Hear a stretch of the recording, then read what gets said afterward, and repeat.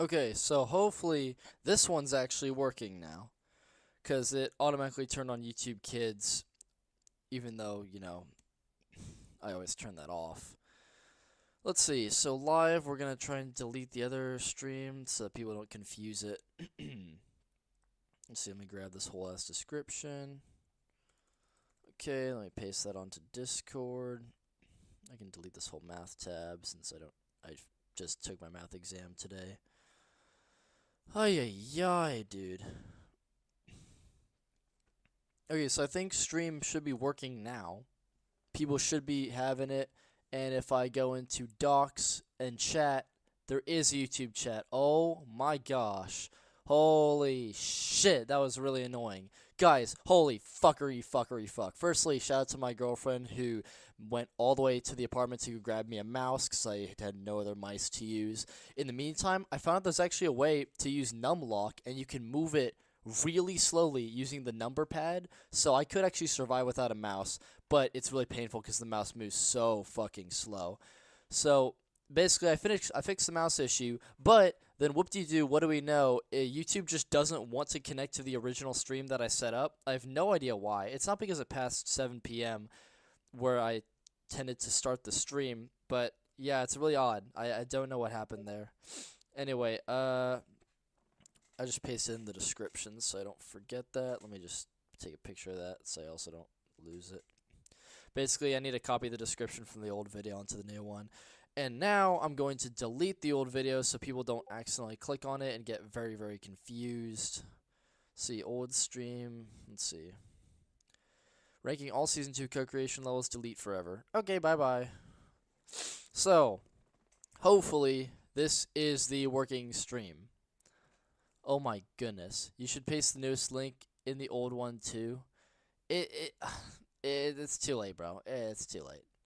I'll just repost the stream. I mean, actually, you know what? Since we have the time, I could do that right now. Let's see. These are the tier makers from last stream. Okay, they just all like copied off. Like I have 3 different tabs, but they're all just the same thing. I don't need this, and I don't need this. Okay, so we're actually gonna just reset. Except, do we have the olds in here? We do not. So let's see. Old. Yeah, okay. So we're just gonna actually reset. Okay, and it's gonna take a bit to set up, as per usual. I didn't have time to set any of this up because I just got back from watching Zootopia 2 with a bunch of my friends. It was pretty good. It was nowhere near as good as the first movie, and I think people overhyped it because people have been starved of a good Disney movie lately because Disney's been making some garbage recently. But Zootopia 2 is actually it's pretty good. I like the story. The antagonists they're slightly better than the first movie, Sheep Woman, but they're also not. It's a little bit weird. Another thing that's weird about Zootopia 2 is the dialogue, dude. The way characters talk feels really strange, like it's a TV show, like for kids instead of a movie. But other than that, it was pretty great. So, absolute. It's really hard to type on this. Absolute masterpiece. And then we're going to have our actual dog shit. Then we're going to have our motherfucking, God, I need to like look at an old stream as a reference. Oh wow, I'm getting old. It's been so long since I've streamed, dude. Like, I'll explain later. I just need to lock in. So we have this stream that's going good. Wait, oh, I can't even click it on my iPad. That's unfortunate. Yikes. Live fixed again in Co-Creation Season 2 ring live stream. Also, I want y'all to tell me, okay, good, so I can see my stream. I want y'all to tell me right now which thumbnail looks better. Is it the one that has text over it saying Co-Creation Season 2 ranking, or is it the one that just has the number 2 on it? Because I was split between the two. I decided to use the 2 because it looks really teasery. But, yeah. Also, Hussein Amperforced, I take back what I said about Motifeast. I wouldn't give it a 5 out of 10. I'd give it like a, 6.57 out of 10. I've come to like it more and more, but I just don't think that it's. I just think it could have been a lot better in terms of celebrating the game. I have a lot of weird issues with it that no one else really has issues with. But I feel like I could say that for most levels, because my opinions are really whack. Okay, are you going to connect to my camera? Or is it just not on? It probably isn't even on at this point because I have not been in my room in so long, and Jason could have fucked with it. Jason's my roommate, by the way. Okay, well, I don't know how to turn that camera on. Is it unplugged? Oh, it is unplugged. Whoop-de-doo. Okay, well, let's see. Can I plug that into the thing? Oh, I can, can't I? Yes? Okay. So I plugged it in, kinda. I don't know why the plug isn't going all the way in. That's really weird. Let's see. Logitech. Okay. So I can just connect this directly. Video capture doesn't do anything, so I need to connect that. So I'm actually just gonna delete that first. Okay, let's see. Add video capture. Hello? Where's my video capture? Video capture device. Okay, and it's my webcam, right? Yeah! Oh my gosh. Wow, holy shit, guys. Oh my god, it's been too long. Oh my god, I'm so skinny as well. I need to... Dude, I've been locking in for exams. I just need to get out more. I need to do more stuff. Oh my gosh. My body's been oscillating back and forth more than the quality of Minimax levels in late 2025, which I'll get to in the next live stream, because we're done with 2025 almost pretty much. Just took me so long to make streams. I expected to make more, but I guess it's good because now we have more content for next year. Okay, wow, that took way too long to get going. I still have to set up all the different pictures here, so don't get too comfy. We're not really starting our ranking yet.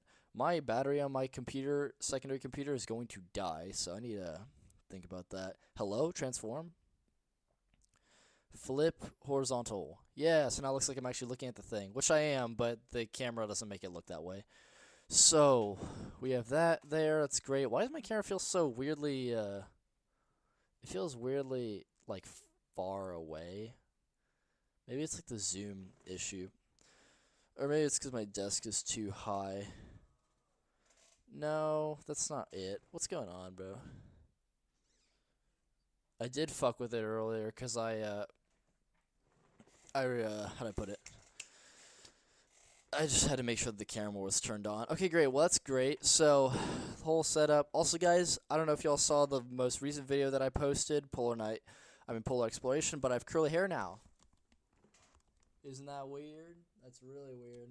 It's so weird that I have curly hair. I feel like a fucking frat boy. And it's even worse when I have a cap on, bro. I look like the most obnoxious bitch in the room. I need to try and find a cap real quick just to demonstrate.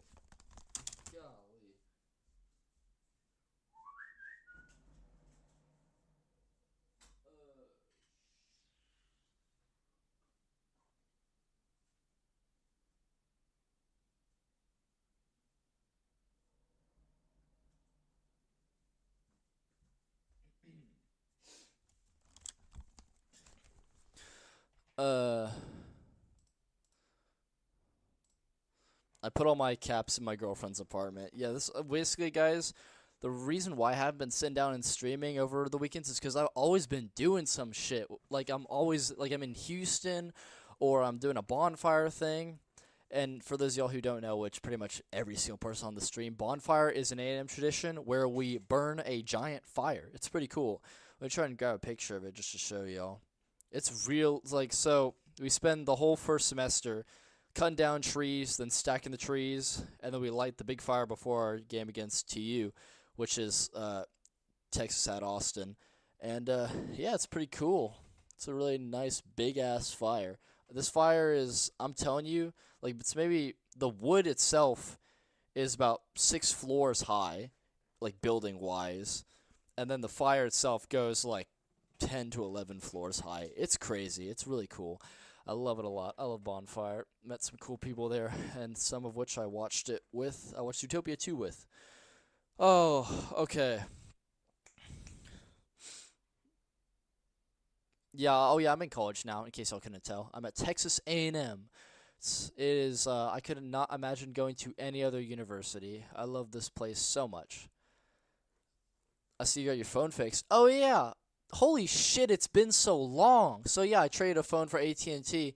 It's really nice. iPhone 17. It's really clean.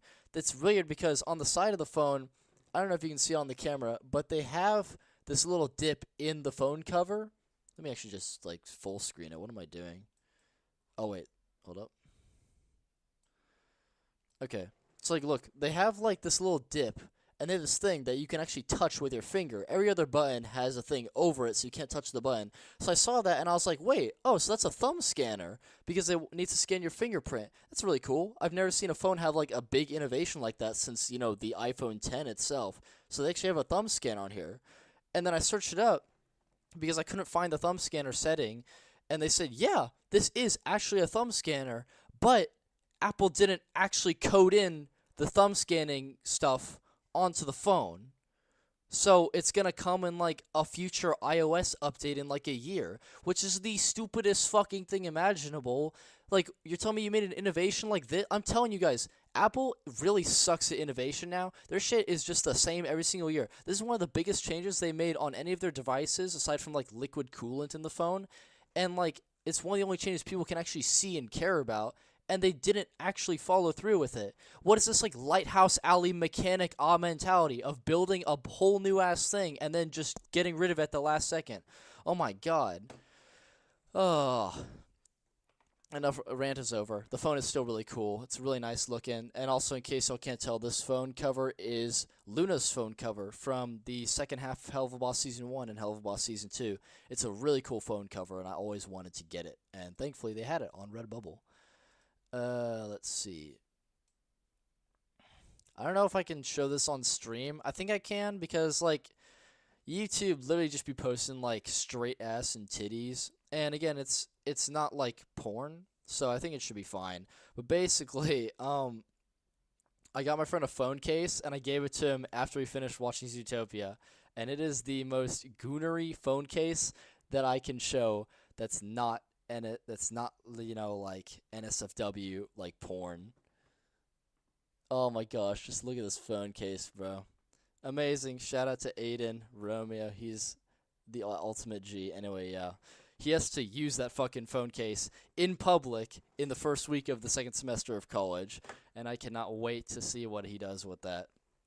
My girlfriend picked that picture as well. She told me it was the least goonery picture on the phone cover selection, which is fucking crazy. She told me that every other picture was like tits out, ass out, like just straight up porn. That was the most tame picture that she had. I don't want to know what the other pictures looked like, but it was probably really bad in that case. Okay, so oh my gosh, we have a lot to do. We have to get to it. I'm very sorry for everyone who wants to have a quick stream. We all know by this point that I'm just the slowest guy when it comes to these. So we have it's great, it's okay, and it's bad. I had to actually look at an old stream because I kind of forgot how my streams worked. Another thing is I haven't seen some of these levels in a long time, so we're actually just gonna like watch YouTube video, and then I'll also just like play the level as y'all are watching the YouTube video, and I'll give like shoutouts to anyone who I click on, which will probably be like ResiJ or something, because goddamn he posts so much. It's okay, and then it's bad. And then it's actual dog shit. Oh my god. Okay, so the first Co-Creation Season 2 level is, I believe, the one after Beach Party. So Starlight Desert is the start of Season 2. Let me see. Beach Party, golly. Okay, well, firstly, I want to add. I'm going to turn off my screen in case something bad shows up. Okay. I say something bad is in, like, I don't want, like, personal information to show up. I just want to add pictures so I can add all these old covers onto my screen. So you have Ignite, all that stuff. Yeah. Okay, cool. So we have all that.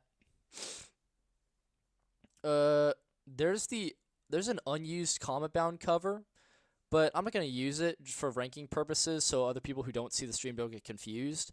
But I'm just gonna show it to y'all right now. So turn back, display capture on. Close this a little bit. Why is there this weird black bar next to my thing? That's really odd. I wonder if I can trim that off. Let's see. Hold up. Transform. Can I crop it?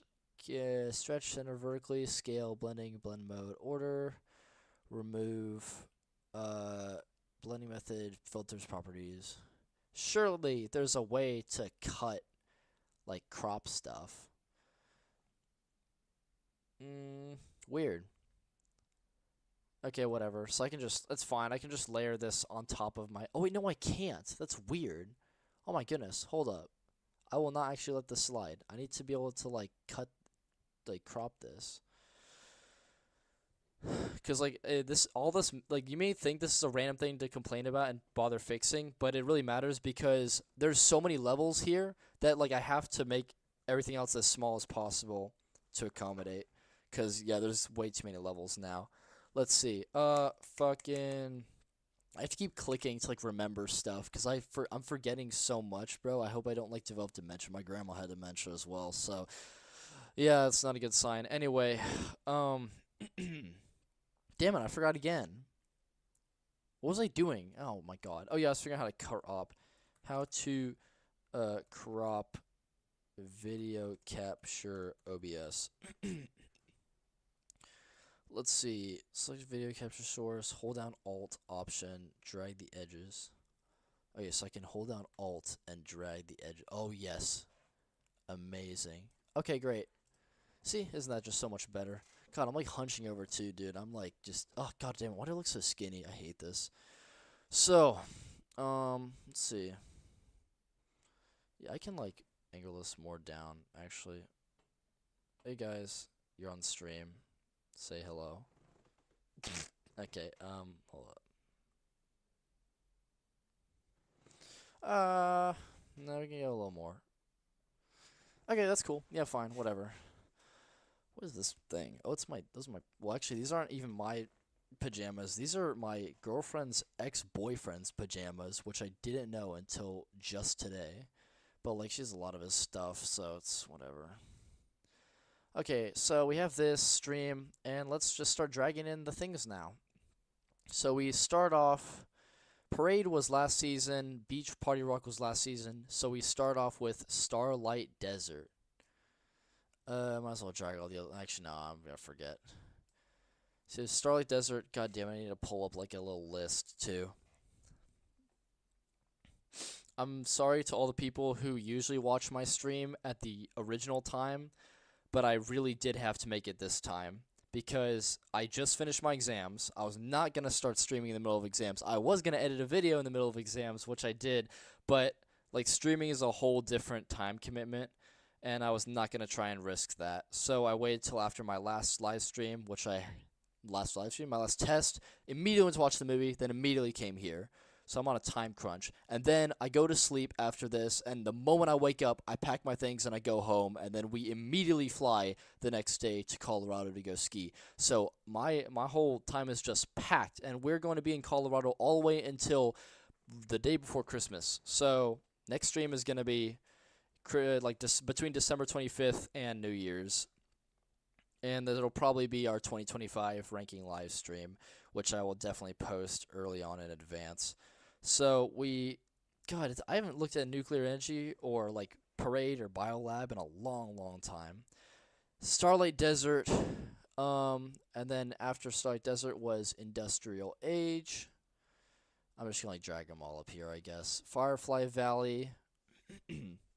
After Firefly Valley, we had Heartbreak. Oh my goodness, I forgot about you. But I remember Heartbreak's routes very vividly, so I don't have to revisit that one. I was thinking of other levels. Radiant Shadow, oh my god. I can't believe I've never ranked Radiant Shadow on livestream yet. Like, that's crazy, because like Radiant Shadow's been around for so long. It's been well over a year by this point. God, the memories. Anyway, so we have that. Heartbreak, Furnace, and then we actually are going to put next up the original Fruity Paradise. So the original Fruity Paradise was going to come directly after or alongside Radiant Shadow. So we're going to put that up here. I guess at this point we're going to see Out of Control, Radiant Shadow, Fruity Paradise. Okay, so we're going to drag all these up here. Boy, do I have a lot of things to say about so many of these guys. We're going to be here for so fucking long. But thankfully, there's quite literally no time constraint. Because, like, if I'm in the middle of the day, obviously I have to, like, go eat food and shit. But I had dinner, which was the hot dogs at the theater. And, like, really, I think I'm good. I can just go as long as I want to. And my roommate's not here either, so I don't have to really worry about bothering him. Okay, so, Old Fruity Paradise, then Out of Control. Then we have the actual Fruity Paradise that came out. And then we have Kaleidoscope. So we have actual Fruity Paradise. Where is that? Hello, my brain. Shit, did I just select the wrong one? Oh, no, I didn't. There's Sugarfall. Hello, my brain? My brain? There it is. I know that there's, like, beta, like, there's already some old covers here. But firstly, there's not all of them. And secondly, some of them are just, like, factually incorrect. Like, they're not beta versions if they're made by completely different people and the route was completely deleted and started over, new speed, new object organization, everything. So it doesn't count as a beta. It's just the old version that was going to happen. And then we have Kaleidoscope, then Newborn, and then alongside Newborn was going to be the original Sugarfall level by Cyan HX or Quidian. So we have, God, why is my brain just not working? Kaleidoscope and then Newborn. Okay. So we have Kaleidoscope next to 4th anniversary. Then we have Newborn. Then we have the original Sugarfall level. God, I need to revisit that. A lot of people are wondering, are you going to include your Sugarfall level? No, because all I did was make the level, offer it up to the developers in private, been like, listen, I made this level for you. You can use it if you want. I understand that Quidian has left your production, and you have no one throughout this level, and you want the level to come out now. So here is a level for you. And the developers simply said, like, they didn't even say yes or no, but, like, in the end, they didn't want it. So it doesn't count as a beta version, because it was never actually planned to be in the game, unfortunately.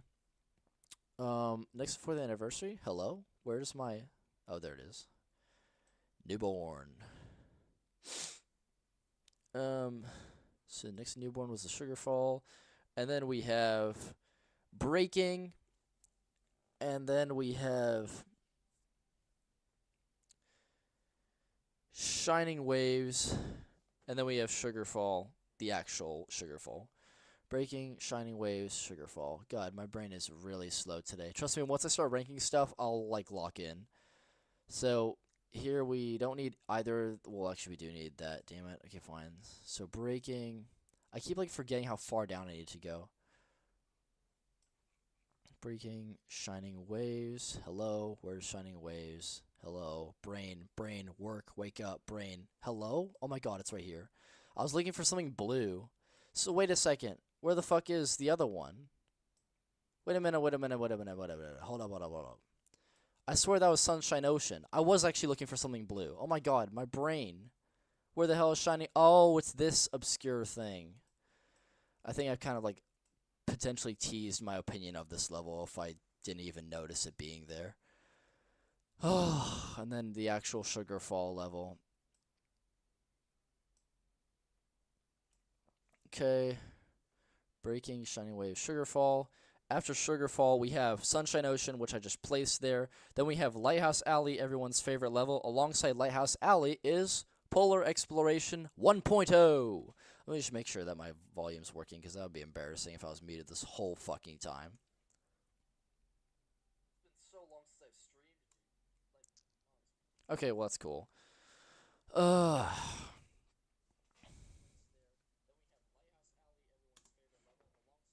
Yeah, Jesus Christ, I need to go to the gym again. Thankfully, I'm going to be in Dallas, so I'll have literally all the time in the world to be doing that.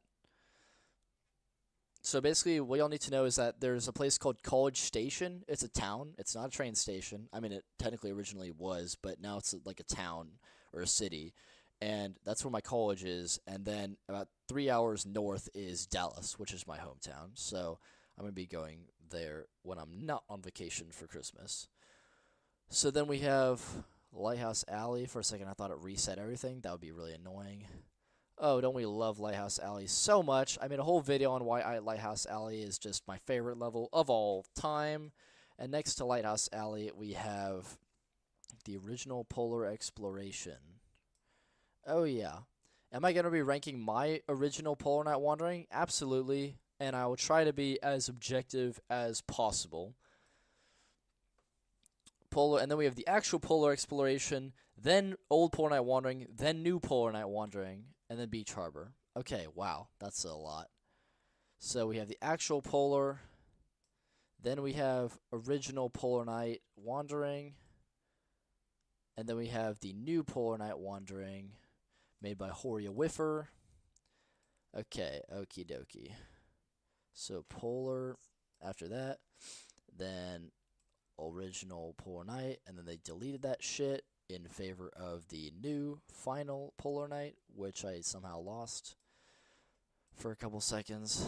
Wow, that's crazy. Look at this, like, just stacked Polar bullshit. Then we have Beach Harbor, then Twilight Karst Cave. Oh wow, I forgot about my video that I made on that I deleted because I was too caught up in shit. So Beach Harbor,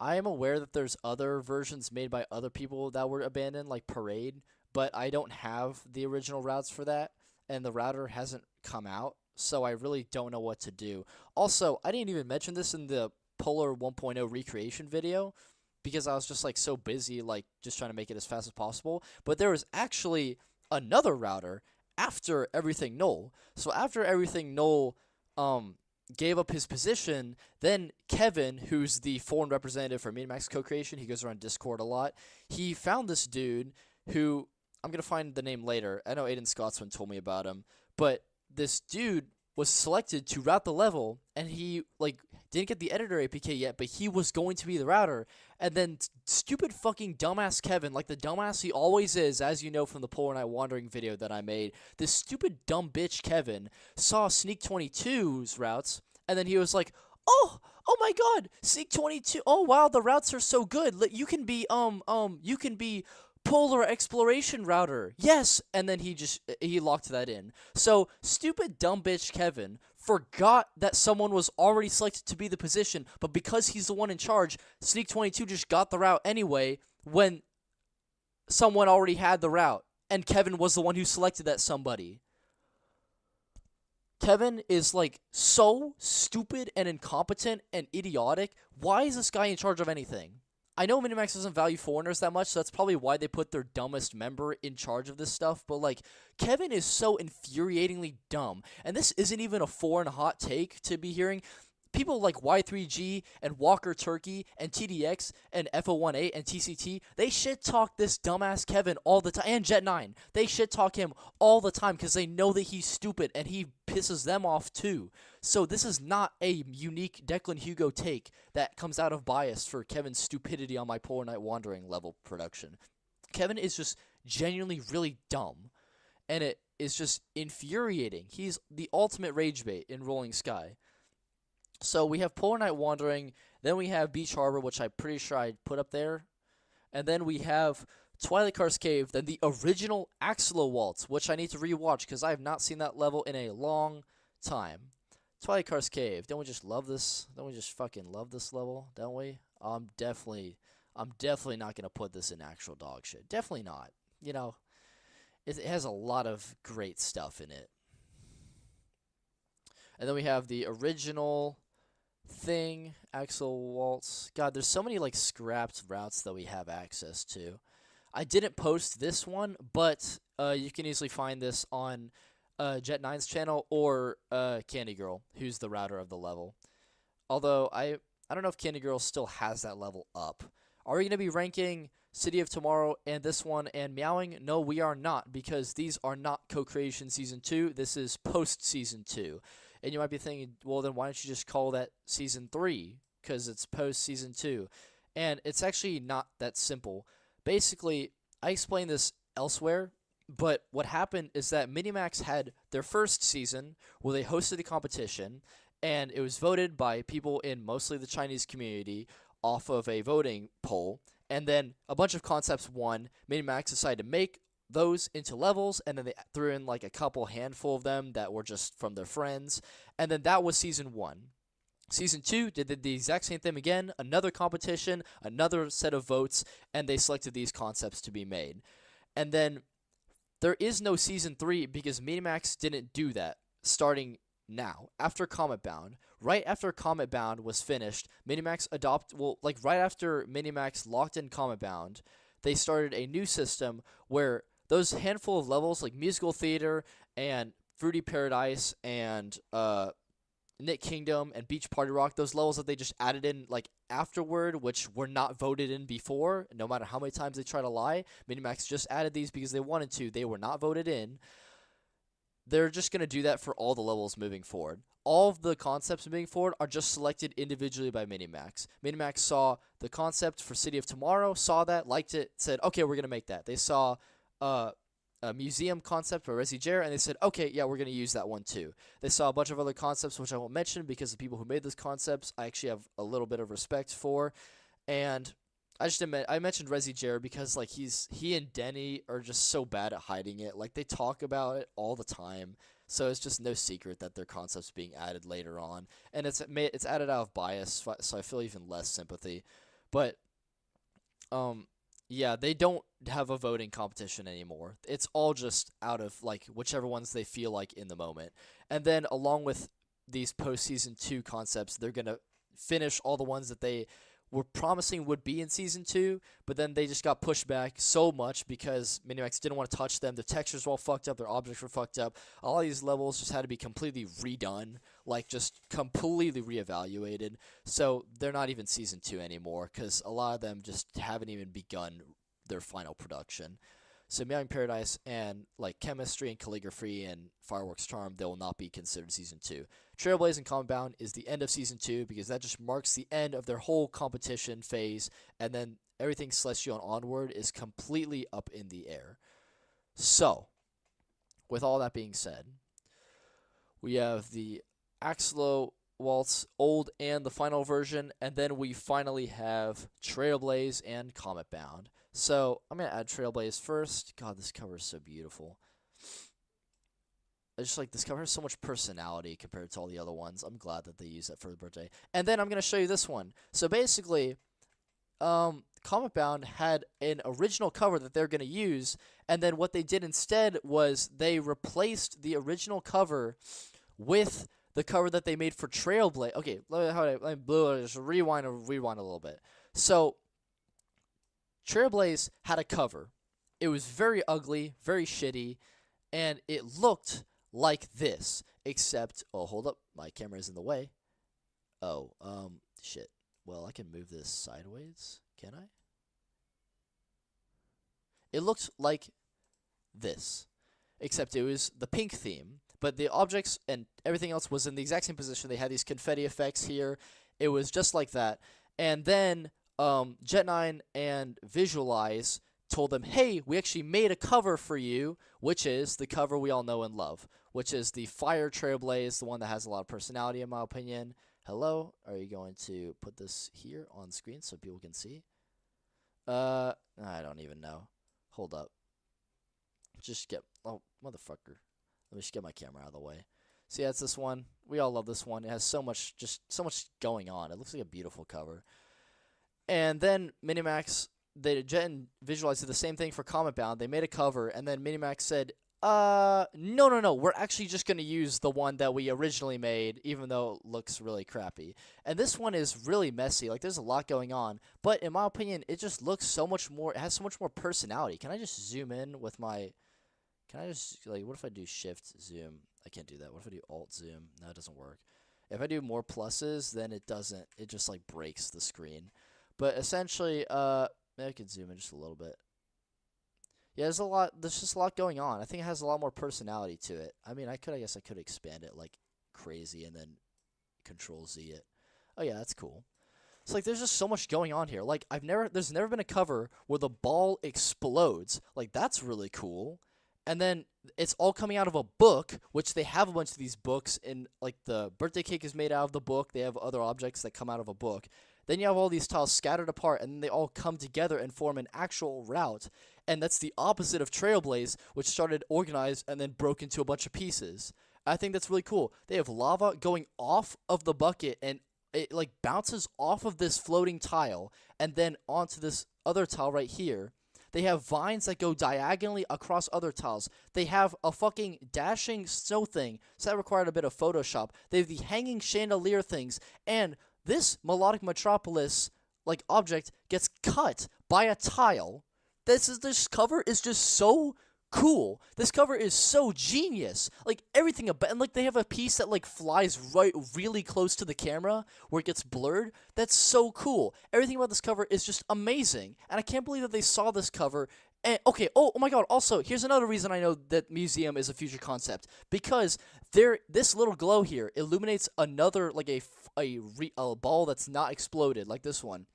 And the light is emitted by this object. This object, this lamp, is an object from museum. So this cover does so many things. It uses so many objects in interesting ways. It has great Photoshop usage, great perspective. I love how it does the opposite of Trailblaze's effect. Objects interact with other objects. And they teased a future concept for co-creation for Season 3, which would have been. This is a cool-ass fucking cover. And then they thought, yeah, that's great. Let's just, like, not use that, and let's use this crappy generic cover, which has an object that doesn't even exist properly. This is 4 tiles wide, not 3 tiles wide. I can't believe they squished this because they had no other objects to put in the middle. This cover fucking sucks. Anyway, rant is over. I'm not even that mad. I am that mad, actually. What am I talking about? Golly, what a stupid decision by Minimax. This is just, like, what? How did they, like, do this with a straight face and, like, go around thinking that they actually made these good decisions? Ah! Okay, so we're gonna zoom out. Hello? Did I just break the zoom in, zoom out option? Shit. What did I do? I fucked something up. I fucked something up. Hello?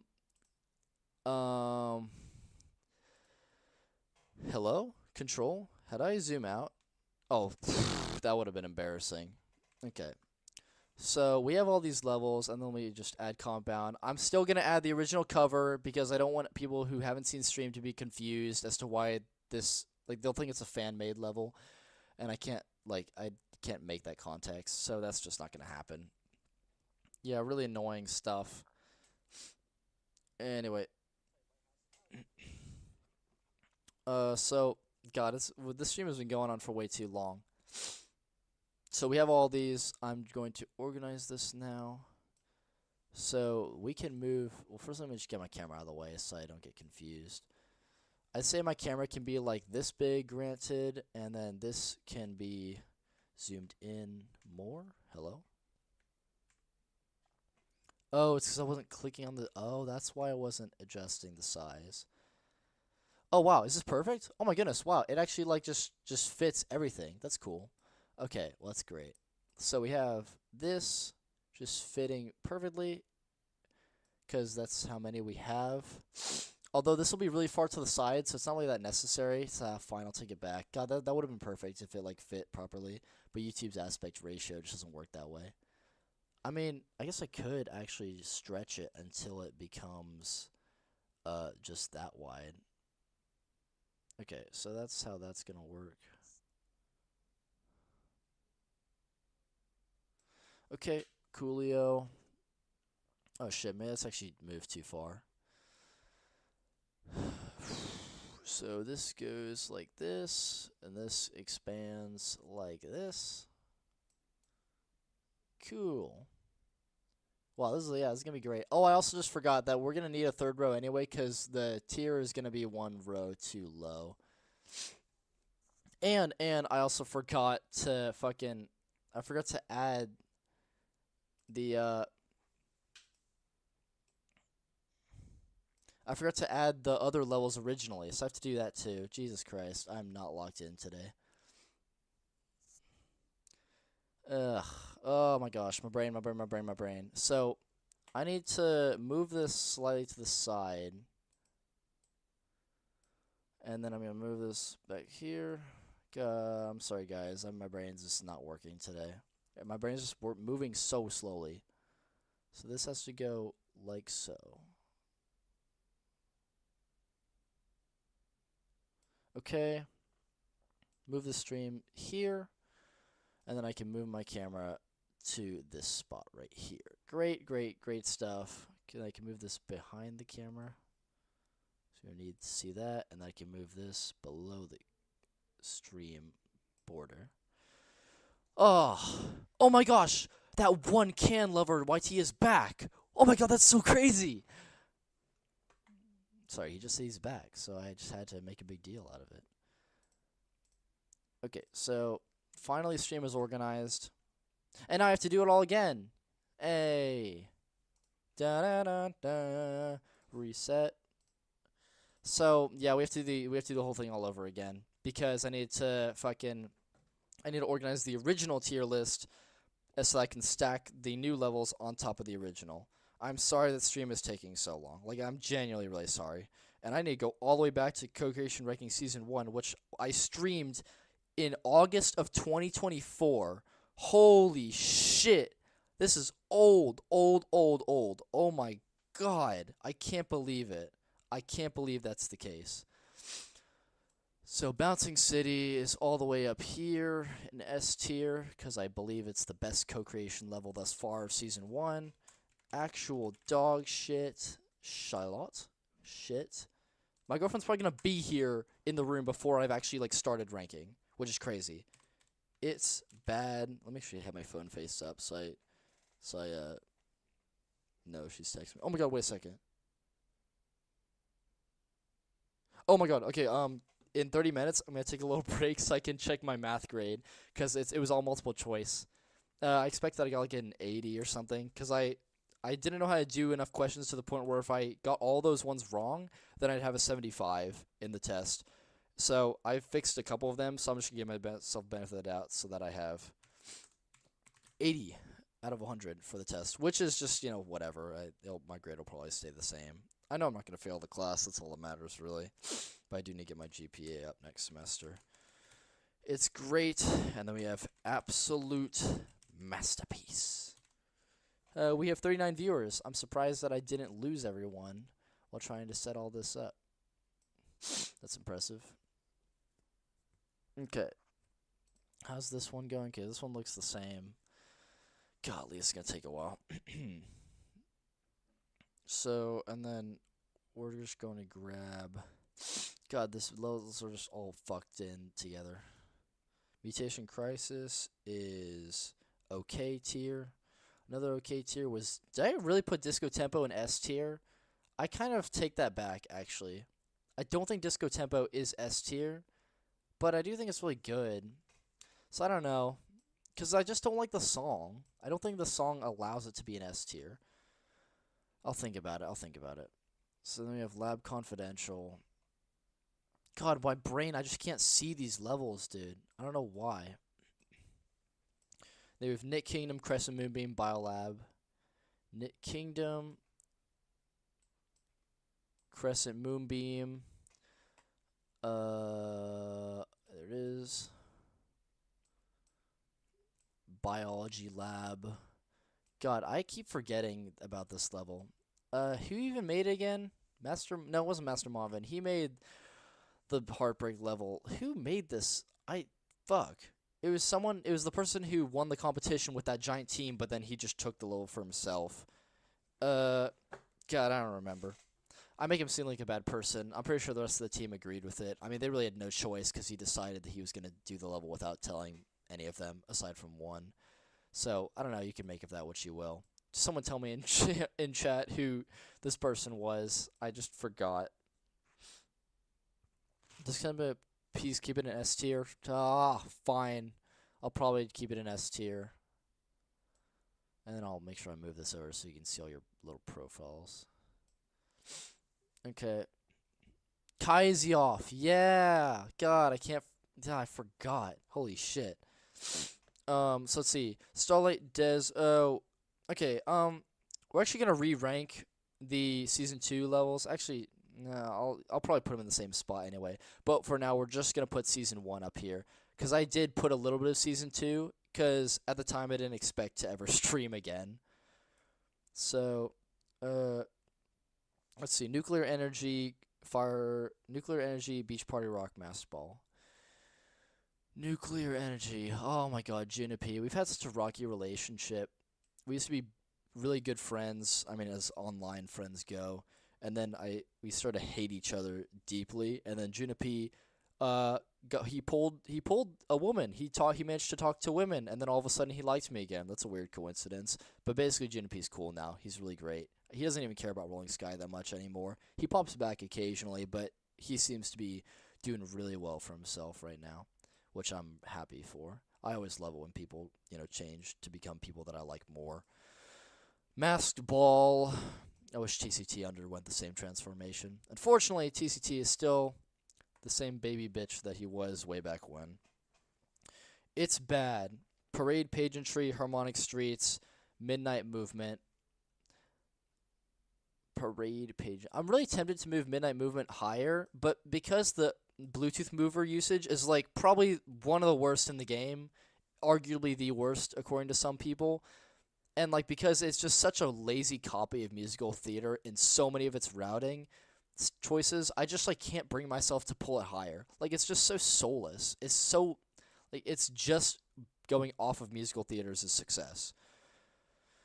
Save Moonlit Movement, Tribal Hunting, Moloch Metropolis. So here's Moloch Metropolis. I'll just put that there. Tribal Hunting. I still will not give Moloch Metropolis dog shit because the song is really great and the router had some interesting ideas in the level. But it's still really bad because goddamn, some of these ideas, if not majority of them, are really, really bad. Jungle Expedition. I still am confident about putting that in dog shit. I don't think it's as dog shit as I previously thought, but it's already at the top of dog shit, so it's not going to move anywhere. A lot of people think that, oh, Declan, you ranked a level last stream, so you can't move it now. But sometimes I kind of just break that rule and I move it anyway. Where's my spirits? There it is. So I could move any of these levels if I wanted to. And then we have Sewing Factory. Okay. Okay,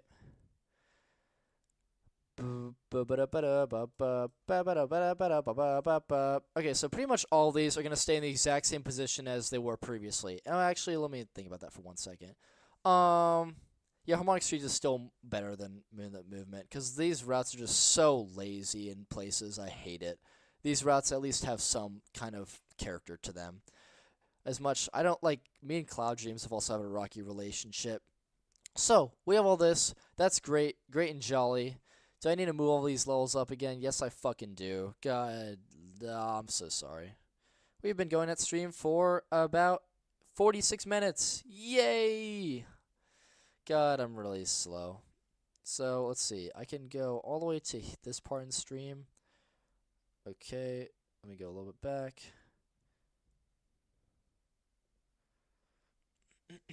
I need to wait till I get to the top so I can see. Okay, great, perfect. Starlight Desert. Up here. Then we have Industrial, Firefly, Housebreak, Furnace. I'm aware of what I just said.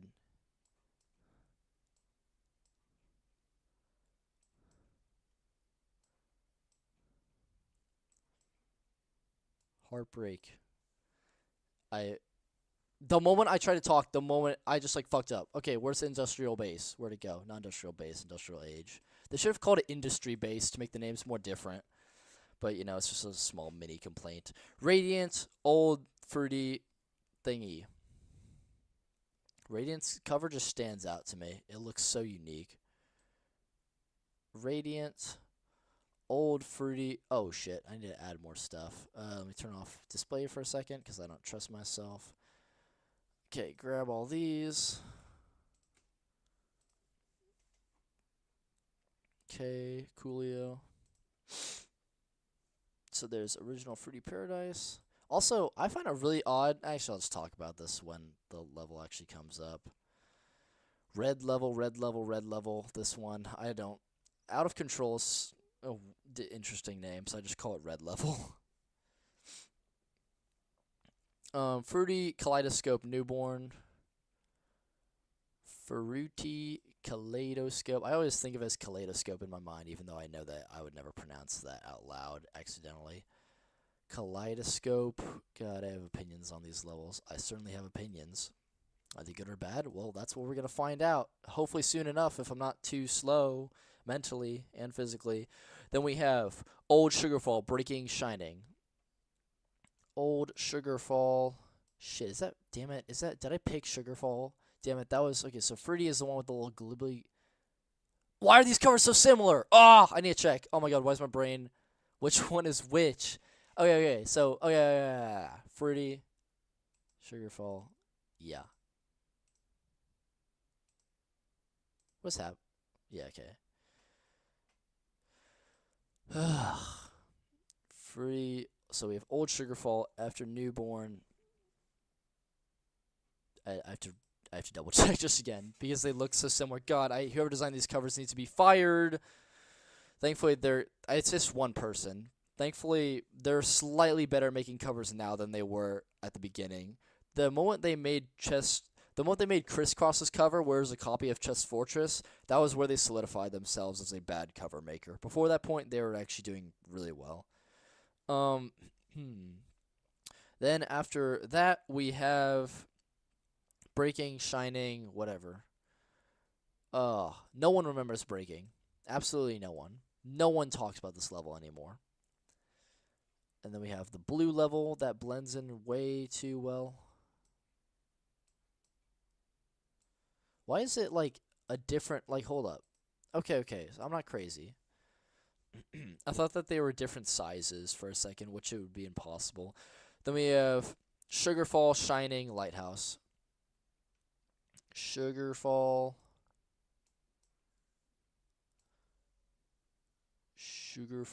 Shining, or the yellow one, whatever. Sunshine Ocean, Shining Waves. It's like so annoying. These names suck. They should have called this one Dazzling Tides, like it was initially called. But they called it Shining Waves. Like, it's such a generic name. And Sunshine Ocean is even more generic. Like the sun and the ocean, like no fucking shit. Just call it literally anything else. Call it Clam City. I don't care. Just anything that's not just the most mouth-washy, sloppy shit. What's going on? Why is this like not lined up properly? We have Lighthouse, Old Polar. Okay. So we have Lighthouse and then all the other stuff in between. This part's really easy to remember. So we have Lighthouse. Then we have all the polars. So we have the original polar. We're going to drag up here. And then we have the new polar. We're going to drag up here. Then we have the original Polar Night Wandering. We're going to drag up here. Then we have the new Polar Night Wandering that we're going to drag up here. And then we have Beach Harbor in its release. Okay, and then we have Karst, both Axelos, and then the thing. Okay. Then the finale. Karst, both Axelos. Old.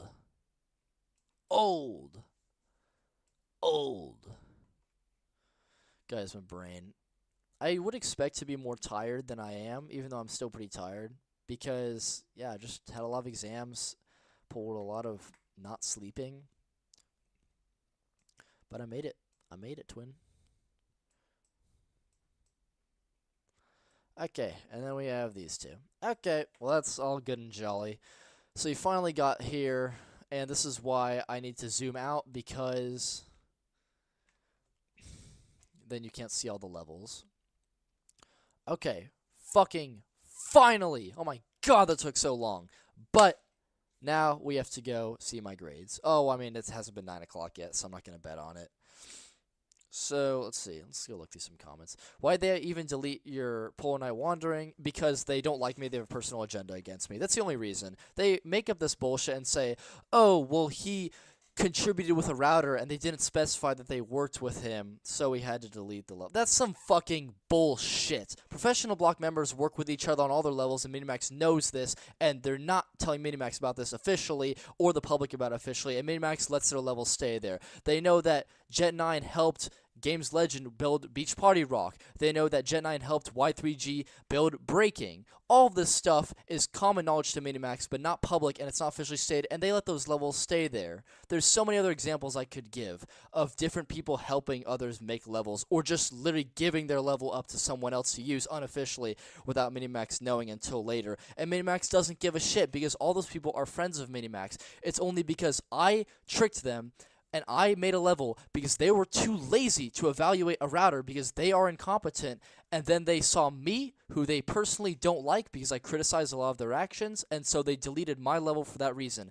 And they didn't tell people that they don't like me because that would make them seem really bitchy and incompetent for just being so focused on one person who's so evil that I just had to go. That's why they don't tell anyone that, because they know that they're being little kids. Another thing is that we've had pedophiles. We've had people who pay others to dox people's personal information and locations in real life, and Minimax lets them stay around. In fact, Minimax will threaten people with kicking them out if they talk bad about these people. That is why Noah and Y3G and Quidian went into my DMs after I posted my Noah video of Nyx on Lively Spirits' song track. This is why they went into my DMs and said, hey, if you don't delete the video, we're going to ban you from all of these servers. Because they didn't want this information about people who are bad people who they work with to get out to the public. Minimax is extremely corrupt, and Polar Night Wandering was just the tip of the iceberg. In Scotswin, after this ranking, can you react to beta contents I sent you in DM discussing about TDX and see, in Scotswin, I've seen what you've been telling me in DMs, and I don't understand any of it. I have no idea I don't know what a person is doing that is good or bad. I don't know how people are reacting to it. It's all super wishy-washy. Just like, if you have the time, please just explain, like, who's doing what is happening as a result of that, and what does that mean? I can't even tell which people in this situation are good or bad people. I read through the whole summary in depth, and I read through your summary in depth, and I'm just very, very confused. So I'll talk about that later. But right now, I don't have enough information to even have an opinion on this. I don't understand any of this at all. And this is coming from someone who I know WalkerTurkey is a morally questionable person. So when people say they feel bad for WalkerTurkey, I don't know what that means. I don't know what happened to him. Aiden posted whole things. I just don't, I mean, oh, on YouTube? Sure, fine. We can, like, look at that or whatever. Just someone explain to me. Like, I understand that WalkerTurkey is getting hated. I don't know why. I don't know what he did. I don't know what TDX did or C4 or whatever. I'm just very, very confused. Oh my god. Okay. I'll remove the actual good levels, but keep the dog shit ones around. Like, I'm not going to talk about the quality of my level in this context of why they removed it, but they didn't remove it because it was bad. They didn't remove it because they wanted to follow their rules. They removed it because they personally don't like me, and they don't like that I exposed how incompetent they are by hiring someone who they thought had no experience. WalkerTurkey is getting hate. Fedial defended him, and now he's getting hate IRC. Kevin retired just to repeat random people's words on a guy's stream. Yeah, like, Kevin, he says he's retired. He's on hiatus. He's just, it's just another word for saying, like, you're too lazy and not bothered to actually, like, commit to your job. But, you know, whatever. He's on hiatus, even though he still makes decisions. Ugh. I just don't I'm sorry that I don't understand what seems to be really popular information, because I just don't, like, pay attention to the controversy in Rolling Sky too much. TX is friends with Professional Block. A lot of people are friends with Professional Block. I'm not surprised at all. A lot of Rolling Fan Made and Professional Block players are, like, befriended with each other. As you have sliding tiles in the distance for no reason. I have no idea what you're talking about. Sorry. Because there are some various rage bait victims. Okay. I lost you at Beach Harbor. I haven't even I haven't even mentioned, like, what I think about Beach Harbor. The writing is kind of similar to the way in which I'd write my levels. Okay, whatever. Someone can explain that later in my DMs. It doesn't have to be Aiden Scott's one specifically. But I think we should get started with these 3 levels, which I've already talked about in Season 1. But because now we're actually, like, organizing my streams, I'll talk about them again. Starlight Desert is going in this tier, and it's going below Musical Theater. Musical Theater, the reason why I think it's better is because Musical Theater has a lot of problems, and I think the beginning is just dog shit. The music sucks, the routes are terrible, or the object usage is just really, really bad. And it's very obvious as to what happened because, as most people know, Professional Block divided this level up into different sections, and one router made one section at a time. The routers at the beginning made shit garbage, and then as the sections progress, I feel like they choose better and better routers towards the end. The person who made the last two sections, or like the last two people, need to get like uploaded to the highest position in Professional Block because they made really good stuff, and the music also coincidentally gets better as the level progresses onward. And I just think that musical theater is a mix of awful and amazing, which is why it's perfectly in the center. Starlight Desert, hot take, Starlight Desert is just really generic. Like, I'm sorry, I don't give a shit that they have a section about, oh my gosh, look at all those falling stars. Oh, that's so clever. Like, yeah, sure. I mean, it's kind of unique that you just spam a bunch of super jumps, spam a bunch of blocks randomly with no organization, spam a bunch of vertical glass tiles connecting together, and then use a bunch of falling stars effect. But that's not impressive enough to me to consider this to be a good level. This star effect has existed all the way since Happy, and no one used it. It's not like this router is amazing for using this effect. It's just that no one happened to want to touch it. So it's just like, good job that you used a thing that already existed. It doesn't make you more skilled. The spamming is just not clever. It's just like no one did it for a good reason because it's just not very interesting to do. And he did it for an extremely long portion of the level. And that's the only thing this level has going for it. The only thing that people remember from Starlight Desert is, oh, the section with the falling stars and the jumping. Like, you can't tell me another thing that happened in this level because it's just that generic. The objects have no meaning. They're all just mysterious, runic, magical objects. Like, none of them have any purpose. When I say purpose, think about, like, World Cup, for example. World Cup has flags. That's a real thing. World Cup has the gloves. The goalie gloves. That's a real thing in real life. It has a goal post. That's a real thing. It has a trophy. That's real. It has the fucking foosball, the little toys that spin around on the table. That's a real thing. I love it when Rolling Sky levels take real things that have a purpose and make them into obstacles. I am usually not a fan of levels that invent random magical abstract bullshit out of nowhere, or in Big Bouncing City or City of Tomorrow's case, when they invent high-tech bullshit out of nowhere that has no meaning and no like thought put behind it. All of Starlight Desert's objects are just magical moon shit. We just have a moon, we have a pillar that has a little like dick on top of it, we have a Jewish star that rolls only in one direction and never rolls in the other direction. Don't know why Minimax did that. What does the star mean? I don't know, it's just a little star. What is this? We have a little pile of rocks with two of the rocks floating. What does that mean? I don't know, just rocks, okay? Like, this level is just not clever in its objects at all. The objects are generic. The themes are pretty forgettable. I understand that the nighttime theme was the original main theme, and then the router said, hey, no, let's use the daytime theme first, which I don't have an issue with. But I just don't think that this is a good level. The song is also incredibly overrated. The song is well made if it were cut correctly, but the song is just cut so horribly together. Every section feels like it's interrupting the section before it. The music has so many different melodies. It has no motif, and it just constantly tries to one-up itself and, like, trip over itself because it just wants to, like, shove too many things together in such a short runtime. The original song is, like, 2 minutes and 20 seconds, I believe, and then the final level is, like, 2 minutes and 10 seconds. So they really didn't cut anything out of the song significantly. It's just that the original song is really badly put together. I love Yendong Wei, like, as an artist. He's really talented, but this song is just too messy of a song. It would be so much better if the song was like 4 minutes, and this is coming from someone who doesn't like long songs, but this song has so many different melodies, so many different, like, rhythms put together that you just have to space it out more. You have to give it more time to build up and transition because this song is too cluttered and too messy. So overall, this level is not great. The routes are still a little better than Observatory. It has slightly more creativity than Observatory. The song is just slightly better, so I will give it that, but it's nowhere near as good as Musical Theater. Industrial Age. In Season 1, we put it here, but I'm actually going to put it right here.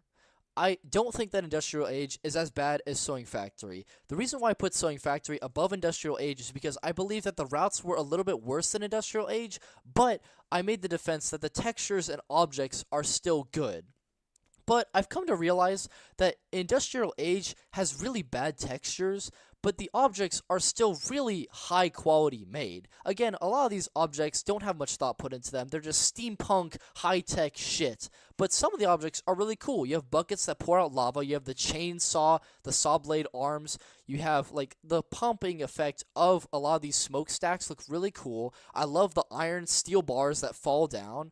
I just love a lot of objects about, like, I love a lot of the objects in this level. I think a lot of them have a lot of creativity behind them. Did the router use them? Well, no, he did fucking not. God damn it, the routes in this little router is just so bad. Oh my god, I'm looking at going to cardiac arrest because this level has such bad routes, but they're not as bad as Sewing Factory. So, not only that, but Sewing Factory doesn't even use all the objects. Like, it just forgets that half of the objects even exist. It doesn't use it doesn't use the triangle rulers. It doesn't use the tape measures that spin around. It barely uses the folding clothes thing. It barely uses the floating clothes thing. A lot of it is just really disappointingly bad all around. The song is also worse than Industrial Age by a landslide. In fact, just for the song alone and the objects level of cleverness, I'm gonna put Industrial Age up here actually because Lively Spirits' song is just so fucking dog shit that it has to be below Industrial Age. Come on. And just judging by the general opinion of Rolling Sky players, I think most people would agree that this level is better than Lively Spirits. So I think I'd be alone in saying that it's worse. So I'm going to put Industrial Age right here. And I hope no one who's a regular viewer of the stream has an issue with that. See, let's just look at chat, just make sure I'm forgetting anything. Let me also open Aiden Scotsman's DMs in case he's explaining a shit ton. Oh my god, he is. I was not mistaken. Okay, we can talk about that after stream. Disco Tempo. I need to think about this level really quickly for a second. Yeah, the objects are pretty great. The song is just kind of mid, actually. The song would be it's okay tier if I was just ranking this by songs. I probably would even consider putting the song in it's bad. But no, I'd probably put it at the bottom of it's okay. But the routes are really clever. So I think I just have to give this a little S tier. I can't put it in A tier. Too many people love it. It has the routes are just really, really smart. The sync is really great. And even though I don't really like the song too much, a lot of people like the song. So maybe this is just, it's just not my style. So I'll give it the benefit of the doubt and put this in absolute masterpiece. Industrial Age is just trash.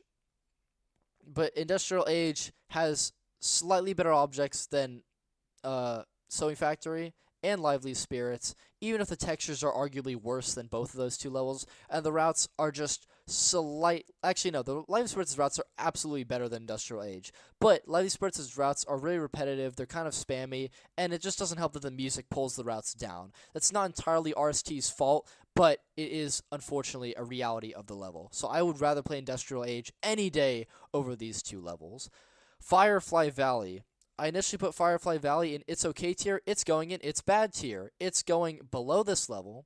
It is going below this one. It's going above Tribal Hunting. I don't know why I thought that Firefly Valley was better than Beach Party Rock and Masked Ball. Masked Ball and Beach Party Rock, they feel like they're made by AI. They feel really wishy-washy. I'm going to use that term again.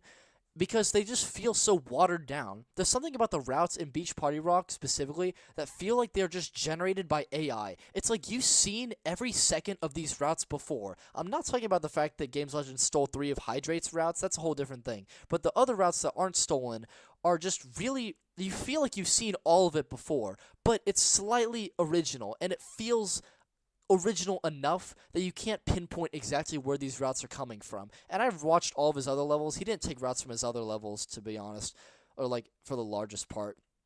But this level just feels really AI generated because AI takes everything around it and clumps it into something that looks new, but is really just a conglomeration of things that you've already seen before. And Masked Ball, the routes just aren't as great. The song isn't as great. It's not as energetic. It's not as enjoyable. But it's okay tier. But, Yeah, this level just doesn't even come close to these two. I don't know what I was thinking a year ago, because this level, the routes are obnoxious. The routes are just genuinely obnoxious.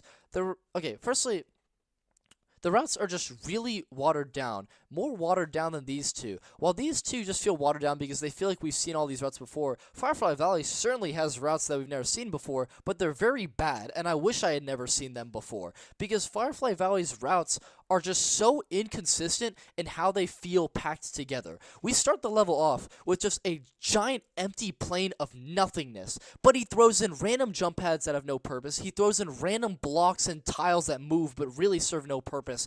Objects feel like they're supposed to be there and you're supposed to interact with them, but then you can easily just not. For example, they put a gate there, but then there's ways to go around the gate, there's ways to jump around the gate. There's just like no. It feels like the level is just saying, just do whatever you want. It feels like a sandbox level at times, and that's not a good level quality, in my opinion, when it comes to, like, building a level that you're supposed to engage the audience in. This level has just too much freedom because it just doesn't, like, force the player to follow a specific path frequently enough. But then other times, it'll just spam blocks. It'll spam, like, it'll spam unsight readability, and then it has to use mover indicators because this happened for playtesting because the original versions didn't have these mover indicators. So they added them later because players just didn't know where to go. That's not good level design. I understand that there's levels like Castle in the Sky and a Labyrinth that are really complicated, but they still have a clear direction that you have to go in. Firefly Valley just like gives up on that. It doesn't trust the player. It just throws in a bunch of mover indicators because the route is just designed poorly. And sometimes the mover indicators aren't even correct. They'll point you to a direction that you don't have to go in, and you can go to the sides anyway, and it's easier that way. And there's another time where it just straight up kills you. Another thing I don't like about this level is the song. The song is so fucking dog shit. This is Liga YB's debut as a Minimax contributor. Actually, no, he wrote this level. But then he contributed to this song. And my golly gosh, this song is very, very, very bad. I do not like this song. Firstly, I'm not going to say this as fact, but there's an accusation going around that a bunch of different song composers in Minimax are using AI to compose the melodies or the rhythms, and then what they do is they copy those melodies and rhythms into their song composing tool. And that's basically the equivalent of me saying, okay, I want you to generate a picture of a Rolling Sky art in Chess Fortress, and then it generates an AI image, and then all I do is trace over it with my own art tool and post it and say that it's my art. It's really not my art. I wasn't the one who came up with that. I was just the one who traced over it mindlessly. So in the same sense, if you're a song composer and you use AI to make your melodies and your rhythms and you just copy over it, you are not an artist in that sense. You are just copying off of AI. So Liga YB is one of the people who is being accused of using AI in both his backgrounds and his songs. So if Liga YB used AI in the song, which I'm not sure that he did, but if he used it in Firefly Valley, I would not be the least bit surprised because the rhythms and melodies in the song are dog shit. They're really bad. They're so watered down. I need to stop using that. I need to think of another term to use. These melodies have no direction. They have no motif. I've watched a lot of James R. Bastard, by the way. You should subscribe to James R. Bastard. He has more subscribers than me, so I don't know why I'm giving him a shout-out, but he's amazing. James R. Bastard is a genius music composer who knows how to analyze songs, and he explains a lot of Rolling Sky songs in the context of a motif. A motif is a repeating melody or an idea that causes the entire song to bend around it. So it feels like to the audience, the song is telling a story about a particular idea. A song with no motif is a song that doesn't have a consistent rhythm or consistent instrument or consistent feel, and it doesn't feel like it has its own personality, and the song doesn't feel like it has direction or purpose. Firefly Valley is a perfect textbook example of this. It has no recurring melody, it has no motif, it has no recurring uses of instruments, aside from the obnoxious use of that stupid clicking noise, that little frog clicking noise that you produce by getting a lined wooden base and running a stick over it. I hate that noise so much. It's not clever. It's annoying. That doesn't count as a motif because it has no rhythm and no melody and no personality. This song feels like it was composed or traced over by AI. The song is dog shit. It has no purpose. Leo YB is a terrible song composer, and that is going to be a recurring thing moving forward. And that is why Firefly Valley is going in its bad category. It is not as bad as Tribal Hunting because the rest of Tribal Hunting are genuinely not great, even though I admire the creativity behind them. But the song in Tribal Hunting is worse. The objects are worse. This blue theme is way worse than both of the themes in Starlight Desert combined. And Melodic Metropolis has too many terrible ideas for it to go above Firefly Valley as well. So Firefly Valley is comfortably going in its bad, right below Moonlit Midnight Bullshit Movement. Now, finally, we can start ranking levels that I've never ranked before on stream. Heartbreak. Oh my god. I'm going to pull up YouTube so that we can watch some of these together. Although YouTube might be weirdly formatted. Yeah, so what we're going to do is we're actually going to open up a separate tab and watch YouTube that way. My apologies.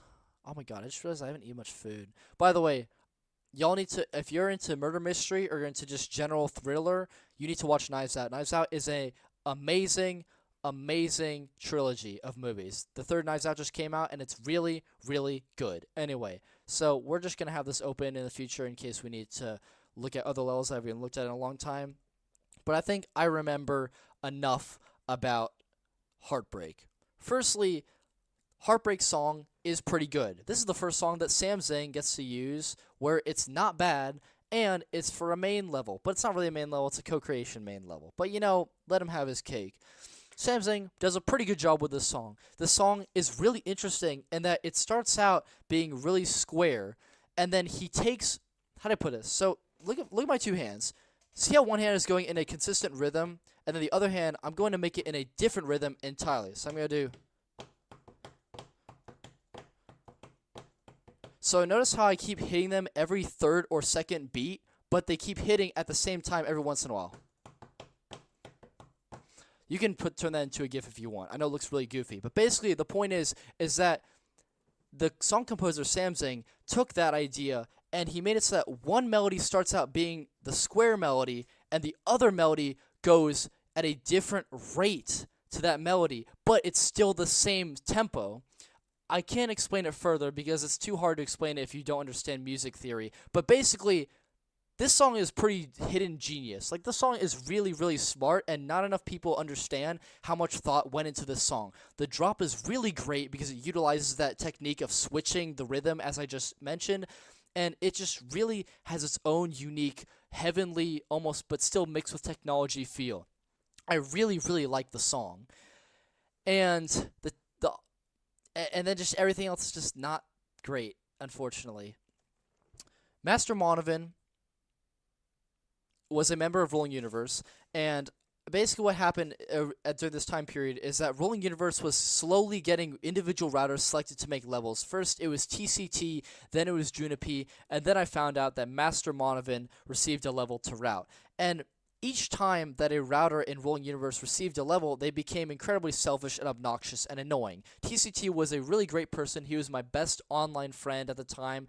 And the moment he was promised to get this level, the moment he was promised to work with Minimax, is when he became self-centered. He believed that his way of routing was the moral pillar of all routing. He thought that because he was the one who got into Minimax and Rolling Sky official, that he was the ultimate deciding factor on Rolling Universe levels. And the moment Junipi got this level, he cut out everyone in Rolling Universe, he kept the editor APK to himself, and he adopted the exact same obnoxious, bitchy, kid-like mentality as TCT. And I really didn't like him for that.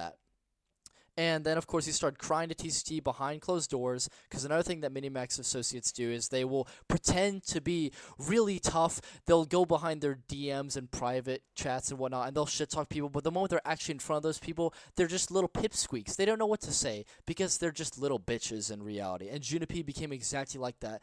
And so, looking at the track record with TCT and Junipi, I saw that Master Monovan was routing a level, and I was really worried that he would become the same way. And thankfully, he didn't become that way. Master Monovan he was told he was going to make his level, he made his level, and then he left. That's just clean and simple. And I knew that Master Monovan was a good router. He made great levels in Rolling Universe, and outside of that, he's a way better router than Junipi and TCT at the time. And so I was really actually excited for Master Monovan to release this level. And I never actually ended up having beef with him. So then the level came out, and I was not fucking impressed at all.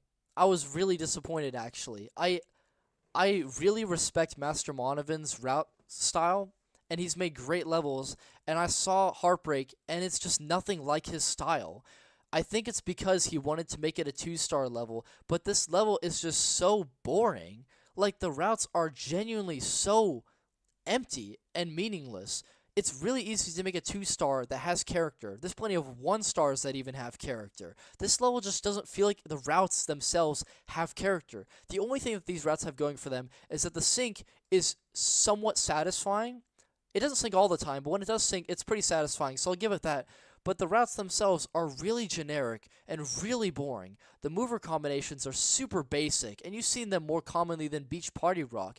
Everything else is just giant empty planes of void or tile, and there's not much variation to it. The glass usage is boring. The sliding tile usage is boring. The object usage is really boring and uninspired. And this level just feels really disappointing for someone who I've seen make great levels.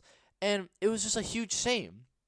And I don't remember what Master Monovan said about this level after it was posted. I don't remember if he still asserts to this day that it's his best work, or if it's like, a great work, or if to this day he regrets making the level the way it is right now. But me personally, I just think that this level could have been so much better. Is it terrible? No, it's not. But it could have been great. It could have been good. And I don't mean to offend the concept maker of this level, Bluder, other known as OTFT, because I respect OTFT even more than Master Monovan. OTFT is one of the one of the very first people to start editing fan-mades together without the help of the developer team. He was one of the first people at the end of 2020, yes, 2020, to figure out how to create his own Rolling Sky levels. And then he went on to build his own Rolling Sky platform where he makes his own software, his own coding, he makes his own objects, he is starting to try and compose his own music, and it's really, really impressive how much he's committed to Rolling Sky. But I just don't think that this concept he made for Minimax is as strong as his other concepts. This concept just doesn't feel like it has much going for it. While you do have the central topic of Heartbreak, and there are some objects related to that, other objects just don't feel like they're as significant. We have this laser beam that points up. That has no relation to anything. You could put that into any technology-based level, even a default level like Massive, if you textured it properly, and it wouldn't feel like it belongs to anything else specifically. They have arrows, which is weird. I don't know what the arrows have to do with Heartbreak.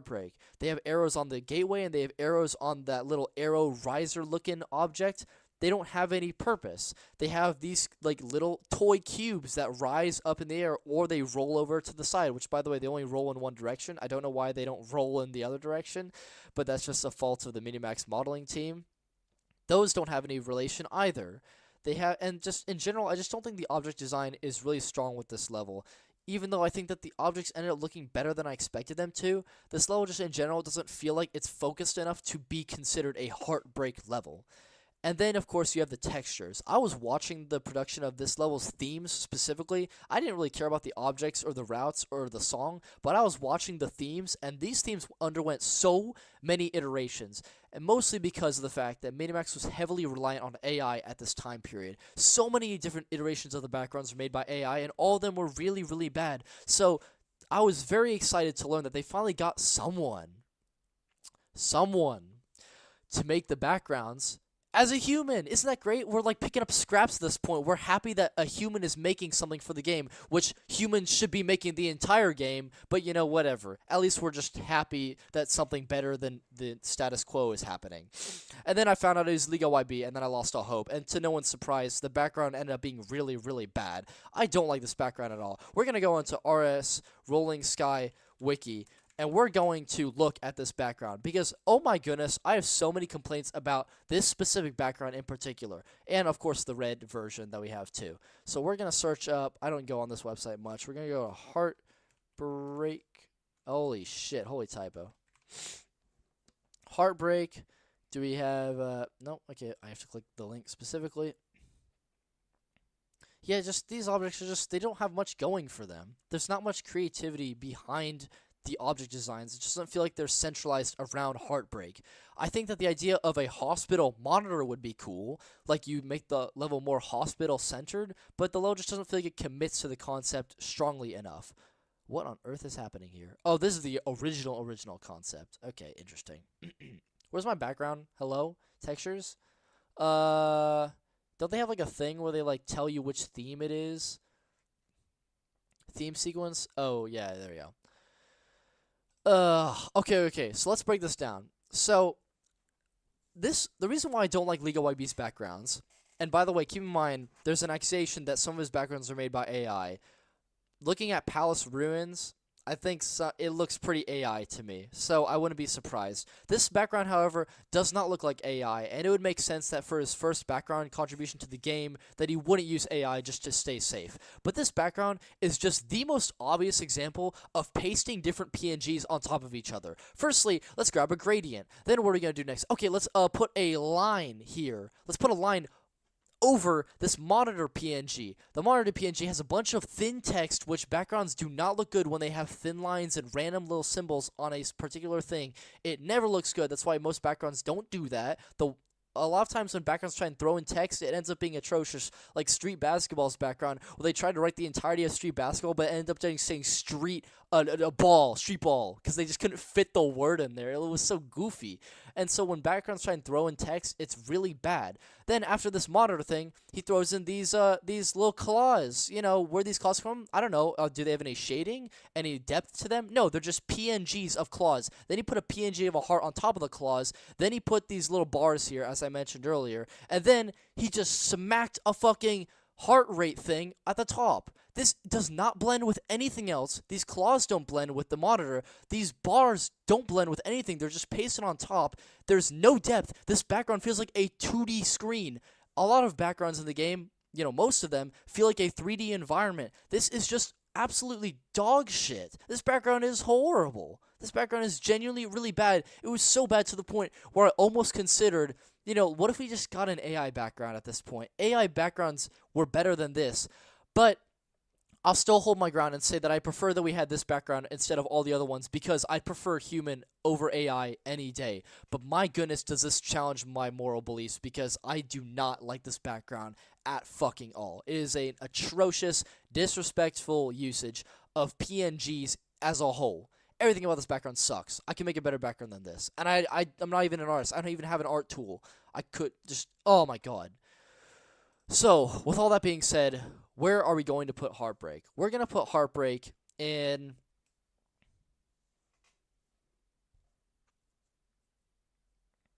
We're going to put Heartbreak here.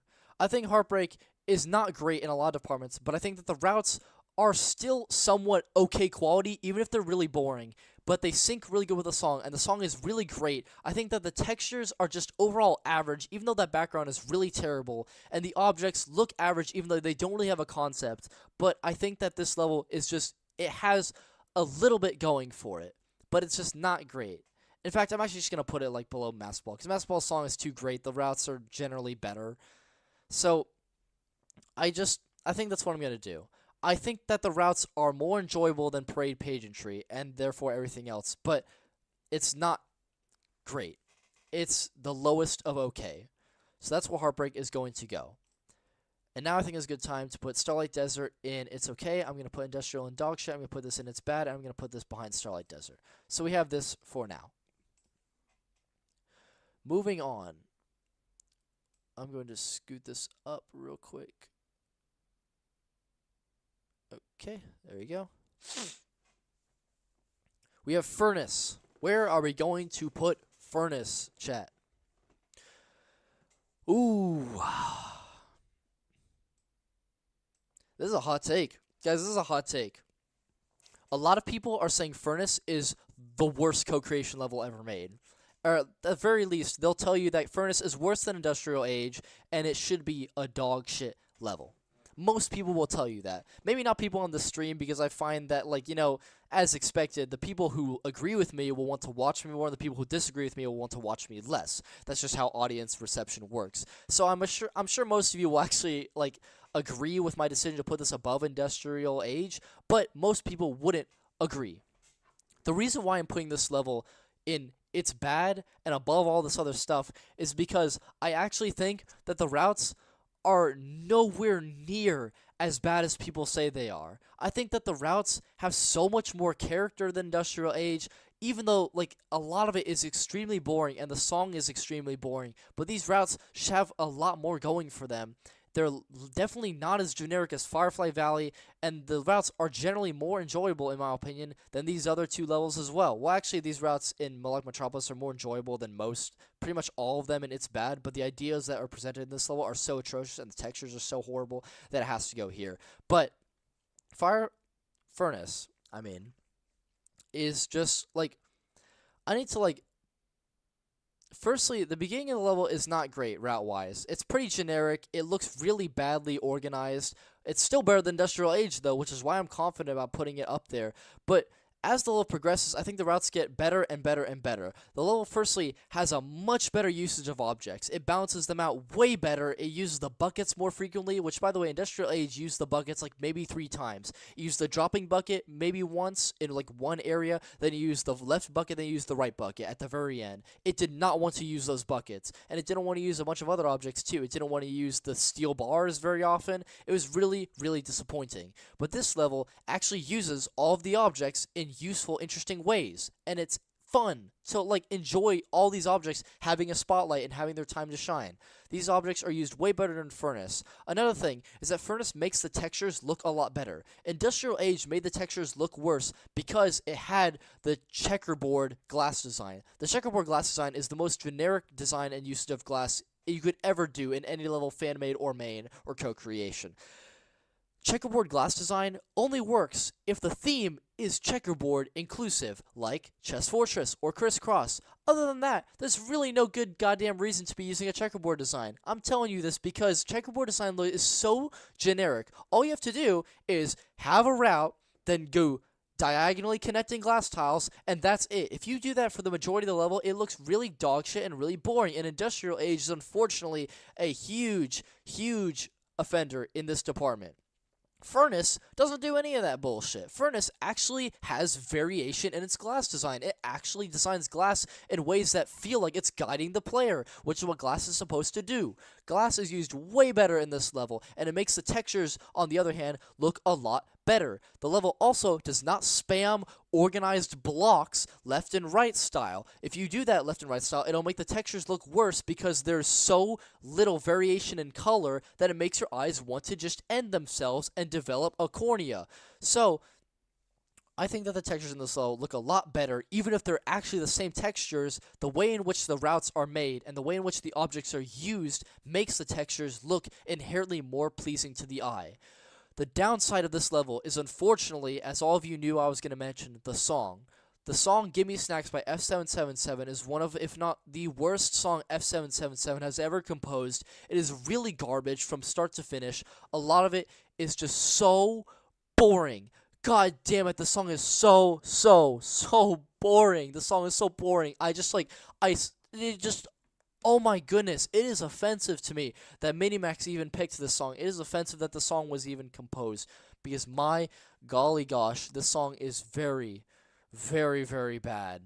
It's very bad. I can't even defend the song even in the slightest. I mean, I can't defend it in the slightest. In the drop, like the build up to the drop is okay. Like you have, instruments rising kind of. You have the drums kicking in, going faster.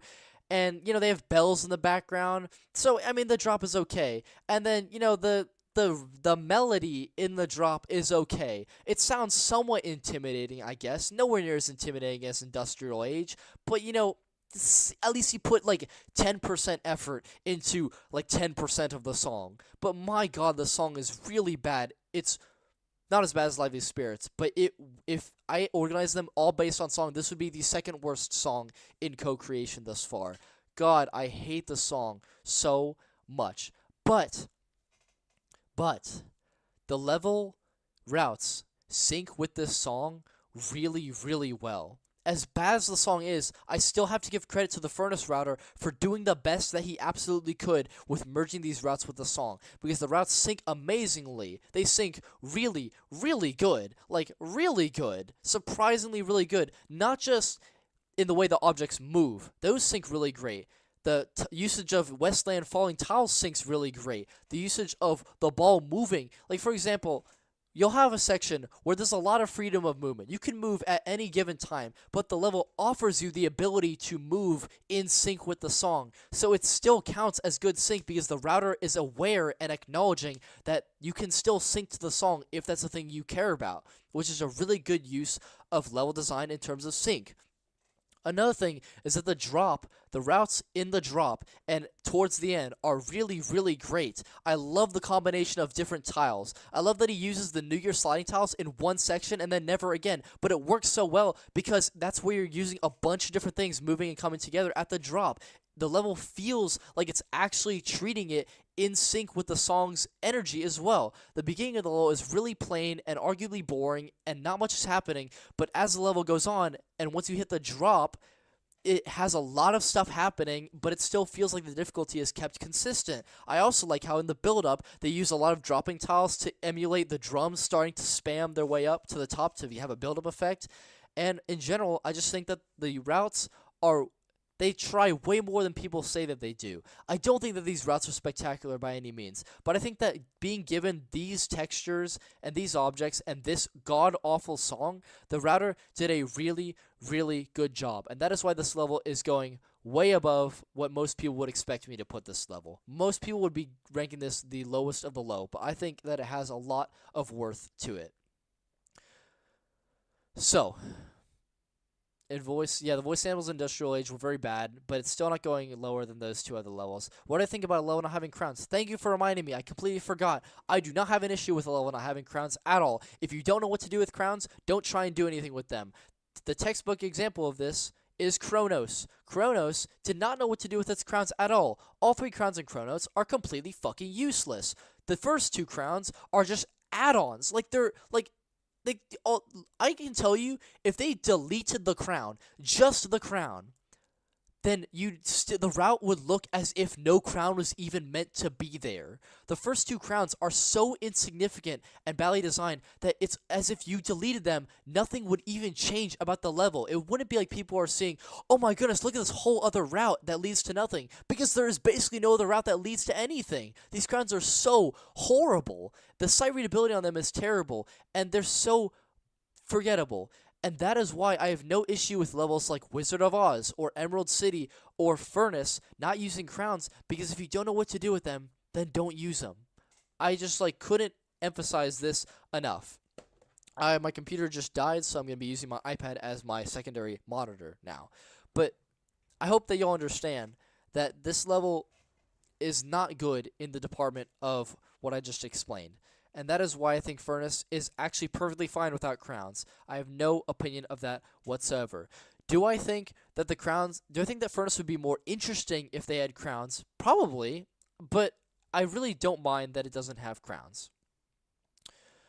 Moving on. Radiant Shadow.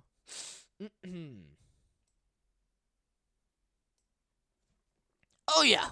Oh yeah. First time, Radiant Shadow is going in S tier, absolutely.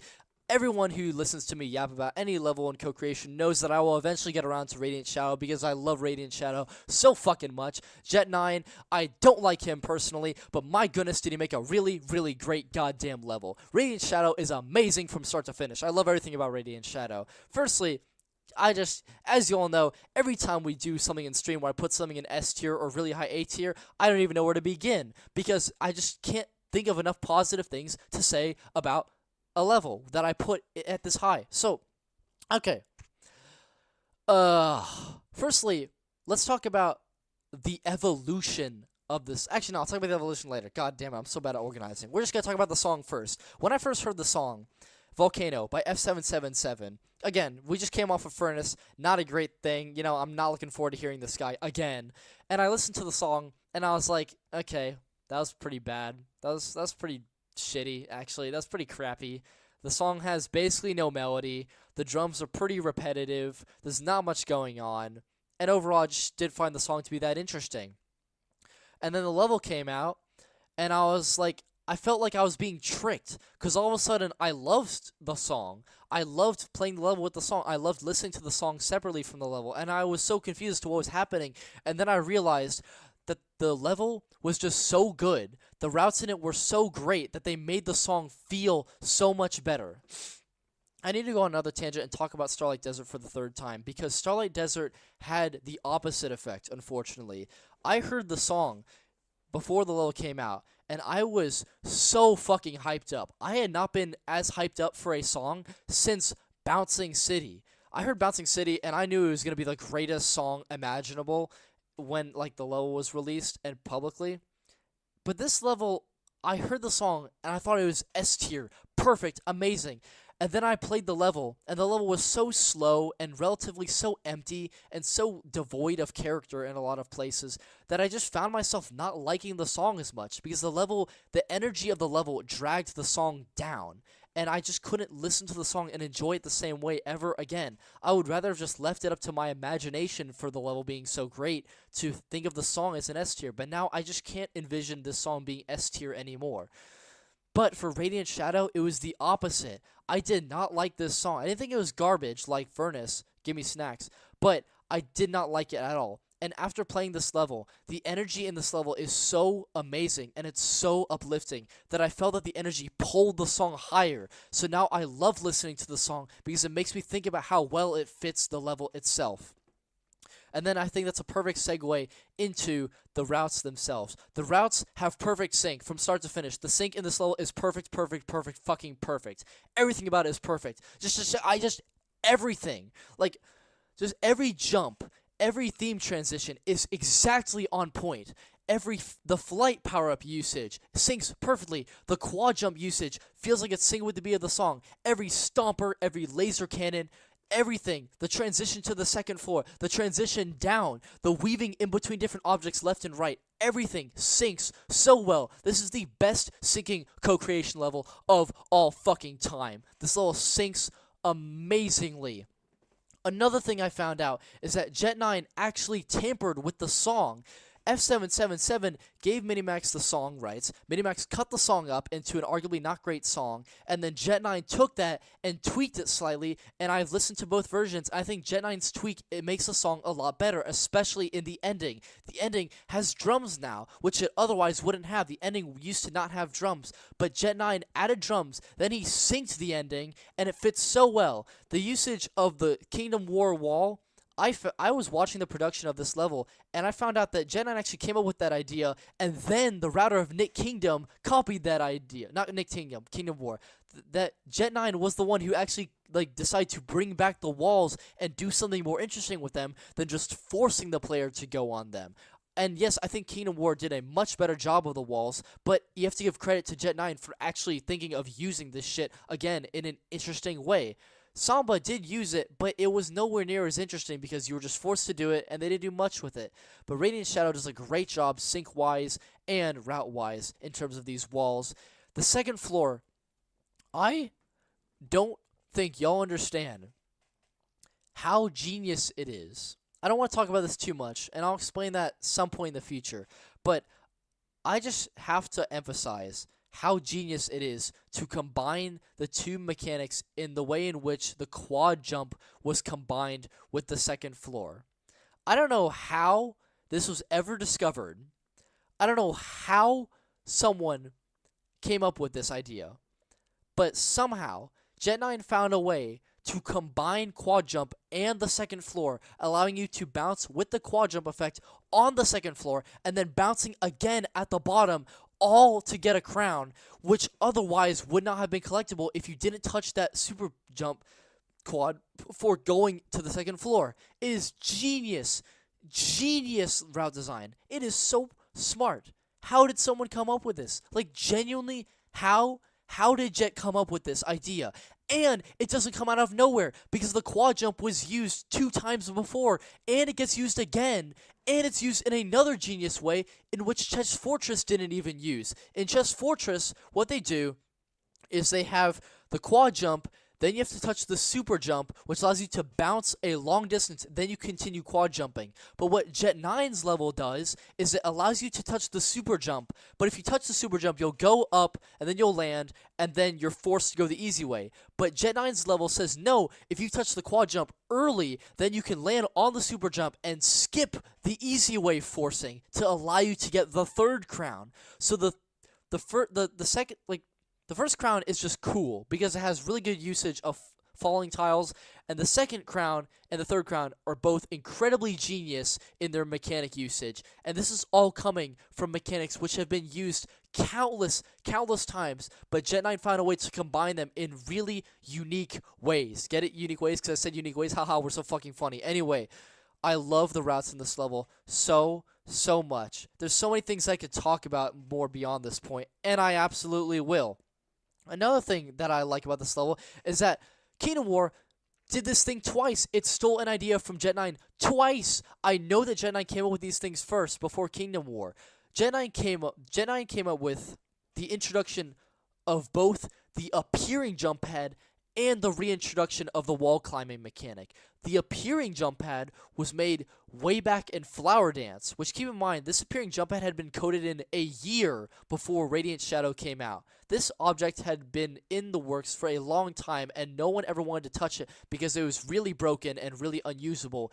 But Jet 9 was the first one to be able to use it, and he uses it in a really interesting and way that makes perfect sense. What Jet 9 does is he starts out only using falling jump pads in the first theme of the level and the build up to the drop. He only uses falling jump pads, and he continues to use them, and finally, in the middle of the drop, he shows two sides. Then one side has jump pads, the other side doesn't. Then one side jump pads fall, and then the other side has jump pads that appear. It is the perfect introduction to appearing jump pads.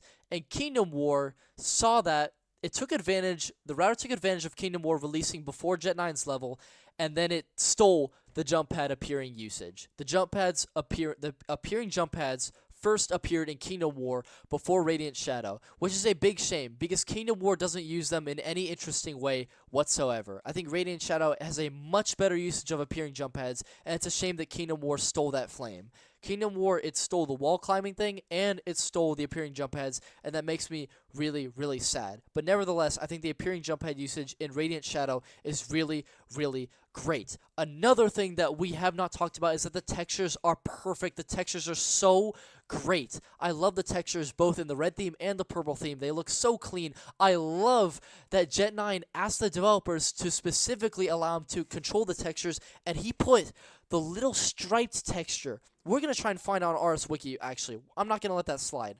Rolling Sky Wiki.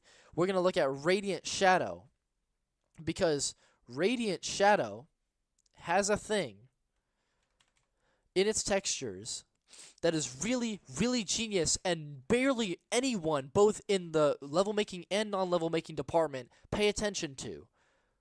Orchid Beam. This is a weird-ass looking texture, and it looks weird because Jet 9 toiled with it. He added all this stuff to allow all these other objects to look good in the level. He put these stripes so that the spotlights would have a stripe effect, a horizontal stripe effect, not the diagonal lines that you see behind here. Jet 9, he put this little thing to stop a laser from bleeding through. He put these jump pads, he put these flip tiles from fucking Wizard of Oz. I love that he didn't make his own crappy design. I love it when levels reuse flip tiles from other levels that fit, because we have too many different flip tile designs. It's better if we take what already works and use that. And I think the worst flip tiles by far are Westland Wild Sands. Both flip tiles are so dog shit, and genuinely just use any other design. And I like that this level doesn't continue the bad slop of inventing more flip tiles, because it looks a lot better with these ones. And then, of course, a lot of these are just little additions that I just have to give a lot of credit to. And the icing on the cake is if you zoom in at this part, if you look right here, these little 3 diagonal rectangles control the microchip laser barrier. I don't know if I can even find that in here. I'm sure that they like listed all the objects in a different section of this website. But oh, obstacles. General obstacles, rainbow, rain, toy, classic, walk, skate. They don't list it here actually. But I think you know which ones I'm talking about. There's a laser barrier that was made in microchip, and Jet9 retextured it to have those 3 primary colors of Radiant Shadow just so you could use it, and it looks really great. It blends in perfectly, and I just love this. Is such a random, unique thing that the level did. It's really, really cool. And other levels like Westland did this too. I love it. I love it when levels take older objects, just, you know, whenever they feel like it, if they fit the environment, and they make the objects look as if they were made for that level. It's a great, great thing. Another thing that I have to give credit for in this level is that the evolution. Oh my god, this level went from being what would have been low-key almost a dog shit level, maybe even a dog shit level, to being the S tier that it is. This level has the best character arc of a level I've ever seen. This level went from being so bad to so good, and it's all in the textures. The textures originally looked so bad. I'm telling you, the textures were so bad. Radiant Shadow Original. I don't care that my English is really bad here, but I'm sure that I'll find it. Did I really not find it? Fine. I'll type it properly. What if we just did beta version or something? Whatever. Everyone likes to call levels beta version. Yeah, here we go. And shout out to Jet9, obviously. I'm also just going to subscribe to him because I just love this level so much.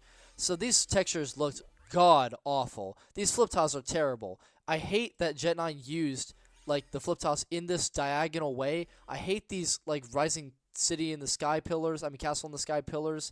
It's just really, really ugly. The grayscale theme looks god-awful because the themes already look gray as shit. And the themes barely have any distinction between the two of them.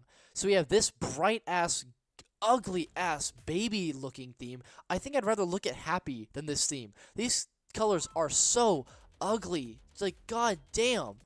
And just the routes themselves are just generally way, way worse. Like, look at this part. Look how boring this is. This is so boring. Like, oh my goodness, thank God Jet9, like, locked in. These routes just look so bad at times that just aren't tweaked. And yeah, this is the part I was talking about where 2 jump pads fall and the other jump pads rise on the other side. So he added that in later, so he didn't even come up with that idea. But I have no idea what Jet9 like had to like smoke in order to start building good routes. But yeah, this is just not good, bro. This is really bad, and I have no I don't feel bad at all saying any of this because of how much better Jet9 made these routes. He also, fun fact, he used Castle in the Sky rotating blocks. These are the rotating blocks where they like spin around and land on top, and they completely removed those, and I'm so glad he did. He also used those stupid fucking psychedelic blocks. I used to love psychedelic blocks, you know, in the level that invented them, but then Starlight Desert and Melodic Metropolis and Firefly Valley and Happy and a bunch of other levels just started using these things left and right, and they completely lost their specialty. So when this level used them, I was not impressed in the slightest because they looked ugly as shit, and they had no purpose being here. Then this level does something even more atrocious by using a green filter. Oh my god. This looks so bad. This looks so bad. The routes here are terrible, bro. The routes here are just god-awful. I hate it when... I also don't like it when levels put floating objects on movers, because why would a floating thing in the air suddenly move forward? Because the ground moved. That's the complete opposite of what it means to float. You're not connected to the ground. So I don't like it when floating objects are put on connecting tiles unless it's for an actual good quality route. But my god, this looks so bad. And then they use the flight power-up instead of the wall climbing mechanic, which is just, again, completely devoid of creativity. I don't like anything about this. Oh my god, we're not even done. This level didn't even have the usage of the second floor combined mechanic. It just had this. It just had... Oh my god, it's so bad. This almost needs its own video. So look, if you just stay here, then you'll automatically go to the crown. And the crown is in a completely, look, This is for the third crown, but he originally used it for the second crown, which looked awful. And it's almost like if you don't pay attention, you'll just automatically get the crown without even realizing it, because you don't even know you have to go to the center. There's no indication whatsoever. And you can't indicate because they don't have left and right mover arrows on the second floor anyway. So everything about this is just very badly designed, and this level could have almost been in dog shit category. This is also forced, by the way, huge difficulty spike, and he lost a shield, which proves that it's not good. And just like the third crown is so bad. Look at this. Oh my god, this is like, wait, I just realized that Polar Exploration copied this crown. Oh my god, this is literally just Polar Exploration's crown. That's weird. It's like hidden behind a wall, and then you have to go around a thing, then land in next to the wall, then go around once more. Wait, that is literally just Polar Exploration. That's funny. I didn't even realize that Sneak stole that. I'm gonna ask him about that later, actually. That's a weird coincidence. But yeah, this level is just not great. It doesn't use any Westland tiles. Also, it doesn't use any of the competition park tiles. It's very generic looking, very boring. It doesn't use quad jump a single time, actually, which is very interesting. And to see all of this, and to see Jet 9 himself improve the textures to such a crazy significant degree is just really impressive. It's really impressive. Wow. Just wow. Huge props. S tier. In fact, god damn it, this level is going above Bouncing City because I love it so much. Oh, wow. I love this level. Oh, this level is just perfect in every single way. It really is perfect in every single way. And oh my god, I forgot to mention the name, Radiant Shadow. That's such a great name. Firstly, I'm not, like, the concept itself doesn't have much going for it. It's a bunch of shapes. Like, the shapes don't have much meaning, but this concept retextured it, made it look really emo looking, and called it Radiant Shadow, where the colors are radiant, but everything else is dark. That is the perfect encapsulation of this level. This level is Radiant Shadow. That's why this name is so iconic in both the foreign and Chinese community. Everyone remembers the name Radiant Shadow, because it's such a genius name idea. This is why it's so important to separate the creator as a person from their created works, because Jet 9 made a really amazing level. Same thing as Tenable. It's almost like people who I just don't like at all end up making stuff that's really surprisingly high quality. I don't like League of YB, I don't like Tenable, I don't like Jet 9, I don't like Winter Dongcheng, I don't like What WF, but they all made really... I don't like TCT either, forgot about that. Actually, I don't dislike What WF, but he has said some dumb shit. But basically, these 5 levels, I just don't like these people, and yet they still make really high quality stuff, so it would be unfair of me to rank these levels low because I don't like the person who made them. So it is really important to keep your biases out of ranking this stuff. Now, let me try and open stream on my iPad. Yes, I can open stream on my iPad. Now, it's time to add. Oh, here we go. Look, there's the old Axolo-Waltz. We can watch that in a second. No, we are not watching Avatar Fire and Ash review. I don't give a shit about Avatar. I've seen the first one, didn't care about it, didn't bother to watch the second one, don't care about the third one. It's just, like, the only thing that Avatar has going for it is, hey guys, look at that cool CGI. That's it. That's literally it. Like, no one remembers the stories because the stories are so generic and boring. We're going to listen to Fission. Actually, to make more, on topic, let's pick something from Co-Creation Season 2. Let's listen to Trailblaze. Song. Hey, ResiJair. Shout out to you, I guess. Let me compare the audios together.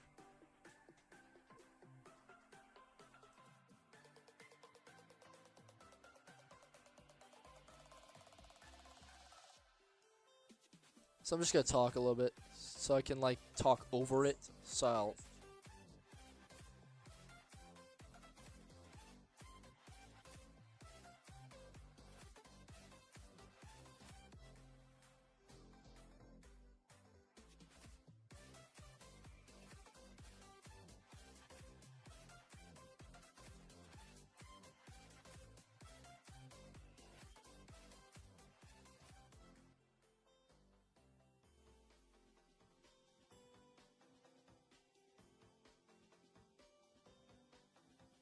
okay, yeah, that sounds pretty great. So, can someone teach me how to play this on like repeat. I like forgot. Someone told me how to do it, and I just not really smart. Oh, here we go.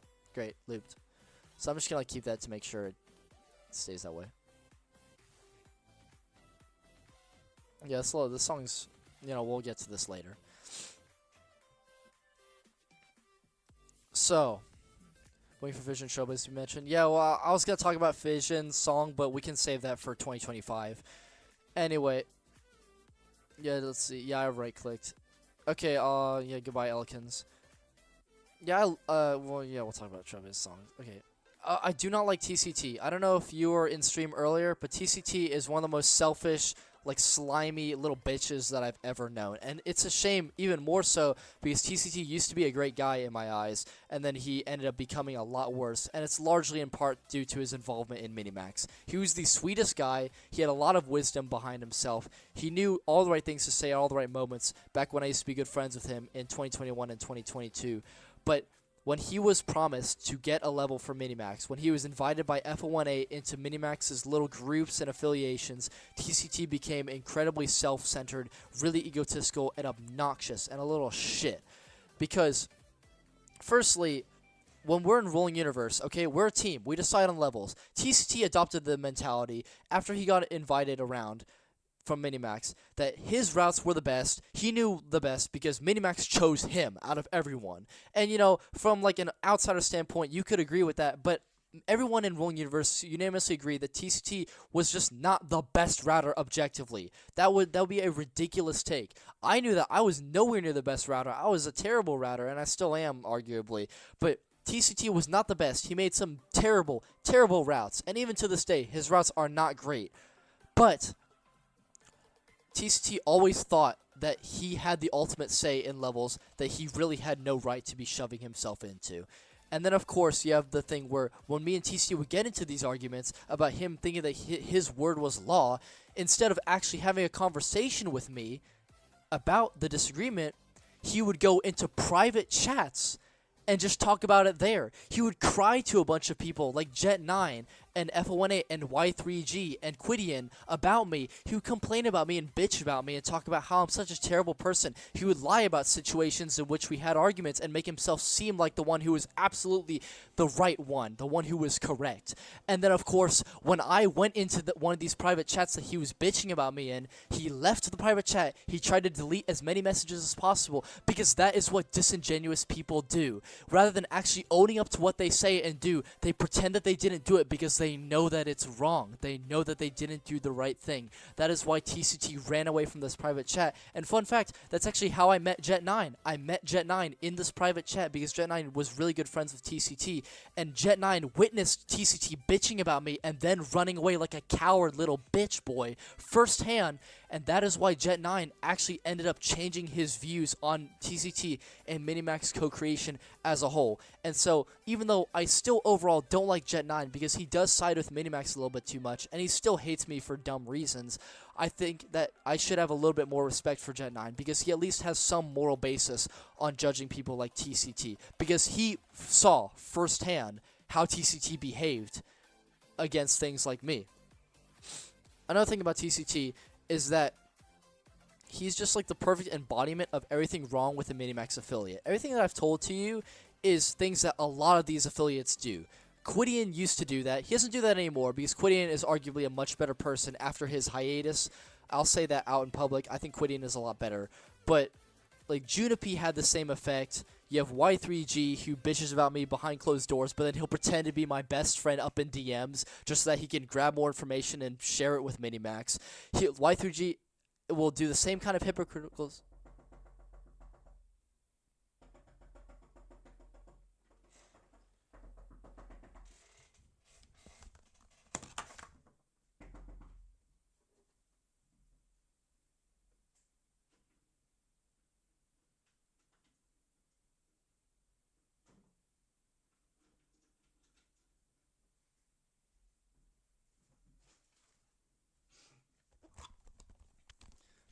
I don't know if y'all could hear that on stream, but my girlfriend, I'm on the first floor right next to the entrance door, and my girlfriend is rapidly spamming at the window. Like, she's banging the window. I need to let her in real quick.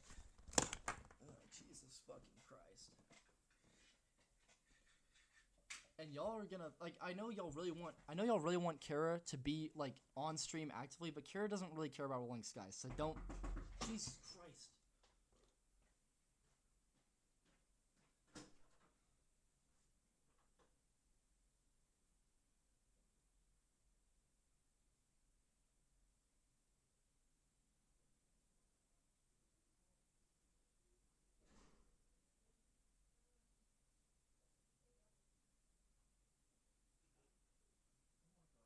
Scared me so bad. I was like, am I like bothering someone? Like, are they like, am I talking too loud? Yeah. Oh my god, you scared me so much. Also, yeah, I forgot to even read this. Okay, anyway. Yeah, so make yourself at home. What is that? There's potatoes. Oh, I thought it was something that I want to eat. Oh wait, I have food here. I forgot. I brought you something. Really? Mm-hmm. You're amazing. Chet, she brought me chicken noodle soup. Oh, that's amazing. Oh! Beefaroni. Thank you. Welcome. Thank you. Okay. Huh. Oh wait, I didn't realize that was apple juice. Okay, yeah, yes please. Oh, also just realized you can actually take like all but one of my cups.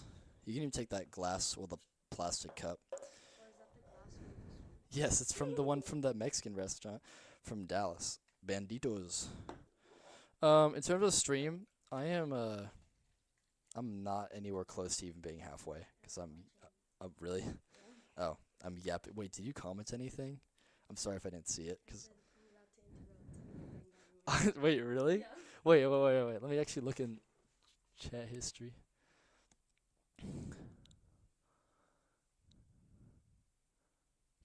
Oh. Okay.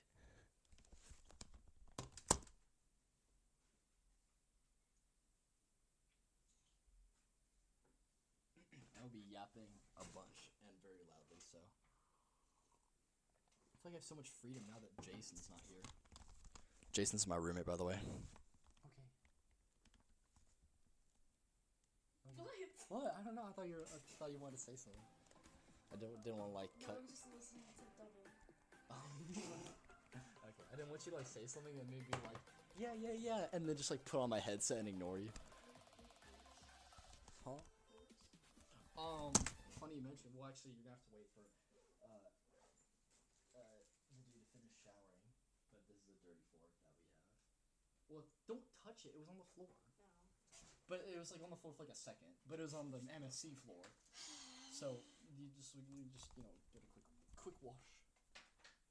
Wait, oh my fingers are sticky. Did I really not clean this? Oh, it was the Buc-ee's cup.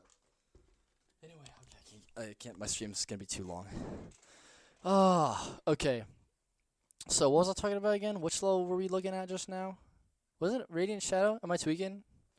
It was Radiant. Someone just like tell me in chat if it was Radiant Shadow. I swear, like that was the last level I put in. I might have added another one without realizing. Oh yeah, right. I was ranting about TCT when Kira was spam knocking on my window. I think that chat actually heard you.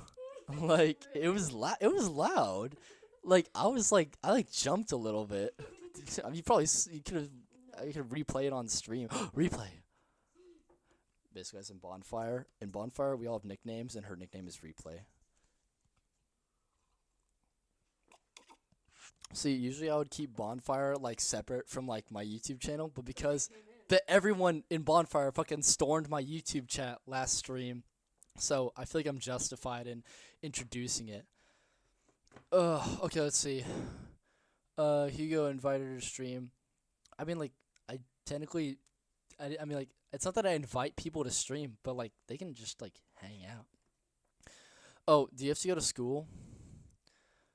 Yeah, okay, fine. I'll talk about Fruity Paradise. Well, no, we're not gonna get to Fruity Paradise. We have to look at old Fruity Paradise first. So, like, even if you're waiting for Fruity Paradise, we're not gonna get there anytime soon because y'all know how much I yap. Where's her face? She's not gonna show your face on stream if she doesn't want to. It's a weird ass motherfucker. Oh. Well, like, if you turn the volume... Well, actually, I don't even know if turning up the volume would help because the volume is already extremely low. With this headset as well, like, the volume is way lower than it was on the older headset. And even if I remove the sound cancellation thing, it doesn't do anything. But I mean, obviously, I'm gonna hang on to this headset because cat ear headphone headset. You've never seen Old Fruity Paradise? Well, today's your lucky day. It's fine. It's probably a good thing that Cara interrupted my rant. Basically, TCT's a little bitch boy. He's a piece of shit, and it's fine. I've explained enough about this guy. All this is like old news. All this happened in early 2024, so it's really old news. TCT is still the same guy as he was in early 2024. Maybe not as obnoxious and like pervasive in like Rolling Sky information, because after that whole after my whole beef with him, he started doing dumb shit. Like, for example, before Westland released, he'd be like, "Oh, guys, wouldn't it be really cool if Crayo's song Outlaw was used in Rolling Sky? Oh my gosh, that'd be so cool." And then the update comes out like 10 minutes later, and he's like, "Whoa, guys, the song that I wanted to happen happened." Like, he would do that. He would just like spoil a bunch of Rolling Sky stuff and make himself look like the messiah of coincidences. So that was really obnoxious. Also, Jet9 does that too, which is another thing I don't like about him. And yeah, TC's a little bitch boy.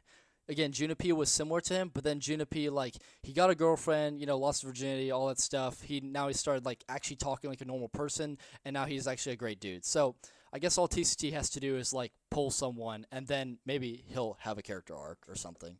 I don't even know at this point. Or he could just like disappear like Quidian did and undergo some kind of monk transformation. You can hear it? Yeah. Really?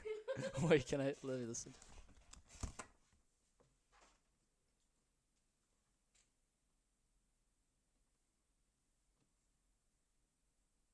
Oh my god.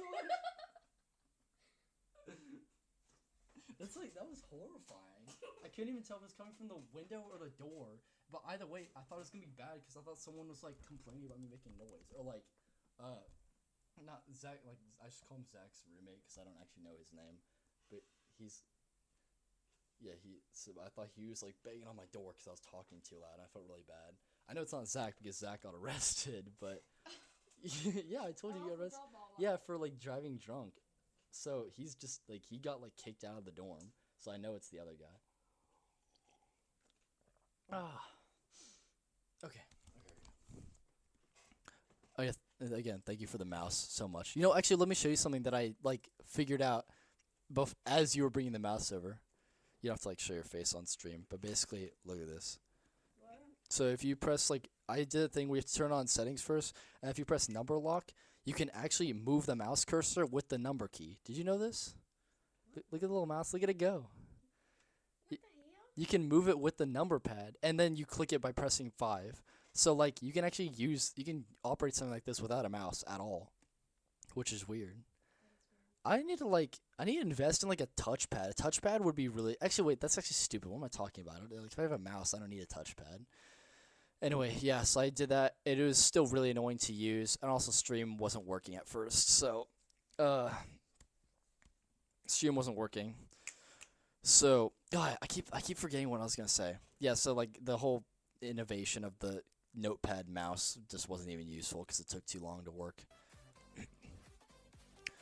Okay, so yeah, I think Radiant Shadow is pretty like nice and done, like absolutely S tier, amazing. TCT's a little bitch boy, has nothing to do with Radiant Shadow. I don't even know how that topic. Oh, it's because Bonfire was asking about why TCT is not my favorite person. And like, I thought you also need to just understand before I move on to Old Fruity Paradise is that like, Cara doesn't play Rolling Sky. Like, she used to play Rolling Sky, but like, she's not actively in. I didn't meet her through Rolling Sky or anything. So all y'all are asking like, oh, dude, you should like put Cara in your ranking live stream. Like, you should stream with her and stuff. But like, yeah, I do want to stream with her, but like, she doesn't know anything about Rolling Sky. It'd be fun to do like a video of like me introducing Rolling Sky. But if you're talking about like ranking levels and stuff, like, she ain't played any of these fuck ass levels. She played like maybe 2016 and 2017 levels, maybe. But like, none of these have crossed her mind. The only level that she absolutely knows about is Fission, because I play Fission all the fucking time. I never stop talking about Fission. I don't want to spoil too much because that's part of the 2025 ranking live stream. But yeah, I play Fission all the fucking time. So she knows about that one, but she doesn't know about any of these other ones. Okay. Enough yapping.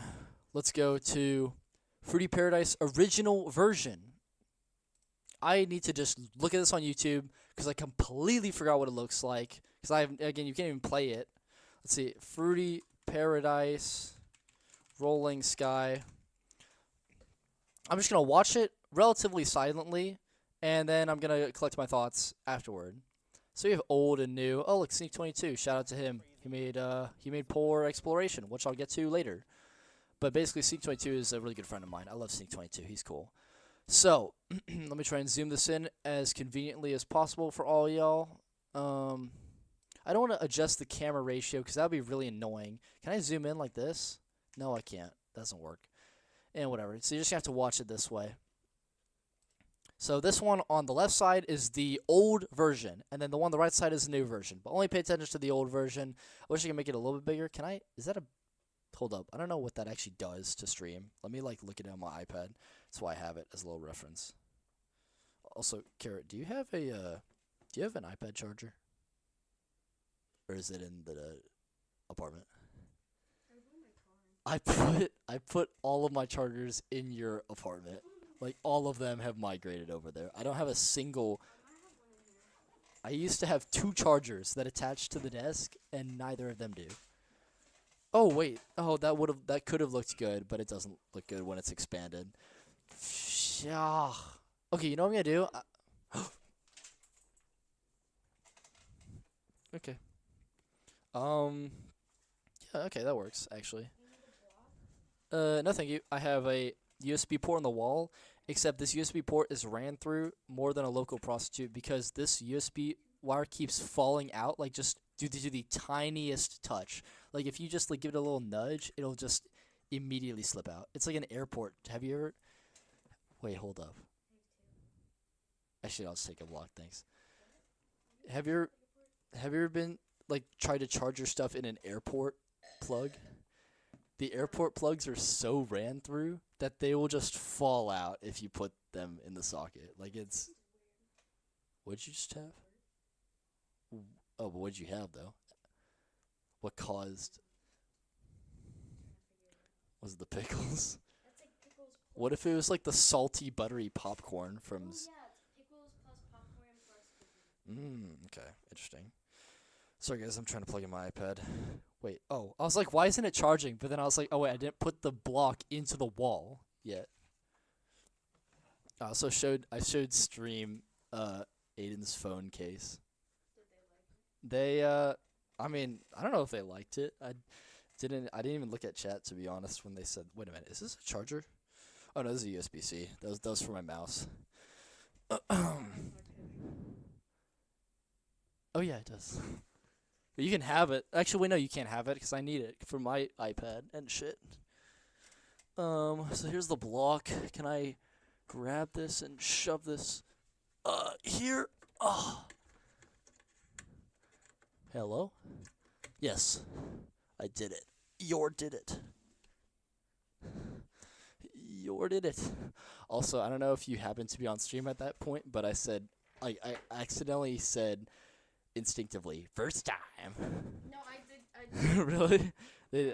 I'm not going to explain it to chat. That's a little bit too, that's too personal for someone who doesn't know me well enough, or at all. I don't want to diss on someone like that and they have no idea. That's a little bit weird. We could get around to it though. It's not like the worst thing in the world. Dude, you're giving chat a little bit too much context. I might just have to explain it anyway. I think that's all you need. So I'm actually going to do a display capture 2, and that allows me to just, hold up. Oh, that's not what I want. Never mind, I give up. That didn't do anything. Ugh. I want to zoom in, but I don't want to have to redo this. And whatever, let's just, you have to deal with it. Deal with a tiny screen. Let's go. So, let me turn up the volume as well. Hold up, did I stop Trailblaze? Yeah, I did. God, I'm really not smart today. I'm going to turn up the volume, so I'm not going to talk much, if at all. I'm going to turn that down a little bit. Did you know there's a scrapped version of it? Yes! I didn't even get to read the rest of it. Though due to some issues the old router caused, the developers have removed him and replaced him with a new route designer. To give a little bit of context, the original router was from Taiwan. Wait a minute. China.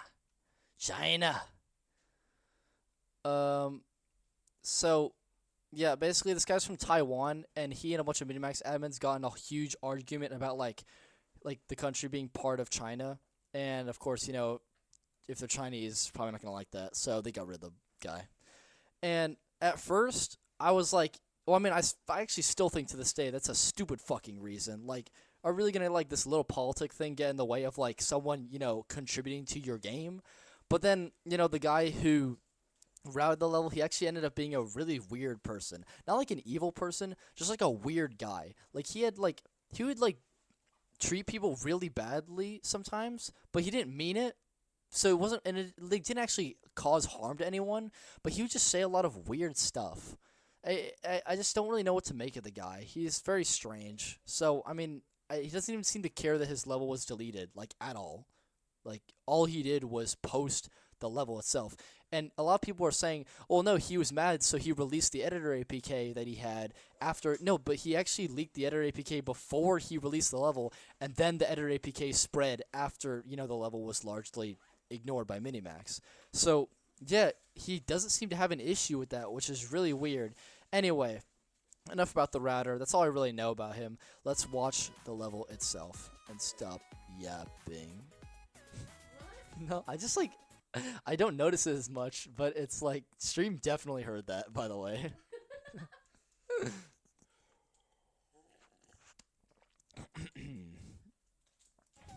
Okay, I'll stop talking as much so that we can, you know.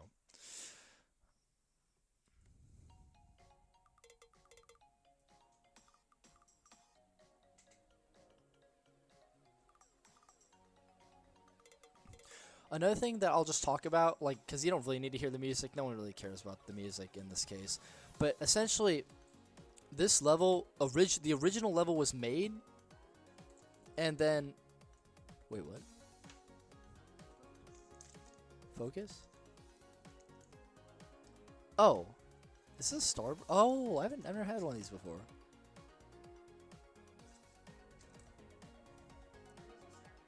I've never had a Laffy Taffy. I love Starbursts.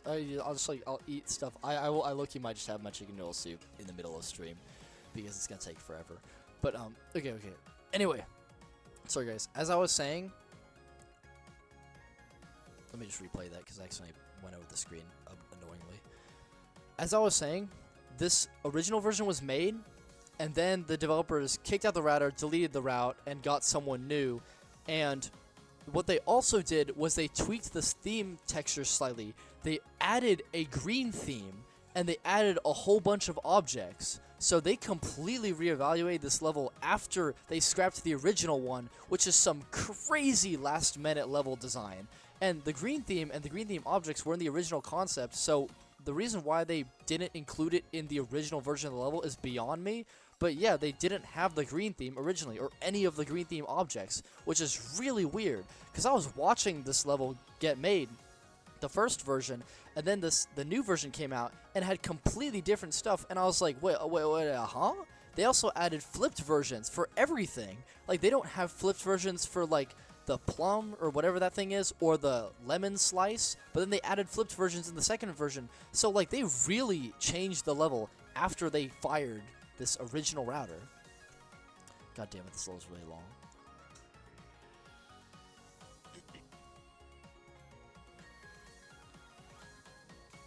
Okay, so with all that being said, I was actually busy talking about this level too much to actually like fully pay attention to the routes, so I'm gonna like speed through them a little bit. But I was like paying attention to them, just like not enough to like give very specific critiques on them.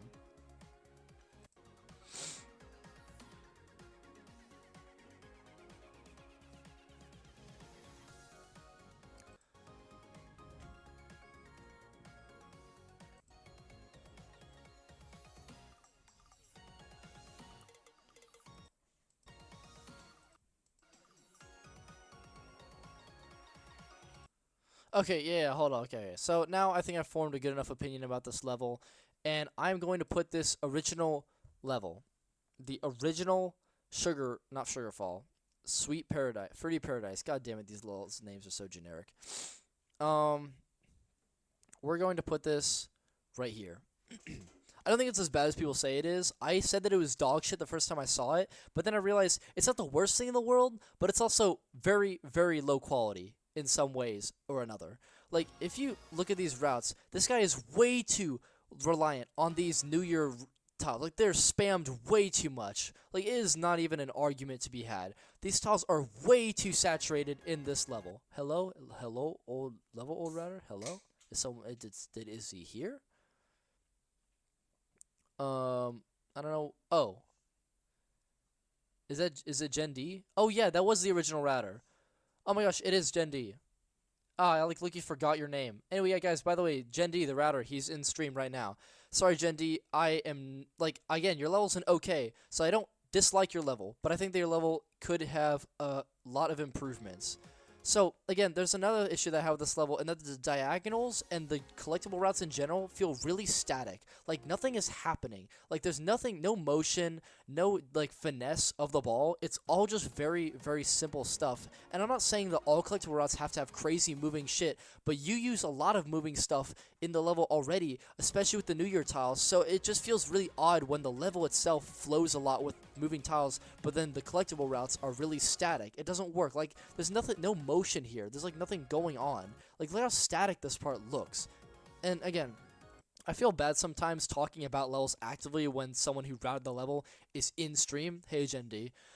But, I'm still going to be honest about it, because then it would be hypocritical of me to treat levels more nicely just because the person is there, because then that would imply that I have a bias towards the person themselves. This same thing happened when Frogby was on stream as I was talking about Parade Pageantry, or when Master Monovan was there when I was talking about... Oh, wait, no, he wasn't there. I was talking about Heartbreak. It was Junipe when I was talking about nuclear energy. And, yeah, I have to, be honest anyway, because if I'm not, then it just isn't genuinely my opinion of as objective as I can be on the level.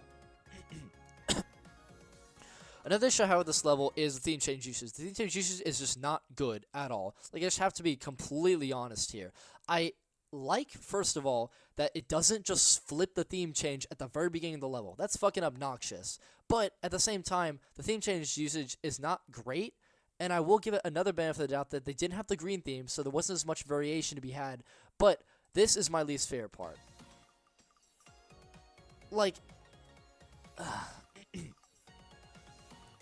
No. This is just too frequent of theme changing.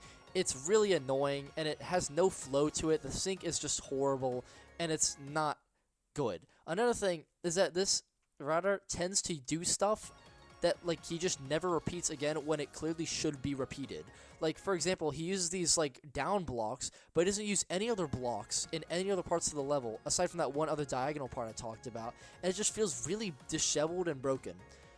Another issue I have with this level is that objects feel weirdly disconnected from the environment. For example, look at this. You have objects you have the route, and then it goes over all the stuff, and he doesn't know what to do with any of these, so they're just kind of sitting out there in the void. It feels very odd. Or, he just has them off to the side. This level has barely any interaction with objects. You don't go around objects too much, more so than collectibles, and it just doesn't feel very flowy. Another thing is that the mover combinations are not great. For example, the movers, I've noticed he did this twice already. I'm sure he did this other times I didn't realize. But he'll have a sequence where it's activated at some point, then it trails off for a long while with no variation, and then it causes a little thing to happen up ahead. And, again, I need to go on a little bit of a tangent about Bluetooth movers, because this is actually an issue that I have with Bluetooth movers, in which if you have a Bluetooth mover and you activate it, then the issue is that you don't know what's going to happen after you touch that arrow. When you touch it, any amount of bullshit could happen. You could have all the plates converge and ahead of you. You could have one plate move. You could have another plate move, but the other plate doesn't move. Literally anything could happen, and you don't know it. This usage of movers, where you activate something and then it has a long trail, and then it activates something really far ahead. Yes, it's not as bad as Bluetooth, because you can see it look connected, but the part that it activates and changes the route of is so far ahead that it's just again, really hard for the player to see that coming, and it's not enjoyable for a player experience. Like this, for example, it's just, you can't see what's happening because it's just too stretched out. It doesn't need to be like this. And this happened earlier in the level, which I'm not going to bother to try and grab. And this level just generally doesn't have enough variation in moving tiles. It uses these things, uses sliding tiles, and then pretty much nothing else. Fruity Paradise, I'll get to that later, but it has a lot more tile variation. Another complaint I have is that this crown is cheatable, because another thing that some people don't know, even though it's so common that it's kind of unavoidable about collectibles, is that if you move them from their original position, they are still collectible from the original position. So if you move this collectible up, and it goes, the crown is relocated to this part, as long as you touch this square where the crown originally was, you can still grab it. So you could literally just fucking avoid all of that stuff. Like, hold on. Personally, this mover usage is genuinely awful to look at. I don't like the stomper usage either. Just everything just feels very basic and left right. There's too many big voids everywhere, and I'm just not the biggest. Okay, this is the example I was talking about earlier. So much stuff going way up there, and then you just can't even tell what's gonna happen. So it doesn't. There's no cohesiveness in this mover combination. So you can ignore all that. You don't have to activate that mover sequence. You can just go straight, go on that very basic looking thing that's supplied by New Year tiles, and then grab the crown without even needing to like bother with this whole avoiding the mover sequence thing. And it's really odd that they put a gem right after the crown. That feels very, very jolting. Overall, this level is not great, but the routes are slightly still more cohesive than Mutation Crisis. They have slightly more character than Beach Party Rock. The music is better than pretty much all of these below it. And overall, I think that the objects, while they're nowhere near as good overall as the final version, I think that these objects are actually still pretty okay. And surprisingly, for someone like LegalYB, who arguably has very little creativity with himself, I think that, like, again, I talked about this earlier, I like it when level concepts use objects that exist in real life. We have sugar canes, we have berries, we have watermelons. A lot of this stuff is real stuff, so it feels like an actual real concept that isn't just, you know, conceptual bullshit that the routers or the concept makers have no idea what they even do. I don't like that there's no flipped variations, but that's not the fault of the router. But yeah, that is still an issue with the modeling team that does affect the overall quality of the level. But yeah, the mover combinations combined with the tile usage, combined with the staticness of some of these collectibles, the theme change spam, just makes the level overall not as good as it could have been, given a pretty good concept. My design for this crown was flawed, but I didn't expect the judgment to be applied. Again, there's plenty of crowns that are cheatable, so that's not an actual serious critique of the level. But yeah, it is cheatable. But this level still has a lot of character to it. It's nowhere near as bad as like these other levels, so it is going comfortably right there. Way better than the current one. Okay, well, we'll get to that. I mean, I'm not going to agree or disagree. I cannot speak Chinese, unfortunately, Jendi. I can speak like Yidin, but like not too much. Like very, very little.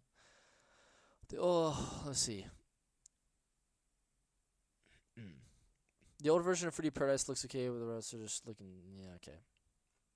So guys, just to re-clarify again, Jendi, the guy in chat right now, he is the router of the original level. And then Jendi was kicked out due to the whole disagreement politically about Taiwan being a part of China or not or whatever. And that is why Minimax got rid of him. They're very petty, very childish for a company that, you know, should be making all these professional objective decisions. But, you know, whatever. Out of control time.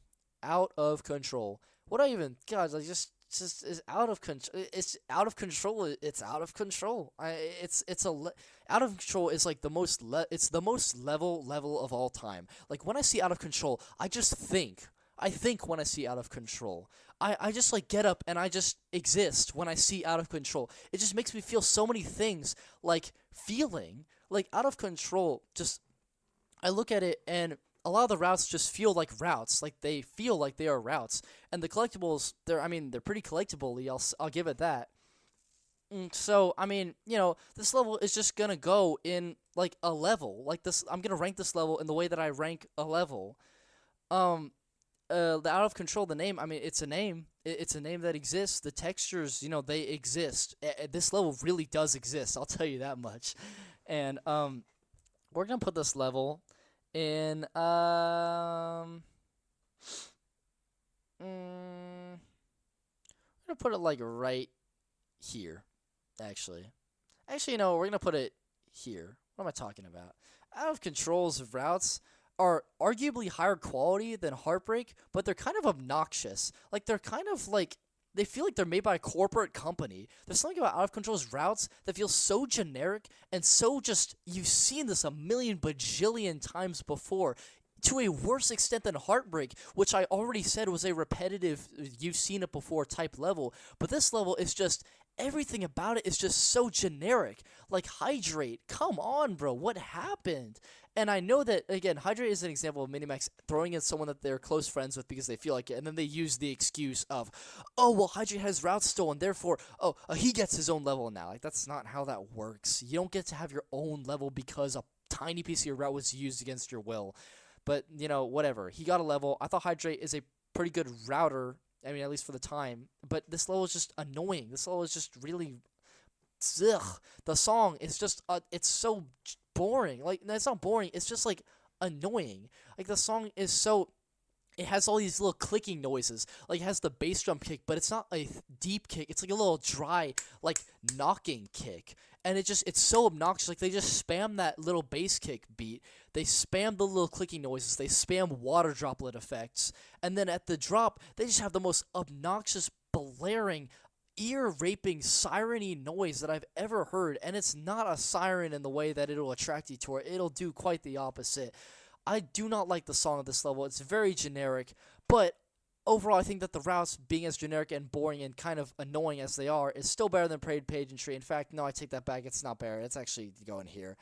Like, I usually say that this is higher quality than Heartbreak, but it's just so obnoxious as a level. It's so boring. It's so forgettable. No one fucking remembers that this level exists. The object usage is not as good as Heartbreak. It's just really, really, just... Everything about this level is just, just whatever. Just get it. Just forget about it. No one wants to talk about this level. No one wants to think about it. It's just fine. It's whatever. Also, I should probably mention that Lychee is another person who's being accused of using AI to compose the rhythms and melodies of his songs and then tracing over it. So who knows, the song could be partially contributed by AI if the accusations are true. But either way, we reach this kind of dilemma that we're going to see multiple times whenever it comes to people being accused of using AI. And they'll assert by saying, no, there was no AI used. I created these melodies myself. But at the same time, why would you even admit to that if your melodies are so fucking dog shit? Like, at that point, just say, yeah, I used AI, so then people can be like, oh, well, then maybe he's capable of creating better melodies than that. Because if you insist that your AI creations are made by you, then you're kind of just taking the blame for something that's not good. And this song is an example. I do not like this song at all. And this is not because Lychee and Broken Ring composed the song together, because I've seen them compose another song together, and that song is way, way better. But we can talk about that in the 2025 ranking live stream. But overall, this song is just very bleh. Parade Pageantry looks slightly better, even though the themes are a little bit too bright and obnoxious. But the song is better. The objects look way more clean. The objects have purposes to them. And overall, I don't think this level is anywhere near as good as anything above it. So, yeah. Out of Control is just the most level of all time, and no one is going to forget it in T-minus 10 minutes. The only reason we remember it is because it is sitting right here in front of us, unavoidable. Fruity Paradise. Hey, remember how someone said he wanted me to rank Fruity Paradise, and that was like fucking 30-40 minutes ago, and I was going to get around to it, but then Cara started banging on the window, and then I ended up, just like going on a rant about TCT. Yes, we're finally here with actual Fruity Paradise. And I mean, if you forgot what it looked like, we already had the Fruity Paradise clip on the other side. So, if you want to watch that again, you can go watch it on another video on YouTube or just watch it in the history of the live stream. And then ranking this level is completely different from the original level, because this level has completely different quality traits than the original. I think I'm going to put Fruity Paradise...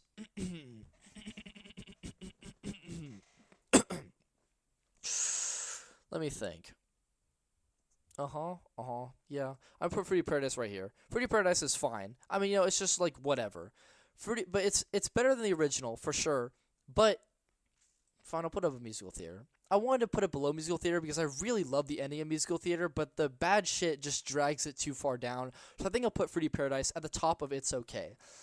I think that while the objects have like basis in reality, I just don't think that the objects are overall that interesting. Like you have berries, you have the watermelons, but we've already had like the lemon slice. That's just a copy from Delicacy Temptation. The sugar canes are fine, they're slightly clever, but then just having berries and then having floating berries is not that clever. I do like the pixelated watermelon and the banana archways. Those are really cool, but overall I just don't think that this concept really does enough with a free paradise type idea. I think there's a lot more you could do with this.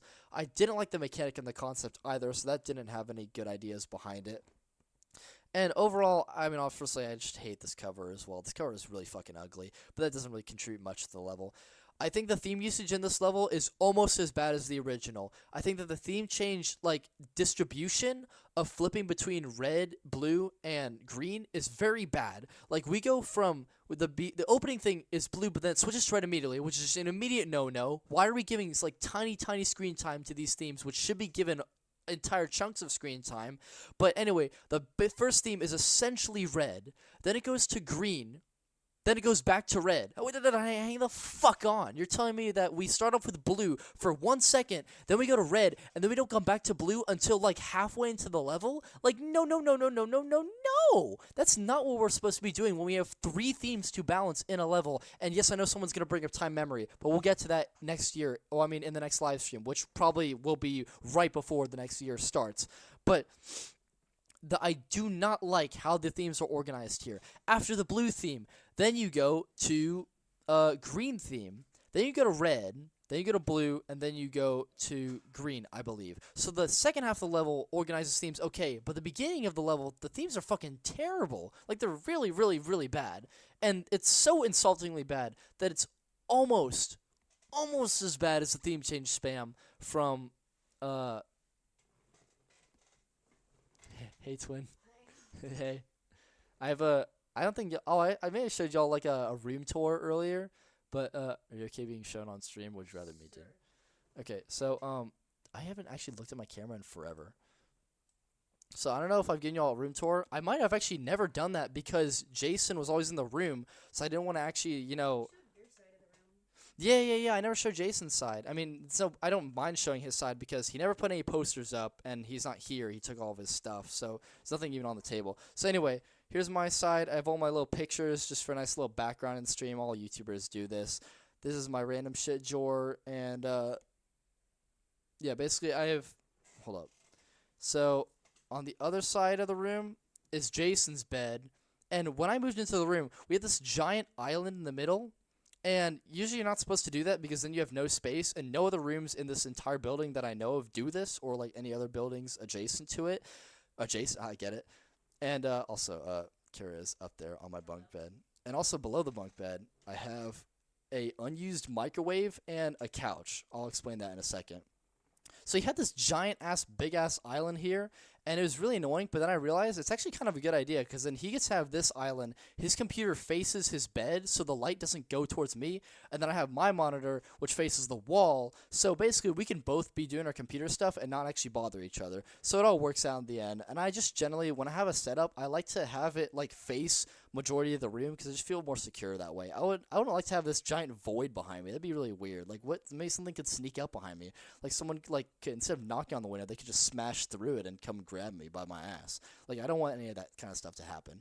And then anyway, let me explain the microwave. So we have a microwave here. That's Jason's microwave that I use for everything. I burned it up one time, but that's a story for another day. And then I got this fridge combo where it's literally a fridge bolted to the microwave. And I was like, well, that's cool and all, but I don't even need a microwave because I already have that one. But it's a combo, so it comes together, and arguably it's cheaper than just buying a fridge or just buying a microwave. So I was stuck with the two of them, and then I realized, hey, my suite mates, basically what happens is that, like, we have this room, then we have a bathroom, and then we have a different room that's identical in shape, and we have 2 people over there. 2 people in this room, 2 people in that room. They don't have a microwave, so I realized, okay, I'll just give them this microwave. So I tried to give it to them, but the microwave is bolted down onto the fridge. Like, it's, like, screwed onto the fridge. And so I was like, okay, time to go into just, like, you know, early dad mode. So I just grabbed out my toolbox and started unscrewing all the screws that bolted the microwave down. And then I finally got it up. Pause. I finally got it off of the fridge.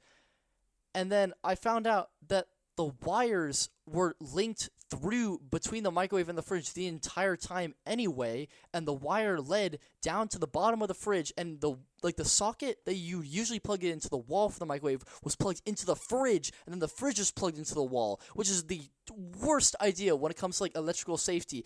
And even worse, the plug of the microwave going into the fridge was bolted on. They had a metal piece that was bolted on, and these bolts didn't have a screw on them, so there was no way to get it off. So, like, you have a crazy electrical safety hazard, which, by the way, like, dozens, if not hundreds of people have this combo, and it's just sitting around waiting to fucking electrocute someone and explode. And, I mean, yes, I did say that that microwave did a terrible thing and caused the entire building to evacuate, but that's, again, a story for another day. But basically, like, this fridge combo is really fucking stupid, but I was unable to give the microwave to our suite mates temporarily for the semester, so I'm just stuck with this useless microwave just sitting there, probably waiting to catch on fire. Really weird safety hazard. I'm hoping there's, like, a little, like, I'm actually thing around it where I'm just straight up wrong, but it's not looking too good in terms of my paranoia. So, anyway, all that out of the way. Can I angle this, like, to the side? I gotta reset this again. Okay, wait. Oh, shit. That was actually, like, perfect. Okay, that's cool. So, rant number 2 over. Basically, yeah, 3D Paradise going in that spot. Yeah, whatever.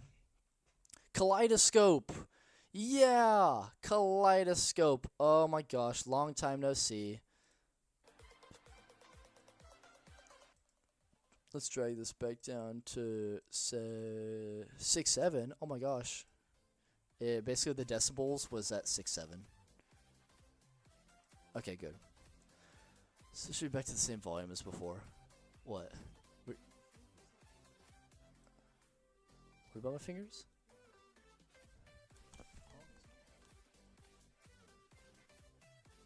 Oh.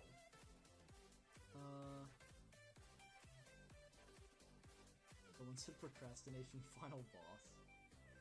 Also, didn't he just take a shower? Have you ever made it into that bathroom? Was it always locked? No. I mean, yeah, no, I haven't made it in. Maybe his girlfriend's here. Is that the one with the girlfriend, or is that the... That motherfucker does not have a girl. He probably has a boyfriend. Or just, like... I don't think that guy... I'll be completely honest. I don't think that guy has the ability to talk to women. I have no fucking idea. Our guy's making some weird-ass noises in the other room. Anyway... Huh? From Zach. Yeah, I don't know. Zach looks a little bit gay too. I'm not gonna lie. Anyway, so Kaleidoscope time, whatever. I say Kaleidoscope array, but I'm gonna put the timestamp starting right here. Kaleidoscope.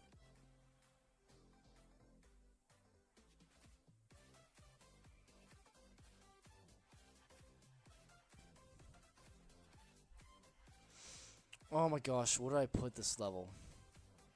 I know generally the opinions of this level. Ah. I know I'm putting too many levels in, it's okay, but this level is just okay. It's not great, it's not a masterpiece. This level just doesn't like click with me too well. Something about this level just feels really odd. Like, this might be the level that I have like the least amount to say, but still really strong opinions for. Like, something about Kaleidoscope is just like, it feels so. Firstly, you need to have some context. The original Kaleidoscope was not going great. Quidian originally had the position of Kaleidoscope, but then he was like, no, I just don't want to, because Kaleidoscope originally had the song made by Nyx, who I explained in another video way back when was a pedophile, and his song was like a rising, something like that, like rising, whatever. Ascend, right? He made the song Ascend, and that was the original Kaleidoscope song. And so nobody wanted to touch it. Queen didn't want to touch it. Another router was given the position. They were like, actually, you know what? I just back out of that. And then that's when MinMax finally realized, yeah, we need to actually just like axe this guy and his contribution to the game. So then they flipped it to Zoftel, which is a really, really good song. I like the song. It's kind of generic, like, especially when compared to his other songs. A lot of his other songs sound really, really similar, if not exactly the same. But yeah, this song is pretty great for his, track record. The theme also, again, keeping consistency with Radiant Shadow, the theme is also really great. And again, the router also did use the microchip barriers. But another thing you have to know about this router is that they were brought in and they made this whole ass level in like a couple hours total. Like they really like rushed the shit out of this level. And it shows. Not in the way that you think. It's not like, oh, this level is just really shitty all around because they rushed it. No, like it's still pretty high quality, but you can tell that it just feels like someone used a paintbrush tool. Something about this level, I guess that's what I was looking for this whole time. This level feels like it was like painted on. So many things about the routes feel like you have routes that have glass detail like in one section, but they have another section that should have the glass detail in the same spot, but it doesn't. So like you have things that are just kind of similar with this kind of a style, but there's also no style. It's like nothing feels refined, nothing feels consistent about it. If you going back to the whole thing I said about motif, the thing that James R. Bastard is obsessed with in terms of song critiques, is that this level has no motif. Radiant Shadow has a lot more consistency because it reuses the same power-ups. It does different things every time it reuses the power-up, and it uses objects in the same way.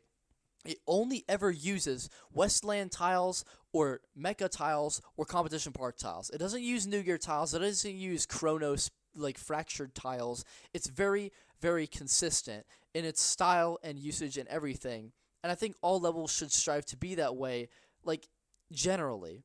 But this level just doesn't do that. It does so much stuff. Like, all the mover combinations feel like they're made by different people. Like, the second floor usage feels really random and unprovoked. Everything about this level just feels so, yeah, I just thought about it just now. Let me just do it. Anyway, moving on. I'm never going to look at that again. This level feels like it was never play tested. Like, just genuinely never play tested. And it still ended up being better than I would expect for a level to be incredibly rushed. This is probably the fastest made level in all of co-creation. But it's not terrible. I just don't think that it's good. Like, I don't think that it's good to the same extent that, like, these levels are, or as most people believe it is. Competition Park tiles are similar to Mecha tiles. Mecha tiles appear, they like expand, and they move up a little bit. Competition Park tiles expand and move up, but they expand and they spin, and then they wait, and then they move up. And the delay makes them appear a lot later than Mecha tiles. Let me actually just show you so we don't get confused here. Some people don't even like realize that these are different tiles. Some people think that they're the same thing, but they're actually not. It's very weird. So you're going to see the tiles appear in the second half of this right here. So look at the left side. See how they spin, and then they stop, and then they expand and go the rest of the way. That's what Competition Park tiles are. And then if you go to Mecha and Rolling Sky, then... Oh shit, I didn't realize that this wasn't even on screen. My fault. I'll go back to Competition Park. In Mecha, you can see how the tiles appear like so. They kind of start shrunken down, but then they grow and they move up. And then if you go to Competition Park and Rolling Sky... Oh my god. Competition Park, Rolling Sky. Skip over to here. You can see on the right side, these tiles, like, they grow in size, and then they move up at the last second. The reason why they stop and then move up is for instances where, let's say there's a sliding tile, and it goes over it, so it'll stop, let the sliding tile go over, and then it'll move up the rest of the way. This is done in Halloween Night, where they replaced a lot of the World Cup rotating tiles with these Competition Park tiles. Granted, I don't like that they did that, because now it implies that Halloween Night introduced those tiles, which is very ugly, but it does, that's why they stop, so that they can let other tiles get in the way first. But yeah, some people don't even realize that these are different tiles. Some people just think, oh, these are just Mecha tiles, but they, show up later, or they just don't even realize that they're different tiles at all. Anyway, yeah, I talked about Competition Park. Y'all know how much I love this level. And I do like those tiles. I wish they were a little bit more different than Mecha tiles, but, they still look pretty cool as is. So, yeah, overall, I just think this level is too messy. It has no motif, no concentration, but it's still relatively okay quality, and I think it's better than all these levels. But it doesn't have the spark to it that gets it to great. It just doesn't feel like it has enough heart and soul to it. You know what I'm saying? It's just, it could be just better. It could be better. No. When I say mecha tiles, I'm not talking about the wave. There's two types of mecha tiles. Well, I mean, like, there's two types of tiles that are called mecha tiles. One of them is the wave tile that moves up and down, but then mecha also introduced the tiles that shrink away and appear out of nothing. Granted, those two tiles that shrink and appear, and the shrinking and appearing jump pads, all that stuff was actually all supposed to be used for Flower Dance. But Flower Dance production took so long, there's like the route had to be made quickly, and the router just didn't really, the TSR, she just didn't want to have to deal with all of this new stuff, and they already had the rotating tiles for Flower Dance, so they really, it was overstuffed, so they ignored all of those extra tiles that they made, and they saved them for Mecha, and then New Year's, and then Kingdom War, where they finally introduced the appearing tiles, which, you know, should have been Radiant Shadow, but, you know, whatever, it's fine. I still love Kingdom War, for even though it destroyed my dream of Radiant Shadow introducing cool stuff. But,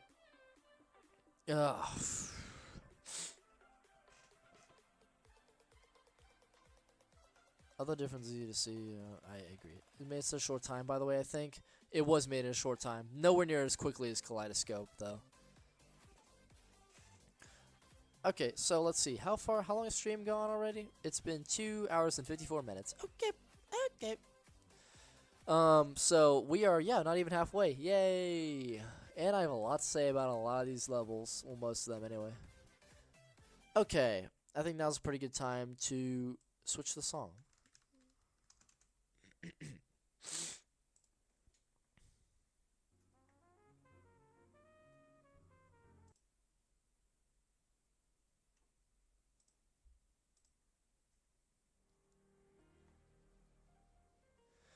Okay, pretty fitting. Newborn time. Where are we gonna put newborn? Newborn. Yikes. Okay. I want to move this level down to it's bad because we have too many, but this level isn't bad. I can't put it in bad. It's not bad. It is okay. So it has to stay there. Unfortunately, this tier is going to be way bigger than most, as, you know, the middle tier usually is.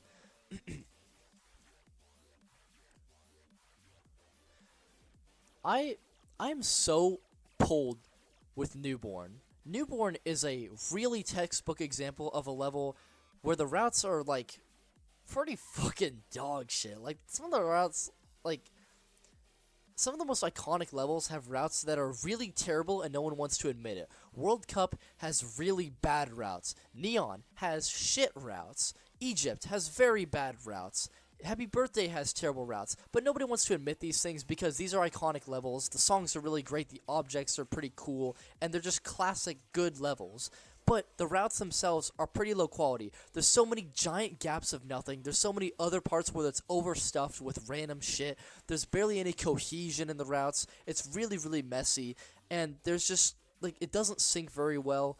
And Newborn is another example of this kind of dilemma, where the route quality is very, very bad. The glass detail is horrible. It's just, like, rows of glass. Like, he just spams horizontal glass like, genuinely, I can't think of a single other part where it's not either just no glass or it's horizontal spammed glass. There's no other glass detail variation at all. He uses psychedelic blocks in the most generic, boring way possible. Yeah, let's just, like, use them, you know, just whenever. Just use them whenever we feel like it. Otherwise, without psychedelic blocks, the block usage otherwise is just bad. Otherwise, you know, did I say otherwise already? Because I'm just trying to make exceptions for the little things about these routes that are good, but most of the routes are just very, very low quality. I don't like a lot of these routes.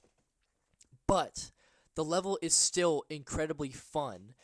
I think I've had this conversation very recently, but I think about this all the time. There's two types of things generally. If you look at the entire community, the community that generally plays the game doesn't really think about the critiques of levels. There's two things that people pay attention to. One of them is level quality. The other one is level obstacle coarseness. One group focuses on how the environment of the level looks, and the other group focuses on how enjoyable the level is disregarding the appearance and environment and immersiveness of the level. You can be, this is a spectrum, you can be something between these, but ultimately you'll find a lot of people on polar opposite sides. A lot of people will say that all that matters is that the level looks really, really aesthetically pleasing and that it feels like it's part of the environment, even if the routes are really boring and forgettable. There's other people who believe that the environment doesn't matter. It doesn't have to feel like it's part of the environment. All it has to do is feel like an obstacle course for you to overcome, something that's not genuine, something that feels artificially made, and that's all that matters in level quality. I find myself leaning slightly towards aesthetic immersiveness, but I still give a lot of credit to enjoyability as a whole. That's why I still believe that World Cup and Neon and Egypt are still really, really great levels, despite having pretty shit quality routes. And with Newborn, I find myself enjoying parts of this level a lot, because the sync is pretty great in a lot of the parts in this level, but the quality of the routes is so incredibly low. If this was based on enjoyability itself, I would put this in high A tier. If this is based on route quality, I would put this in low bad tier. So with all that being said, if I would put it either in high A tier or low bad tier, it only makes sense that Newborn goes in the it's okay tier, but I don't know where to put it. I did say that I generally enjoy the immersiveness more than the level enjoyability, which is why I'm going to believe that I'm going to put it somewhere in this lower half. But I think that Newborn arguably is still better than Nuclear Energy. So I'm going to put it directly in the middle. Directly in the goddamn middle.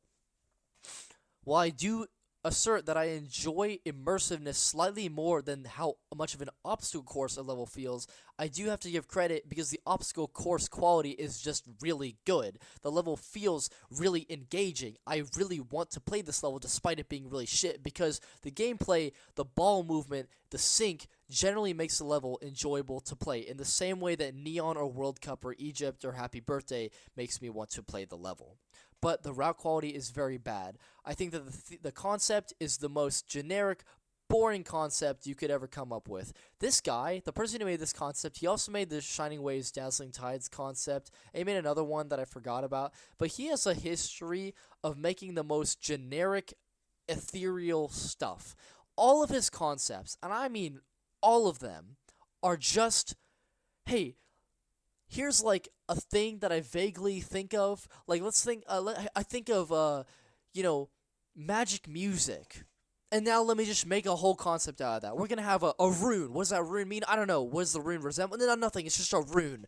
And then we're going to have an archway. The archway has a music disc on it. I think, maybe? Yeah, I don't just have an archway. A music disc on this little riser. But, let's make a music disc break. Like, it's kind of about music, but, like, it's really not. It's just, like, it's just random, ethereal, magical, runic castle bullshit with CDs thrown onto it. In the same way that Shining Waves, we'll get to that later, but the concept is very stale. This concept is incredibly stale. Pretty much all of the objects don't mean anything. They're just random, abstract nonsense that the router, the concept maker came up with and just didn't put anything more than a single neuron of thought into this concept. But I still think that the colors look okay.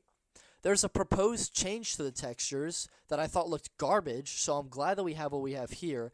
I also like that, coincidentally, the level Newborn comes after Revival and Nirvana, so, just the symbolism of, like, restarting and doing something new. So I like that. I like the placement of this level's release. But, yeah, the concept is very boring, and the environment is just terrible because it doesn't feel like an environment. It feels like an obstacle course that happens to have all these runic, random castle shit, but the routes are still incredibly enjoyable, which will put this directly in the middle of it's okay, and between the top of it's good and the bottom of it's bad. So I think that it sits comfortably right around here. I forgot to loop Newborn.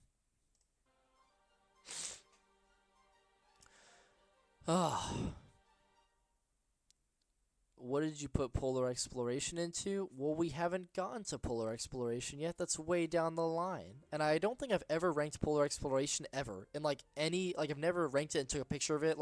I've never talked about my personal opinions about polar exploration before this point, actually. So I think Newborn is, most people would put it in A tier.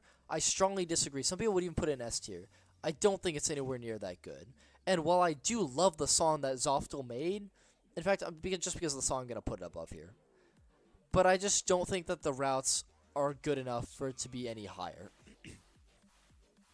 But Zoftel's song, it's only iconic because it's in Rolling Sky. We know this song because it's one of the few songs that Zoftel has contributed to. But overall, I think that if this song was released along with all of his other songs, most people wouldn't even notice it. Like, I love this song, but it's only because I have such a connection with the song through the game. I don't think that I would notice the song if it was elsewhere, mixed in with all of his other songs, because he does use the same style in this song as he does in dozens and dozens of his other songs. But it still doesn't stop the song in a vacuum from being really, really good. So I will put this above Observatory, absolutely. Okay, Old Sugarfall. Is there even a recording of this, or did I just forget to even like make sure? Sugarfall origin. Oh, hold up. Sugarfall Rolling Sky beta. Can someone if just to be sure, can someone grab that? Cancel a demo. Yeah. Okay. And Scotsman, you're amazing. You just know shit, bro. You just know stuff. I won't even have you on silent because I don't go on this PC. So the current version is both. These are made by WalkerTurkey. These are the final versions that you see. So I'm not even going to bother showing that. I'm just going to show this one so people don't get confused. I'll just put it a little bit more towards the center of the screen. So yeah, just focus on this one. We're also going to up the volume a little bit back to 34.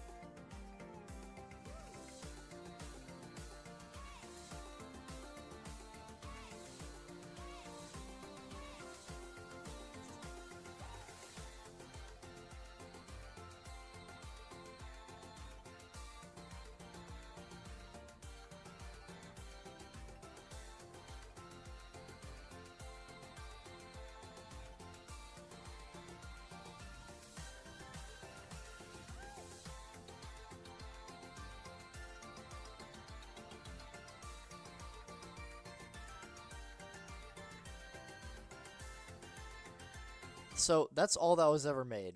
I believe that he made a little bit more, and I know that Quidian's going to continue making this level, but essentially the level ends right there.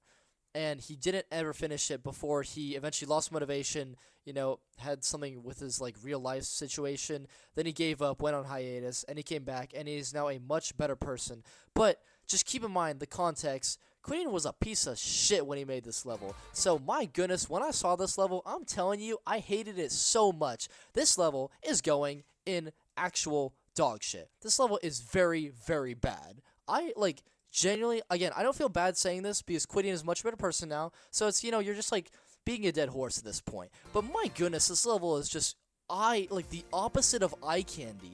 This level is just so boring, and the object usage is terrible. By the way, I didn't mention this until now, but you know how I talked about that Fruity Paradise, the original version, only had one pointing direction for objects. You only had a left lemon, you only had a left berry where the top half gets cut off.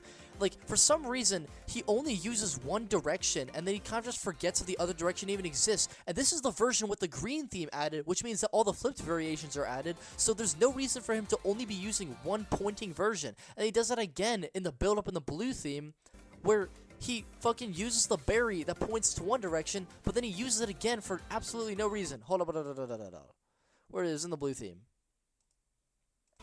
Look, so he uses the blueberry pointing this way, so you'd think that you'd use it pointing the other way, but then he uses it again pointing this way. I was like, motherfucker, how'd this happen?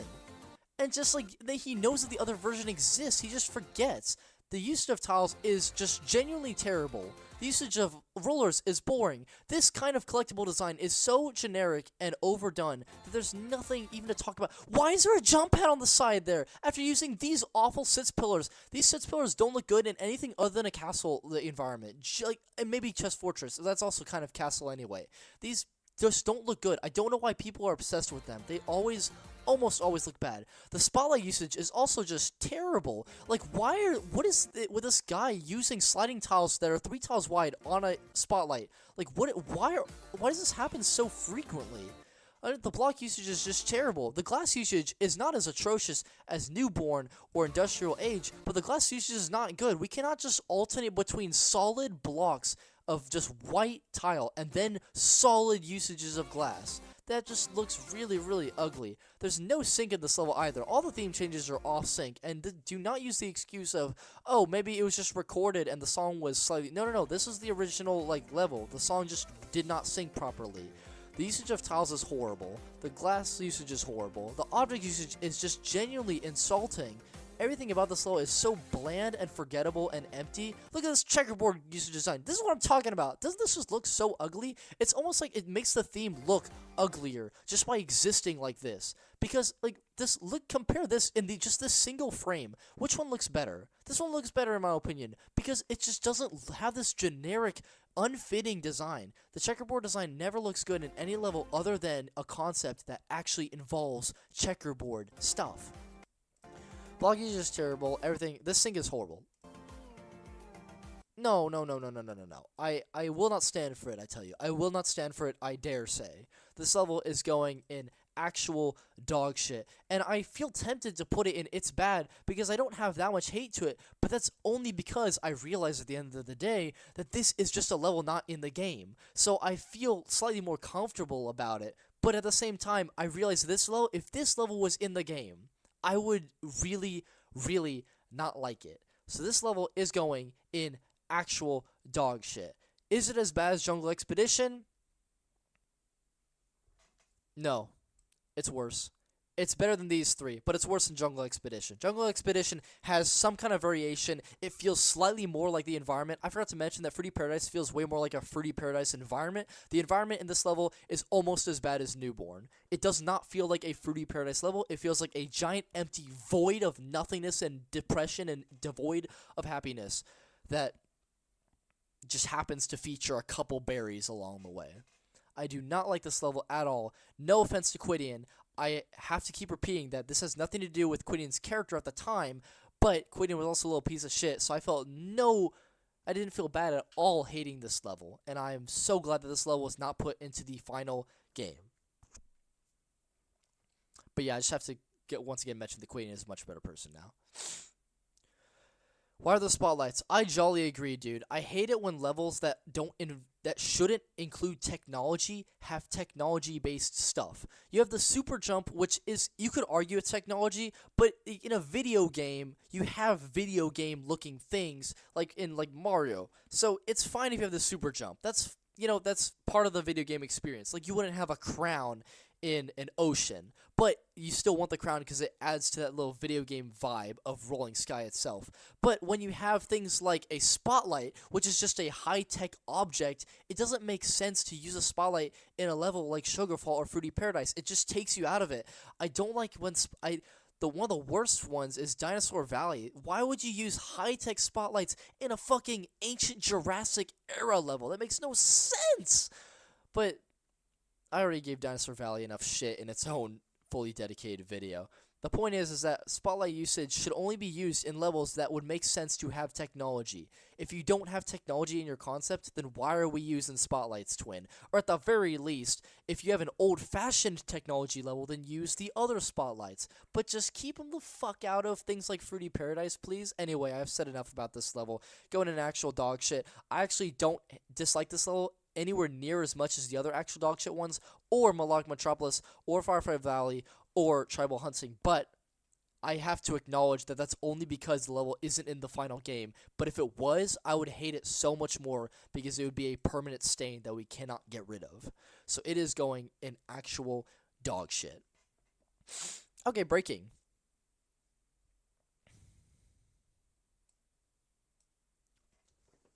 Most people would not expect this because breaking is one of the most forgettable levels in the community. I don't know why it's forgotten because I think it's really good, and this is coming from someone who really does not like HDB, or other known as Y3G. Y3G is the most glazing minimax little bitchy boy of all time. Y3G is the most snarky, behind your back type person of all time. He'll pretend to be your best friend, and then he will go behind you and try and report you to Minimax like he's fucking John Wick. This guy thinks he's the main character, and I don't like him personality-wise at all. However, he made a really good level. He made a good ass level. I know that Jet9 helped him. I know that Jet9 made some stuff in the level. So, props to Jet9. Makes sense because he made an S tier level and my favorite level in co-creation thus far. But I'm sure that HDB contributed mostly to this level. So he did a really good job. I love the flip tile usage. I love the usage of different moving tiles. I love the way he used Nick Kingdom tiles is better than any other level in the game thus far. Hey, twin. I see you peeking through that little spot on the bed, so I just thought.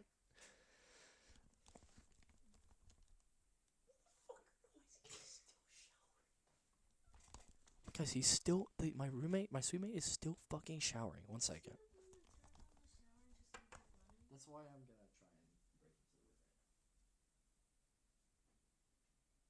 Oh, he's actually in the shower.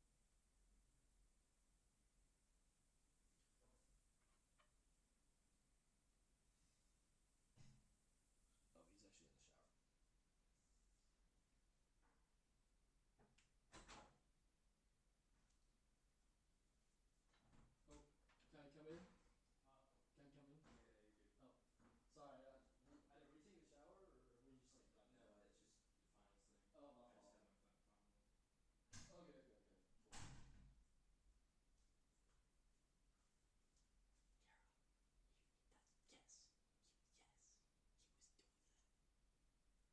Go in the bathroom, bro.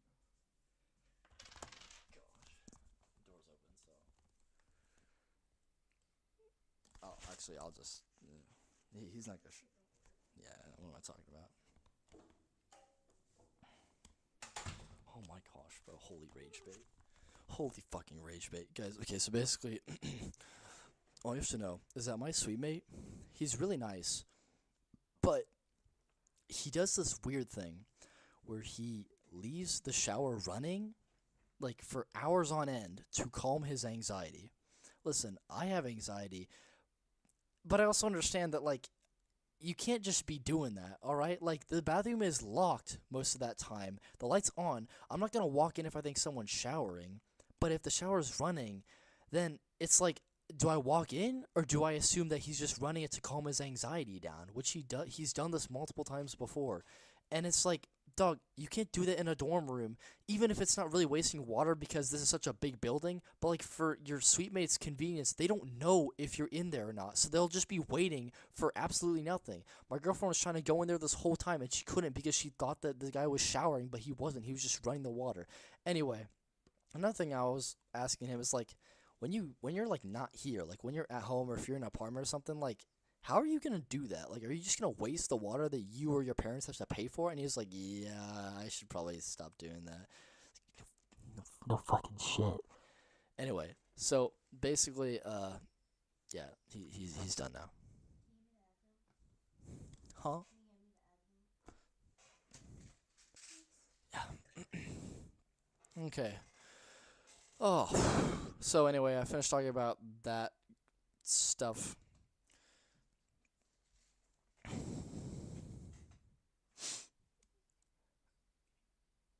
Yeah, listen, if I had to choose between having white noise in the background and not having white noise, I think I'd choose to have white noise, but the means to an end is just not justified in this case. So it's very, very strange. You know how I calm my anxiety? I don't.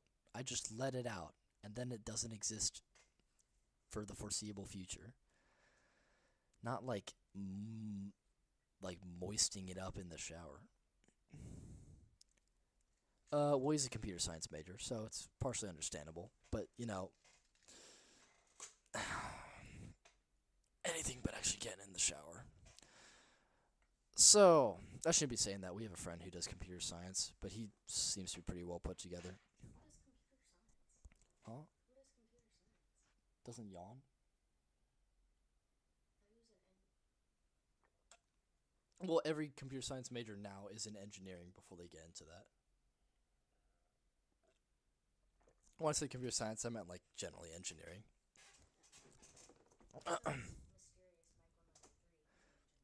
I was gonna mention Michael number 3, but then I was like, I don't think he even sees me as a friend anymore. I'm just like an associate. I'm a season 1 character. He's in season 5 by this point. We had a friend called Michael who we called him Michael 3, even though we had only one other Michael in the friend group, but we just called the other guy Michael 3 to piss him off and make him seem insignificant. So I guess no wonder he abandoned all of us. But I mean, he was a cool guy. He's a ladies' man. So, you know, we are too lesbian for him, I guess. You're too lesbian? Yeah, I'm too lesbian. Look at my haircut. I am too lesbian for him. Anyway, yeah, I think breaking is the door locked? Oh, okay. So anyway, going back to breaking is really, really good. Firstly, I think that the song is kind of generic. In fact, the song is really generic. It's F777 combined with Minimax. Like, of course, it's going to be really generic 90% of the time. Not surprised. But this is another example of the routes holding up the song. The routes have so much energy and character in them that it just drags the song up. Whereas I used to not like listening to the song. Now I like listening to it because the level is good and the level made the song feel way more energetic than it originally was. HUI finals for all class tomorrow. It's worth big grades. I'm feeling it's. I want to hear my favorite co-creation Cometbound. Oh, but I'm not gonna get to Cometbound in like over an hour. So just tell me if you're okay with being here for like. I'm just gonna like just throw it out there. I'm not gonna get to Cometbound in like an hour and a half to 2 hours. I just want to throw that out there right now. So it's gonna be 10 or 10:30 by that point, or maybe even 11. So just tell me right now if you're okay waiting that long. If you're not, then I suggest I'll just tell you if I think you should stay or not. So I think that the ending of Breaking Song is a lot better than the beginning. So there's that. The song is a lot more interesting, has a lot more stuff going on. So that's what brings it up too. But I think that the routes in general just bring it up more. This level is also the first level to introduce falling mystery boxes. The introduction of floating mystery boxes was kind of fucked up by Love E. Love E introduced them, but it was so off to the side and so random and so useless that like it was so like underwhelming, and most people don't even realize that Love E was the one who introduced in floating mystery boxes. In fact, most people don't even realize that floating mystery boxes exist because like they were in Love E, and then I genuinely can't remember a single other time that floating mystery boxes were used. I'm sure they were used at a different time, but like, oh, maybe they were used in Ginny, but yeah, pretty much nowhere.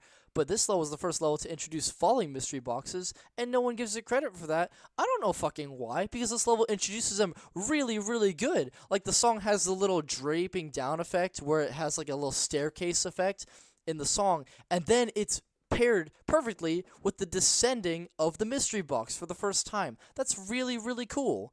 And, like, no one gives that enough credit. And then those mystery boxes, the falling ones, are used in a bunch of other examples later down the level, and they all look really good. Sorry, is there a thing you're waiting for me to do? Can I have your ID?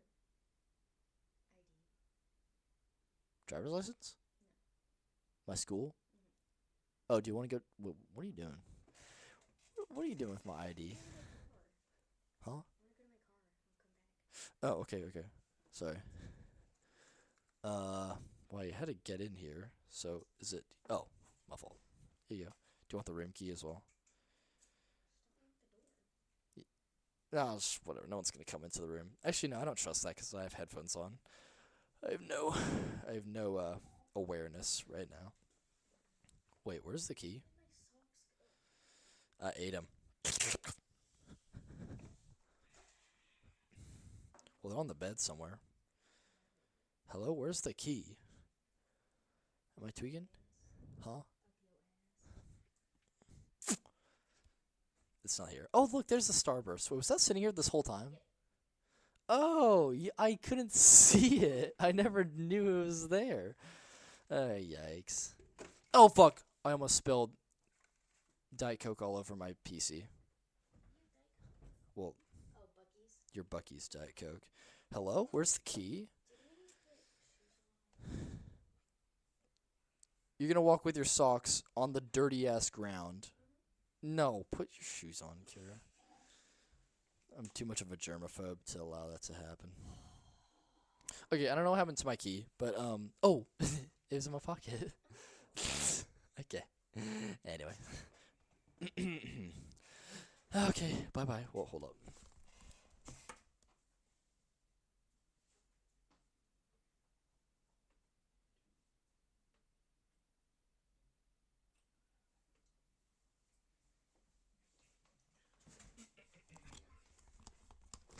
Okay.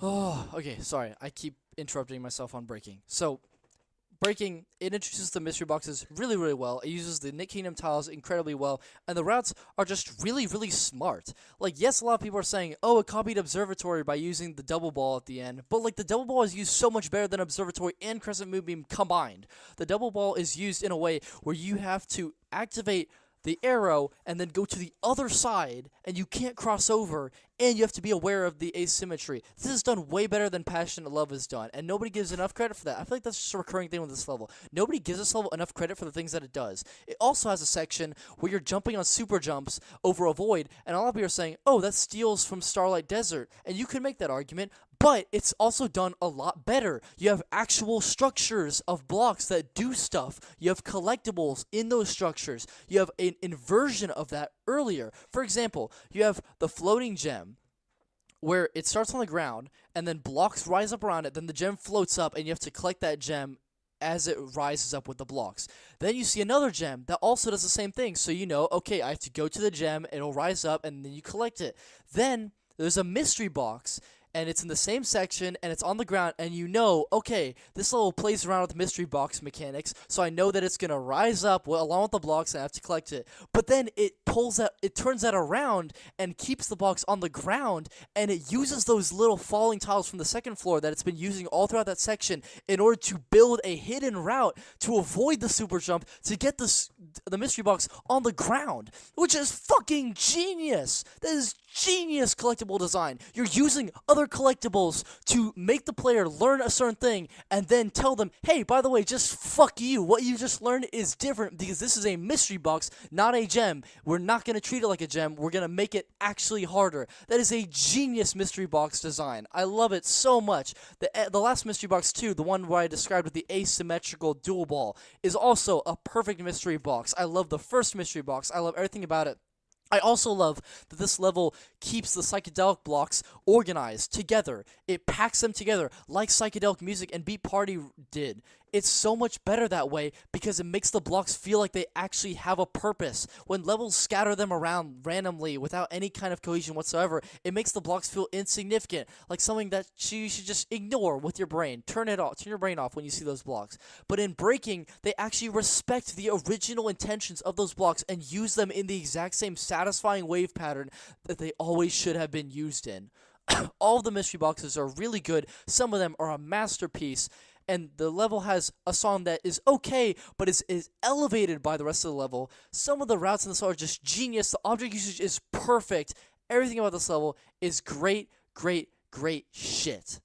Great shit. This level is amazing. Is it as good as Lab Confidential? No, it's not as iconic. The song isn't as good. The textures aren't as good. The concept isn't as solid. But this level is amazing. It is a great, great A-tier level.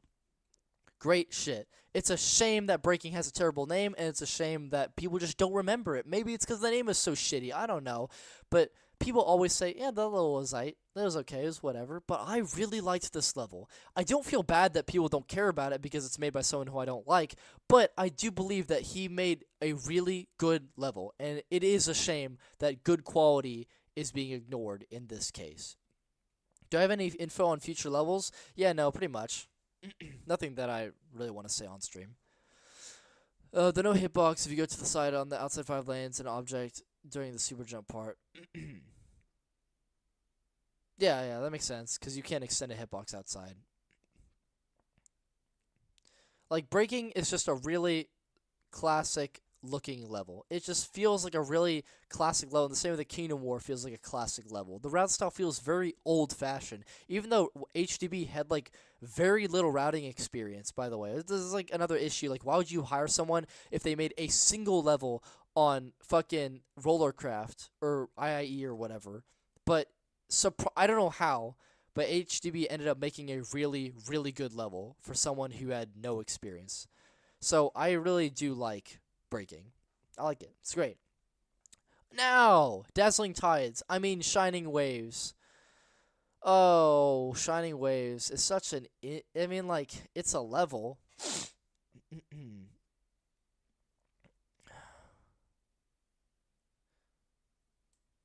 Yeah, I'm sorry. I just, like, this level just isn't it. There's something about this level that is so ugly looking. I'm talking specifically about the way in which they have the drops. The drops are weirdly repeating of each other. Like, they're kind of similar, but they're not. And I do kind of like references, but it just doesn't feel like a reference. It just feels like he ran out of things to do and decided to start copying stuff from earlier in the level, which just happened to be the first drop in comparison to the second drop.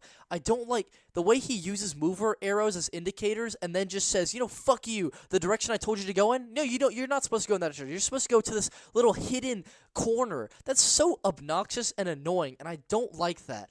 The only thing I like from those drops is how they have the crab obstacle. The Minimax, as they usually do in co-creation, only design an obstacle that faces one direction. The crab obstacle that goes the other way doesn't actually exist. It doesn't exist. They only have the crab obstacle with the arm on the right side points up and the arm on the left side points down. They don't have any other variation. But Shining Waves does a good job of making you think that it has both variations because it is really well mixed in with the psychedelic blocks. So I think that's really good. Fun fact, Trailblaze actually invented the flipped version. The flipped version didn't exist, but Trailblaze brought it into existence, which is pretty cool. Trailblaze also brought in the flipped version of the Mog Metropolis Vaporwave with that little Vaporwave gate that they really don't want to use. But, you know, it's cool as it is. So, there is no flipped variation. So I will admit that Shining Waves did a good job of that. I also think that Shining Waves' song just doesn't feel like a Rolling Sky song. It feels like elevator music. Elevator music is fine, but in Rolling Sky, it just doesn't have the energy required to make a level feel like something worth remembering. This level is such a forgettable level, and the music just feels very generic and, you know, it's like, hey, let's just mix elevator music, you know, calm, little bubbly music, and then put in dubstep, you know, just because we feel like it. Like, it just doesn't work. The drums are not good. The instruments are not good. The song has no motif. There's no, like, through line with the song. I don't like it at all. Sam Zhang, you did not cook with this one. I just have to be completely honest with you. And, of course, there's another part in the level, route-wise, that I really don't like, where it's after the first drop, and it's just the most repetitive shit. It's like you have that little tent obstacle, which, by the way, again, why is there a tent in this underwater level? I don't know, but we have a tent obstacle. It spams the tent obstacle constantly. It spams those pillars constantly, and then it introduces those little big waves, which are cool. They're really well animated, but then they're used fucking like twice, and then they're never used ever again. It's like, motherfucker! Anyway, so the object usage in this level is just frankly terrible. Like, genuinely, really, really bad. There's 3 archways. There's the lifting archway, there's the closing archway, and then there's the big archway. The big archway is used twice. The lifting archway is barely used, like, 1 time. The closing archway is used, like, 1 time. It is insulting. They have a thunderstorm object, which isn't even that good to begin with, but it's used, like, twice. And then every other object is just spammed throughout the entire level and in the most obnoxious way possible. The tent is used really awfully, and that just nicely segues along to how bad this concept is. This concept is so boring and uncreative. We already have a sea level. The clam stuff, we've seen that before. We've seen all of the sea stuff, so you can't have fish. So we already have a treasure chest from Phantom Thief already.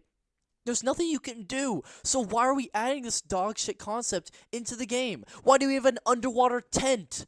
Why do we have these pillars of little white dots, bubbles on them? What the fuck does that even mean? I don't know. Does it look good? No, it's just a rectangular prism. That's one singular color. The clouds look really boring. They're like pixelated clouds that have no animation to them. Why? I don't know. The crab obstacle is really cool. I wish we had a flipped variation. Well, we don't. So then they're only regulated to these very specific sections which have really annoying mover arrow combinations. And overall, look, just thinking more about this level, I'm putting it even like below here. Actually, what am I talking about? It's just like so agitating the decisions made to make this all happen. And then the name is dog shit. Moving on to Sugarfall. Another thing I didn't talk about with regards to Sugarfall's song is that it's very not good. I would put Sugarfall's song in its dog shit. I think that Fruity Paradise's song is pretty great because the drum usage is really good, the bass usage is really good, there's a lot of melodic variation. This is the best song that League YB has ever made. And then League YB insisted, no, don't use a different song. Use my remake song. Use my remix of the original Fruity Paradise. This remix feels like the kind of song that you'd play in the background of an aquarium. It sounds really repetitive. It uses the exact same instruments from start to finish. It has no build-up, no drop, nothing. It just is the same energy the entire way through. It is the same exact melody. Nothing is creative about this song. The instruments sound garbage because they sound like they're played through an old speaker, but they're clearly not supposed to be like that because it's not old enough. It's just barely lower quality that you can just tell something wrong happened with the sound system that was not intentional. The melody is just a repeat. The song itself just sucks. It doesn't have any build-up or it has any variation whatsoever. The song fucking sucks. And that's also why this level is going dog shit. So as for the replaced Sugarfall level, the one that WalkerTurkey routed, I would put this level in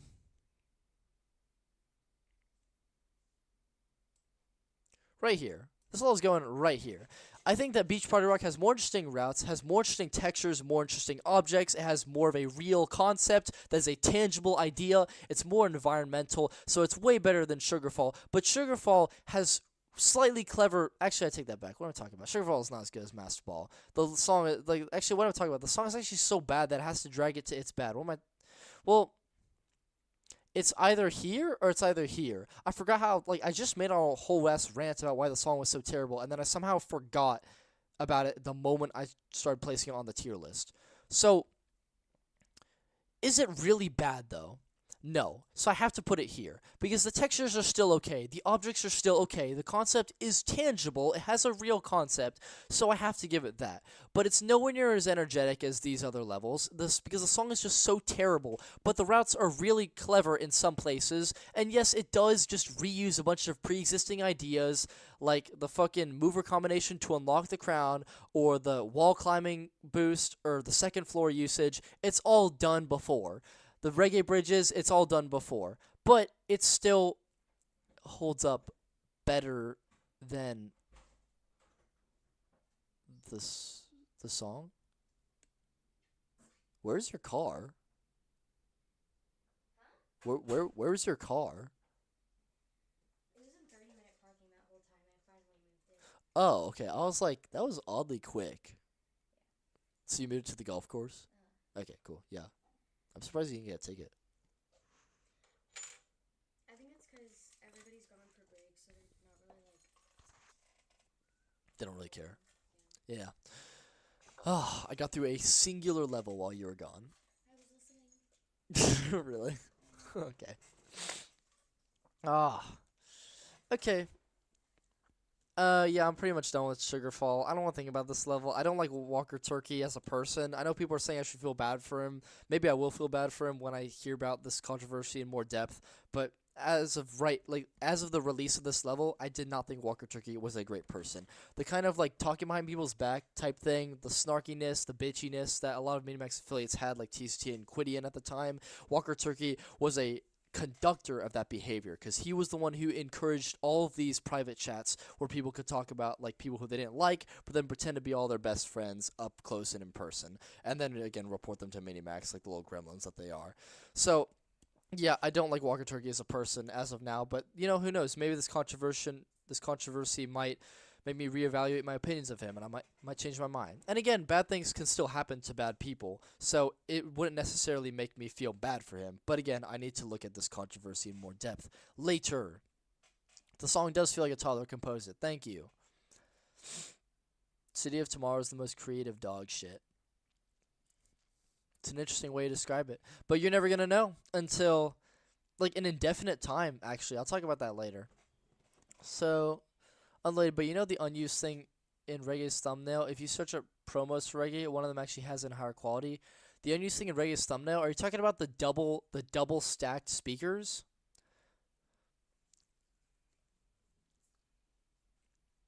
I'll let you answer that later. Fentar 4.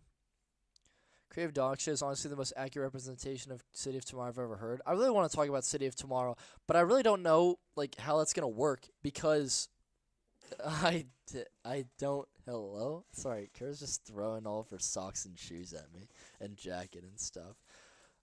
I I'll just talk about it later. God damn it. Okay, whatever. Sunshine Ocean. I had to really think about the name because these names are so intertwined and forgettable that I just don't even care anymore. Sunshine Ocean has slightly better tile usage, slightly better music, slightly better object usage. It's just whatever. Like, it's fine. The third crown is really, really annoying. I know it's not the worst thing in the world, but like the way the third crown is designed just makes me never want to play the level. And that's weird because the levels, I've never had a level this forgettable in a long time because I try and get that third crown and sometimes I succeed, sometimes I fail. But then it transitions to another theme and it keeps going and I always think, oh wait, I forgot the level just kept going after that point. Because that third crown feels like we're reaching the end of the level. But then the level just keeps it, pumping out more generic routes. And I'm just like, okay, let's just like wrap it the fuck up. Like, I just have no investment in this level at all. I also think that the background effects are cool, but they're kind of pointless. And I do like how they use bubbles. But again, there's just not much to make this level better than the original one. It's not bad. It's okay. But it's just so generic and boring, and I think I'm going to put it below Beach Party Rock and below Master Ball. Not as bad as Heartbreak, because Heartbreak just has really bland routes sometimes, and it just doesn't feel like there's much to go on with the concept. But yeah, this is where Sunshine Ocean is going. Nothing. You're so awkward when I stand there. Yeah, because I always expect that you want me to do something. So I don't want to be the kind of guy who's like, listen, Cara, I'd love to help you. I'm on stream right now, so deal with it yourself. I don't want to be that kind of person. So I just want to be as attentive as I possibly can. Are you like the hanging Loona? Mhm. I forgot that I had that. A lot of people think that she's bent over in a porn position.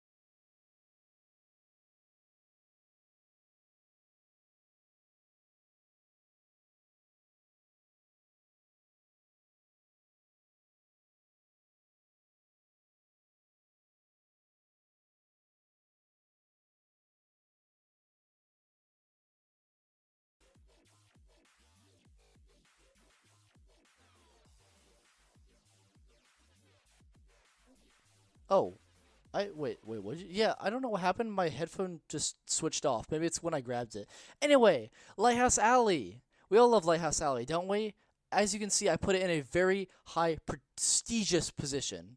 And yeah. Lighthouse Alley, Rolling Sky. So Lighthouse Alley just excels in a lot of departments, specifically the dog shit department. I can't emphasize how disappointing of a level this level is, on top of being just plain bad. Firstly, we have to talk about the fact that this level was routed by someone who pays other people to dox others' accounts whenever they criticize him. Firstly, we have to talk about the morality of that, and that, yeah, you're a bitchy, shitty, evil person if you do that. Secondly, it's embarrassing that Mukong, which is the guy who does this, doesn't even have the ability or the skill to hack people himself. He just pays other people to do it. How incompetent and lazy do you have to be to have the kind of willpower to want to fuck people up in real life over online disputes, but then also not actually have the commitment to learn how to do it yourself? What a little bitchy bitch boy Mukong is. Fuck Mukong. Mukong is also known as Tyloo, Tyloo, and his other name is Mookong. Both of them sound really fucking stupid just as much as he does. We all fucking hate Mukong. Me and all my homies wish Mukong was kicked out of the game, but of course Minimax will not kick him out because they like him for whatever reason. You know, again, guys, just keep in mind, I need you to just, like, remember for a second. I'm an evil person, okay? Like, Minimax had to remove my level from the game.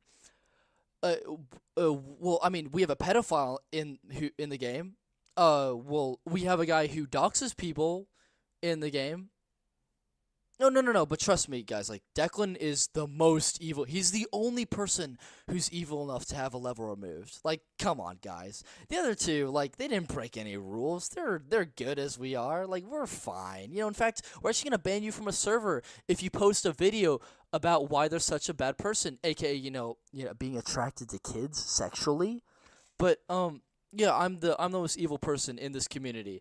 Anyway, fuck Tyloo. Tyloo should be in prison. He's an evil, evil person. He's probably the most morally bankrupt person in the entire Rolling Sky community, and I hope he burns in hell. Anyway, if you remove all of that personality from the making of this level is still somehow dog shit. The routes in this level are so basic and boring and terrible. This level has the most random usage of Bluetooth movers and appearing and disappearing jump pads, and just everything about this level is so bland and generic and forgettable. He just spams different tiles that mean nothing. He uses reggae bridges one time, and they have no purpose, and they're stuck together, so they don't even look good. They look broken, and they never get used again. All the tiles appear like one time, and then never again. All the objects are used horribly. In fact, Mukong was told he had to use all the objects, so what did he do with all the sliding tile variations? He didn't use them a single time throughout the entire level, and then he finally used the sliding tile lampposts at the very end because he had nothing better to do with them.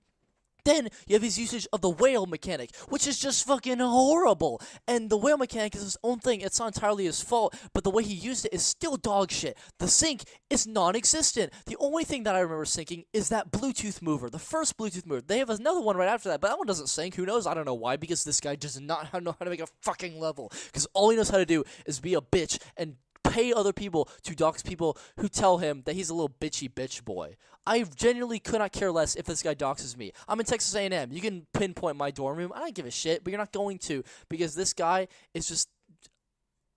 I hate Mukong. Like, genuinely, I find myself having more beef with other people, but Mukong is objectively the most morally fucked in the head person in this entire community. Like, we need to just get rid of him entirely. And his level just sucks. I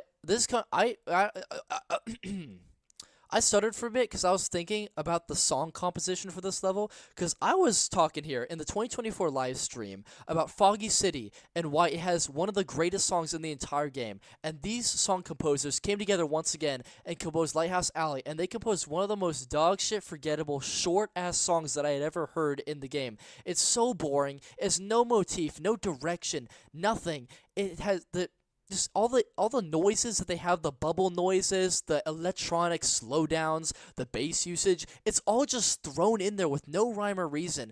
Foggy City is a level that has like 10 different genres of music, and it feels more cohesive than this level, which is only like a minute and a half long.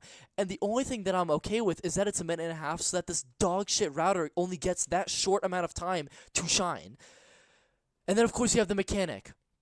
I was watching the production of this level, as you know, in this other video that I posted where I specifically talked about this mechanic and my thoughts on the level. But the mechanic was actually really cool. You touch a power-up, the whale goes into the ocean, then it switches onto a third alternate theme where you see the whale in the background, and then the whale gives you the gem at the end. That's so cool and wholesome. I wish it was a crown, but you know, it's really, really unique and clever. What did the devs do? They made the mechanic. They made the power-up, they made the whale go into the water, they made the whale come out of the water, they had the gem model attached to the whale, they had the power-up code ready to go. And what did they do right before the level came out? Oh, no, let's just stop right there. And how about we just delete the entire mechanic?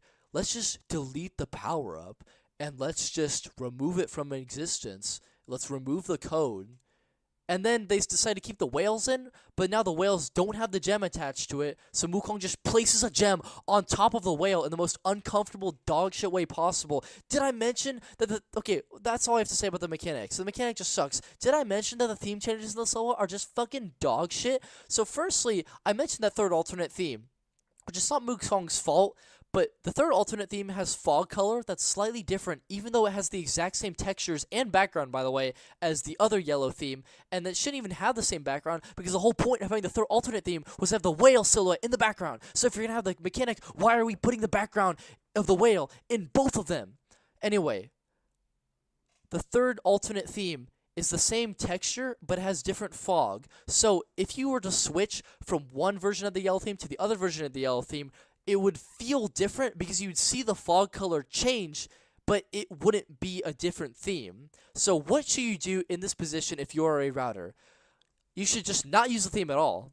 But if the developers force you to, at least don't, flip the theme back to back where you have both versions of the theme with different fog colors together. What did Wukong do? Well, being the dumbass little bitchy boy that he was, he put the two themes back to back together because this guy doesn't know how to make a fucking level. So, you see a giant fog color switch at some random point in the end. Why? I don't know why. So, that just looks dog shit. And then he switches the theme at the last row. The last row, he changes it from the yellow alternate theme back to the blue theme, which looks so dog shit and so stupid. It doesn't sync. It has no purpose doing that. He only did that because he wanted people to say, hey, that's a thing that no other level has done before. Therefore, that's more attention. He doesn't care if it's good or bad attention. He knows that people know that he's a bitch, so that's why he doxes them.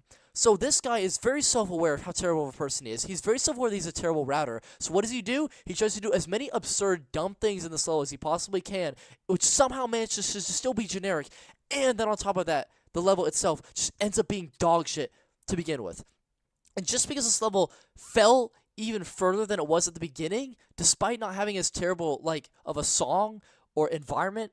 Actually, what am I talking about? The textures are so shit anyway. This level's going even lower. It's going right here.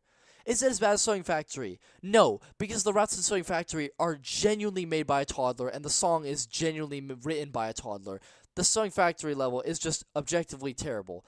But Lighthouse Alley is a very, very close second. This level is insulting to one of the highest degrees, both on a personal and impersonal level. I hate this level. I hate the level composer. I hate everything. I hate the concept. The concept is dog shit. The colors are terrible. The colors are genuinely, genuinely terrible. This is one of the few concepts where they actually listened to the textures in the original concept, which you're not supposed to do because most concept makers can't make good textures because they don't know what they're going to look like, and they end up looking really bad. This level is a perfect textbook example. The textures in this level look really bad. They're super flat. They're super toy looking like, which is, again, destroying the environment aspect that I care so much about. Then if you ignore the environment aspect, the routes are still dog shit. There's no sync. The song is forgettable. The level is short and boring. The mechanic is scrapped and abandoned and targeted and horrible. All the tiles are used horribly. All the objects are used horribly. This level is an insult to the game. It should be deleted. Wukong should be kicked out of the community entirely. He should be put in prison by the CCP. Wukong is just a disease on this community. Anyway, time for Old Polar Exploration. Because most people don't watch my videos frequently, which I don't expect you to because, yeah, we're going to watch Polar Exploration 1.0 right now. So I'm just going to do a bit of shameless self-promotion so I can search on my own YouTube channel and grab it this way. No sleep because I did this in the middle of exams. In fact, like, Cara was actively telling me, like, Declan, can you, like, get to studying now? And I was busy watching Reels, and then the moment I stopped watching Reels, I started editing this video together. So, great use of my time management. This is before my chemistry exam, too, which I got 60 on, which, again, is horrible, but it somehow didn't change my grade, so it's not the worst thing in the world. I hope it was curved. It probably wasn't, because my shitty-ass Professor A never curved my exams. So, a lot out of the way, let's watch some Polar Exploration. Let's up the decibels to 30. Okay, I won't talk that much.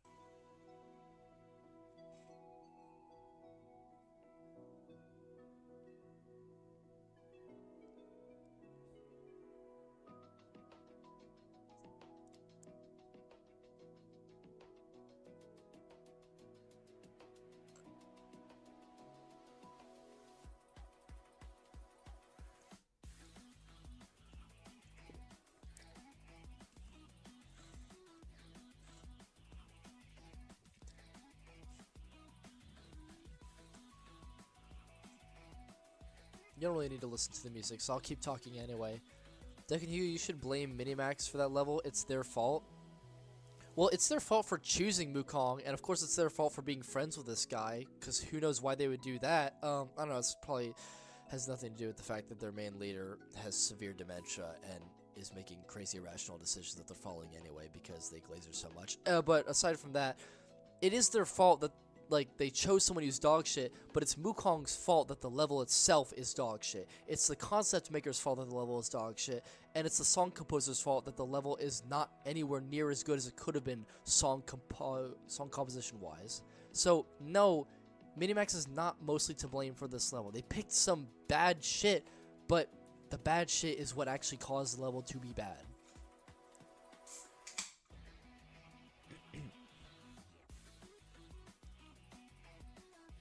If I said that Furnace's song was aight in the first live stream, that's because, like, I still think to this day, personally, I do like the build-up, and I do like the drop, and I think that it's actually cool, but I just have to try and be objective, because I know that everyone else solidly disagrees with me unanimously on this thing, where they say that the drop and everything about the song is terrible, so I'm just gonna come with the assumption that, like, I just have some kind of weird personal connection with that kind of genre of music, so I'm gonna try and be more objective and say that the song is not good. And stepping back and thinking about it, I really do think that the song isn't actually that good.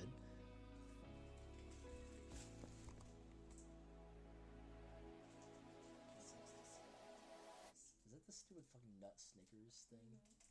So, hope you'll pull up for Co-Creation Season 2 live striking next week. Live striking? Live striking. If you ever feel useless, like your life has no purpose, and you don't know what to do with it, just know that this super jump has no purpose. Anyway. I love how I can just click on my own stream as I'm watching, but I'm not going to do that because that would probably, like, poke a hole in the space-time continuum. So we're going to keep playing Lighthouse Alley on loop. I think that the song has some qualities to it, but it just could never save this level from being the way it is. So, with that in mind...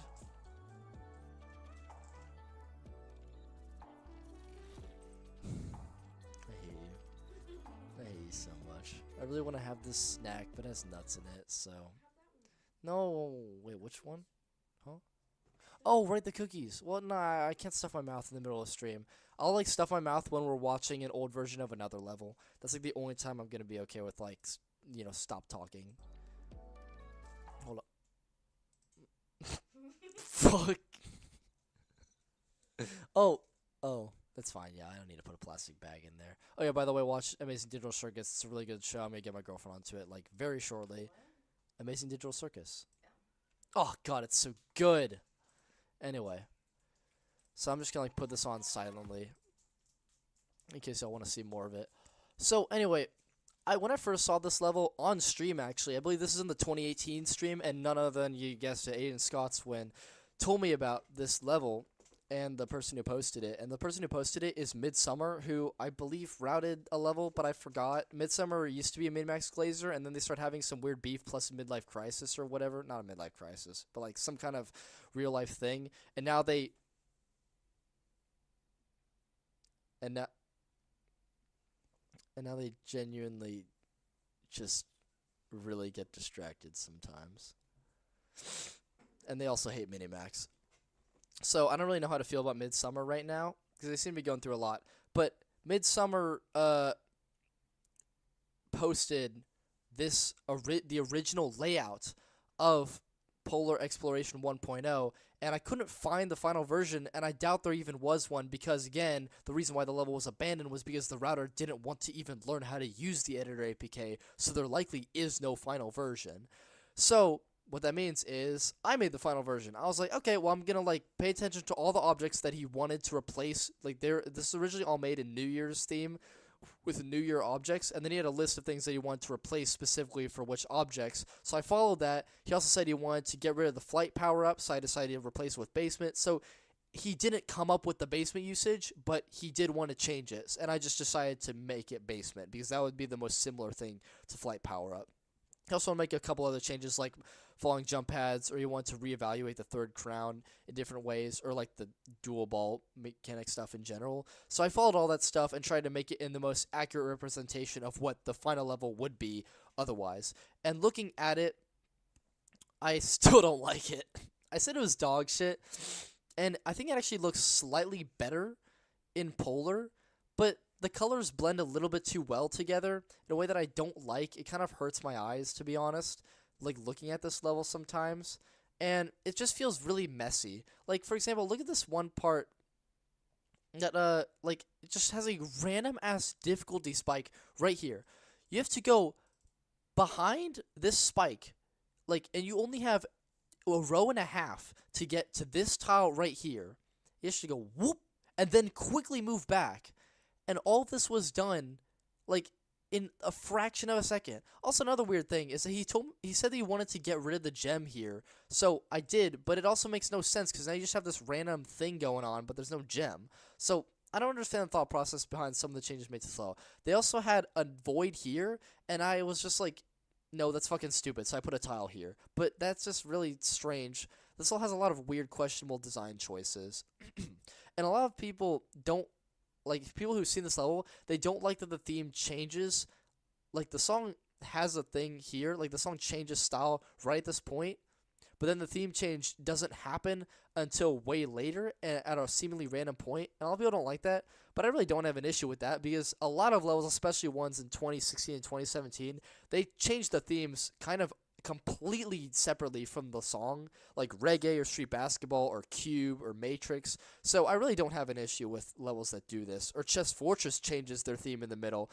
I wish that more levels did that today, actually. So I actually kind of like this level did that. But, of course, never actually got added to the game, so can't even count it.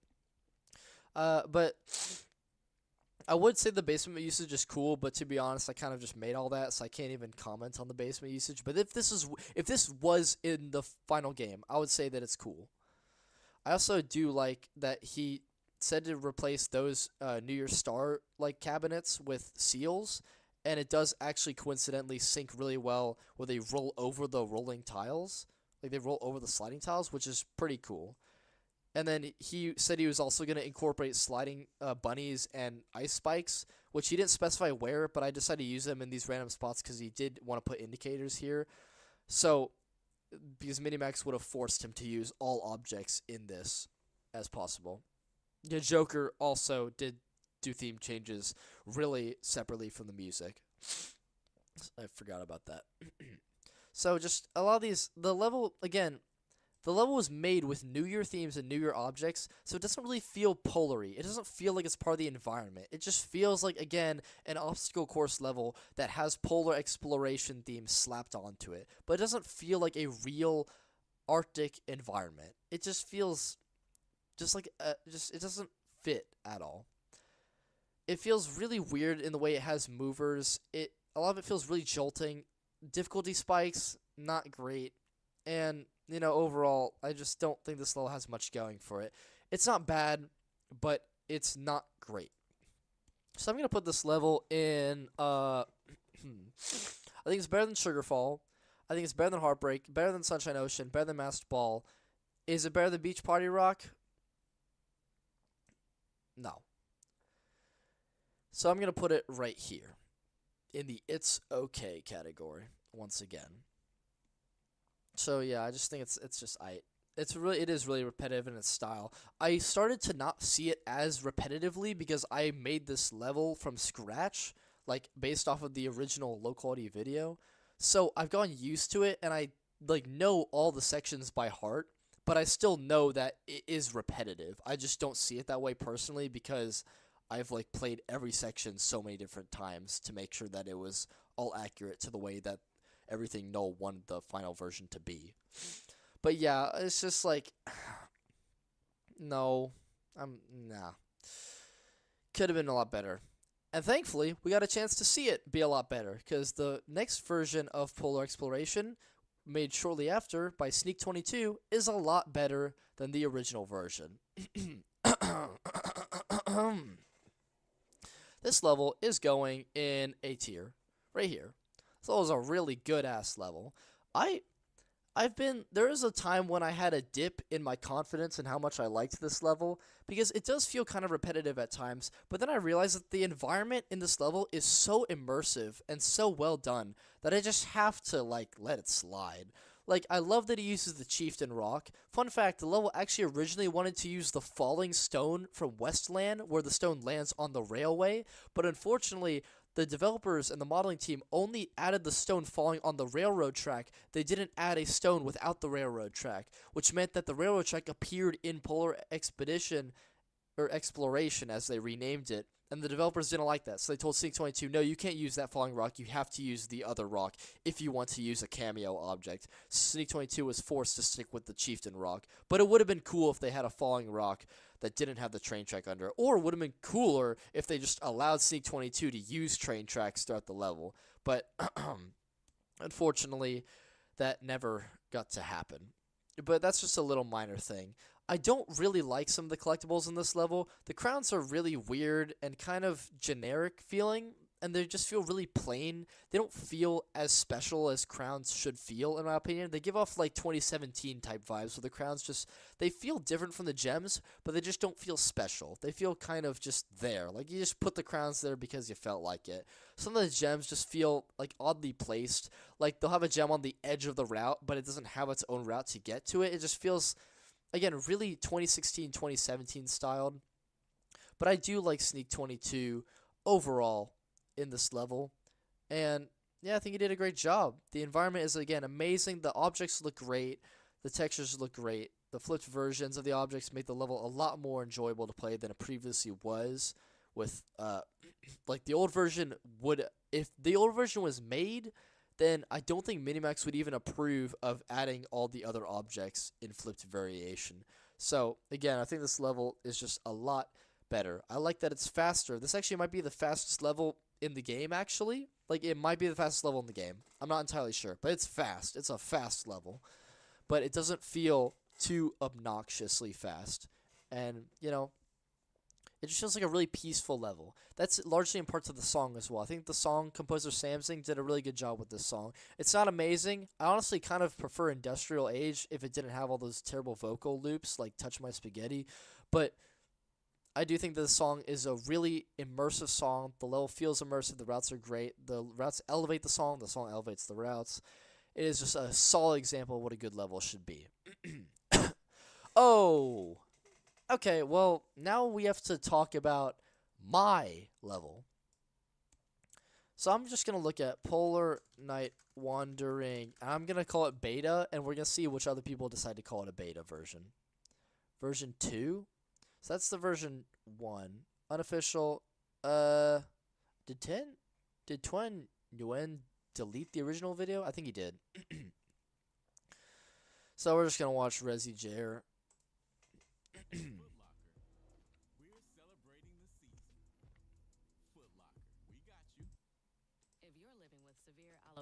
So as you know, like, I don't need to go through much about the production of Polar Night Wandering, because, like, I have a whole ass video on it, but you can watch it if you want.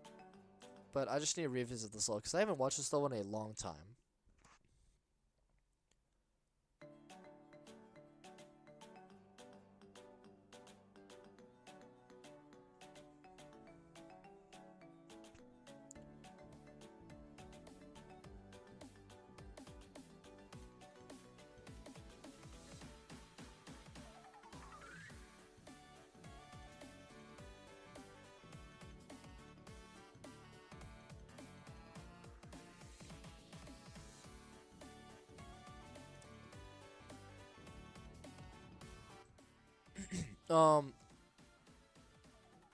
I'm gonna do a 2025 ranking live stream like sometime around New Year. So either before New Year or after New Year. I don't know. But it'll be close. It'll be over the break, obviously. I just kind of remember that after the stream is over, I need to disassemble my whole ass PC and then reassemble it at home. That'll be fun.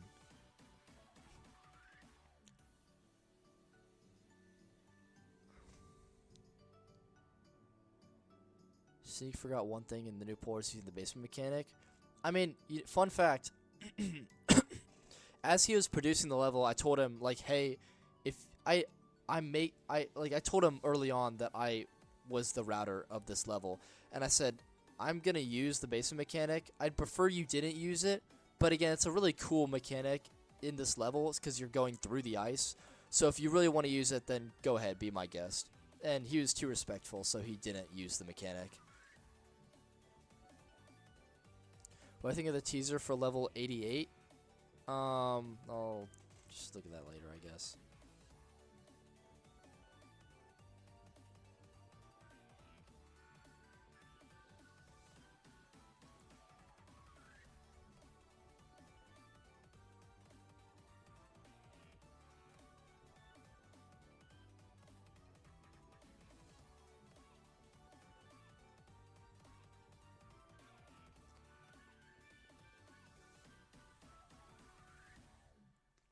Okay, I don't know what teaser you're talking about specifically. So, can someone like be more specific? Like, which level is this? I don't even know. Anyway, so looking at this level, it's really hard to like give an objective view because like every second of this level, I went over it so many times and I thought this is the way I want it to look. I want it to be as much of my personality as possible. I want it to be as much of my style as possible. And I genuinely reached a point where I didn't want to change anything. Of course, Kevin made me change a bunch of things, but beyond, in the freedom that I had, I didn't want to change any of it. And I want to think that I did a great job with this level, but of course, a lot of people, especially in the Chinese community, hated this level. And I can't even make the argument that they hated it because they hate me, because they hated it before I even revealed myself. So I have to give them credit in being more honest about their like opinions of levels, and that's why I actually value their opinion in this case. Because like I don't know. I personally love like what I did with this level, but I acknowledge that a lot of people hate it, and it makes me just feel really split between how I should like rank this in an you know, in an objective way. So, you know what I'm actually going to do is I'm just going to like wait for chat to tell me where to put it. I know that chat is like slightly biased because if you're watching my streams and you're watching me talk about levels, you probably like me and you probably like my opinions, so you're probably going to like my level, but be completely honest and just like give me your opinions of where I should put this level. Like and I'm probably just going to put it there. I'm probably going to put it a bit lower than wherever you say I should put it because I know that so many people hate it, and they probably have valid reason to if they hated it without knowing that I was the one who made it. Someone said top of great. Okay, so if everyone agreed on that, then we would put it in the top of okay. Do I think this level is a masterpiece? No. Absolutely not. Even if I saw someone else make this, I would not refer to it as a masterpiece. But I did really try my best to make this level in the way that I could. And another thing that I feel really proud of to mention is the Arctic base theme. Because the reason I know how I made the point earlier about how I don't like it when environments that shouldn't have high tech use spotlights. But firstly, we have humans in this environment, so we know that technology exists in this world. But I also wanted to use the spotlights in this way so that it would be more apparent when I change to the Arctic base theme and it starts using the floodlights, which makes it look a lot more industrial, and it captures this whole industrial vibe. And that's why I'd only use the spinning hammers for this one section. And I also have to be proud of the fact that I used the drop down mechanic right here. And this other usage of a hitbox thing that no other level has ever done before, where if you push the hammer, it'll be delayed in where the hammer will swing first before you actually get there. So you can avoid the hitbox by pushing the mover forward and landing while the hammer has already moved past you. So I just like, and I think that I use the bridges a lot better than other levels have done, especially, you know, Sugarfall and Lighthouse Alley.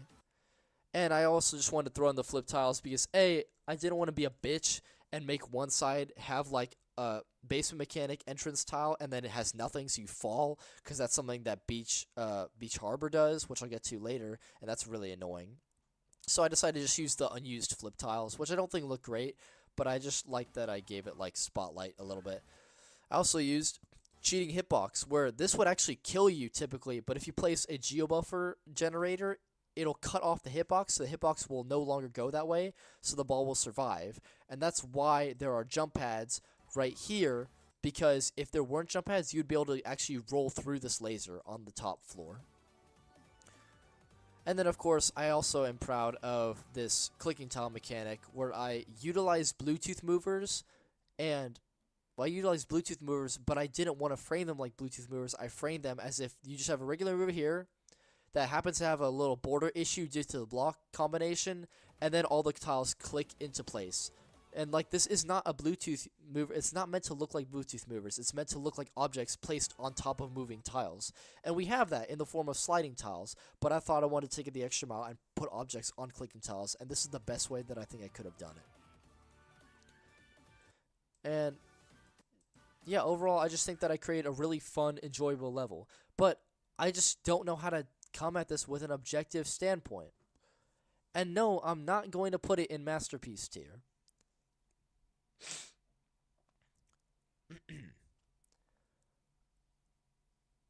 I was talking about the double speakers earlier. You can find the promo by searching Rolling Sky Reggae. Yeah. So, I was thinking about the double speakers. Are you going to add names for obstacles from Meow Meow Palace Ruins and Westlands? Yeah, I'll get to this eventually. I have the winter, so I'll do that. But I also want to focus, again, on the tile set, because I abandoned the tile set almost, you know, a year and a half ago, and I really want to get back to the tile set. The tile set was fun, and there's a huge issue with the tile set about, like, storage-wise that I have to, like, fix. But, yeah, I just, you know, Above Lab Confidential, I don't think, like y'all like me too much to have an objective opinion on this level. Put it in It's Great between Breaking and Nick Kingdom, because it's creative. Say it's around mid-high, okay. Fine. Okay, if I didn't know the person, and I didn't know the person, and I just saw someone make this, and it just coincidentally had a bunch of things that I would love to see in a level, I would put it like here, maybe even here, but I'm not gonna say that, because maybe if I'm not attached to the person emotionally, I'd put it somewhere here. But I know that a lot of people don't like it, and a lot of people don't like my style, so I just can't bring myself to put it in It's Great. I'd rather would be more comfortable putting it somewhere in It's Okay.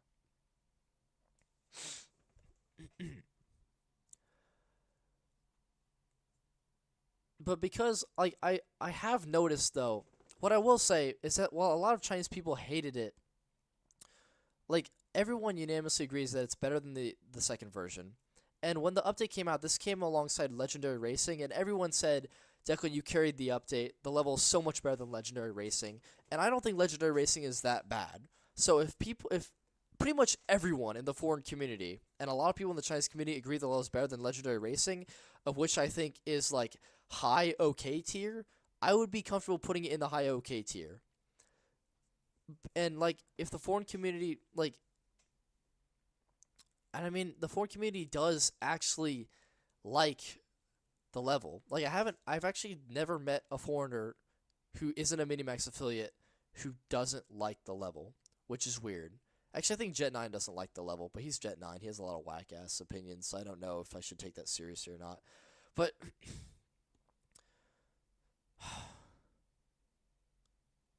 fine, I'll just put it in. I'll put it at the bottom of great. At the bottom of great, or at the top of it's okay, whatever. We'll just put it there.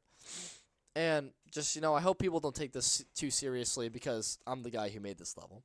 I just don't think that this level matters much in the grand scheme of things. I'm not going to put it above Biolab because I'm not going to put it above Biolab because that's just too biased, okay?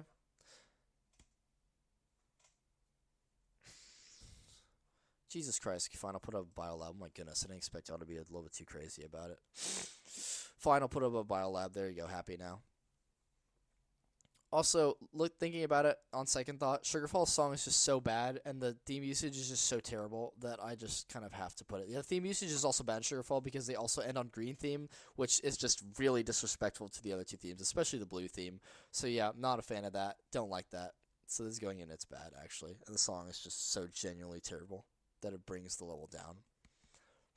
And again, the level also has one of the worst uses of Bluetooth mover. I forgot about that whole thing. Yeah, that's bad. That sucks.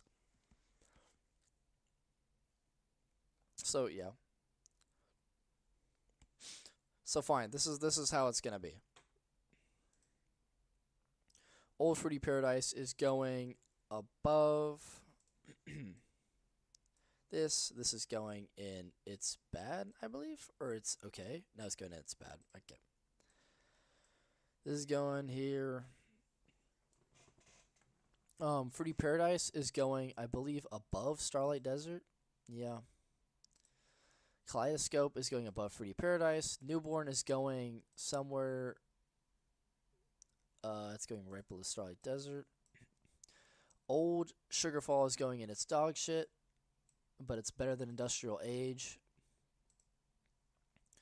Let me just make sure that. Okay. And then Breaking is going in A tier. Shining Waves is going in it's bad. Well, it was there, right? No, it's underneath. Yeah. What am I talking about? Should be underneath. Sunshine Ocean is going right above here. Lighthouse Alley is going in its dog shit. Very low dog shit. Old Polar Exploration is going here. And New Polar Exploration is going right below Breaking. Old Polar 1 is going here. Okay, so this is the current just Season 2 tier list ranking. So it's looking pretty good spread out. Okay, time for the new Polar Night Wandering. The one that replaced mine, made by Heeeere Whiffer, another foreigner. I firstly want to start off by saying that Heeeere Whiffer is a really sweet person. Heeeere Whiffer is really nice. Heeeere Whiffer was very humble about it. He said, listen, I don't want people to think that I enjoy replacing Declan Hugo. I don't want people to think that I'm better than him. He is a really humble person. He did not take advantage of my situation. Minimax just grabbed him because he was one of the routers that could potentially have a level, and then he just did his job, and he tried to pay some homage to my level. But again, as you all know, I've made this clear in this stream and many other streams before, it's really important in these ranking live streams to separate person from product. A lot of the times, there's a lot of bad people who make a lot of good product. And this is one of the cases, unfortunately, where I really, really have to put my foot down on this one and say that this level is dog shit. I'm really sorry. I'm really, really sorry to Heeeere Whiffer because I know that he's a really nice guy and I know that he really tried his best. But it doesn't change the fact that I think this level is just very bad. I'm so sorry. This is coming from the person who, I think Goblin Town is really dog shit, but I put it at the bottom of it's bad because it was their first level. They didn't have much options in terms of who could route it. They had a decent song. The objects were pretty decent. The textures were pretty decent. It's just that the routes were terrible. but they tried to make it look like a town, and they tried their best to make it be the reintroduction of the game. So it has all those things going for it. This level, yes, it was made with good intentions, but it doesn't have the same level of, like, earnesty that Goblin Town does. And I do have to just admit that Jungle Expedition, route-wise, is just better. It is just better than Polar Night Wandering. The song Jungle Expedition is just better than Polar Night Wandering. I didn't mention this, but the only reason I'm okay with Polar Night Wandering's song is because I had to listen to it literal hundreds of times. I had to listen to the song over and over and over again. Not just when I was building the original level, but in the 10 iterations that I had to do with Kevin to change this level over and over again according to Minimax's dumbass inconsistent rules. I had to listen to the song so much, so I got used to it. But really, I think that the song is bad. It has the same issues as Firefly Valley, where it uses the exact same instruments from start to finish, has no motif, it has no variation to any certain extent. I just don't think that it's really good of a song. But it's only because I've heard it so many times that I keep forgetting that I don't think it's a good song. But when I play this level, it reminds me just how bad the song is, because the energy in this level just does not match with the song. This level spams so much. This level spams like crazy, dude. And again, oh my god, we don't even need to like just let the level speak for itself. Like, it's so messy, dude. There's no cohesion. The theme change spam. Y'all all know how much I hate theme change spam. Like, it's the most uncreative thing imaginable. Just the flip tile usage and the slide tiles from New Year's Eve and the Chronos fractured tiles. Everything about this level is so painfully unreadable. There's so many fucking diagonal gaps in the floor. The falling jump pad usage is obnoxious. The collectibles are just genuinely really, really bad. Like, oh my god, like, the collectible is just easy. Like, it's easier than the original route, or the route is so messy and unreadable that you don't know which one is supposed to be harder. Like, for example, look at this one. Which one are you going to go to? Are you going to go to the side that has a little gap, and you have to make that tiny little, like, cut, and then you have to go around the spike anyway? Or are you going to go to the route that has the bigger opening gap, has a longer stretch to get ready, and then go around to get the gem?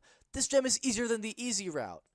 And then you have the crown, which just confuses the player. Firstly, because you have these weird-ass diagonals, which then are just flip tiles that flip to the inside, which is already confusing. Again, doesn't help this guy's case.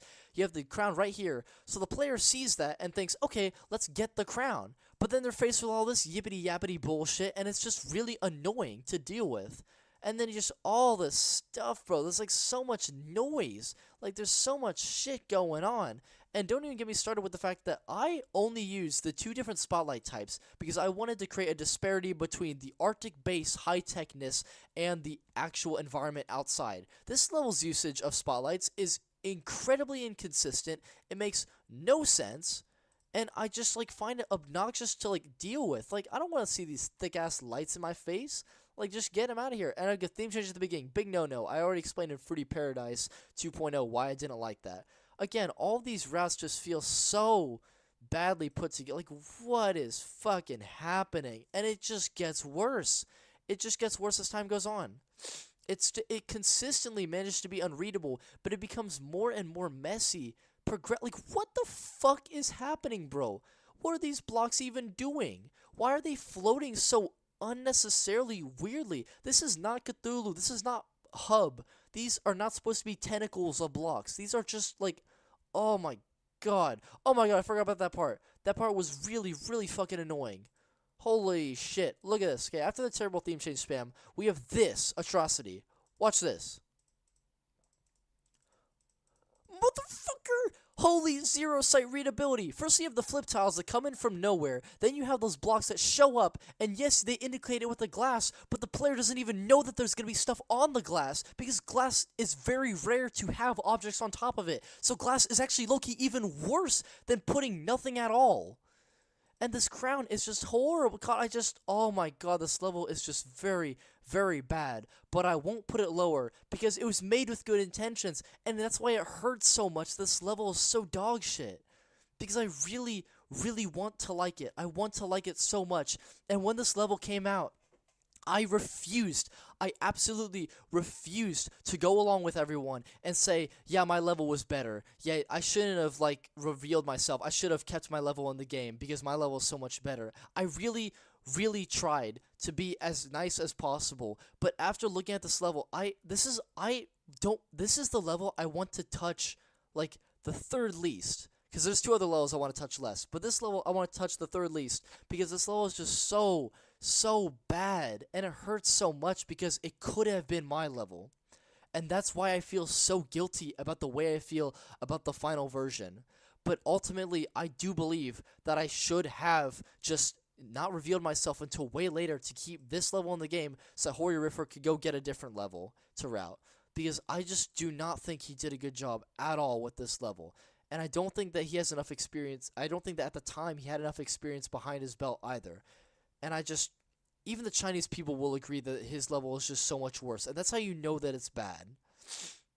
But wow, it's just so messy, dude. Like, just, oh my god, bro. Like, just, what is even happening, bro? He barely even used these as well. And the sync, of course, is just terrible. I mean, again, I mentioned that the theme change spam was atrocious, but it doesn't even sync properly both times, so it's insultingly bad. Holy shit, that's bad. The stompers don't sync either.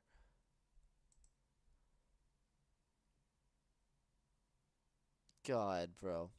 I'm sorry, dude. I feel so bad for wishing that my level was the final level in the game and wishing that this guy got a different level to route. But I really can't get past the fact that this level is just so bad. Like, it is just the honest, hard truth. And I think this is probably the least hot take that I'll ever have of this entire stream. Because I have not seen a single person like this second version more than my first version. My greatest enemies have come out to say that the second version is worse. Like, it just, yeah. It's crazy. If you hate Kevin, put it in the bottom. Again, I will put it above all the other ones because it had a lot more soul. He really tried. He tried his best. He tried to respect the community. He tried to respect me. I really respect him for that. But I don't think that what he actually produced was good at all. And I think that it's worse than Jungle Expedition, so I have to put it in dog shit. I'm very sorry.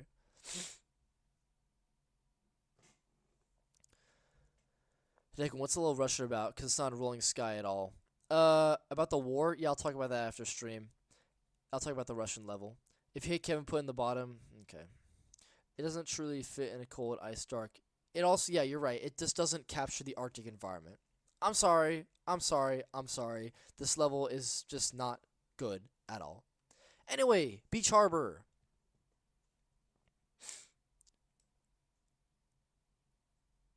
This level is fucking obnoxious, dude. Oh my god. I'm sorry for being so consistently negative for a decent long amount of time. But, like, this level just sucks. Like, I'm telling you, when I saw this level, I was like, oh, thank god, it's better than Lighthouse Alley. Oh my god, like, it actually, like, looks somewhat okay, pleasing to the eye. I saw it, and I just, I felt so much better that it was better than Lighthouse Alley. But then after looking at it more and more, I realized that it was really just the whiplash of it being better than Lighthouse that made me like it initially, and I just realized that it's bad. Like, Beach Harbor is bad. I'm sorry. I know that people like Beach Harbor. And again, I love the song, because I used the song in my offering of Sugarfall to Minimax. But the song in Beach Harbor is cut fucking terribly. Like, it's cut really bad. The song, the person who put the song together, they just splice the beginning with the ending, and then they just let it, like, fade out in the middle of the section of the song. That was horrible. That was genuinely disgusting. So that was awful. The theme change usage in this level is also very bad. I don't like the theme change usage in this level. Why are we ending it on blue theme? No, thank you. Another thing that this level is it's obnoxious. Did I mention that already? Because this level thinks that it's clever by deciding to take the basement mechanic entrance tile, the thing that cracks below you, and it's the same breaking wall as from Phantom Thief. But he uses it in a way where you just fall and die. And that's not clever. That's not fun. That's just fucking annoying. I don't want to have to keep avoiding all these tiles that slightly blend in with the ground just because you wanted to make something that wasn't just a void. I think it looks ugly, it looks annoying, and again, this level doesn't work with underground usage because the tiles are striped designs. Underground usage only works with levels that have simple glass, like this kind of glass right here. This glass that has no border detail whatsoever. The mechanic is designed for those levels. It does not work when you use the mechanic for levels that has glass that doesn't fit it, because then it doesn't look like glass in the mechanic. It breaks the illusion. That is not a good idea to be using glass in this level. And I know he only fucking used glass because I put it in Polar Night Wandering because no one else was willing to touch that mechanic until just now, all of a sudden, coincidentally, for no reason. That's some bullshit, and I do not think he did a good job with the underground mechanic. The Bluetooth mover is also really fucking annoying. It's the same issue as Sugarfall's Bluetooth mover, where you activate something, it activates something really, really far away. You have no idea what it could possibly do, but it does a thing. We don't know what it does, but just fuck you for even trying to put your brain into this level. Just turn off your brain. Just press a random arrow and hope some random bullshit happens to get you a crown. And then the crown itself isn't even well designed beyond the Bluetooth mover because it's so jolting and weird. The underground mechanic usage sucks. The second floor usage is genuinely insulting. The way he uses sliding tiles to converge with static tiles would be cool in theory if it wasn't already done a million times before, and it looks really garbage. The easy way is barely even an easy way, because what he'll do is he'll use a bridge that he'll force you onto, and then you press a jump pad, and then there's a giant open space that you clearly should be landing on, but then there's a gap that you just can't see, and you fall through it. What you actually have to do is you have to go behind the lighthouse to the other side that you can't see, especially on skinny devices with screens, and the easy way is just a second thought. He only thought about the collectibles and then built the easy way around it, and it's terrible. It's genuinely really bad. The mechanic usage is just as awful as it was in Lighthouse Alley. The third theme is, again, at least he didn't put it next to the yellow theme, so props to that. That's why it's not in dog shit. It's not the only reason, but it helps a lot. The object usage is better. It uses the sliding tile variations slightly better. The song is slightly better, but it's just not good. It's really annoying. It only cares about showing off a bunch of random gimmicky stuff that it thinks that no other levels have done, but it really has not been original in any sense other than using the breakable floor as an annoying little trap. And also, another thing that I have to mention about this is that this is completely unrelated to the level itself. When I was routing Polar Night Wandering, and I used the basement collapsing tile in a place where you would otherwise be flying over it on the first floor. But unfortunately, the basement collapsing tile has a hitbox that's tall, so if you jump over the collapsing floor, it'll actually just pull you underneath to the basement anyway, so it doesn't matter if you're jumping or flying or rolling on it, it'll pull you down. And that was a reason why I had to change some of the routes in Polar Night Wandering. Kevin saw that and he said, sorry, we're not going to change the mechanic to make it a hitbox on the ground, we just want you to change your route. And it was really annoying, and I ended up having to completely rework my usage of the basement mechanic collapsing tile. And then for Beach Harbor, the guy did the exact same thing, where he placed them knowing that you could still get pulled underneath when you're in midair. What did the developers do? They just followed along with him and changed the hitbox for him so that he could use those in that way. So he knew that he wasn't allowed to use that. He did it anyway, and because he was so lucky to be a good friend to the developers, they changed their rules from me when they started looking at his level. Then they decided to change the hitbox. So he knew he wasn't allowed to do a thing. He did it anyway. The developers glazed the shit out of him, and then now we have something that's genuinely just annoying and not clever, and it doesn't serve any purpose whatsoever in the grand scheme of the level. I don't like the song usage in the way it's cut up. I don't like the theme usage. I like the object distribution, but it's really cluttered and annoying. It's super gimmicky. It's designed only around the collectibles, and the easy way, which should be equally as thought out, is a second-hand thought where the easy way is mostly just more annoying than the regular way. The Bluetooth mover sucks. The collectibles suck. The second floor usage is embarrassingly bad, and so is the underground usage mechanic. Everything about this level is insulting, but the route isn't atrocious. It's not atrocious. It's way better than Lighthouse Alley. It's better than all these other levels, but it's not better than these because everything about this level is just really, really insulting to me. I'm sorry. It's not going any higher.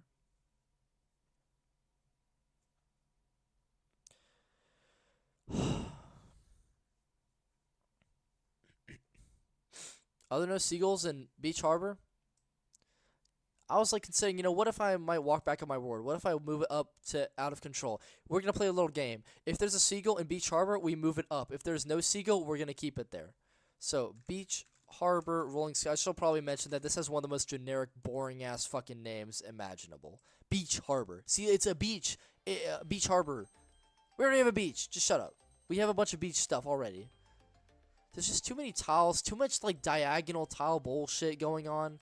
We have the bottles, at least. Lighthouse Alley didn't bother to use as much. Yeah, let's use these archways where you could just easily roll under. I mean, it is partially a fault of the modeling team and the concept design. But again, if that's a flaw with the object, then don't use that in the route. Don't trick a player into thinking they could go under there.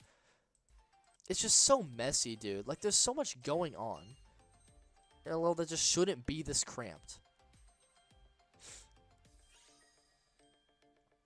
Again, this just doesn't, it breaks the illusion because we all know that the glass doesn't look like that. And he proves that 2 seconds later when he uses the striped design glass. Yikes. It's just so messy, dude. There's so many little diagonals. I can't believe I completely forgot, like, all of this diagonal usage. And it's very bad. Have I seen a seagull yet? Let me backtrack a little bit. Yeah, I haven't seen any seagulls, by the way. Thought I should throw that out there.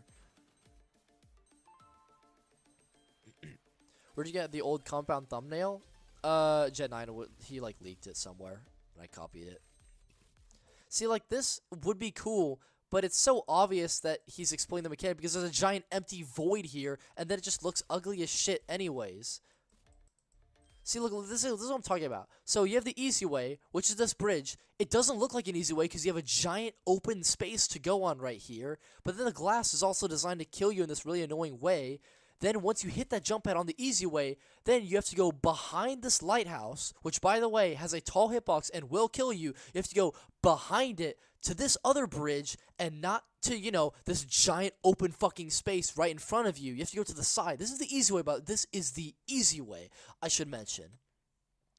And then you have this gem here. It's like just such bad design. And then, of course, if you go the easy way, you're forced to skip the crown, but you don't really have to skip the crown because you can just go on this little diagonal thing right here and then grab it this way. Like, it's hard to tell which way he even wants you to go. And, of course, again, you have this whole trick basement mechanic thing. Really annoying. It's not clever. It's just annoying.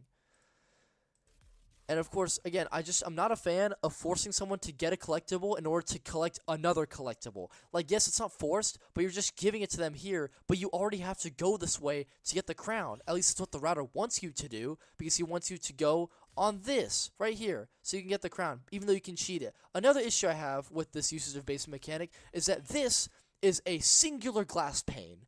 The illusion is that it is a singular glass pane, which is why you're allowed to see through it. But if you were to touch it, it should behave, like glass. That's what Enchanted Lamp intended for you to do. Because every time the basement is using an Enchanted Lamp, it never lets you touch the glass and survive.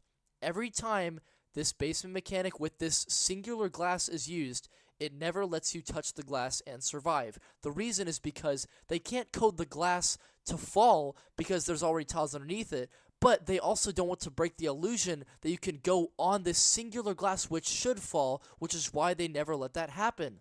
Beach Harbor takes all that, which was very obvious, and says, oh, no, just fuck you. So basically what we're going to do is we're going to actually have the player just land on the singular glass. It's not going to fall, and the player can go on the singular connective glass and then to this jump pad, which should not happen because the glass should fall. And it's just also embarrassing that, again, my issue with it being the simple glass design mixed with the striped glass design is no more apparent than it is right here. This doesn't look like glass anymore. It just looks like random, like, tinted shit because you already have the glass right here. It doesn't look good in this level, and the guy was so insistent to get attention that he decided to just spam it, and it definitely wasn't because I used it in my level. Another issue. He puts this mechanic next to the bridge. That's exploitative because you can go on the bridge with the invisible mechanic and then get the gem, which will cause the ball to be stuck at the size that it was when you escaped the portal. Of course, they changed this later because they realized, hey, we actually don't understand how all the mechanics of our own game work. So that's another yikes. Another thing, these diagonals on these movers are really annoying. Also, the sliding tile goes one more tile than you'd expect it to because the other sliding tile only went this far. So you'd think that they do the same thing with the other side, but no, it actually just says fuck you and makes you go all the way over to the side, because if you don't, it's going to kill you. This is what I mean by this is an annoying ass level. And then of course you have this. Like, what? This is just so annoying. 0 sight readability, a little diagonal. Do you want me to go on the diagonal? I don't know. You can go on this like part behind it. It's like the level just has no clear vision of what you actually want. What it wants you to do. Oh my god. Oh, it's just. Oh, sorry. It's like, do I even, like, you don't even need to be a Bluetooth hater like me to, like, understand why this is just so stupid. Like, this doesn't make any sense. Like, why do people defend this stuff? I'm, like, genuinely serious. Why do people defend this? What, huh? Like, why? Like, why is this a thing that people encourage in the game? Why do people like this? It doesn't look aesthetically pleasing. It doesn't make it look simpler. It just is annoying. And it looks ugly as shit. It doesn't sync either, so there's none of that. Plus, combined with this dog shit basement mechanic, too. And then, of course, once you get the crown, which already makes no sense, then you can just go on this ugly-ass combination of tiles and movers, which you can't even remember if it's a regular mover or an auto mover, because you've been hit by all this Bluetooth bullshit 2 milliseconds before. And then it decides, hey, I am not done pissing you off enough, so let me start spamming more tiles, and then let me start introducing this terrible collapsing thing mechanic. In fact, this is just going lower than Sunshine Ocean and Harmonic Streets because it's just pissing me off too much. In fact, it's actually going lower than this one too, because at least Midnight Movement has like good music, and it like syncs with stuff, and it actually has like style to the level. Oh my god, I don't know why I thought Beach Harbor was gonna go higher than this. Fuck Beach Harbor. Fuck it so much. I hate Beach Harbor so much more than I realized I did.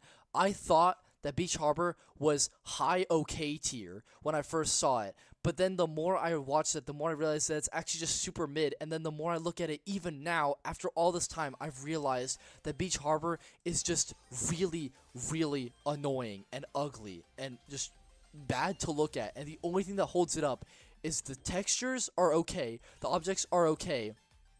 The only thing people remember this for is the way it uses its mechanics in an annoying way, in my opinion, but that's how people remember it nonetheless. It's super cluttered and messy, and the only thing that people really hold it up for is that it's better than Lighthouse Alley, and that's it. Besides that point, this level is just very, very not good. Is it atrocious? No, but these levels are all better than Beach Harbor. My goodness. My god.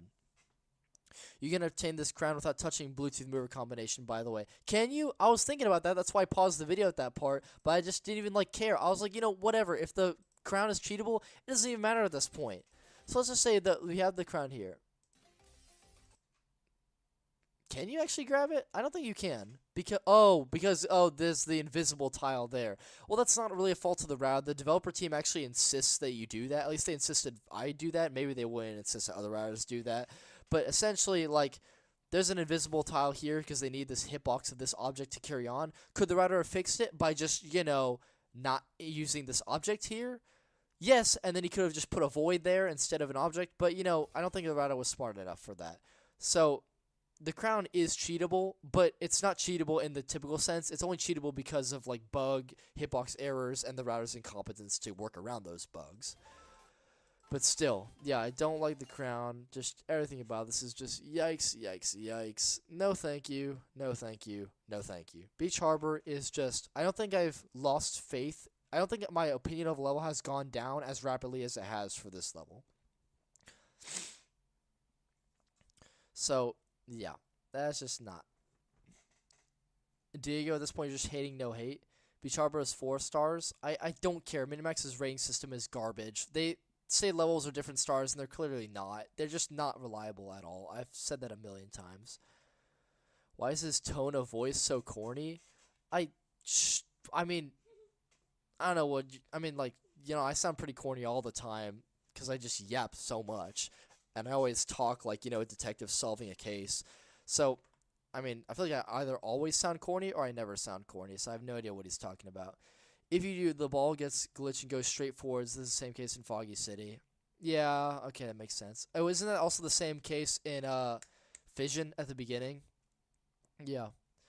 Hey Frogby, we are just ranking Beach Harbor. I don't like it at all. I would originally have put it maybe even in the bottom of it's great or somewhere in the higher half of it's okay, but after playing it over and over again since its release, I've realized that I actually just really don't like it, and I was just like blinded by the fact that it was so much better than Lighthouse Alley, so I thought it was better than it actually was. And I was also biased because I liked the original song without realizing that the cut song was just very bad. Toy Karst Cave OC is so bad the drug. Okay, well, we'll get Toy Karst Cave. I don't like how it's trying to stay faithful to the whole mechanic by using floating gems on top of the whale. Yeah, sure. I mean, you know, fine. Gets points for that. But otherwise, I mean, it just doesn't overall change my opinion of the level to any certain extent. Because, God, this level is just really annoying. And it's also really short. It's not the fault of the router, but it is contributing to the level. Okay. Twilight Karst Cave.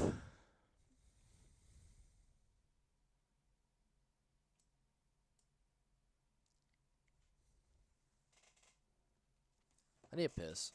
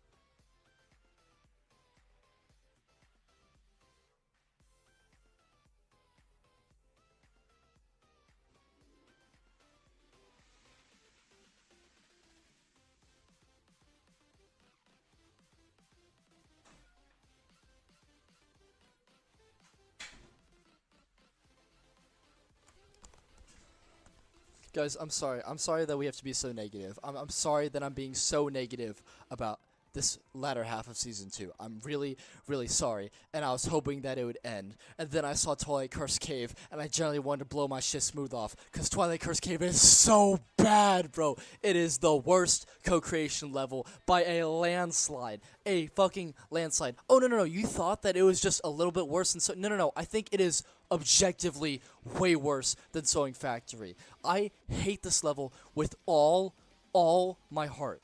I have never felt this passionately hateful towards a level just because of the level itself. I've been hateful towards some levels because of the person who made it, but this level is just so uniquely special that even if you took away Mosaic, this level is still an insult to the entire game. It is an insult to co-creation, it's an insult to level making as a whole. The fact that this level is allowed to happen is just, God. Okay. Firstly, let's talk about this.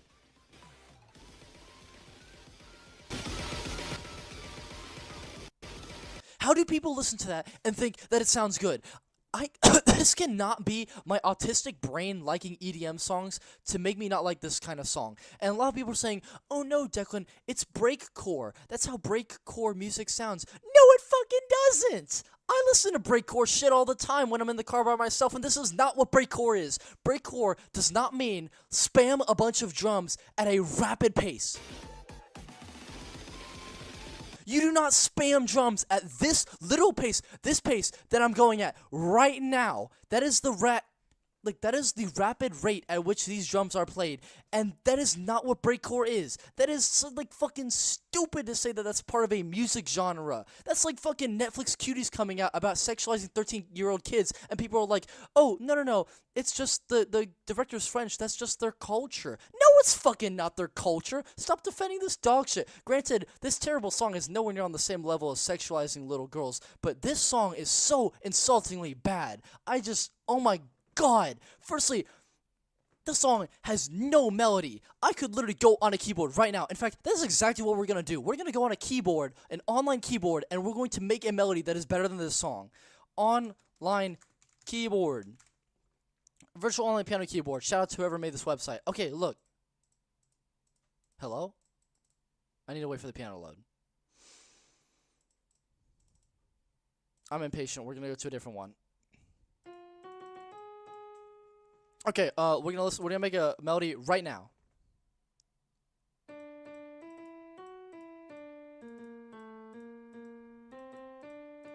There we go. That was a better melody than Twilight Karst Cave. This melody is just fucking.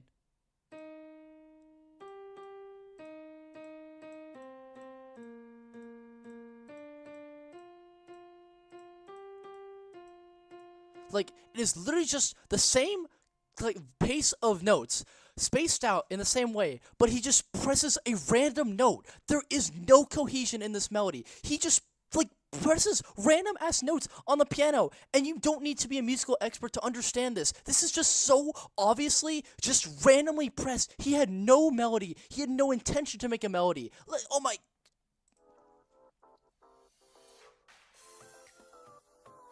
Like, again, another very generic sign of songs is where they have a cascade up and down. Like, if you start at the bottom and then go all the way down like a little cascade, that's something you do in a transition, in something that only appears once. If that is your melody, that if a little cascade is the best thing you can come up with, that is embarrassing. And I wouldn't even be as bothered by this if this guy was notorious for bad music, Zounzer. But this guy has made Robotoy, he's made Hub, he's made great songs. He's even made Jungle Expedition. I think Jungle Expedition is miles better than this song. And it just pains me that this song is just so much worse than anything he's ever made. I don't know what was going through his mind when he made the song. I wish that he was a terrible song composer so that I could be like, well, he's just terrible. What did Minimax expect? But it's like Steven Spielberg, like, composing the song. Like, it's like just the best person for a topic making some of the worst shit imaginable. And it's like a once-in-a-career type thing.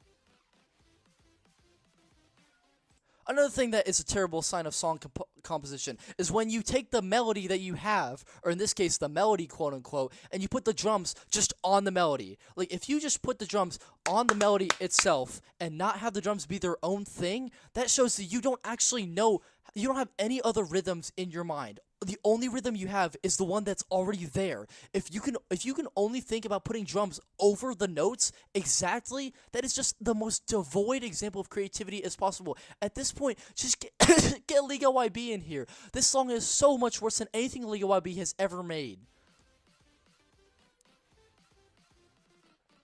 Notice how all the drums are just placed on top of the notes, and these notes are, by the way, just the cascade. Da da da da da da da da da. Like, how the fuck is this like a real adult person who has song composition experience? Like, please tell me there's an explanation for this. Tell me that he made this on vacation. Tell me that, like, he was high on nitrous or something. I don't know. But just, like, anything to excuse how much of a depreciation the song is compared to his other songs. And we're only on the song.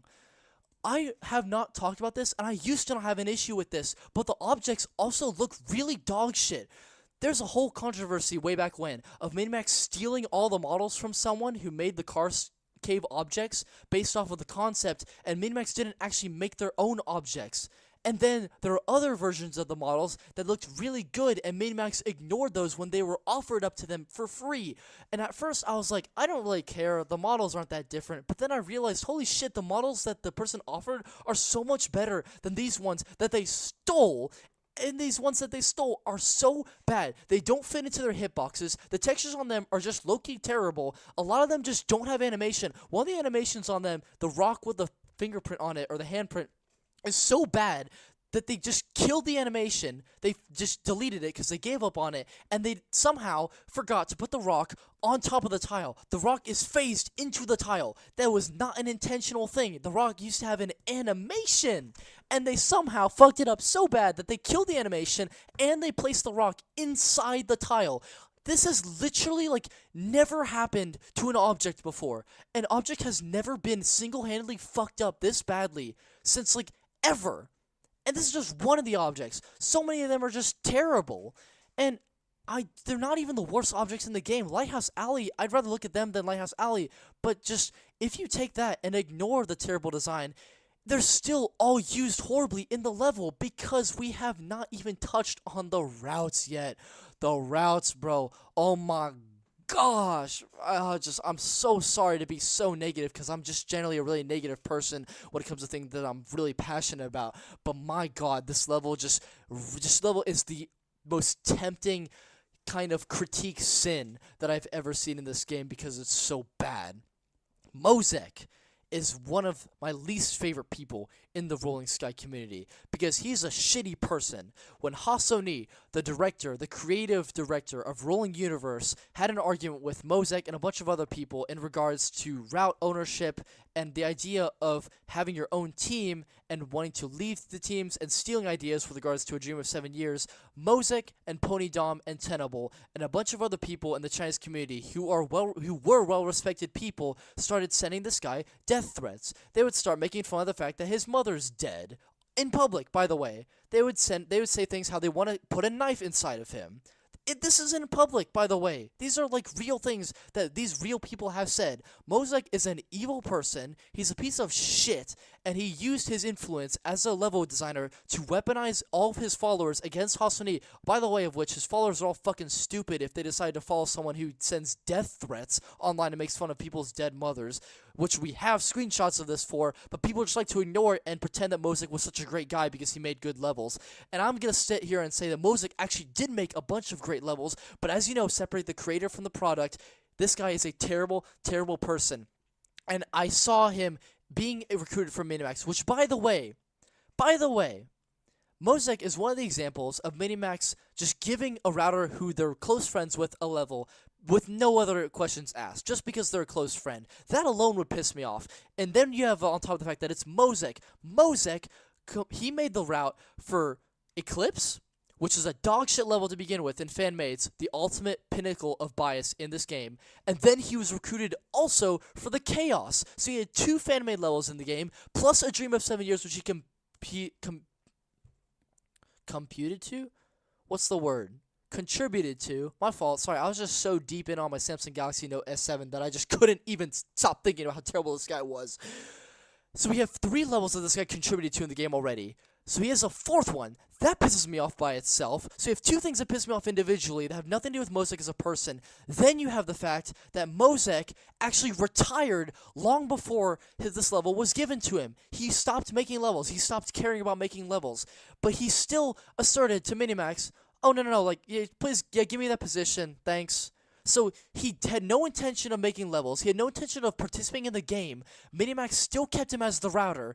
Then they said, okay, time to make your level now. Rather than, giving up his position to someone who was actually in the community, he decided to make the level anyway in T-minus 2 days. And the level itself is one of the most insultingly dogshit pieces of quote-unquote level I've ever seen.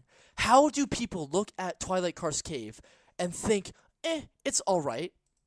This is like not good enough. I have to show y'all the level because I've seen too many people like say that this level is okay or even that it's good. It just bothers me so much that people will let something like this slide, and all of this has to do nothing with the personality of the guy who made it. Okay, let's just start right here. Oh yeah, let's have a bunch of empty nothingness with a little glass sprinkled randomly. There's no actual detail. Let's just throw a bunch of objects in the void. Oh my gosh, wow, look at this, we're so clever. We have 3 jump pads just in an isolated... And then, okay, let's just grab a paintbrush tool and let's draw a little squiggly line. That's the route, guys. Oh my gosh, look, we're using movers in single form. This is like fucking worse than Cloud. Cloud, guys, Cloud. And then, oh my gosh, look, a thing on the left, and then a thing on the right. Oh, I think you have to go right, and then left. Oh, look, there's another archway in this giant empty void of nothingness. Look how giant and plain this is. How do people see this and defend this? Like, really? I'm just, like, going crazy. Like... And then, of course, you have the block usage. Why is there just so much block? You have so many different objects to use, and it's so empty and just devoid of any character whatsoever. Look at this. Why is this so empty and bland? Why does he keep doing this with the jump pads? Someone please explain this to me. Again, more paintbrush bullshit. Hey, guys, I have an idea. Okay. So, we're gonna actually just touch the screen, and then we're going to draw a squiggly line using glass tiles. And then we're just gonna add these two things on the side because why not? It's not organized, whatever. The easy way is more obscure than the, collectible way. So in a sense, the collectible way is just low-key easier and more understandable. People will inherently go this way more often than the easy way anyway. So it's terrible collectible design. Then all this block spam bullshit. By the way, only a third of the objects have even been used thus far, and we're only a third into the level. And then let's spam a bunch of laser cannons because we all know people love spamming laser cannons. Oh my gosh, look how clever we are. We have a bunch of little diagonal tiles, and we just have giant empty voids. Oh, just look at this. Oh, guys, I think I'm actually going insane. I might need medication just for this one level. Oh my gosh, guys, we're so clever. Look, we have rollers that go one way, and then rollers that go the other way. Wow, guys, we haven't seen this a million bajillion times in other levels before. Oh my gosh, guys, look, the sliding tiles, they converge in their double direction way. We've never seen that before. Wow, guys. More left, right. Around the same obstacle. More left, right. Oh my gosh, do we really have nothing better to do with this fuck-ass level? Did I mention that the song is terrible? I probably mentioned it 3 times by this point. Because this level... You know how I keep bringing up the fact that a song is influenced by the level? In Starlight Desert, I love the song, but the level is dog shit, so I pulled the song down when it used to be good. I used to dislike songs like F777's Volcano, but then Radiant Shadow pulled the song up, so now I like the song a lot more. This level had a dog shit song, and the pure dog shitness of the level made me hate the song even more than I previously hated it without even watching the level. So we just have a double whammy of dog shitness. Oh my gosh, guys, look, remember the whole paintbrush thing I kept talking about?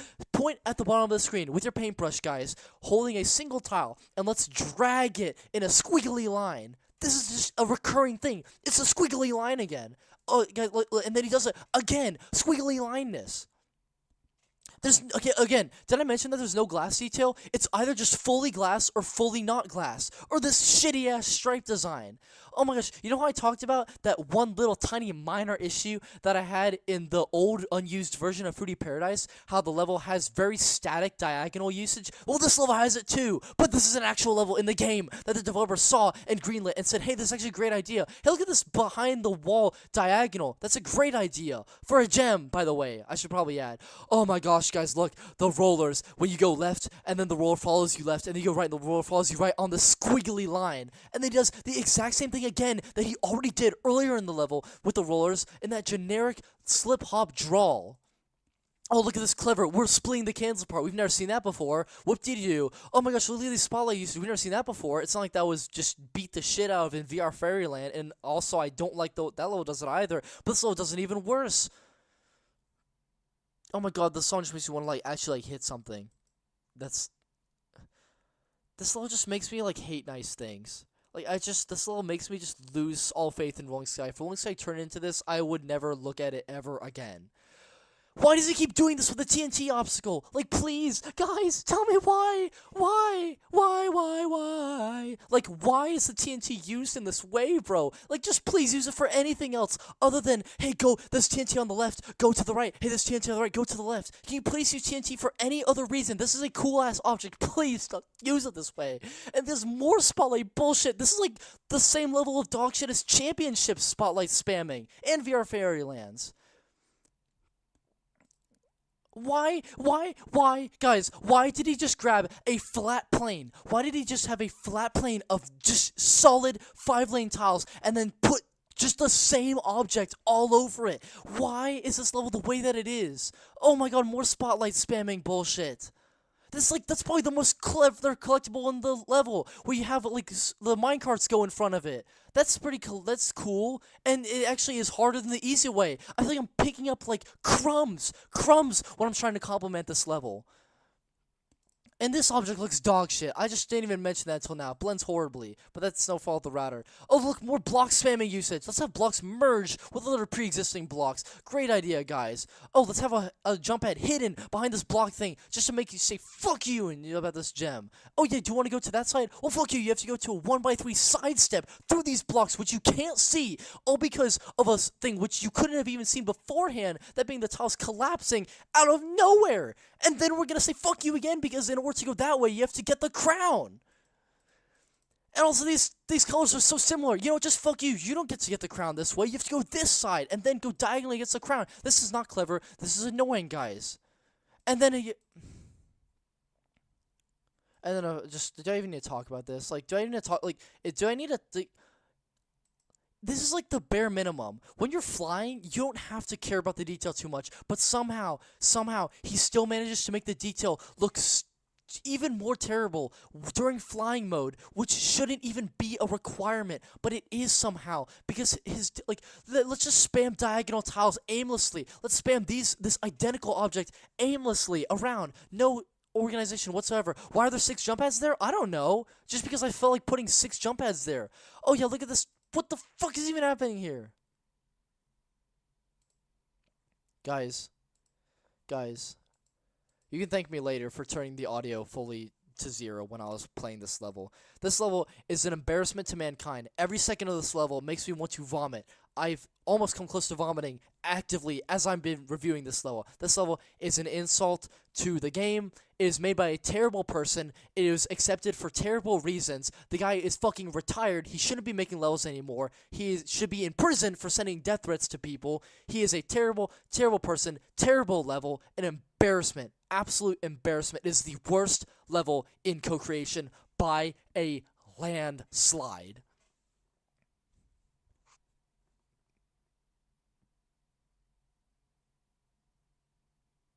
And we're not done. And there's other levels after this. But that's a good thing, because, you know, after we've hit quite literally rock bottom at the bottom of this Twilight Karst cave, there's no way to go but up, right? And thankfully, that is exactly how I feel about the original Axolo-Waltz. In fact, I think we're going to have to get a ladder to climb up back to Axolo-Waltz, because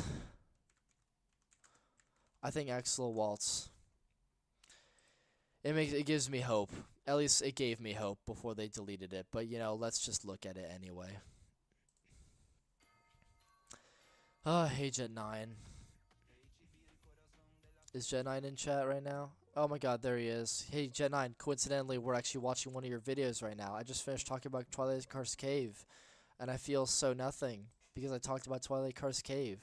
And I wouldn't have an issue with Twilight Karst Cave as much as I do if it weren't for the fact that so many people, both foreign and Chinese, defend it on a daily basis in the song, texture, and routing department. And I just genuinely lose faith in the community's ability to judge levels when I see people complimenting this level.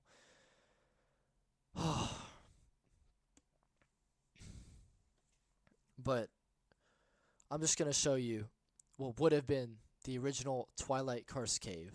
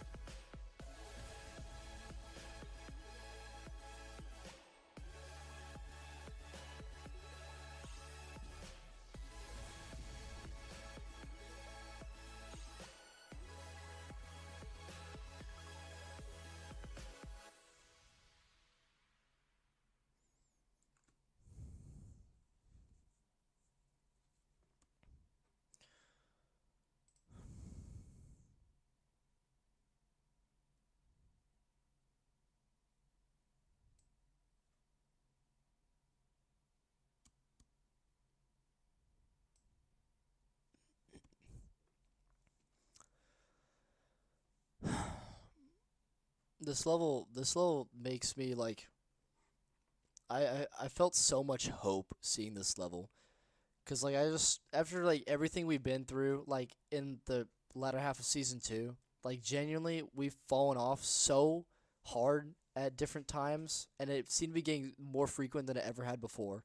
We had Lighthouse Alley, we had Beach Party Rock, we had the genericness of the Shining Waves, we had the atrocities that were the original Polar and the final version of Polar Night Wandering, and we had Twilight Karst Cave, which is just the epitome of terrible level making.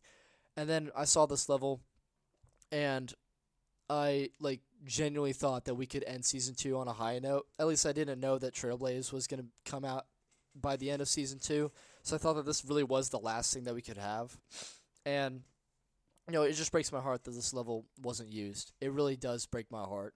I think this level is like borderline masterpiece. Like it is so great. It's really, really good. I love this level so much with all my heart. And again, I'm aware, to give you a bit of context on the reason why it wasn't added, the level is really difficult. The level is around 5 star, maybe like 4.9 star. Granted, if you use Revival mentality or 8-bits or Delight Tune mentality, then you could argue that it's a 2 star. But like you could easily like call it a 3 star and people would accept it, or you could call it a 4 star and people would easily accept it. But ultimately, I will admit that this level is pretty difficult and it's really complicated. And the developers said, no, because Twilight Karst Cave was a really simple, basic level, we don't want this level to be more complicated than Twilight Karst Cave. We want it to be a 2 star or a 1 star. And so Candy Girl just wasn't able to convert. Like, keep in mind, this is like the easier, like one of the easier versions. I think that she made it easier after this point. But even the easier version of this, the developers still said no. They also said that she wasn't allowed to use background effects. And just to give you a little bit of spoiler, the final version of Axolo-Waltz uses background effects, so the developers straight up just lied as one of the reasons for deleting the level. But the developers deleted the level entirely because they didn't think that it was easy enough or simple enough. And, they gave me 10 chances to change my level. And they gave Candy Girl, 2 chances to change the level. And then they said, just fuck you. All of your effort goes out the window. All of this creativity, all of this genius, beautiful object usage and sync. Everything just redeems Twilight Karst Cave more than any other bonus level in the game has ever done. This is just the level that we needed for this concept. And Minimax just threw it all away because of something that was so insignificant. And they replaced it with a level that, again, to no one's surprise, is nowhere near as good as this level. And it just breaks my heart. Because this level is just so beautiful. Everything about this level is beautiful. The music, firstly, is great. They have the music in the final version, and I'll talk about the final version later. But I love this level's usage of mechanics. I love how it combines different mechanics together. I like how it uses the Illuminati power-up that allows you to get this gem as you're going on the parkour boost. I love this usage of movers. This level also used to have reggae bridges as well, fun fact, but then they deleted those, again, to make the level more simple, which the developers, ultimately didn't care about. And, yeah, another fun fact, this level used to have 10 gems and 10 mystery boxes, and the developers, being the hypocritical people that they are, said, oh, no, you can't have mystery boxes. That's not allowed. Let's just ignore the fact that another co-creation level uses mystery boxes. Just fuck you. And I think in hindsight, they didn't allow this level to use mystery boxes so that it wouldn't overshadow Trailblaze, which uses mystery boxes. But I still think that's incredibly dumb because the developers, again, never even confirmed that, so it might not even be true. And also, that doesn't mean that no other level can use mystery boxes. But then Candy Girl worked around that by just converting those 10 mystery boxes into 10 gems. So now that's why this is a 20 gem level with no crowns. And I think that all the gems are genius. All of the, I'm being not even exaggerating. All the gems are so simple, but they're very clearly an extra challenge that you have to overcome in order to get them. For example, you have to go on this glass to get the gem. It's very simple, but it's just conveyed so simply, and that's exactly just what I believe gems should be. I love how it uses mover indicators sparingly, but just enough to keep you on the right track. And I love all of its variety of tiles. It doesn't spam tiles like Furnace or Lighthouse Alley did. It keeps them nicely organized in groups, and they all sync perfectly. I like just give you one example out of many. Listen to the drums here.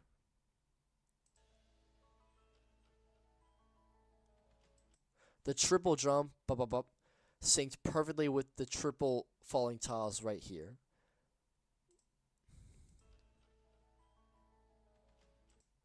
Like, just those little things. The little, like, syncs perfectly with the wave tiles.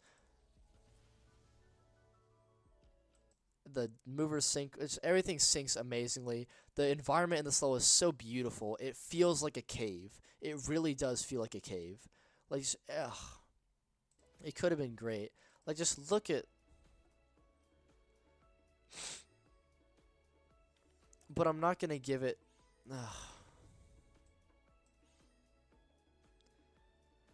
Actually, yeah, it's going in S tier. What am I talking about? I don't even know why I thought that it wouldn't be S tier. This level is just so beautiful to me. It is a masterpiece. I agree that it's too hard to be a 3-star, but my goodness, I would not give a shit. It would be so worth having this 4-5-star level just to redeem everything that, you know, not just Twilight Karst Cave fucked up, but like the entire latter half of co-creation. Like, really, like, just how can you look at this level and destroy all of it? Like, really? Like, just look at how smart everything is. Look how well thought out everything is. So, you have to avoid this mover to go to this jump pad, which you otherwise wouldn't see because this object would block it, but then it would open up a clear, easy way. So, the easy way is clearly demonstrated. The hard way is an actual challenge that you have to use your brain to think about in order to get the gem. And you wouldn't realize you have to go that way until you've passed the gem. So, that's how you know next time to go get the gem that way. Just the rolling tiles from the sea are great. I love how they hide this laser cannon, but they also tease it by showing the mover, and you could see the jump pad from far ahead. Just this level is difficult, but it just feels so through-lined. And of course, I didn't even mention yet, the use of railroads is just beautiful. Like, just absolutely beautiful. Like, they tease the railroads here, and then they tease it later in the build-up of the level. You'll see it right here in a second.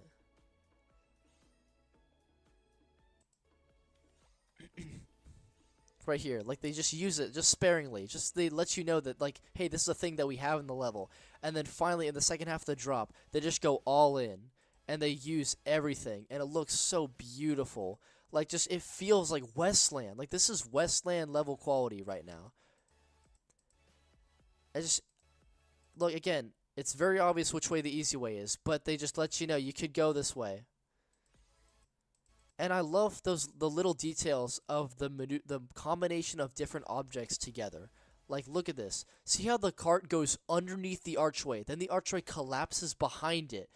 Like, this level must have been this level had to have been play tested so much for little things like this to happen.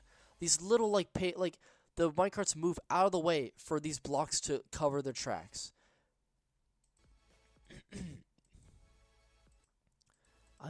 Wow.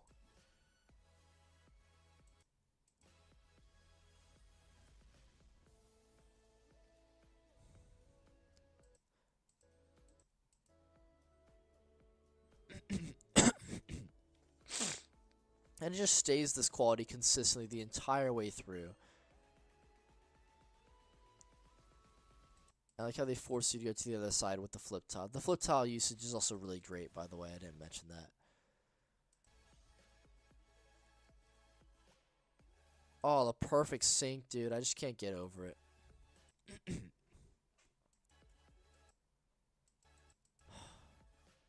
And again, this is how you use the sliding tile thing and stop it before it reaches the farthest left lane. You stop it right here, then you move this out of the way. Like, but the laser cannon is actually like located here when you reach it, but the laser itself covers this tile, which would kill you. Like, that's just like, it's so smart, dude. And it's not unfair because they indicate it for you. It's like, level gives the same feeling of if you're playing Castle in the Sky or E-Labyrinth, and it makes you look so much more smart than you actually are, because the level guides you, but it's still super complicated. I know that it's super late, but I have so much passion in this level. Again, they do the same thing as before, except this time the minecart doesn't go underneath the archway. It goes it doesn't go underneath the archway before it collapses. The archway lifts up, and then the minecart goes underneath, and then it does the same thing with the collapsing archway on the other side. And again, they don't use this mechanic enough. I love how the mechanic intertwines obstacles with the collectible route. This is what I mean by it is important to balance the easy way and the collectible way equally, as to make both of them seem important, which Beach Harbor spectacularly failed at. This level, again, this is what I mean. This level just takes so many flaws from so many other levels before, and it just does everything so much better. And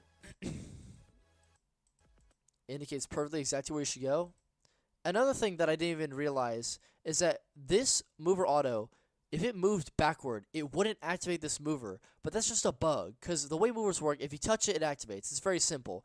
But the router actually compensated for that by putting movers on the second floor. See these things? They seem like random details, but they're actually Bluetooth. If you activate this, it'll activate this backward mover auto, which then activates the one on the top to move forward, and the moving forward one on the second floor is what activates these two on the side. This is how do you even think of this shit?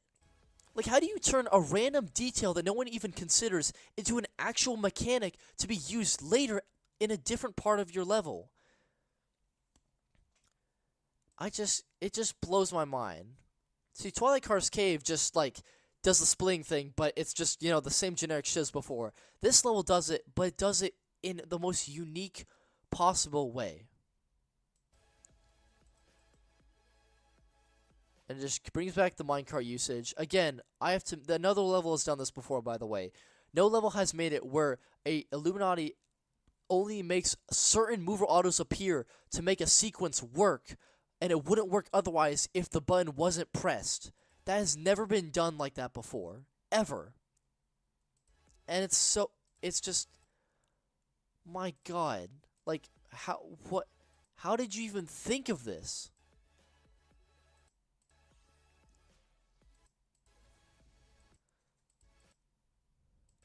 And of course you can go the easy way, but you can also climb this giant staircase to get the final gem. And then it mirrors the roller and flipped Westland tile thing from the very beginning. See how they fall into place? Just like they did at the very beginning of the level. Just these little things. Just these little things. This level is just so beautiful. I just can't get over it. This is probably the most disappointing thing in all of this is the most disappointing thing in all of co-creation. And then it reuses the flight power up from earlier. And it just no bullshit in your way like Twilight Karst Cave does. It just lets you enjoy the ending. And then it has stuff that goes beyond the finish line, which is always cool.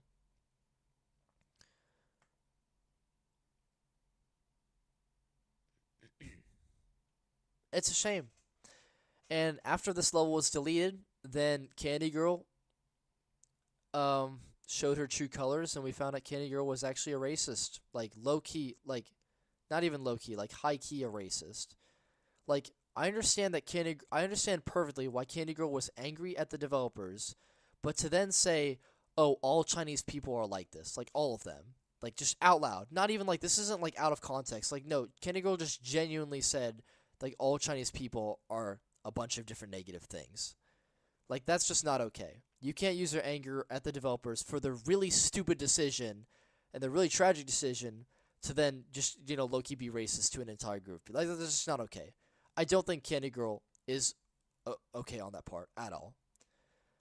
But my god, did Candy Girl make such a great level. My god. I think it's S tier worthy. I know that most people don't think it's good, especially when you throw in the argument of, oh, it was supposed to be easier. Firstly, that was just an arbitrary rule the devs made up. Bonus levels have always, like, you can easily make a bonus level that's harder than the main, and developers won't care if you're a close friend with them. But if you ignore all that, this level just fixes so many things that have been pervasive in the latter half of Season 2, and, I mean, in other levels that I haven't even mentioned. And then it was deleted. And then they replaced it with the second version of Axolo-Waltz. And you know where I'm going to put the second version of Axolo-Waltz? I'm going to put it right about here. And I know that this is even more controversial than my opinion on the original Axolo-Waltz. But I'm here to tell you that it's going somewhere here. It's going somewhere in this lowest of the low. It is going somewhere in the lowest of the fucking low. Because Axolo-Waltz is an insult to route making. Almost to the same extent as Twilight Karst Cave. Let me show you Axolo-Waltz, because I don't think enough people actually let this level, like, get the criticism that it needs. People will all just say, it's okay, it's whatever. Let's look at the comments for this thing. I just noticed that this level has no movers, no auto movers. The soundtrack for this is great. The level's music reminds me, music. Waiting. Are we going to talk about the level quality itself? Pretty decent level. Miles better than Twilight Karst Cave, but Kindergarten's version was a little better, IMO.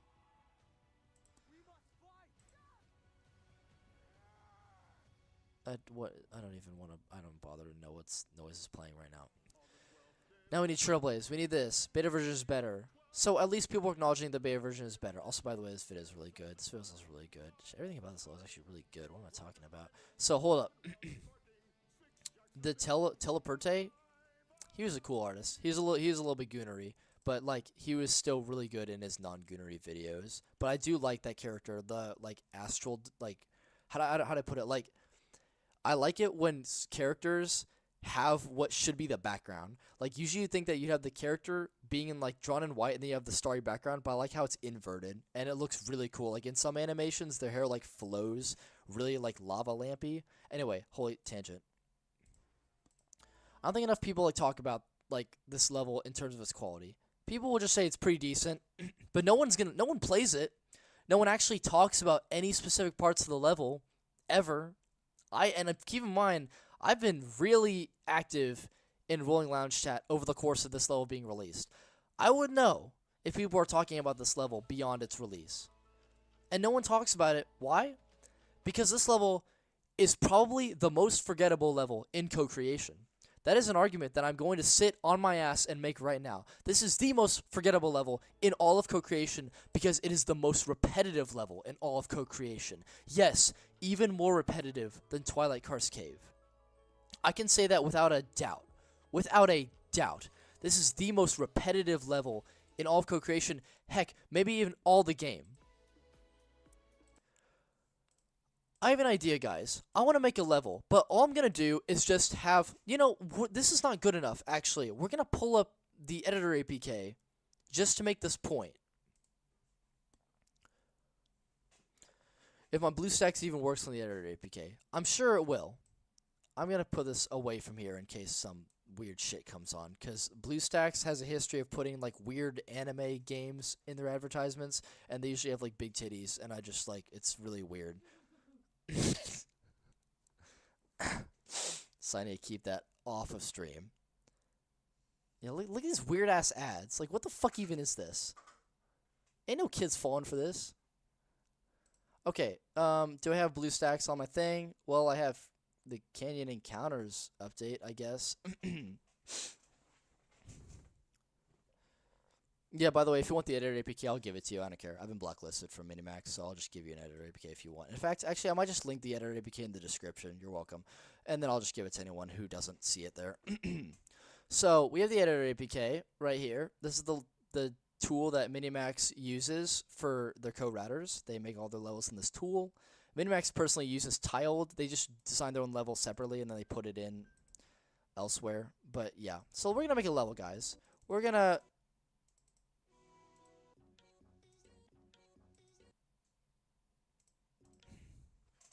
So, here's my idea for making a level, guys. This is in co-creation, by the way. So this is a level that many people are going to see, and many people are going to play. So what we're gonna do is we're gonna do this diagonal tile thing here, and then we're going to put 2 obstacles down right here, and then we're gonna have a jump pad, and then we're going to go up a little bit further, and then let's see. Hold up.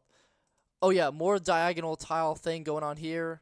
We can have a little diagonal thing here, and then let's just fill that in with a bunch of shit. Yeah, whatever.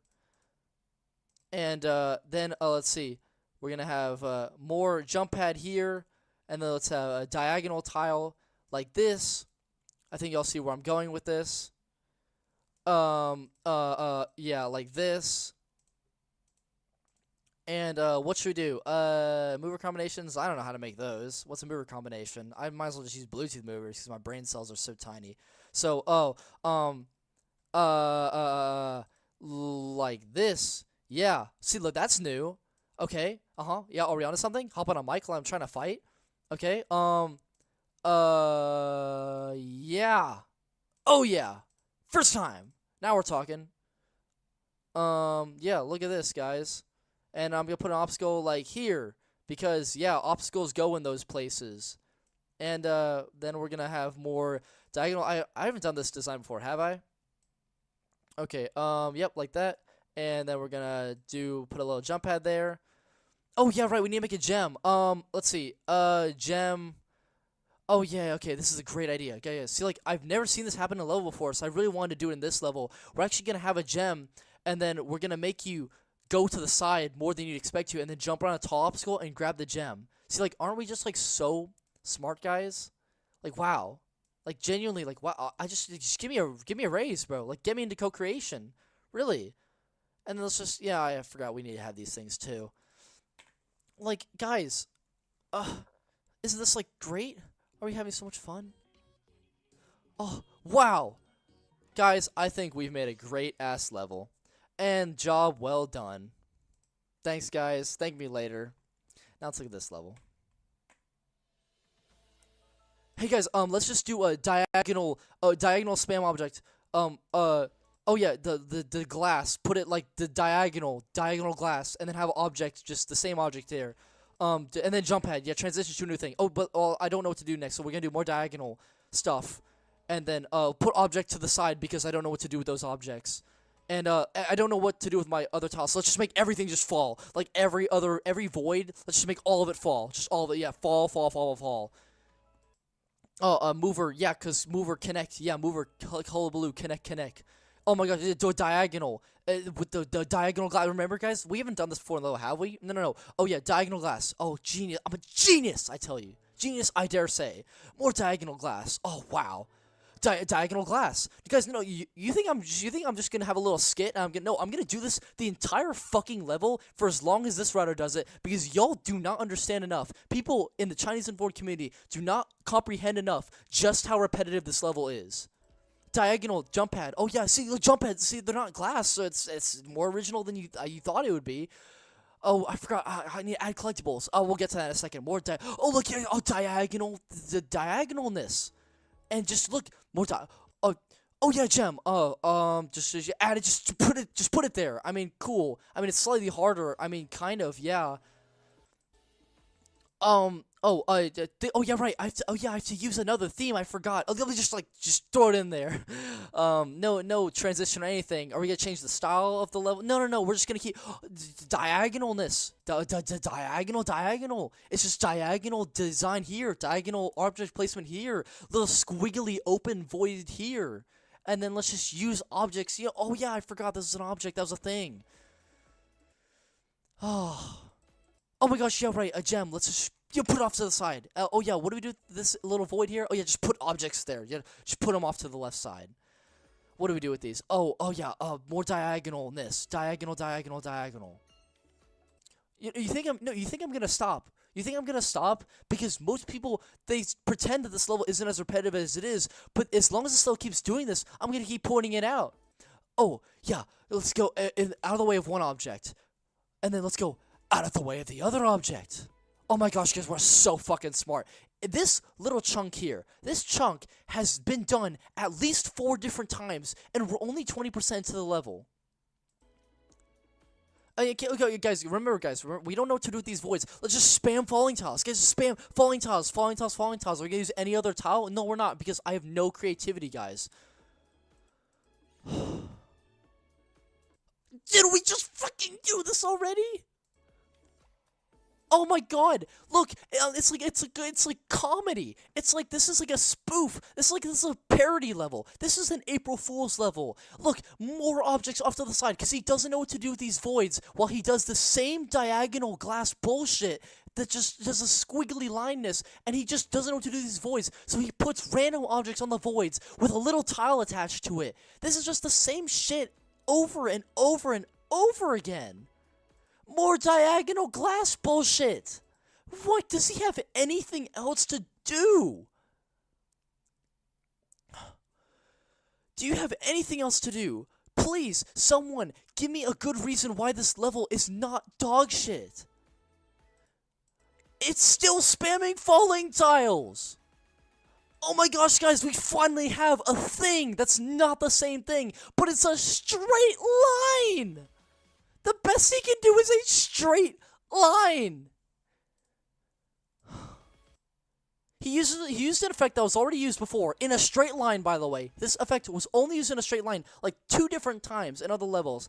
He only knows to use this floater object when he's going in the straight line. This is the most creative his level's been, and it's still generic as shit.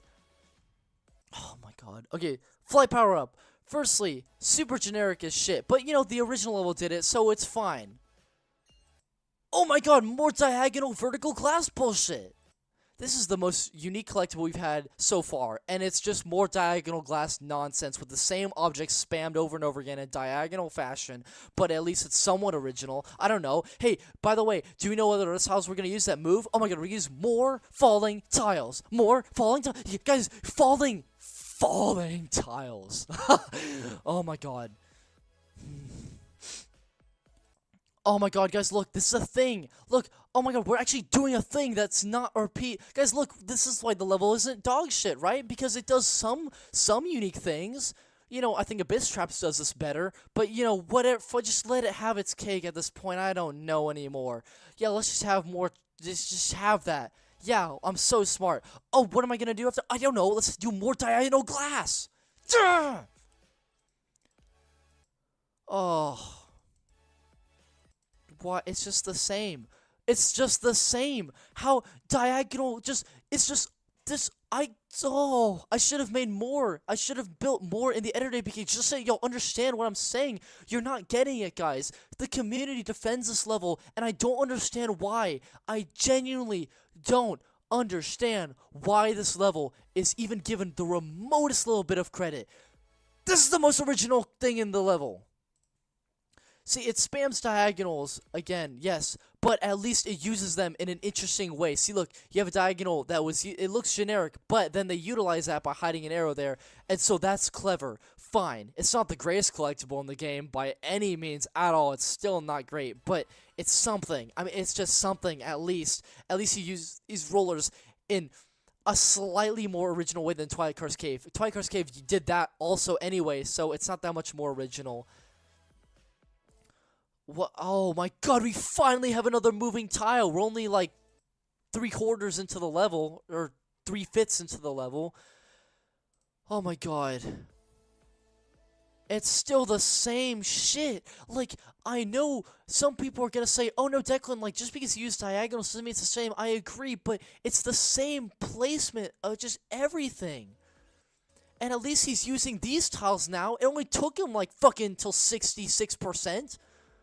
It's finally more than just falling tiles. This was literally already done in Twilight Karst Cave. Why are we taking ideas from Twilight Karst Cave? And it's the same diagonal shit. And it's slightly more bearable because of the New Year tiles, but it's the same shit. He's done this cracker piece thing like multiple times before. Like, oh my god, just make it stop. Oh my gosh. It's either this stupid diagonal glass shit that has no purpose other than, like, quote-unquote decoration, or it's these little cracker glass pieces that are just the same piece back and forth over and over and over and over and over again. I know that this is annoying for people who agree with me, but people who don't agree, you just have to understand. Like, I don't think you I can't stress this enough, because this level has gone around for so long, and anyone who remembers that this level exists, which most people don't, they still defend this level and say that it's okay, but it's not. It is just the most repetitive level in the entire game. And guys, what do we do for the second drop? Let's just copy the first drop. Let's copy the first drop. Let's just copy the first drop. Like, let's just copy it. Huh? Wait, you really couldn't come up with anything different. Like, not even a different object, a different effect, just a different anything at all. And by the way, he uses the background animated effect, which is one of the reasons they deleted the old level. The same shit, bro. It's the same fucking shit. Oh my god, look, something original. Oh my god, I'm picking up crumbs. I'm picking up crumbs, guys. Look, it's something original. Does it look good? No, it looks terrible, but it's something original. Look, it's the same diagonal singular mover shit as before. Oh.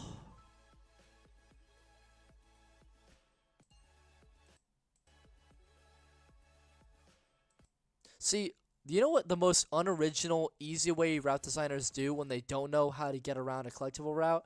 They place a super jump. This happens in all levels, both good and bad, but it's not good when they do this, because it's really lazy, it's unoriginal, and it's generic, and of course, as I would expect, unfortunately not everyone, but as I would expect, this level uses a super jump because it has no idea how to get around this crown, so it just makes you jump over the entire thing with this giant void with nothing but falling tiles, because that's all this level has ever fucking used since the very beginning. Thanks for using mover indicators when I clearly know which way to go. There's only one way to go. But thanks for using them, I guess. I don't know anymore. Spam more falling tiles. See, guys, look. Oh my god, it's literally the exact same thing that I did in my parody. What do we do when we have a collectible? I don't know. So alongside our diagonal repetitive bullshit, let's do a thing where you go around a tall object and then you collect it. Guys, it's literally just what I did was a joke, but this level actually did it, and it tried to be serious about it. What the fuck is even this collectible? You're telling me that in order to get the collectible, I have to touch this jump pad back here, but that jump pad is like the only way that the player will typically know to go, because they see all this garbly gunk, and they see this, and which one do you think they're going to pick? They're going to pick the one that has a bunch of indicator arrows on it.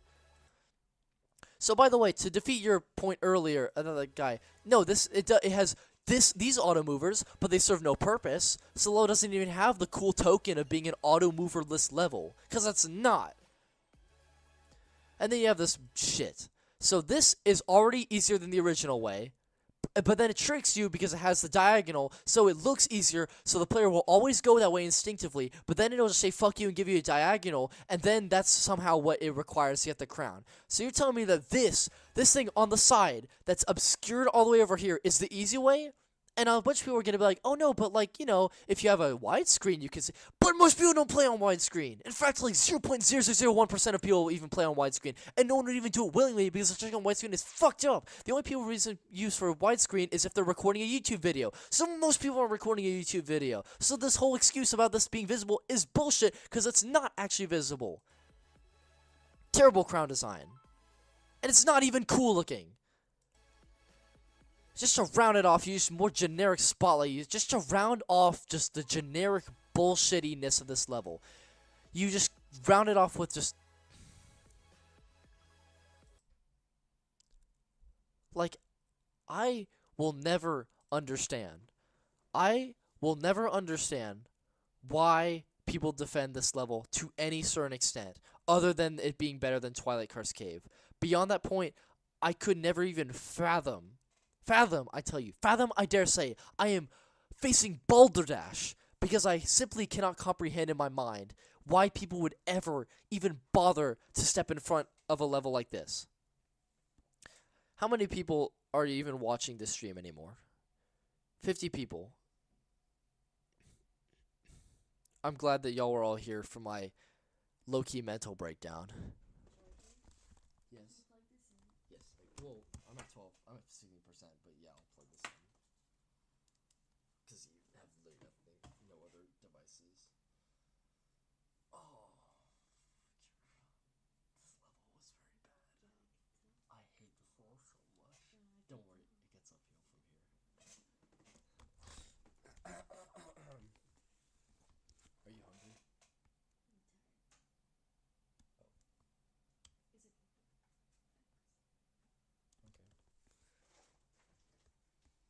Okay. Wake me up when you're done. Okay, yeah, I will. Yeah, sorry guys, I've been yapping for too long. My girlfriend's going to sleep. Well, like, you know, yes, I'm talking, but, you know, she really just sleeps through anything, TBH. Hugo, it's midnight, 13 minutes, no rush or anything, but fuck finals, Cometbound all the way. I can't believe you're still here, dude. I can't believe it.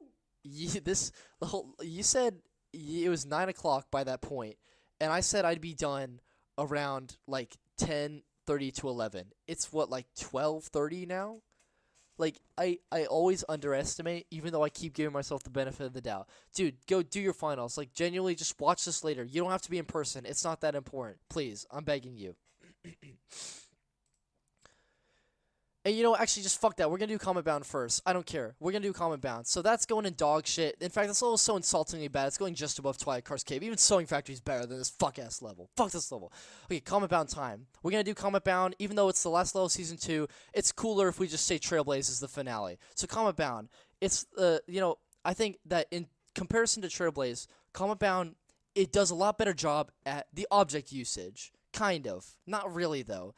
Cometbound is a really, like, flat level. There's something about Cometbound that's just very like left right jump pad, you know, just left right, an object on one side, right jump pad, object on the other side. It's very like generic and boring at some points, and it's very like mirrored in terms of its like route design. There's so many times when they just take what they have and copy it and mirror it the other way. I'm not a fan of that, but it does showcase all objects in a mostly equal way.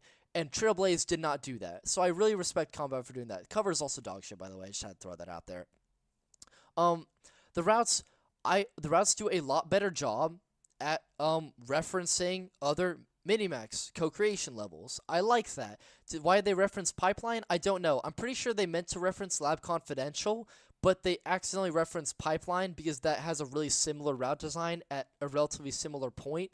So I don't know how that happened somehow. Just, you know, I guess Minimax just doesn't play test the level sometimes. But overall, I think the object usage is pretty great. The routes themselves are not too great, though, unfortunately. Like, I'm sorry, JR fan, I know you stayed around for Cometbound, but I'm assuming you like it a lot. But Cometbound, it's, like, just, no. In fact, just because, like, it's Cometbound, I have to, like, I actually played Cometbound, like, earlier today, but I just need to, like, recollect my thoughts, and I'll say this, by the way, I played it instead of studying for math. I played Cometbound. Did you play it on my phone? No, you were gone. Cometbound, Rolling Sky. We gotta just like look at this real quick. I mean, like, you know, just whatever. ATP. Hello, bro. I'm not gonna. Okay. Oh. Okay, so, like, Cometbound, it's just very, like, plain. It's a plain-looking level. This is what I mean. Like, they have, like, a singular row where they have a jump pad and then a bunch of stuff on the side. It's just nothing about this level is, like, spectacular route-wise, but nothing about it is terrible. And, again, a lot of the routes are taken from other pre-existing levels. A lot of, like, this is Lab Conf... See, this is clearly meant to be Lab Confidential, but then for some reason they accidentally fuck it up and turn it into Pipeline. I don't know how they did that. I wonder if WhatWF actually routed Pipeline. That would make a lot of sense, because WhatWF is a beta tester and he's like one of the closest people to the admins. So it would make sense if WhatWF routed this part in Pipeline. But it still makes no sense to put in co-creation. This ground is also really horribly designed, by the way. This is a little bit of a tangent. But you have these super jumps where this is for the easy way. So you have to avoid the jump pads right in the middle of you to get the super jump, and then you go all the way over this mover, which is completely useless in terms of the easy way. So the easy way is kind of botched to begin with. Then the crown is so basic and boring. Like, what even the fuck is this? It's just like, this is like straight out of Relics, this third crown. Like, why are we doing this, twin? Also, I actually defend objects that merge with each other and split apart. This is why I was really opposed to Poker's redesign, because in Poker's redesign, they took the guards that used to just merge and then split apart, and they made them actually go one in front of the other. And I think that looked really dog shit, and I was like, it looks okay when they just come together and then split apart, because, like, they look like they're just doing exactly what I just said. They're merging, and then they're splitting apart. But this just doesn't look good.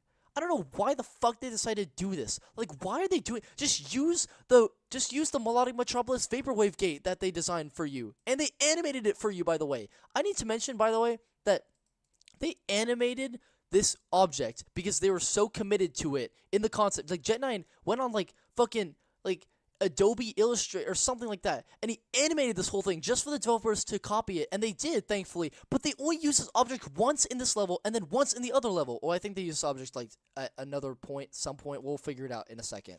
But like, why are they neglecting this object so much, and then they decide to do dumb shit like this with these two objects right here? It's like, and then there's another issue, which, by the way, it's not many people know this, but it's really obvious in levels like Psychedelic Music where they have the same object just lined up back to back. Objects actually don't animate at the same exact moment if they're on the same row. For some reason, objects on the left animate first, then the next lane, then the next lane, then the next lane, then the furthest right lane is the last object to animate. And it's like very subtle. It's very unnoticeable in most cases. But in this case, it's painfully noticeable because this moves in front of the right one.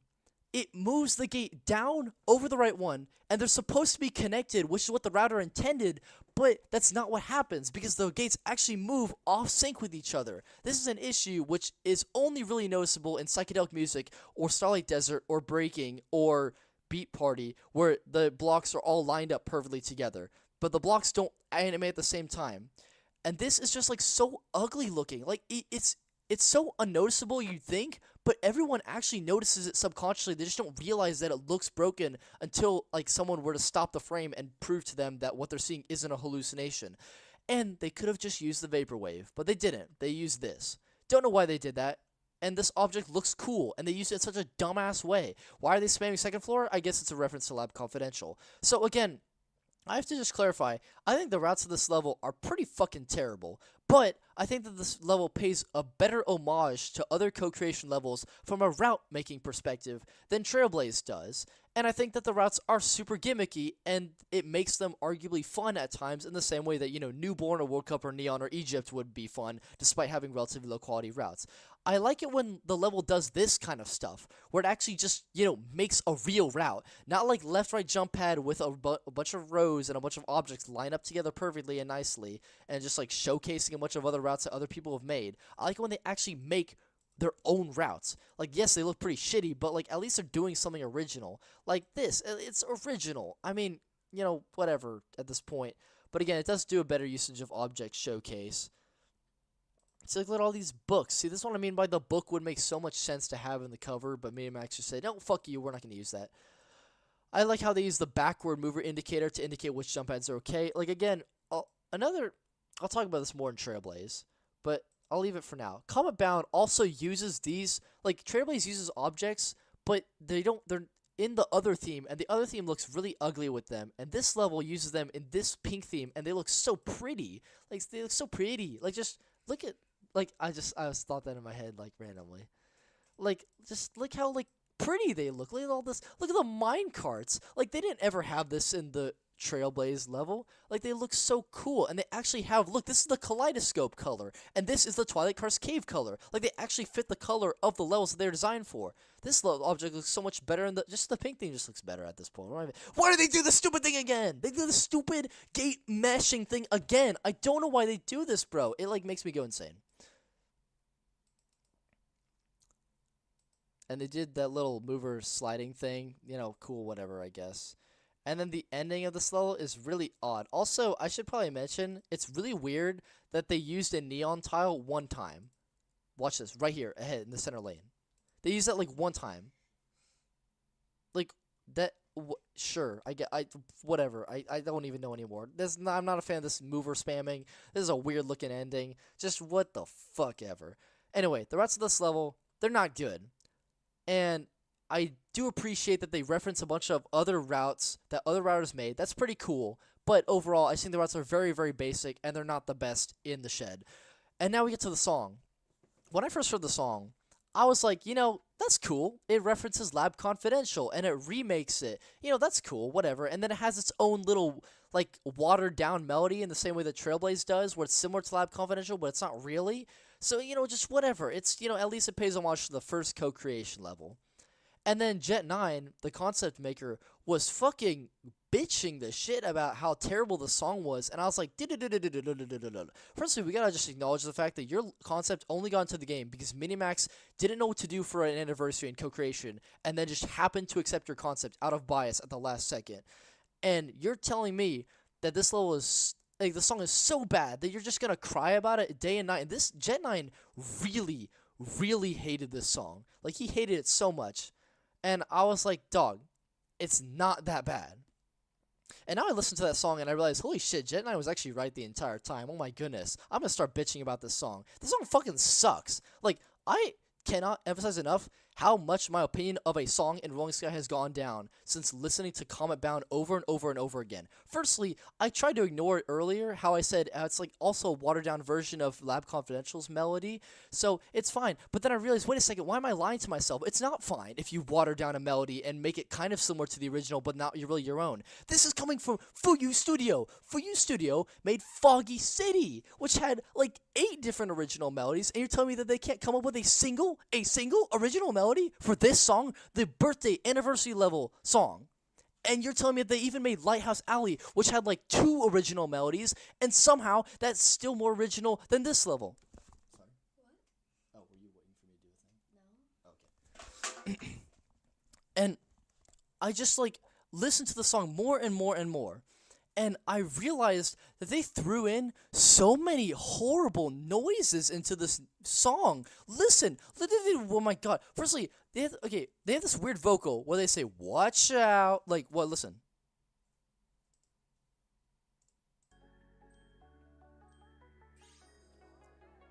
Watch out. Why? What? Huh? Why is it like why is it so like muffled? And why does it have such a thick accent attached to it? Who the fuck recorded this in a studio? This is probably recorded underneath the staircase of someone's basement. I just like, and then it doesn't stop there. Listen to this.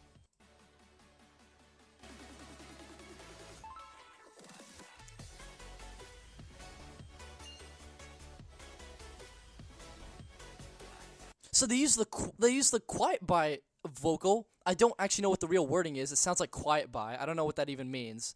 But that was from Lab Confidential. So they have the ability to use these sound loops from other songs which they didn't contribute to. They like this is not like a thing that you can just grab from the like original song and then paste it into yours. Like you have to have the actual vocal. So they have the ability to grab these things, but they fucking put watch out in there when they like what the fuck? And then listen to this. Listen to the noises in the background of this section.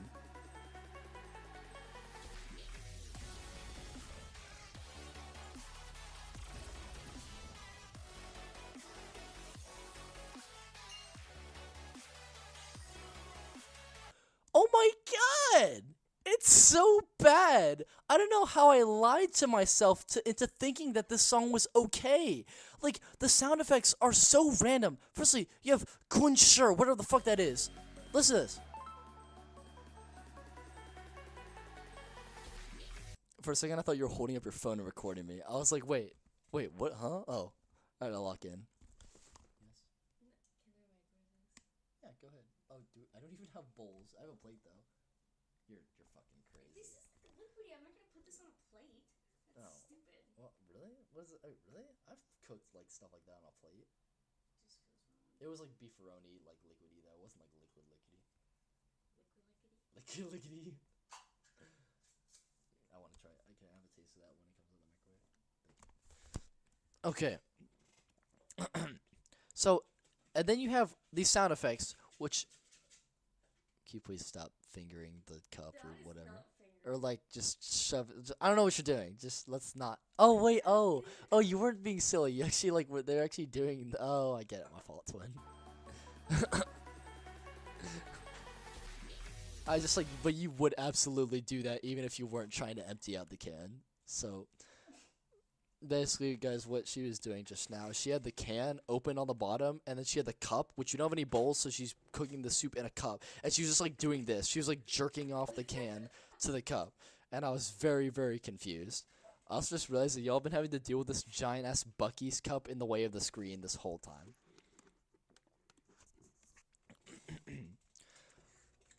So, along with these sound effects just being really random and nonsensical, you also have the fact that they have these like like they have these like screeching noises of like metal like dragging on my balls, and then they put these screeching noises in a pitch that contradicts the key of the song. Like you do not need to be a musical theory master to understand this stuff. So like the way that sounds, those are notes, but then when you combine it with the sound effect, it's like a different key, so the notes like fight with each other. The sound effects are actively trying to pull the song down. They do it again! I just genuinely don't understand. Don't ask what I just did there. I genuinely don't understand why the sound effects are light, and they do it again. They do the watch out thing again. I listen to this.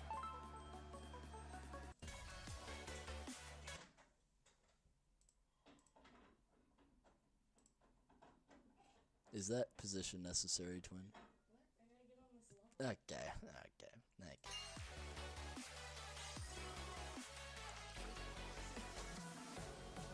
They do it again, but then they do a weird like glitch effect. They're like watch out, like.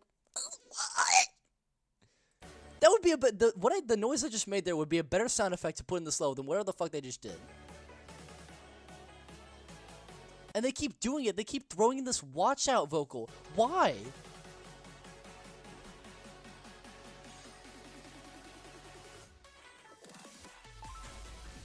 And then the ending of the song is just the worst. Like the sound effect interrupting the key and contradicting the note and fighting the note of the song. This is like basic 101 music making. No one does this. Not even Twilight Karst Cave did this. No. And then like that just doesn't. That's a different key.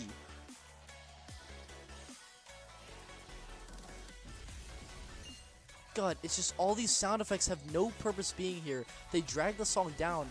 Really difficult. I just like it's so difficult for me to like the song after like hearing all this stuff. Like god damn, Jet9 was so right. He was so right about the song. I'm sorry for ever saying that he was bitching about the song like a little bitch, because oh my god, he was so right. This song is so bad. Someone get him back here. Just someone grab him. Just ping him. Just get him back onto the stream. Because he was right, and I don't think I ever actually admitted that to him. Because I said to his face that I simply don't agree. Anyway, Cometbound sounds like dog shit. The routes are not good, but they pay a lot of homage to the level makers. And as for the objects, I'm not going to talk much about them, but I think the objects are overall pretty great. So, after all of that, after the dog shit song, the pretty good homage to other co-creation levels, but the pretty bad level making in general, I think I'm going to put this level at the very top of it's okay. I don't think it's great, but I also think that it is a very great payoff to like end season 2, and I think that it is a really good summation of co-creation as a whole in general. I like that it references Lab Confidential, even though I don't like the song anymore, like at all. I mean, at least the first drop sounded great. The first drop, like, where they just play Lab Confidential song. None of this extra weird sound effect, watch out, gunshot bullshit. It's just the melody remixed with their own drums and style. This is, like, the only time that I like the song from Fuyu Studio. And the watered down melody is horrible. I don't like that. So, it's going in, it's okay. The top of it's okay. Can I have some?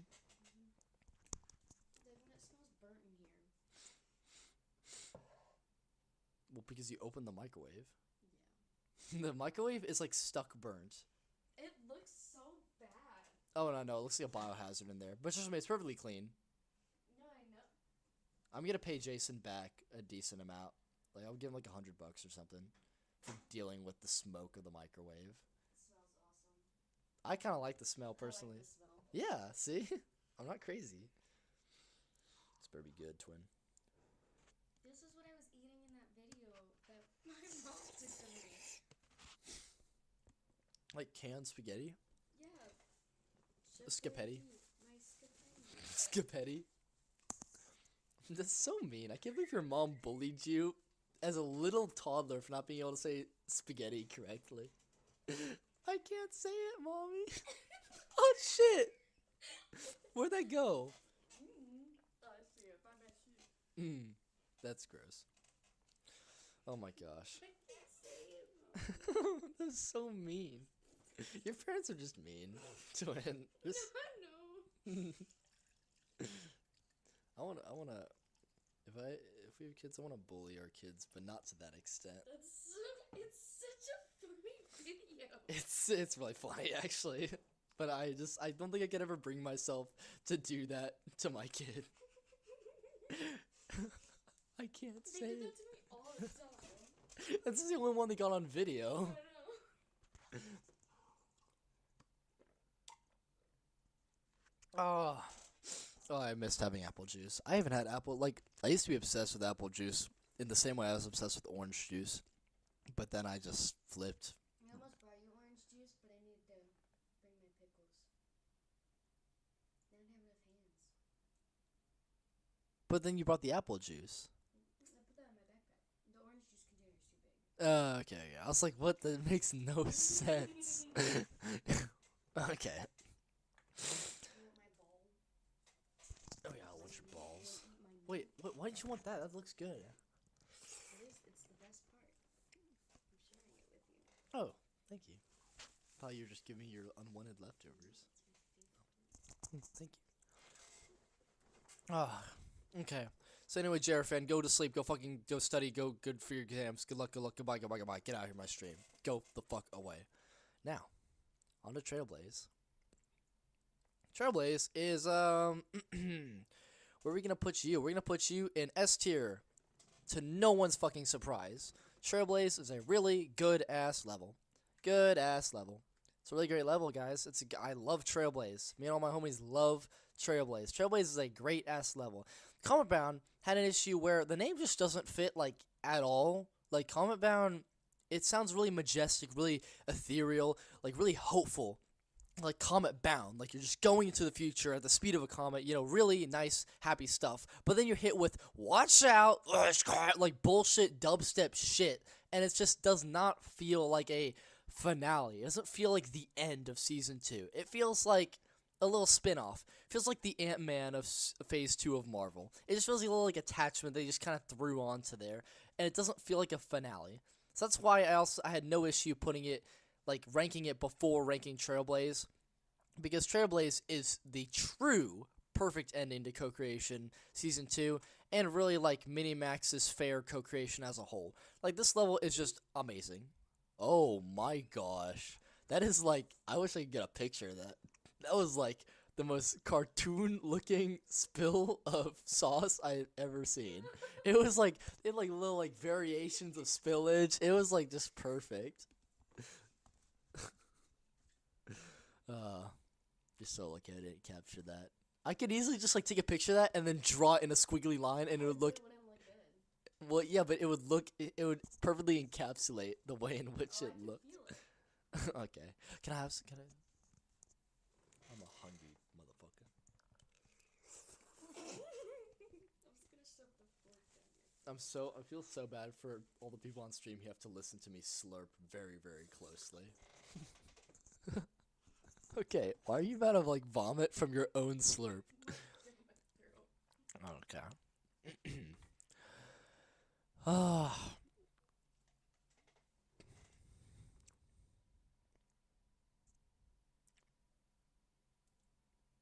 What are you looking at? I'll read the chat from this angle. Oh, okay. I've actually never showed your face on stream before. Well, you like showed it for like a second. Oh yeah, I'm so stupid. you, well, yeah. Yeah. My brain is not smart.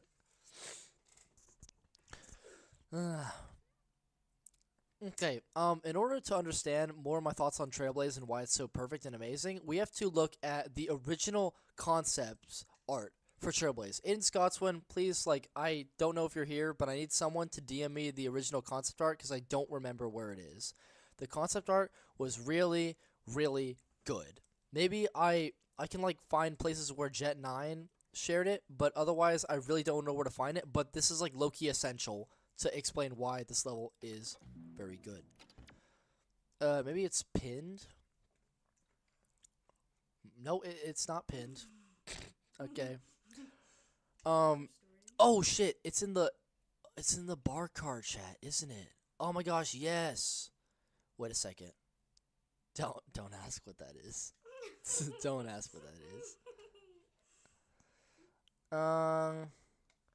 Yeah, someone just DM it to me. I don't want to. I have no idea how to even like look for it. Whoa. What do you think about the level 88? Wait, oh what? Oh, okay, whatever. That's just a whole thing for another day.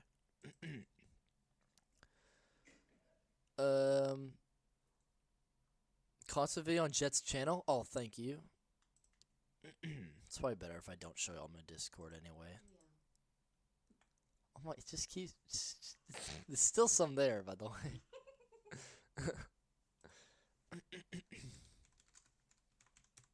Jet 9 Trailblaze. Oh. Really? Is this just. No, that's not. Oh, okay, here it is. Oh.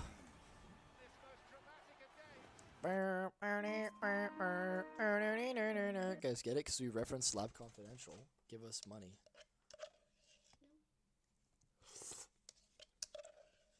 It's very good.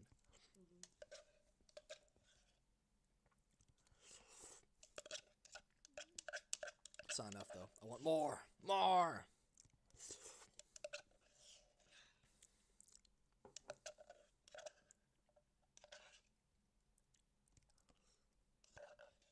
Sorry, guys, for looking like a fat ass. I haven't had food in a while. Yeah, when was the last time you ate? Well, I ate the hot dog at the theater, but that was like nothing. I should have gotten like 2 more of those things. But theater food is overpriced. We can make you beef roni. There's this theater in Atascocita that does $1 hot dogs. Really? Guess we gotta go there at some point. Disgusting.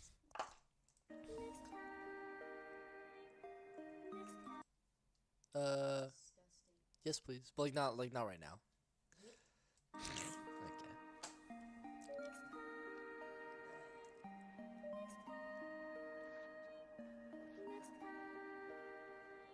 Okay, so like look. Basically all I know is that this is the first page that was made, and then they made the second page, which is this page. So this page actually came way later than the first one. So like these objects were all like a second idea. Like they had their original concept, which was accepted, and then they added all this stuff. And then I'm sure they like just, you know, hue shifted everything in this theme, which is why Loki kind of looks terrible. Like this looks pretty bad. Like the color scheme in this theme is very bad.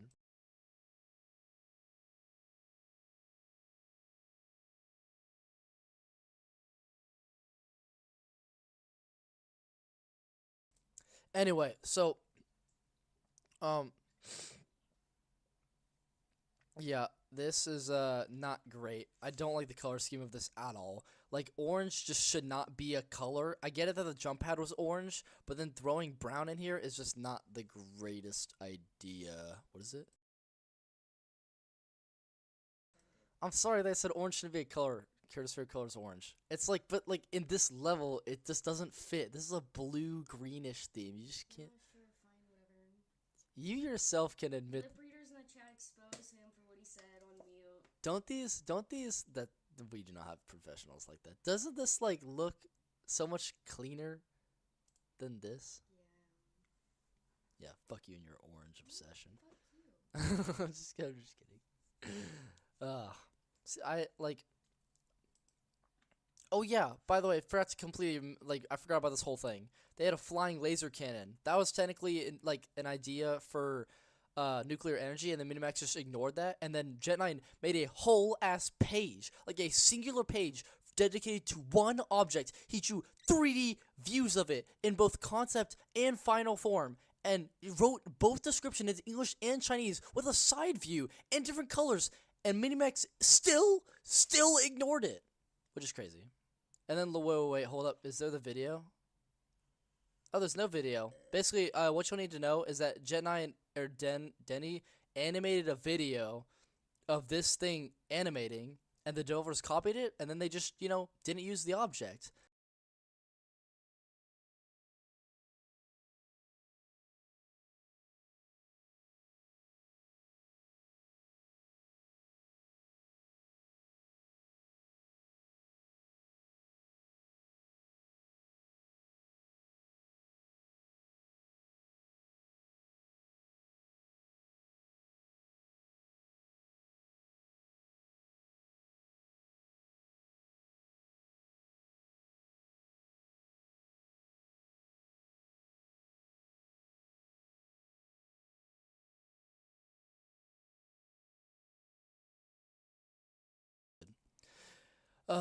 Sorry. I'm really hungry. He's talking shit. Yeah. Yeah. Embarrassment. Yeah. So anyway, I love this concept so much. I love it so much. The background is amazing. They have so many little references in there, so many little objects. I love that the central idea is the. I just Oh. accidentally touched that. A little scapetti. Scapetti? No, I was eating. I was either eating spaghetti or I was eating SpaghettiOs. Oh, it might have been SpaghettiOs. Because I was also really big on spaghetti. You missed like all of this. I can't see. It looks the same color as the table. It's okay. It's not. I'm colorblind. Okay. And this, I love that the central idea is the light bulb, which is the original idea, the button for that's so cool. The most common image of co-creation is the central idea of this level. That is just really fucking cool. And I like that that's the most frequent object used. So many of the objects in this little background are references to other levels. I can just go over all of them. Then you have industrial, Nick Kingdom reference. You have this. Another thing I like is that they combine different objects from the same concept maker or the same theme of concepts. We have nuclear energy and musical theater, and the other one that I just forgot, but I don't really care to remember. But these are the same. Oh, huh? Yes, please. Or for example, they have the Dragon Sauce objects. We have Lab Confidential. You have whatever the fuck that is, and then you have oh, that's okay. Okay, yeah, it's closed. Good. And then you have so you have the Lab Confidential, then you have Beach Party Rock, and then you have Nick Kingdom. So they're all just combined. And then you have the Parade Mask. That's cool. You have the Heartbreak, Radiant Shadow, and Moloch Metropolis all combined together, and the color scheme, I don't know how they did this, but the color scheme mimics a lot of other objects in other levels, but it somehow still looks natural. It's really impressive how they did that. This is a chemistry thing. Again, chemistry was kind of abandoned, but it still looks cool by itself. I like that there's a consistency of different objects coming out of the books. Let's see. You have a little bit. Use however you will. And then, of course, the object. You have Beach Party Rock building designs. You have the parade banners. Then you have Nick Kingdom screwdriver, or the Nick Kingdom sewing thing. Bouncing Say Things observatory. The seal, the starfish, the pineapple, the masks, the rainbow observatory archway, which is really cool. You have the cake, which is a reference to musical theater. The moving block, which is a reference to Heartbreak. And then you have all this other shit, too. All that is just really, really cool. And then the second page is even cooler because this is what I mean by it's obvious now looking back on it that the second page was made separately, because these are all just like little random references that they felt like doing, but these are like mashups. These are mashups of objects. Like they're like very distinct combinations. This is like Polar Exploration combined with the Meowing Paradise boxes. This is the Bouncing City ramps that would originally have the cats, but then they replaced it with the things that were stuck in the ground, but now you can actually see them properly. That's really cool. You combine the Karst Cave minecart with the Radiant Shadow wall. You have the Nick Kingdom triangle ruler, except it's textured like the Starlight Desert thing, which is the exact same shape. Like, well, like, I'm not crazy, right? I have to like confirm this for myself real quick. I have to make sure that like this is a thing that I'm not like envisioning. Oh yeah. Jet9, thank you for being here. Another thing I didn't mention is that this is like all the same concept maker, like Newborn, Starlight, and Shining Waves. Like again, it looks so cool. I love that all these like all the logo designs are really smart and simple, and just yeah, I like this. I also love how they drew a bunch of little references and like specified how to animate these in different ways. And I just need to I need to make sure like this is actually a reference to Starlight Desert. I'm pretty sure it is. Starlight Desert Rolling Sky.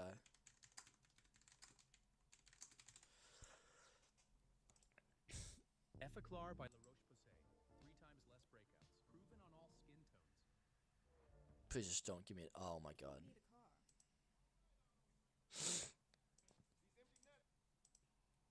Okay, so yes, look at this.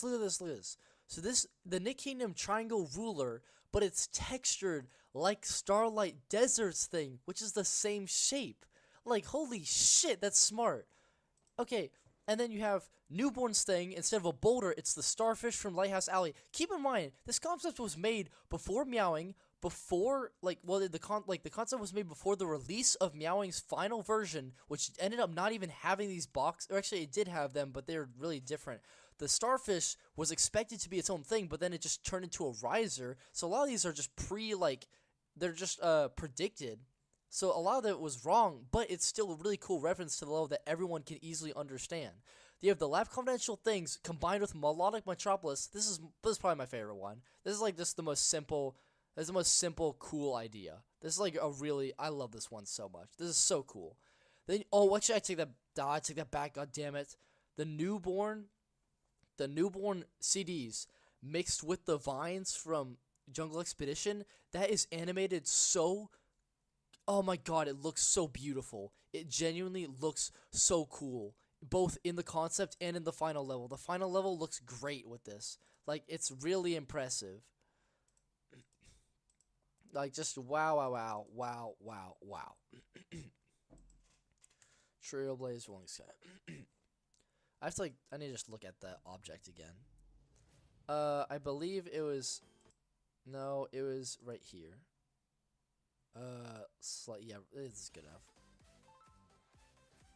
Yeah, like, look, it breaks off the piece as well, and just look at the way it's animated, bro. Oh, that's so cool. And they use it again at the end, I believe.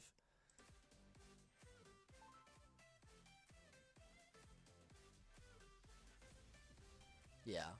That's cool. They really animated that exactly as the concept intended it to. They actually, like, listened to the concept for the most part. Like, they really did care. And then they also, this again was the concept that introduced the opposite pointing crab obstacle, which they didn't have before. I also love that these are on different objects. That's really cool. They didn't just flip the same object over. Like, oh my god, I love that so much. And then, of course, the floating laser cannon, to get honorable mention because it's on the official game, but it's so well done. Like, just look at this. Look at this. Just makes me, like, it makes me want it to be in the game all the more. God, wow. Jet9 did a great job.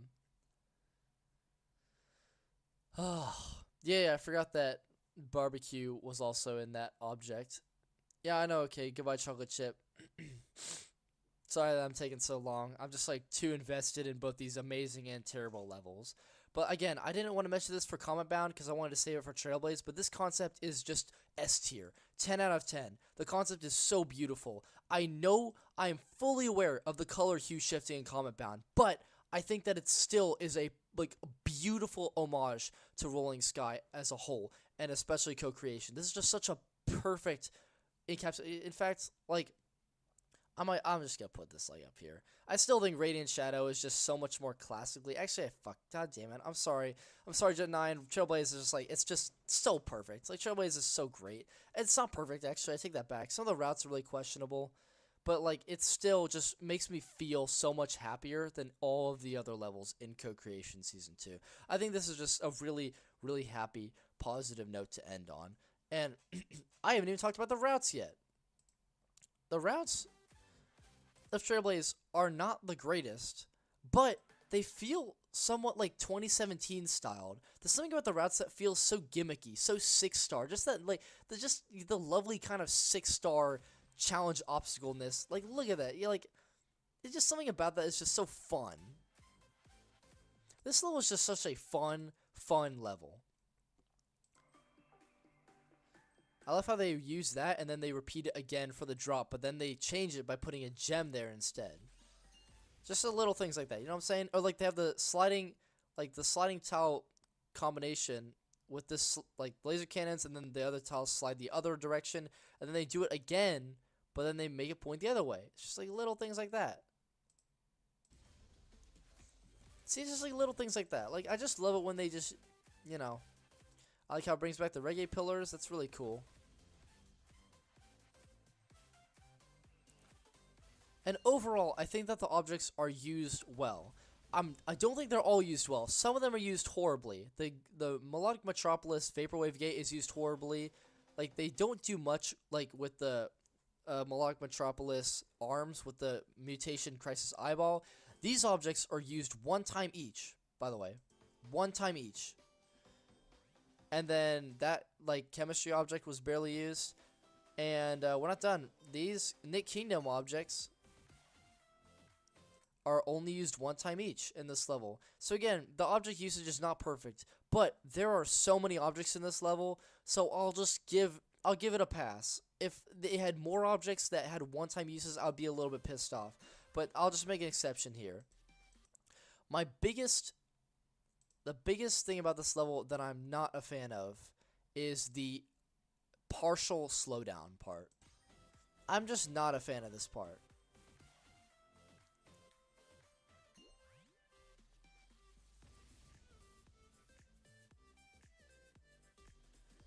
Here's the thing, I need to distinct for a second. The song first is like, I give it like a B tier.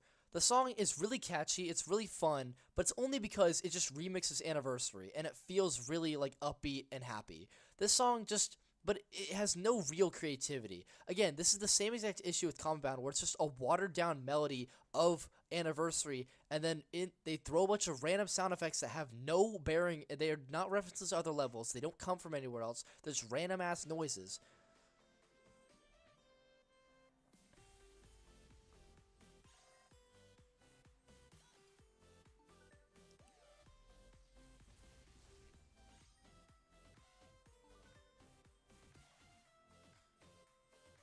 Like, it's just really random, doesn't have much purpose, and I don't like that. And I do actually like that the song slows down to Anniversary's tempo. And I love how it sounds really, really similar to Anniversary in the same way that 4th Anniversary just copied faster, but then it takes that previously known idea with 4th Anniversary, and then it changes the song halfway through the section. Like, listen how it evolves.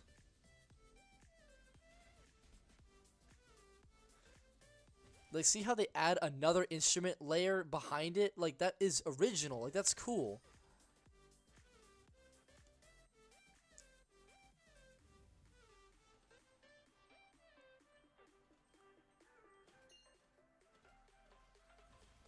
Like, see, I don't like how they just fade out the Anniversary melody and then put in their little watered down version. I've just never been a fan of Meng He, like, doing melodies like that, especially with Ignite 2.0. You saw that in my last 2024 live stream.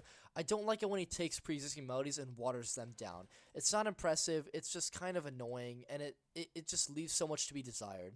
And I also, I do like that the level waited to introduce these minecarts. This is the first time they even show up at all. And I like how he utilizes that the minecarts don't move onto their spawn tile. They move off of the spawn tile. So they actually go off the lane, which is really cool. But, again, it's a shame because the texturing department, see, they look this way. But in the concept, they actually look a lot better. So it's like, see, they look like this. See, this is actually an emulation of Radiant Shadow themes roller, and then you have the emulation of the red Twilight Karst cave theme. But then the modeling team kind of just ignored that. They made this ugly ass. This cart looks really fucking ugly. It's a shame, because like the original colors are great. I don't know why they ignored all that, and I know that Gen9 and Denix did not do this on purpose. So I have no idea why they couldn't just like free up another color space on their texture. But whatever, it looks really bad. It's a shame because that's all the cart is only ever used in the blue theme. It's never used in the pink theme. But I still do like that it's only used in this really late in the level, so it makes the level feel a lot more original. It like just keeps the level fresh.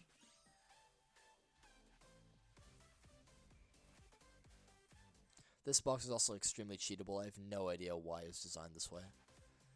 And the level gets a little bit too much. Like, it's a little bit too annoying here.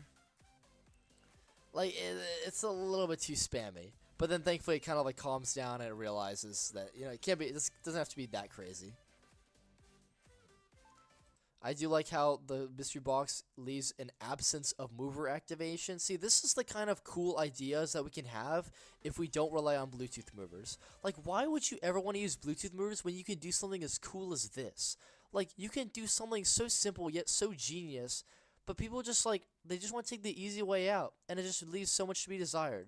Like, I just love it when levels do some simple shit like this. God, just, like, come on. And this is, like, the only glimpse we get to have of the minecarts looking proper. Like, we only get to see them looking good in this part, and then, we're back to the shitty-ass colors of the blue theme. This is also the only time in the level they use the closing gates. This is the only time. Interesting. God, this is so cool.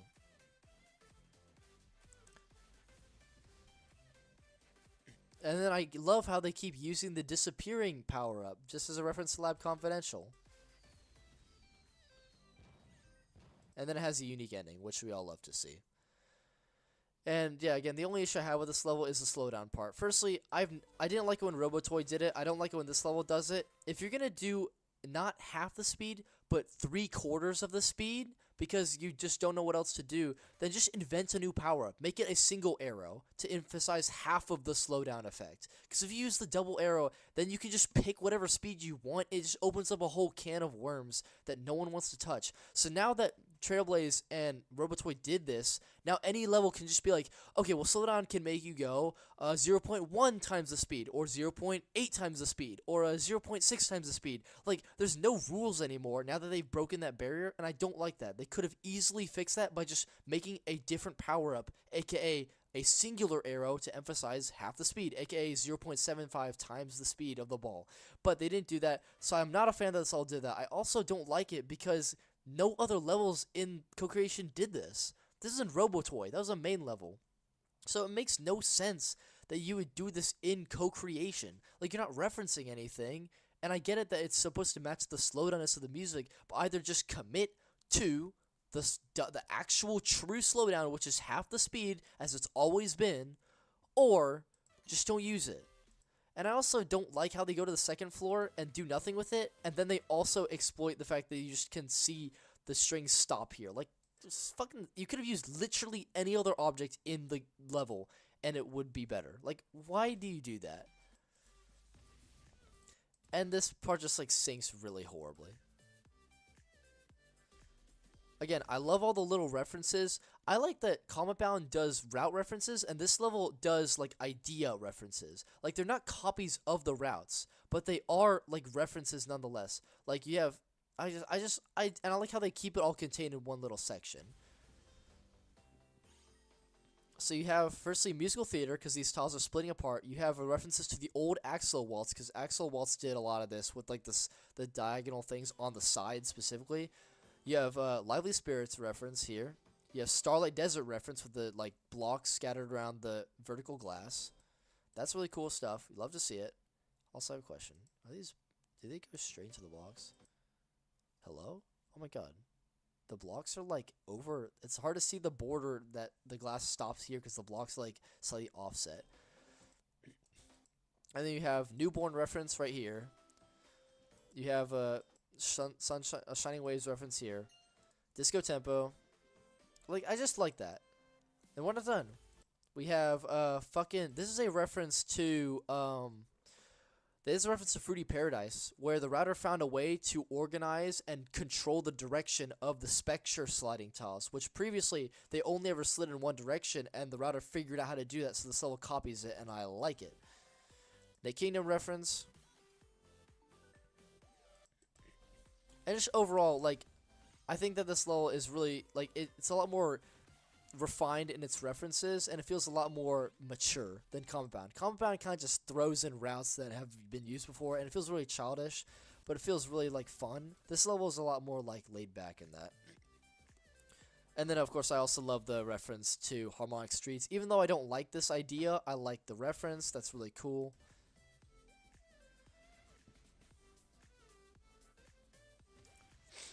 And again, I'm also not a fan of how this drags on super, super long and then it speeds up at a random point. Also, Bluetooth mover usage. I don't like that. I never do. Like, I don't like how it just speeds up here. That just feels really weird. Like, it's so jolting. It's really annoying. This whole section is just kind of yucky to me, but it doesn't stop this level from being, like, I still think it's the best level of co-creation. Like, it's just the most fun level. It has the most heart and soul put into it. The song is not great, but overall, it is just a perfect, perfect ending to co-creation season 2. And really, I keep saying co-creation's like as a whole, because I really do think that Trailblaze is going to be the last level that people like actually genuinely care about. That sounds really, really cynical of co-creation, considering that like we're not even close to done. Like, they have a bunch of concepts that they want to still make, but I really do think that Trailblaze is going to be the last level that people actually genuinely get hyped over and care about in co-creation.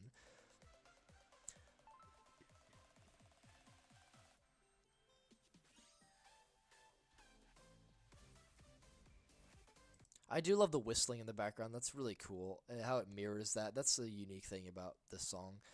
But otherwise, yeah, I don't like it. I also like how, yeah, these go over the jump pads. I didn't even realize that. So these go off of their spawn tile. It's really rare to have objects on top of jump pads. And overall, I just think the ending of this level, like, does a lot of good, like, references to earlier in the level, too. This part is crazy. This part is ridiculous. I can't believe this is all mandatory, by the way. Yeah, that's crazy. That's really crazy. But yeah, this level is just really great. It's really, really great. In fact, I think it's just almost perfect. Aside from that slowdown part, but it doesn't stop it from being the best level. Even so. I really do like this level a lot. And I think it's pretty fitting to just go back to Trailblaze, Rolling Sky. Blaze, Rolling Sky. So yeah, we're done. We're done ranking all the levels. Isn't that crazy? Chat hasn't been very active. I think that's because a lot of people who are active in chat are the ones who aren't awake right now, because I changed the time period of when I stream. But I know that that's the case because there's 46 people watching, and like usually there's like 30 people watching, and chat is a lot more active anyway. But it's good because then I get to like not miss any comments. Should we get better at routings or anything I can use to practice? Well, yeah, you can actually. You can use the editor APK, which I'll put in the description if I have enough motivation to like get it going. And I mean, like, you know, it's not really that hard to grab the link, but I just need to make sure the link isn't attached to anything, you know, bad, like, you know, being able to track, maybe being able to track like how I got the link and whatnot. But yeah, I'll just give y'all the most recent version I have is actually the most recent that I have that like isn't traceable is what was it? It's the Axolo-Waltz update. Well, it's not the Axolo-Waltz update. It was the version that allowed Axolo-Waltz to be made. So if you backtrack that a bit, then I'm pretty sure that'll get us somewhere into the... Hold up. Let's see. Let's first play the song. bum, bum, bum, bum. So if I just split,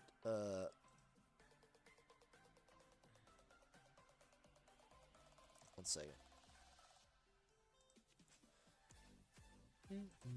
Bum, bum, bum, bum. Ba-dum, ba-dum, bum, bum. Bum, bum, bum, bum, bum, ba-da-dum. Like, even though I don't like the watered down melody, it eventually kind of got to me, so I still think the watered down melody is catchy.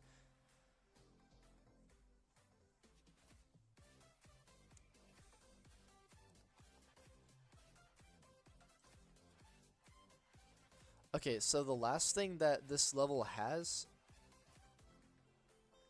the last thing that this APK has is industrial base.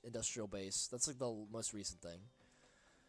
So yeah, anything that and beforehand, Axolo-Waltz, like that's the editor APK, all that stuff. And yeah, I'll gladly share. I don't care. Max blacklisted me already, so there's no harm. Can we not drag the TDX and drama here? I'm just really curious now. Now's a really great time to start asking about that. So, time to read all this stuff. Aiden, I'm just going to read out exactly what you said to me word for word on Discord DMs. Boom, ba-ba-dum, bum, bum, bum, bum, ba-dum, bum, bum, bum, ba-ba-dum, bum, bum, bum, bum, bum, ba-da-dum, ba-da-da-dum. Okay. Oh. No, never mind. We still don't have no video. Okay, so, Aiden Scott's win. Okay, I'll try to explain everything that that dude said more clearly. Basically, TDX, I think we should actually stop the music for this. Basically, TDX and C4 have beef with WDGMLX, WalkerTurkey. The reason why these beef started is because C4 herself, as a QQ admin, have a lot of questionable admin actions. So basically, let me just read this and try and reword it in perfect English.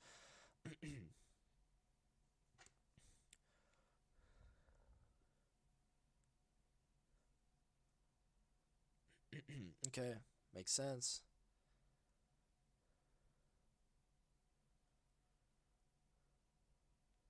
So basically, are you gonna actually explain to me why they have beef? Does anyone know? Like, does anyone know why TDX doesn't like WalkerTurkey? Or does anyone know why WQDMLGX doesn't like him? Or fucking, like, C4? Like, why? I'm so confused. Why are people saying I feel bad for WalkerTurkey? Well, like, what did he actually do then? I want to know.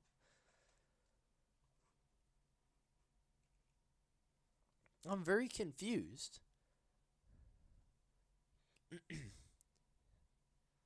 Frogby, what am I letting you know about?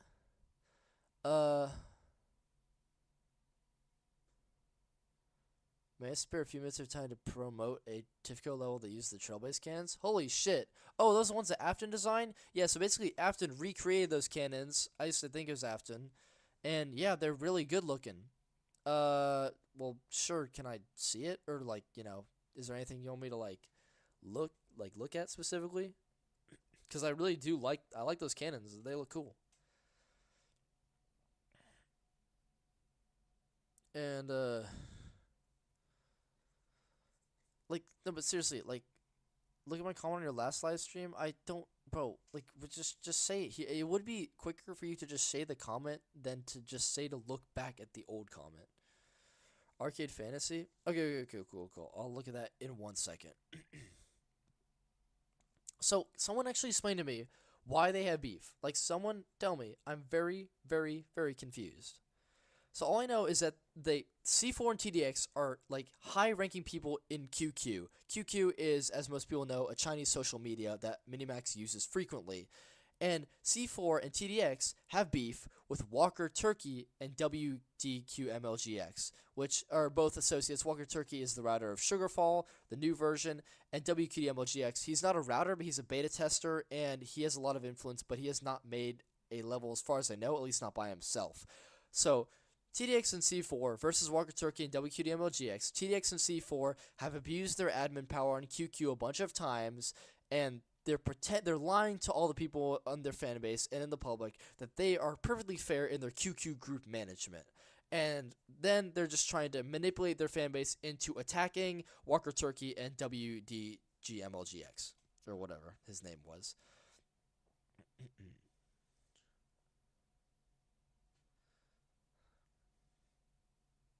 So, hold up. Aiden Scott's one. Who made this response video?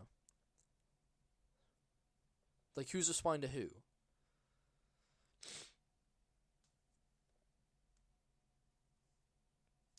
Oh, Bonfire, were you talking about the fucking Moonlit Midnight Movement thing that I already responded to in another stream afterwards? About how you're saying that Midnight Movement spams theme changes, and that's okay because other levels, like Eternity, have spam theme changes, and I said that that was fine? Oh my god, is this Quidian? Is this Quidian? I'm very confused. I don't know. I can't even tell if this is Quidian.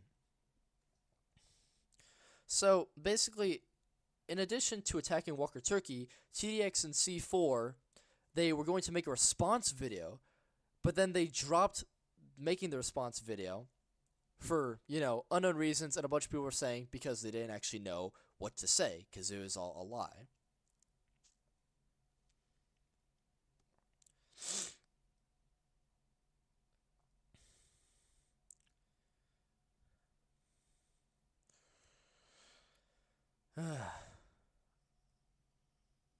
So, and then of course C4 is claiming to take responsibility for a lot of things, but it turns out it's actually just a combination of a bunch of people, but C4 just pretends to take effort for it.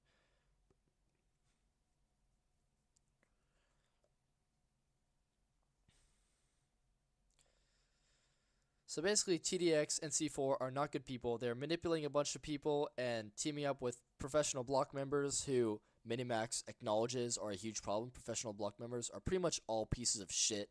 They're all super snarky. They're all obnoxious like TCT is and F01A and like the old Quidian and Y3G.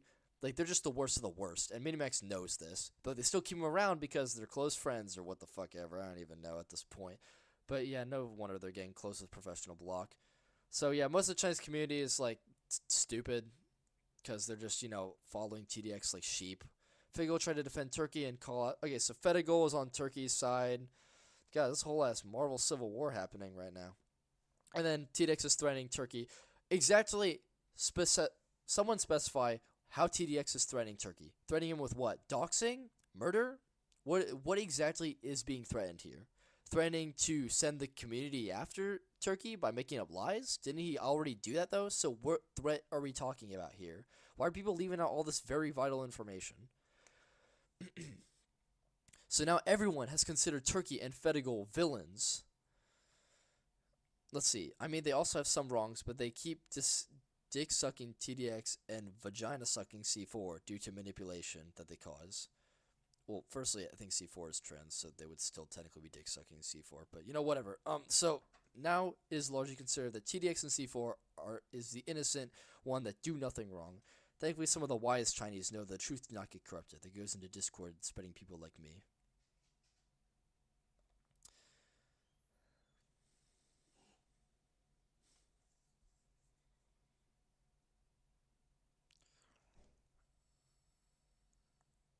Pretty sure C4 because he criticized C4 and then C4 and then when WalkerTurkey made a weird comment.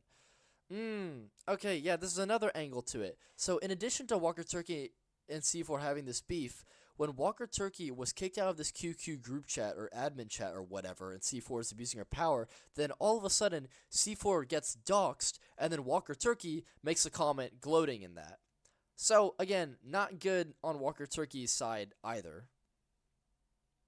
So why do people feel sad for WalkerTurkey again? Like, I don't understand. You know what's so funny? Is that, like, you have people...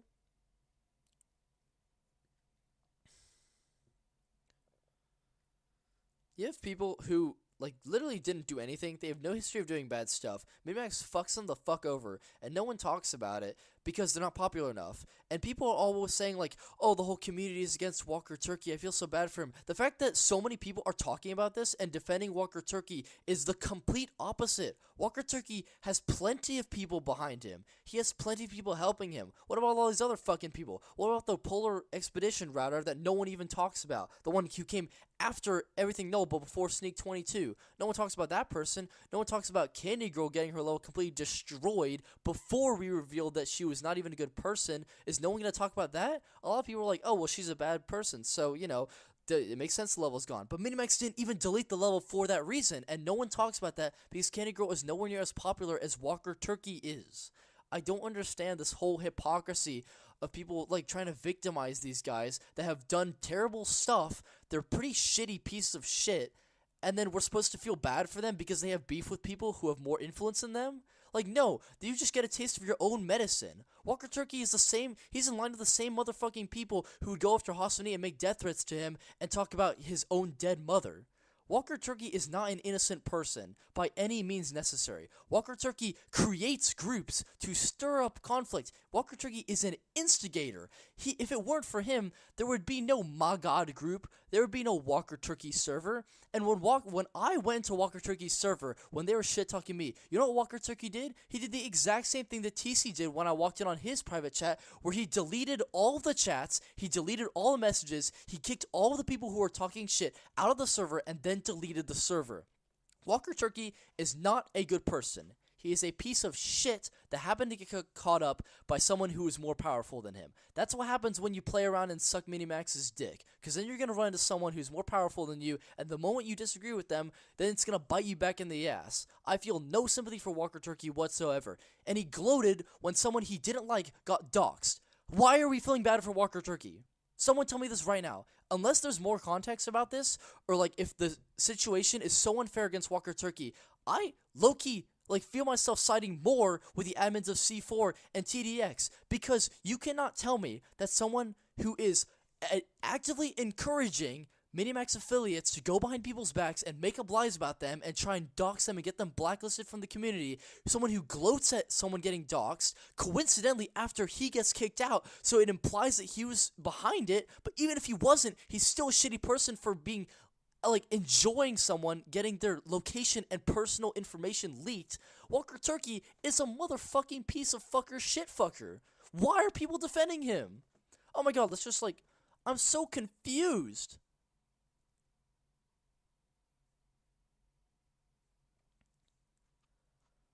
Welcome to my Toxic creation. It was too hard to manage. It was too hard to keep up with updates, so I just stopped like really caring. But I really do want to catch up. WalkerTurkey is not a good person. This situation seems bad in his favor, but are we just going to ignore the fact that he is gloating at someone actively suffering about getting their information leaked? This is why I need like all this information to like come out in a good little chunk, so I know exactly what is happening. Yeah, the theme change spam thing is what Bonfire was talking about. As a celebrity and ability committee, I think I can link that video. C4 and WalkerTurkey versus WQDMLGX. Basically, C4 takes C4 against WalkerTurkey and those two. I'm assuming not clearing up for it yet. He is quitting. I don't remember, unfortunately. That's all I can remember. People got sad, I think. You had the most unnecessary attacks. Meanwhile, C4 and got unaffected. I think WalkerTurkey is also wrong. What do you mean they got unaffected? One of them got doxxed! What do you fucking mean they're unaffected? No shit they're gonna go around the community attacking WalkerTurkey, because you're telling me, let's assume that they do abuse their power. Let's assume that they are terrible admins of this QQ group chat, which is so important, by the way, which it really isn't. Let's assume that they are abusive of their power in the admin group chat where they talk about secret Rolling Sky stuff. They kick out someone. Oh my gosh, so I got kicked out. How about I just leak their personal information?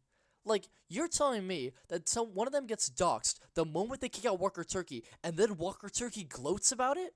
Is no one really seeing the connection here? Again, we have no proof that WalkerTurkey caused this doxing to happen, but we absolutely know that there's a bunch of hackers in the Rolling Sky community who will do things that people ask of them. Mukong, Tai Lu, and you're telling me that WalkerTurkey is against Mukong, but he's gonna be happy when someone he doesn't like gets doxxed and their personal email and real name get leaked and their location gets leaked?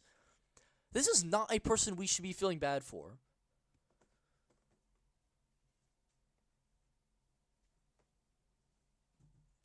surely there's a whole piece of the story that no one is telling me, because why are people feeling so bad for WalkerTurkey? I low-key might just make a video on this specific thing, because as far as the information goes, like, this is silly. Like, why do people even care about this situation? Like, we have people who abuse their power, they get doxxed, they get a taste of their own bullshit. We have someone who, like, is actively encouraging instigating, then they get instigated against, they take a piece of their own bullshit. This is just karma all around. And it's not equal karma, so it's not like it should happen, but it happened, and that's it. It's done. I don't understand, like, why we are indulging in, like, supporting WalkerTurkey against the evil vials of TDX. Like, WalkerTurkey's a piece of shit. He doesn't need no support. He's fine.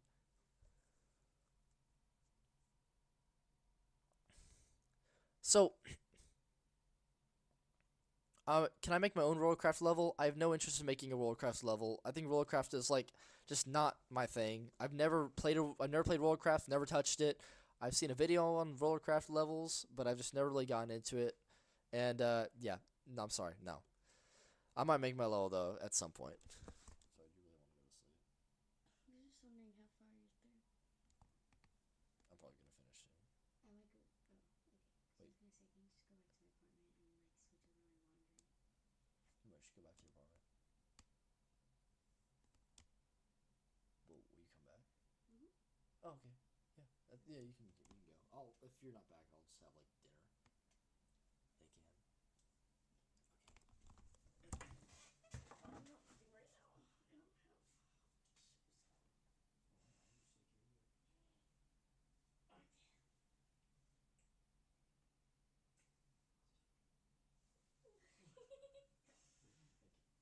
But do you want to see what I was doing? Yes, I do want to see what you're doing.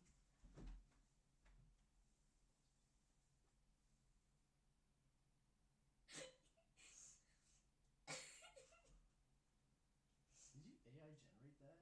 No. Why does it look so, like, I mean, this is AI generated.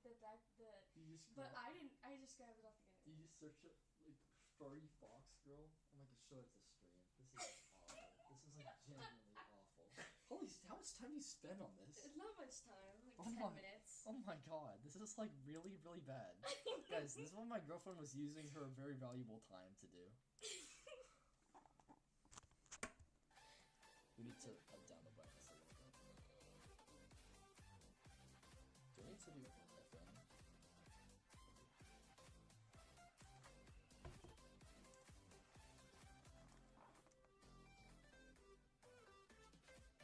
Just get a good long look at this.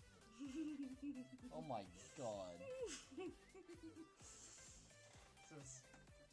Just get that out of my sight.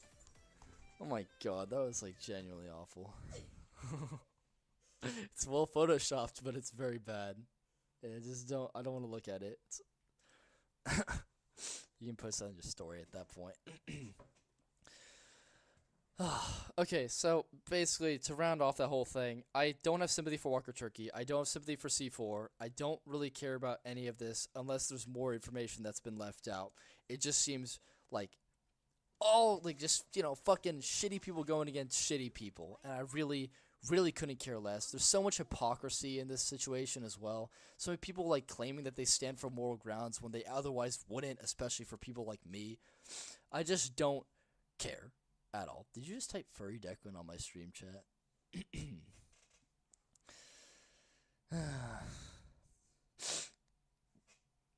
Yeah, so that's all I'm going to say about that. Can I also back to the beta contents too? Oh my god, there's so many beta levels. We might low-key should we just make our own stream? Let's honestly, what am I doing? Let's make a stream reacting to all the beta versions that we know. Wait, that's actually a really good idea. Let's just do that.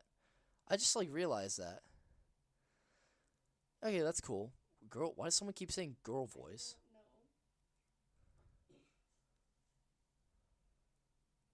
He's talking about you? Maybe.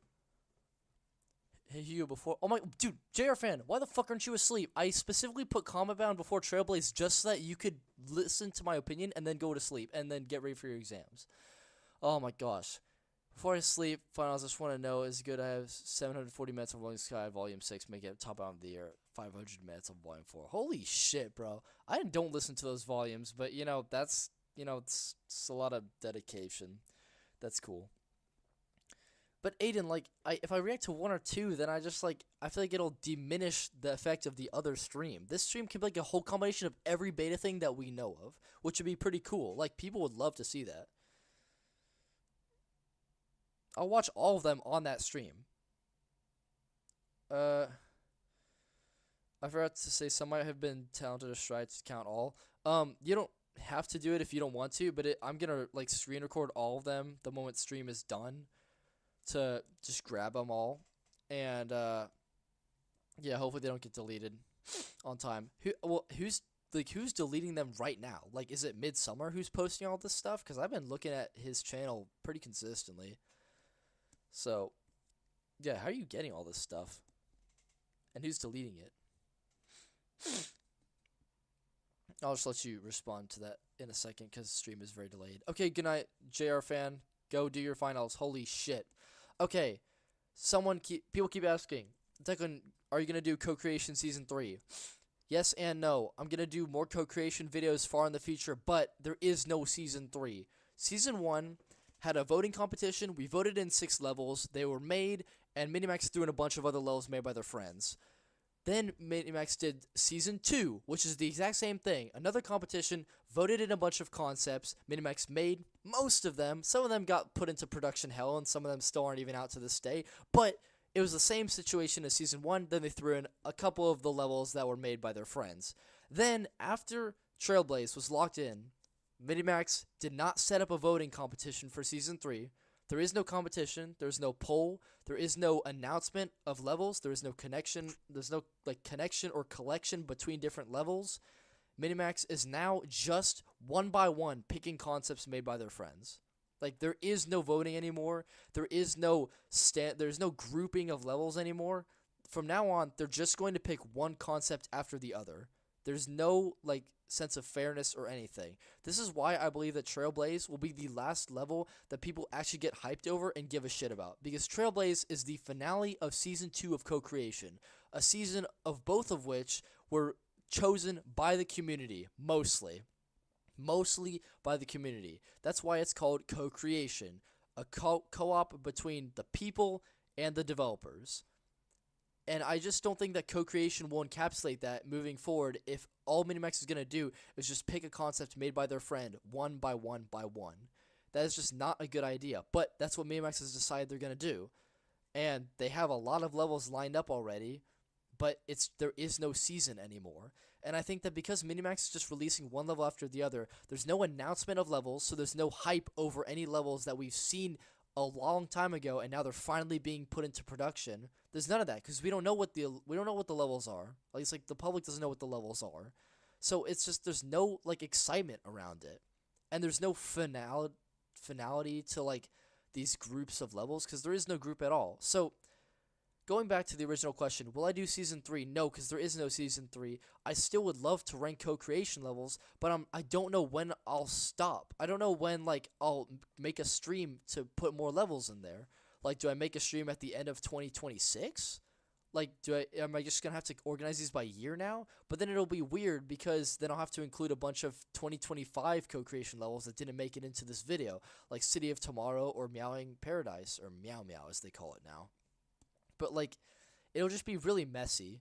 I really hope Minimax just locks the fuck in, realizes that their idea was really stupid, and just does another voting competition, even if it's entirely focused on QQ or some Chinese website. I don't care. At least it's some partially voted in by the community, and then at least they announce different levels. I mean, at least the very least they could do is just announce all the level concepts right now. Just announce all of them right now, so people actually give a shit. Let's say they see a concept way in the future, I don't know, museum, and say, oh my god, that concept looks really good. I want to keep being invested in the game so I can wait for that concept to finally be made.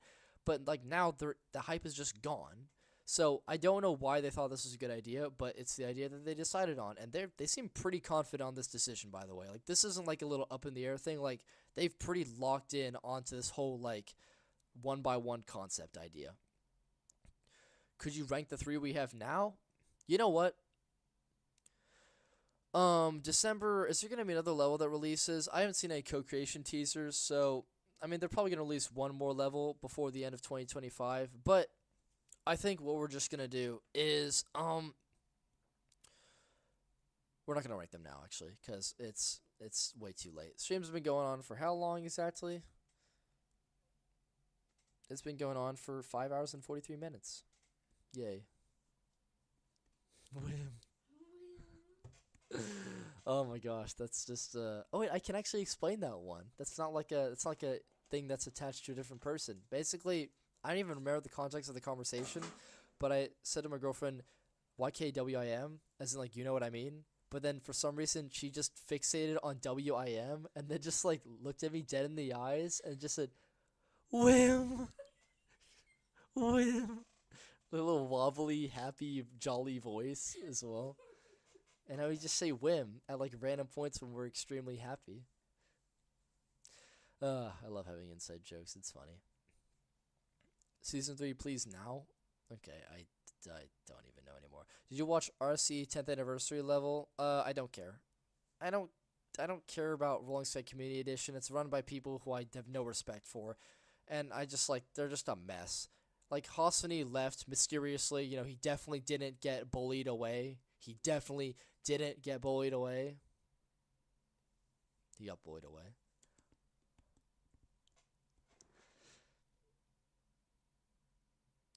Yeah, it was really silly. Like, he got bullied away, and then he was like, guys, I just want you to know, I don't want you to question these other people. I don't want you to hate these other people, and I'm gonna go now. But, like, motherfucker, he never had that mentality. That's some bullshit. That is not the Hasani I know. I know Hasani. He was fucking bullied out. That's so stupid. Anyway, that's a whole topic for another day. But Hasani was the last good soul of RC, and I don't have any respect for RC anymore. It's just run by dumbasses. Don't forget the editor and have a tutorial.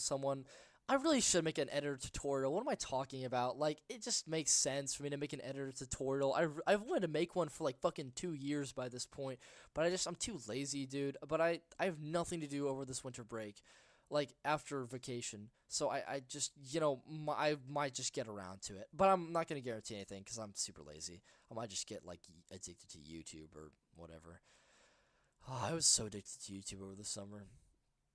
Okay, well, let's see. Off topic, you might not care. The current router of ADOE got harassed by a bunch of kids in the Chinese community because they confused him with Candy Girl. The router for AW? I'm sorry, my brain, like, I hate abbreviations because there's so many levels. Like, sorry? I just don't know which one is which. I forgot to organize all these. My fault. Beach Harbor came in front of Furnace. I can't believe it took me this long to realize that it was this far behind. And then this is going somewhere up here. Where is it going? Oh no, it's Masterpiece. Yeah. And Trailblaze is going out top. Cometbound is going best of okay. Okay. Okay. So this is the final tier list ranking for just isolated season 2, no season 1 included. So yeah, it's pretty just like it's funny how like a lot of it leans into the latter half of season 2, where a lot of these levels are pretty bad, but there's a lot of highlights as well. But yeah, overall season 2 just had like, I'd say it's a good way to describe it is like a negative sine graph. Like, it started out really strong, then it went really shit, and then it ended up being pretty great at the very, very end. Could have been great in Axolo-Waltz, but, you know, they deleted that level for dumbass reasons. So, you know, it could have been great a little bit earlier, but at least it was great eventually. Yeah. Oh, you're fine. You know what we're going to talk about? Okay, I just want to just put this, like, you should probably just go back to the apartment, because I do a bunch of yapping post. I'm chilling. Okay, well, I just don't want you to, like, feel like you're waiting for me, because I'm a yapper. I'm chilling. Okay. I'm gonna make you do my laundry when I get back then. Make you fold it. Okay, sure, that's fine. We do that anyway. Yeah, sure. Hopefully we can do that tomorrow or something, because, yeah. final to today. Okay, whatever. Axolo-Waltz. See, like it was right there, but I just couldn't. My brain couldn't make that connection. Oh, the new editor got harassed because they thought it was Candy Girl. Yeah, that's fucking stupid. And also, like I don't encourage harassment at all. Like, yes, Candy Girl is like high key racist, but like let's not continue the flow of negativity. Season 2 was like a roller coaster. It really was a roller coaster, wasn't it? What about Sorority of Stars made in Hassani Arabi's level feels really underrated and forgettable. Had a lot of gameplays. You know who had almost full control of that level? It was fucking TCT. So no wonder nobody gives a shit about that level.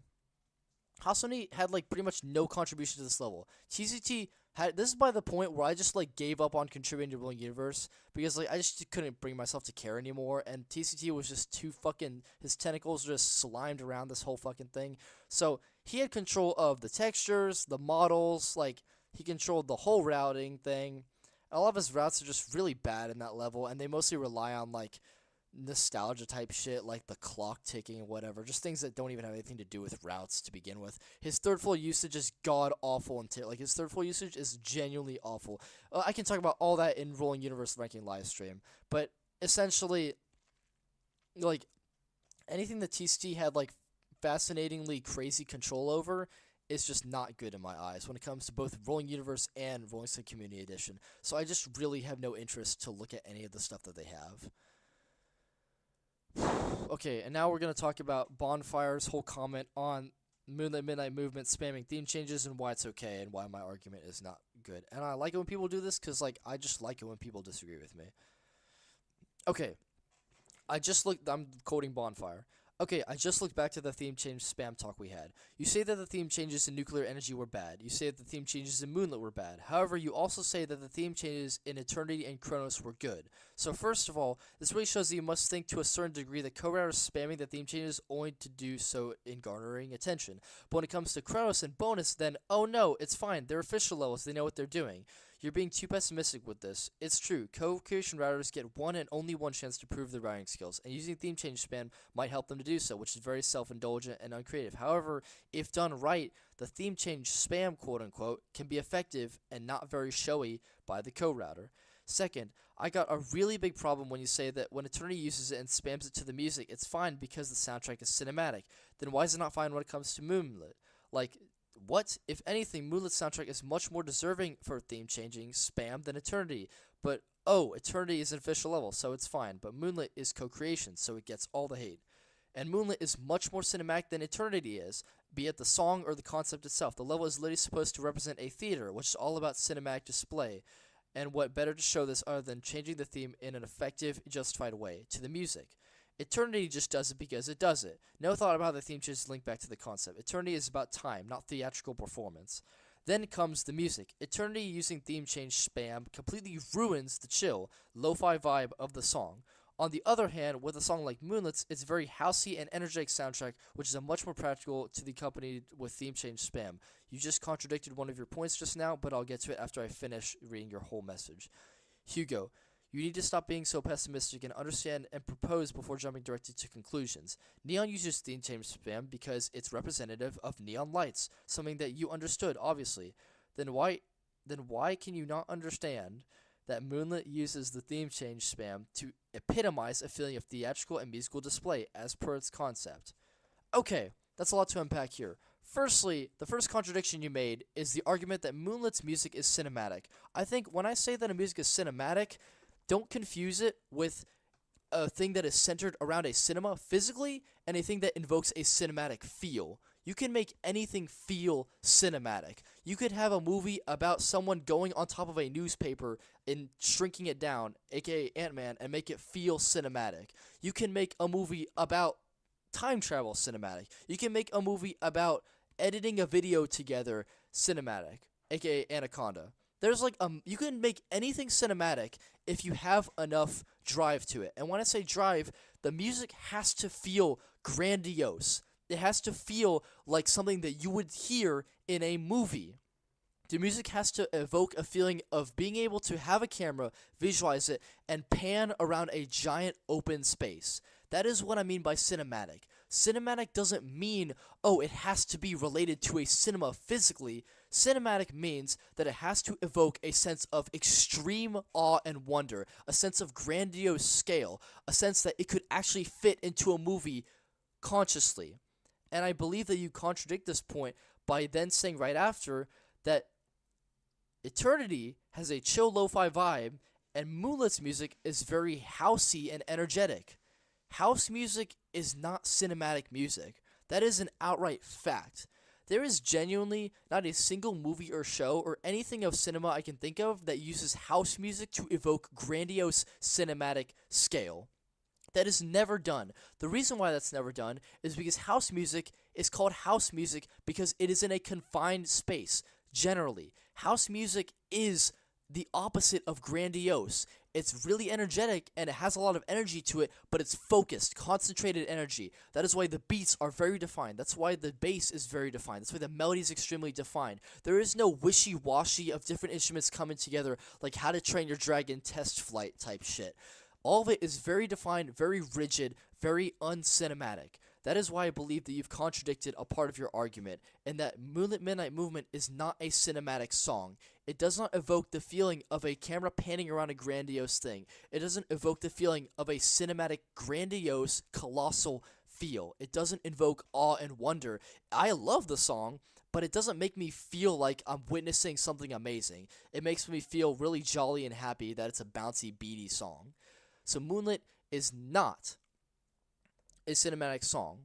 So that whole argument that I made about a song being okay more so in using theme change alternating at a rapid pace, aka theme change spam, is if it's cinematic. And you made the argument that what's the name of the bonus level? That Eternity. You made the argument that Eternity is a chill lo-fi song, but it's actually not. Eternity may be chill in some points, but it is not chill in the places where they use theme change spam.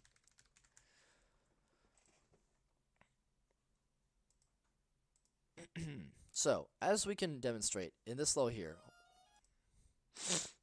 Sorry, the YouTube ads. YouTube ads are so much worse on computer than they are on iPad. It's weird.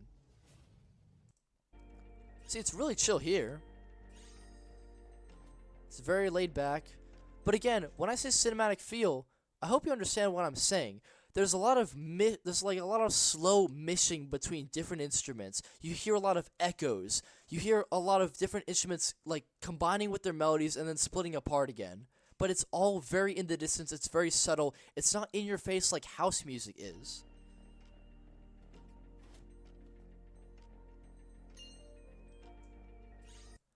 So you have the melody in the front, then you have the background basses, which are just a continuous hum the entire way through. A hum is a great form of cinematic music making.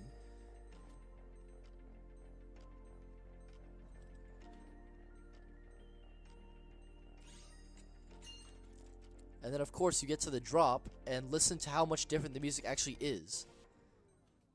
And again, keep in mind there's a build up too. So you're very much aware that the music is getting more energetic.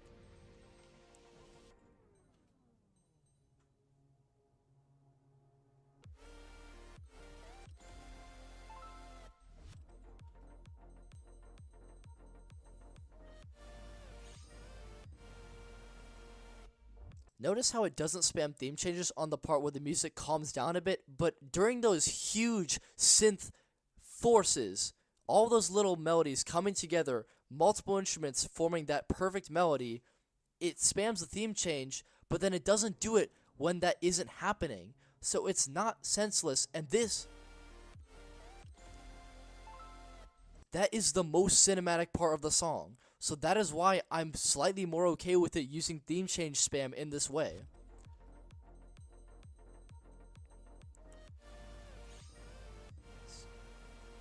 See, you can't make the argument that this is entirely from start to finish a chill lo-fi song, because that is not chill lo-fi. If you played that on repeat, no one would ever say that's chill lo-fi because that part itself is not. It's not chill. It's cinematic. It's out there.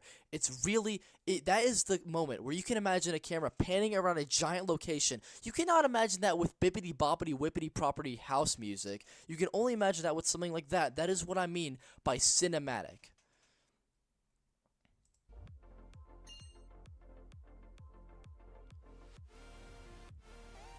Another thing that makes the theme change slightly more understandable is the usage of triggers of shaking, aka the stompers. That is the bare minimum you can do to make your theme change feel like it has purpose. Just something happening as you're doing the theme change makes it feel all the more meaningful. And again, it syncs perfectly with the song. The song is cinematic the most at those exact moments, and the theme changes don't spam anywhere else. So no, you cannot make the argument that this is a chill, lo-fi song and it doesn't have cinematic feel, whereas Moonlit Midnight Movement does have cinematic feel, because both of those I simply have to disagree with. Another thing is that you make the argument that I simply dismiss official routers from doing this because they're official and nothing else. I would actually feel less bad if an official level did this. Let's say that we have Nuclear Energy spamming. No, let's do a better example. Let's say we have Polar Night Wandering by Horia Whiffer spamming theme changes, and then an official level does literally the exact same thing. It spams theme changes right before a drop. AKA, we have Tactic Core. Tactic Core is literally just that. It spams theme changes right before the drop. So you have Tactic Core and New Polar Night Wandering. Sorry, are you waiting for me to do a thing? You do? Oh. Where? Oh. Oh, I'm sorry. You know you can just. No, I was listening for. You know you can just interrupt me.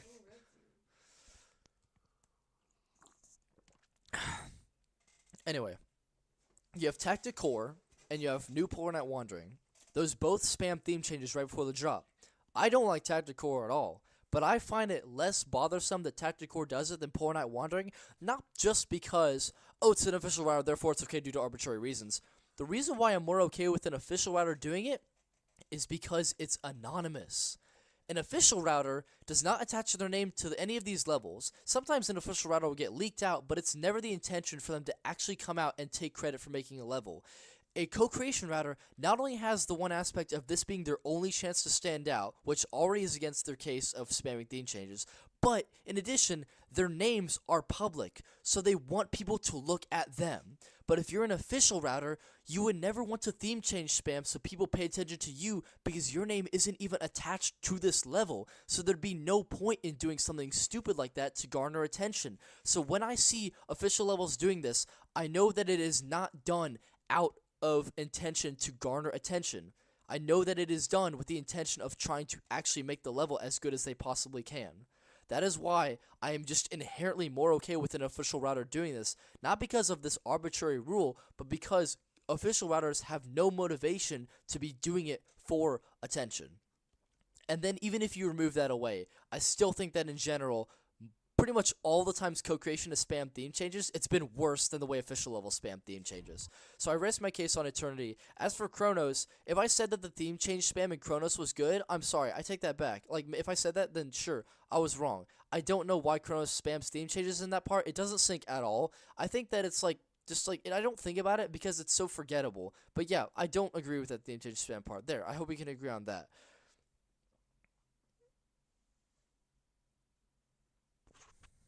I think I missed a part of your argument. I forgot about it. Oh yeah, I think I should probably actually explain why Midnight Movement doesn't deserve to have theme changes, despite, because you did make another argument that Neon spams theme changes because it's supposed to evoke neon lights. This level, Midnight Movement, spams theme changes because it's supposed to evoke the stage lights turning on and off, because you have the daytime theme and the nighttime theme. So that's a good point. That would only work if both levels were official or both levels were co-creation, and it would only work if both levels released at the same time or if Neon released after Midnight Movement, but neither of those are the case. Again, it comes back to my point that I just made, how the Neon router is anonymous. We still have no idea to this day that who made this 2018 level. We don't know. And even if we did know, it was never their intention to ever come public at any point. So them spamming theme changes was not their way of saying, guys, look at me, give me attention, make me individually popular. That was their way of trying to make the level as good as they possibly could. This level does not have that case backed up because this is a one-time router who had one chance to make themselves stand out. So of course it would make, like, they can't defend themselves by saying, oh no, I didn't intend to garner attention, because this is their one chance to get attention. So they can't hide behind that wall in the same way that Neon's router does. And Neon, as I made an exception for, is the first level to ever do this. This was before people could make any level that they wanted to. Neon spam theme changes, and people thought that was cool because no other level had ever done it before, and it made so much sense for the topic of that level. And that was the first time that topic would have ever worked for theme change spam. And yes, I don't agree that it being the first makes it objectively the only time it's okay. But I do think that for Neon, it is definitely way more justified than Moonlit Midnight Movement ever could justify it. And then on top of that, musical theater did not spam theme changes, so that singular example alone does not give the Moonlit router the excuse to spam theme changes themselves, because we already have an example, a level that does perfectly fine on its own without doing this stupid lazy ass thing, and no other level in co-creation has done this with the whole excuse of, oh, it's supposed to fit the environment of it, like switching between different colors, because no other level would actually slide with an excuse like that. This level, you could, let's assume that the router had no intention of garnering attention due to this thing. Let's say that all they wanted to do was just flip the lights on and off. It's still fucking shitty, because the rest of the level doesn't do that, so why are you doing it at the very end? It syncs horribly anyway, so all of that argument that you just made is valid in some ways, but it doesn't even matter, because the decision that they made to spam the theme changes ended up being dog shit anyway, so all of it just goes out the window. But I still took the time to explain all of it in my own contradictory points one by one, because I actually care about like what you're saying. But at the end of the day, his decision to spam theme changes still fucking sucks, because it comes out of nowhere. No other routers had to do it, so this router didn't have to do it, but they decided to do it anyway because, again, I'm trying really hard not to say that they wanted attention, but that's really all I can think of when it comes to them being the only one who does this in a vacuum. And then, of course, you have, like, if you take away the vacuum, then you have Junipi spamming theme changes for attention, you have Horio for spamming theme changes for attention, like, so they're not good either.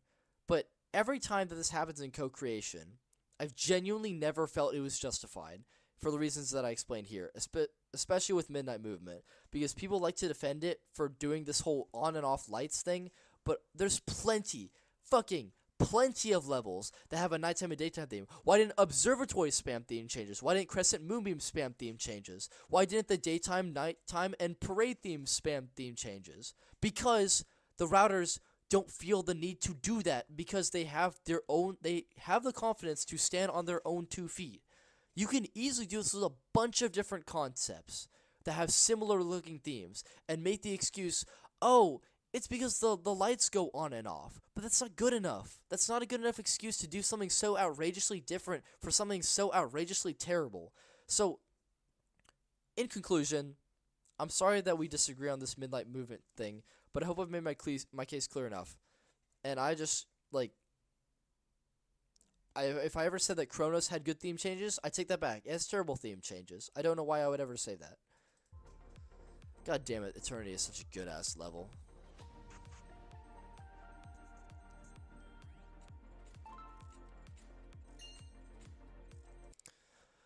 Oh, Eternity Rolling Sky.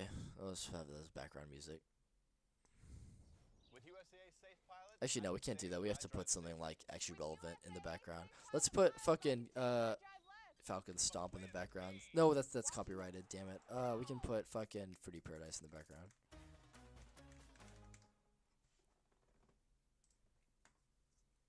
Because I think this is the only good song Leo Webby has ever made. Hands down.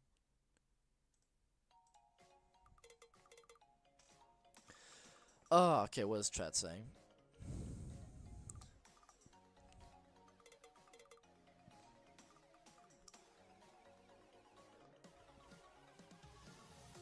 Got blocked. Midsummer got blocked by official Billy account too, and then one day he suddenly blocked everyone. Yeah, Midsummer's been going through some stuff. I have no idea what that's about, but you know, it sounds pretty bad. And this is coming from someone like Midsummer was a bitch to me. Like when I revealed myself on as the Poor Night Wandering router, Midsummer was one of the people. Like what happened is I was in Rolling Lounge right after I revealed myself, and I was just hanging out there being like answering a bunch of questions that people had about the whole reveal, and then out of nowhere, like 10 different Minimax contributors just swarmed into the Discord chat. All of them have shitty-ass broken English because none of them ever used Discord. They were all just brought in by someone to all just start bombing me with hate and harassment. And it was the most comedically stupid thing imaginable. And Midsummer was one of them. He kept screaming in my face about like, hey, show us proof that other routers have broken rules. Show us proof that other routers have broken rules. And I put a screenshot in chat anyway, and then he just disappeared. Like, he's a fucking little slummy little bitch. But, you know, he seems to be going through, like, a real-life crisis, so I'm not going to attack him when he's down. But, like, in my experience, he doesn't seem like a great person. But whatever he's going through, it's probably super serious. Thank goodness Parade didn't spam theme changes, otherwise epilepsy. Oh my god, yeah, Parade's theme is so bright, dude. It used to be darker. It's kind of, I don't know why they decided to make it not as dark, but, you know, whatever, I guess. I studied for chemistry and math, stressed the fuck out, did tired chemistry, and I took a break to revise pre-cal. Oh, well, that sucks. Redoor. So it's only one update list. What's my favorite level of 2025? I'm not gonna fucking tell you. You're gonna find out in the 2025 live stream. Can you start my midsword? Yeah, I saw that. If you want to try my level, the idea is it'll say. Listen, Ricky, I'm firstly in Rollercraft. I record my level, so it's fine. Originally. I'm gonna be completely honest. It's not that I just don't care about your level. Like, I do. And, like, off stream, I might low-key look at it. But I don't want to go into the whole rabbit hole of playing people's levels, individual levels, or watching them on stream. Because if I play someone's level who, like, has no relation to the stream itself or the topic itself, and it's not connected to any other big team of people, then that'll just open a whole can of worms where a bunch of individual people are going to start asking me to put stuff on stream, and if I say no, then it'll be unfair because I already said yes to other people. So I'd rather not tap into that at all. I'm sorry that I'm not going to play your level on stream, but I will probably play it off of stream. But again, that's with the assumption that I touch Rollercraft, which I have never done before. But like, I'm sorry that I have to decline showing your level on stream.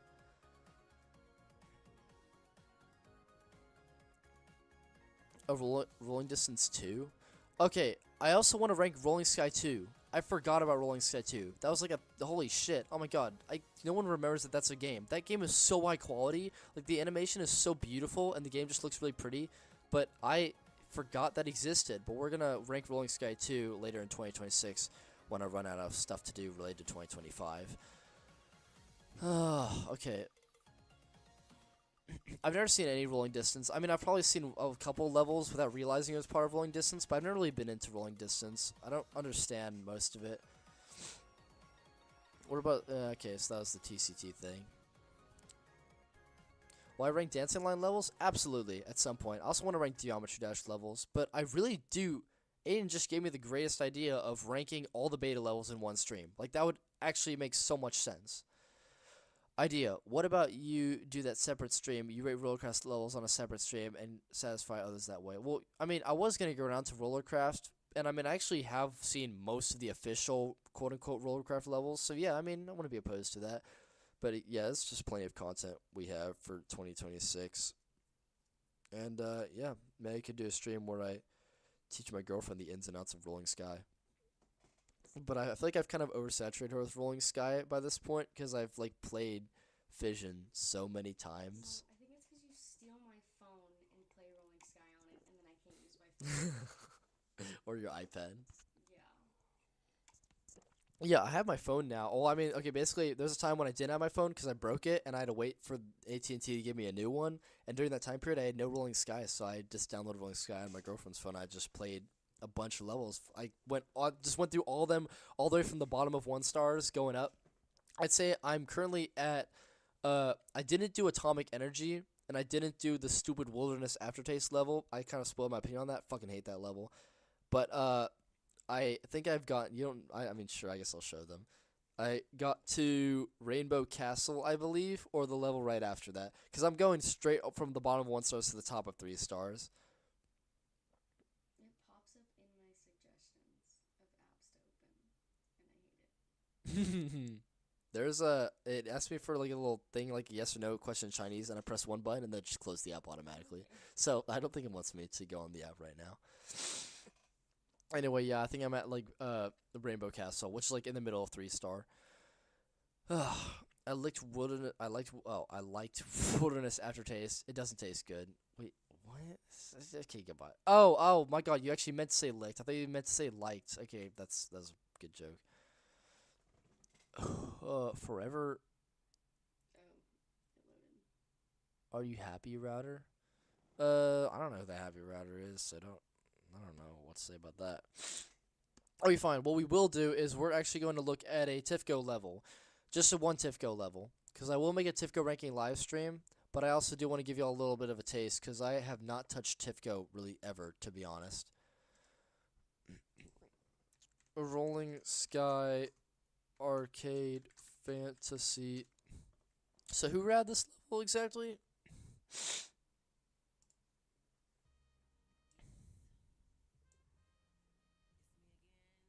Is my audio up? Oh, now it is.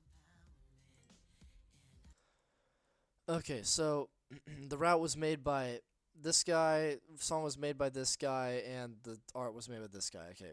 And apparently this has floating laser cannons in it, which is the main draw-in. Oh. What the fuck?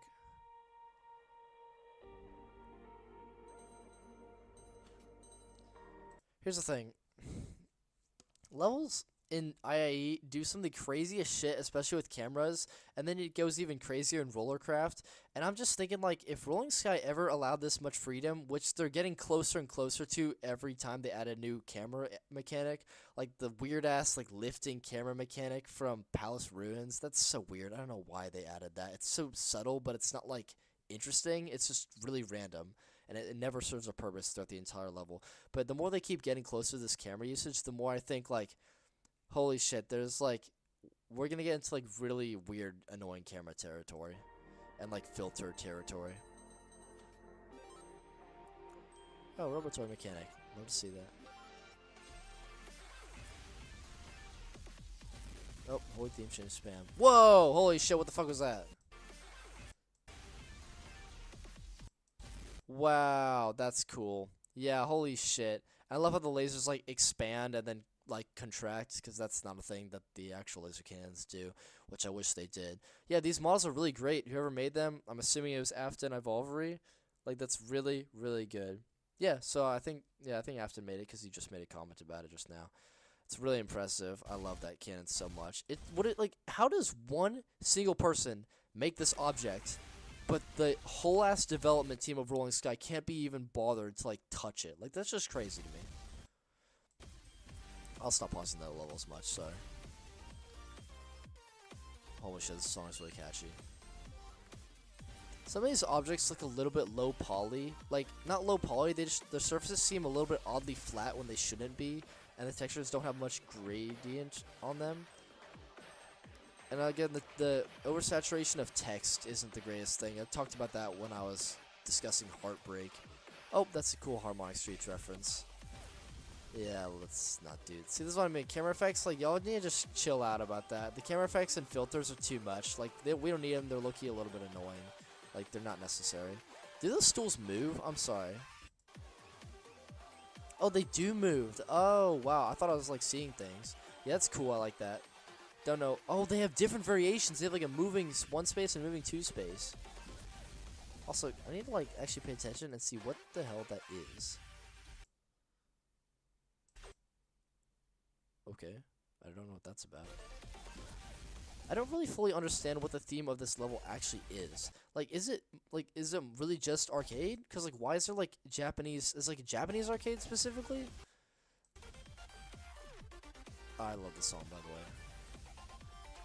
They have a lot of objects that they don't use frequently, but they have other objects that they use all the time.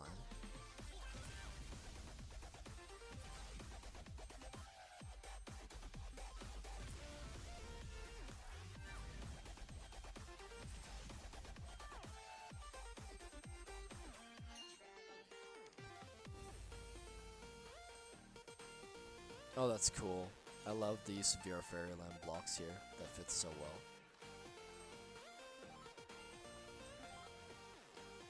Yikes, that's really difficult. Huh.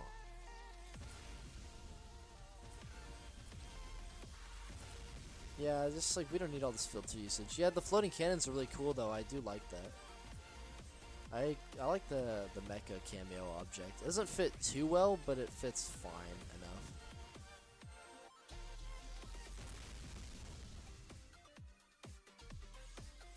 Okay, this is also another critique of TIFCO levels in general. I've noticed a trend that the song selection choice has where, like, the song has a beginning, it's slow, and then has a build up, and then hits a drop, and around like the 30% mark or the 25% mark, and then that energy just stays consistent throughout the entire rest of the level. Like the drop just goes on and on and on until the very end, and then it stops.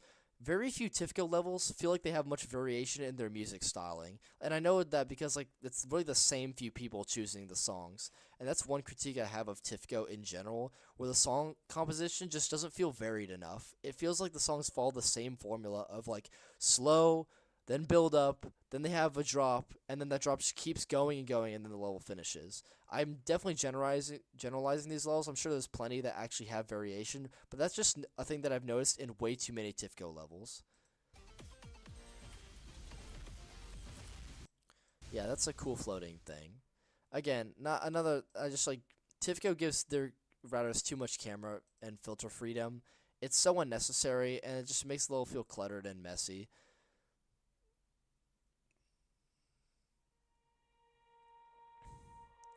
It's just not needed.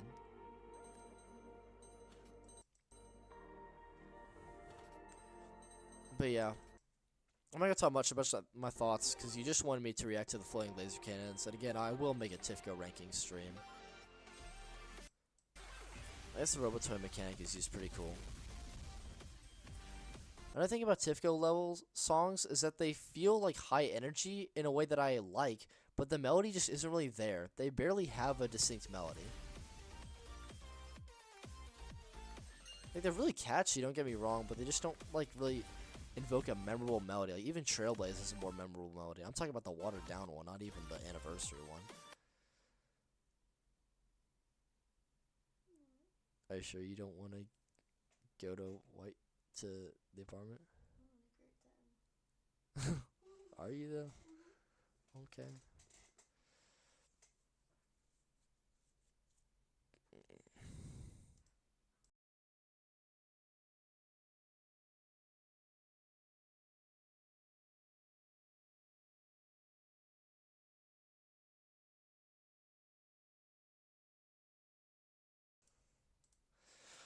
Okay, so yeah, that was. I mean, you know, the route itself is pretty good. I like I like TIFCO routes in general.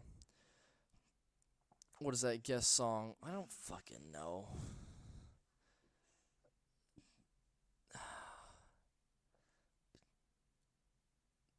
These filters are put into simulate arcade screen. I mean, yeah, I know that they're meant to simulate an experience, but like the filters are just we don't need them. Like they're just too much. They're just not necessary. We get it that it's, you know. Wait, why is there a yin and yang? Is that a flip tile? Oh my gosh. Are they used anywhere else? Oh shit, that might have been like the only place where they're ever used. Interesting. I mean, the models still look pretty good. They do feel like a different style in an arcadey way. That's cool, actually. Holy shit, I don't know how I didn't notice that the first time. That's a really cool usage of moving tiles. That's like a whole S that transforms. I like how the jump heads appear too. Yeah, that's cool. I don't really like it when these objects are used in isolation. Like, I like it when Robotoy uses them because they're very clumped together, and Labyrinth does the same, obviously, because it introduces them. But I don't like it the way Alone Remix used them. I don't like how this level uses them. They just, like, they're supposed to be more clumped together. If they're separate, then they just feel kind of annoying. And I guess you can... Yes, Virtual Network uses them clumped together, but Virtual Network has its own set of problems that make them really shit, but it's not the same as this level's problems with it. Why is someone screaming Black Hugo? Oh, because I turned off the stream. Oh, yeah. Oh, is that what you're laughing about? Yes. Oh. Does Robotoy battery link to movers? I don't know. Oh, yeah, it does. What am I talking about? Yeah, it does link to movers. You can... Well, I don't know about in the official game. I think it does actually link in the official game. I think it behaves like a collectible in the official game where you can move with a mover, but you can still collect it in the original position that it was. You should totally check out Junipe's Earthcore Adventure Geometry Dash level he just posted. Impressive work coming from one single person. God, fine, because I'm not going to, like, rank it at any point, so we might as well just look at it right now. Junipe, Earthcore Adventure. I do not like Earthcore Adventure. It's very boring. We can talk about that in our thing. Junipe. Oh, hello. No views. 20 views. I don't really expect much. Oh, damn, this is like 1.9. Like, this is pretty nostalgic looking. Again, like, you know, I just don't really expect much from Rolling Sky, you know, Geometry Dash levels, because they're usually low quality, because it's really rare to have someone who's, like, really good at level making in Geometry Dash, and also care about Rolling Sky. But, like, this is actually really good for a 1.9 style.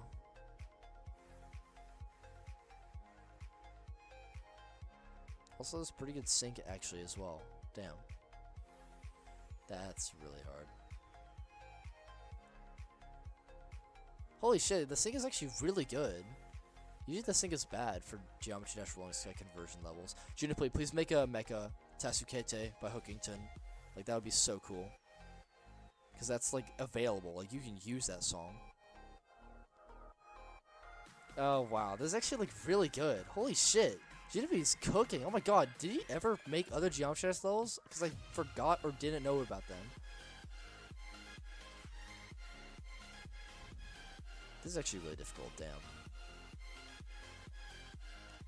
I do not like that 3D usage effect, but okay.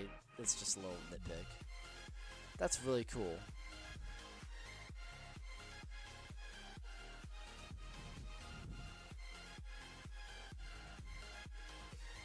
Holy shit. Like, this is actually really, really good. Junipe, oh my gosh. Like, genuinely, like, I like you so much now. You were, I mean, I liked you before the whole thing with Rolling Universe, but I thought you were low-key a little bitch during that time. But you're, like, just, you know, you locked in, like, both personality-wise, and I guess I just like your content now. Saying you are a bitch and I don't realize it. I meant it in the way that, like, I don't think you're a bitch because I used to think you were a bitch and now I don't.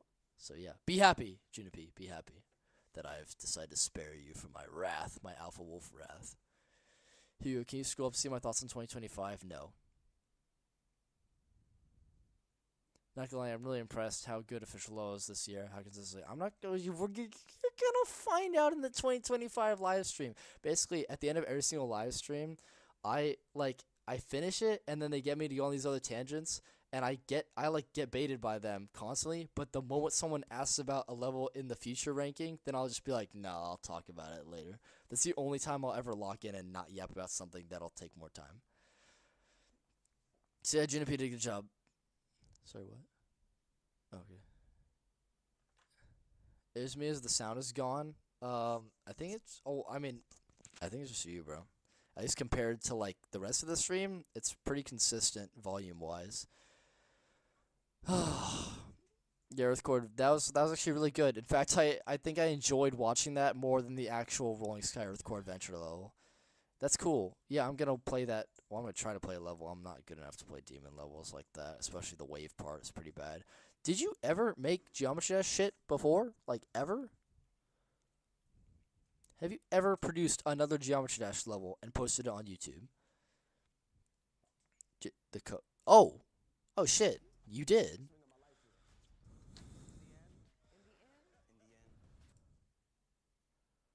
Oh my gosh. And I like this. I do not remember this. Of my new Geometry Dash. Oh my god, I haven't heard this song in so long. I did love this song. This is probably like one of the few professional block levels that I actually really liked.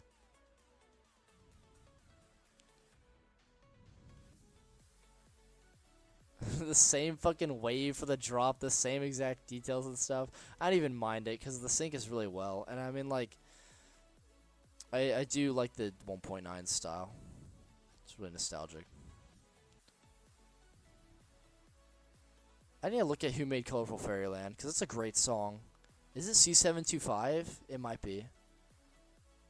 I'd be surprised, because he's made some pretty generic shit recently, so I mean, not recently, he's always made generic shit, so I'd be surprised if he made this song. In fact, while that goes on, I'll just look at that behind the scenes.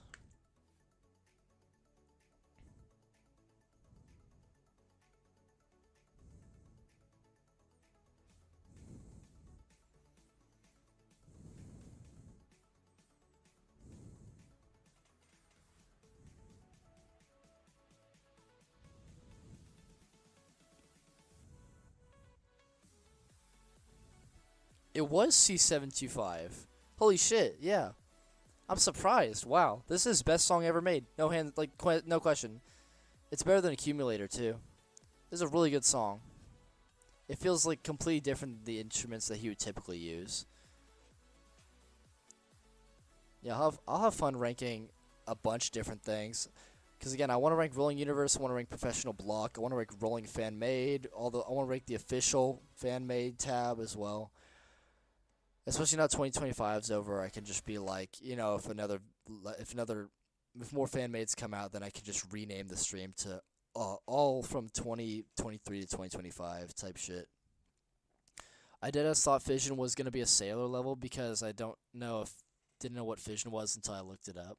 Every time I hear the word fission, I think, oh, nuclear fusion, but fission is quite literally the opposite of fusion. So I was very wrong. He did not watch the levels from the others. What? You should check out the Fire Rollercraft level. Dog, I kind of just explained that it's not related to like stream. Like I can't just watch individual people's levels because then it'll open a whole wormhole of people asking me to look at all their individual levels. But like I make an exception for Junior because A, he's a well-renowned creator, and B, like this is just like uniquely cool stuff. And like actually has like detail and stuff. Yeah, I'm probably not gonna watch another one. Yeah, I don't give a shit about Professional Block's acid level. Oh wow, I forgot about Summer Coke. Oh my god, there's so many Rolling Universe levels that I forgot about. Yeah, wow, that's cool. Juniper, you name me more of that stuff right away. Please do Tetsuke to Hookington. Oh my god, I love that song so fucking much. I do like your Minecraft Rolling Sky level recreations too. That's really cool. He builds Rolling Sky levels in Minecraft. And then he like runs them. It's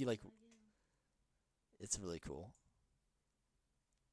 He's done a lot of them actually. I think he does it in order of the levels released. So he's at level 20 to 21-ish. And let's see how many levels he has to do. Looking at my editor sheet, he has to, if he wanted to fully commit to this, he would have to make currently about 226, or in this case, 204 more. I hope you know it took a lot of self-restraint today to not play Minecraft without you. Well, I thought you said you were bored of Minecraft. Okay. We can play Minecraft, while we're on vacation. Because we ain't gonna be doing anything, like, you know.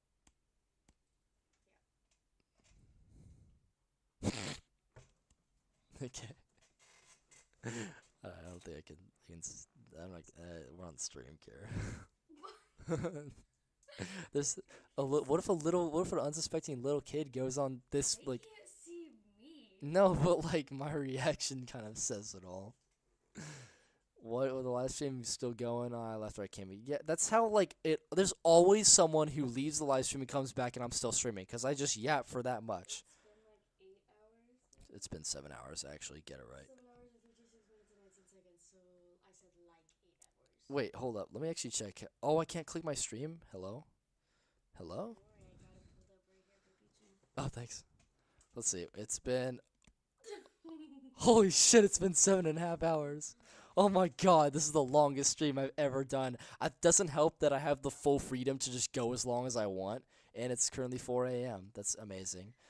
Okay, yeah, I kind of explained everything. I talked about the future of co-creation. I talked about all the other streams I want to do. Here's the final tier list without Season 1. Here's the final tier list with Season 1. I hope you're happy.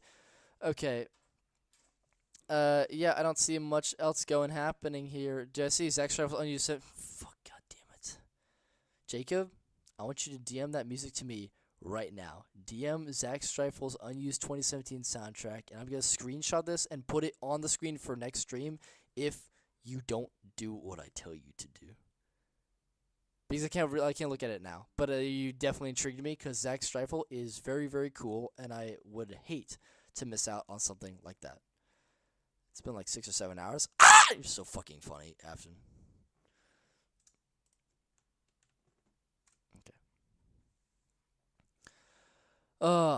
Okay.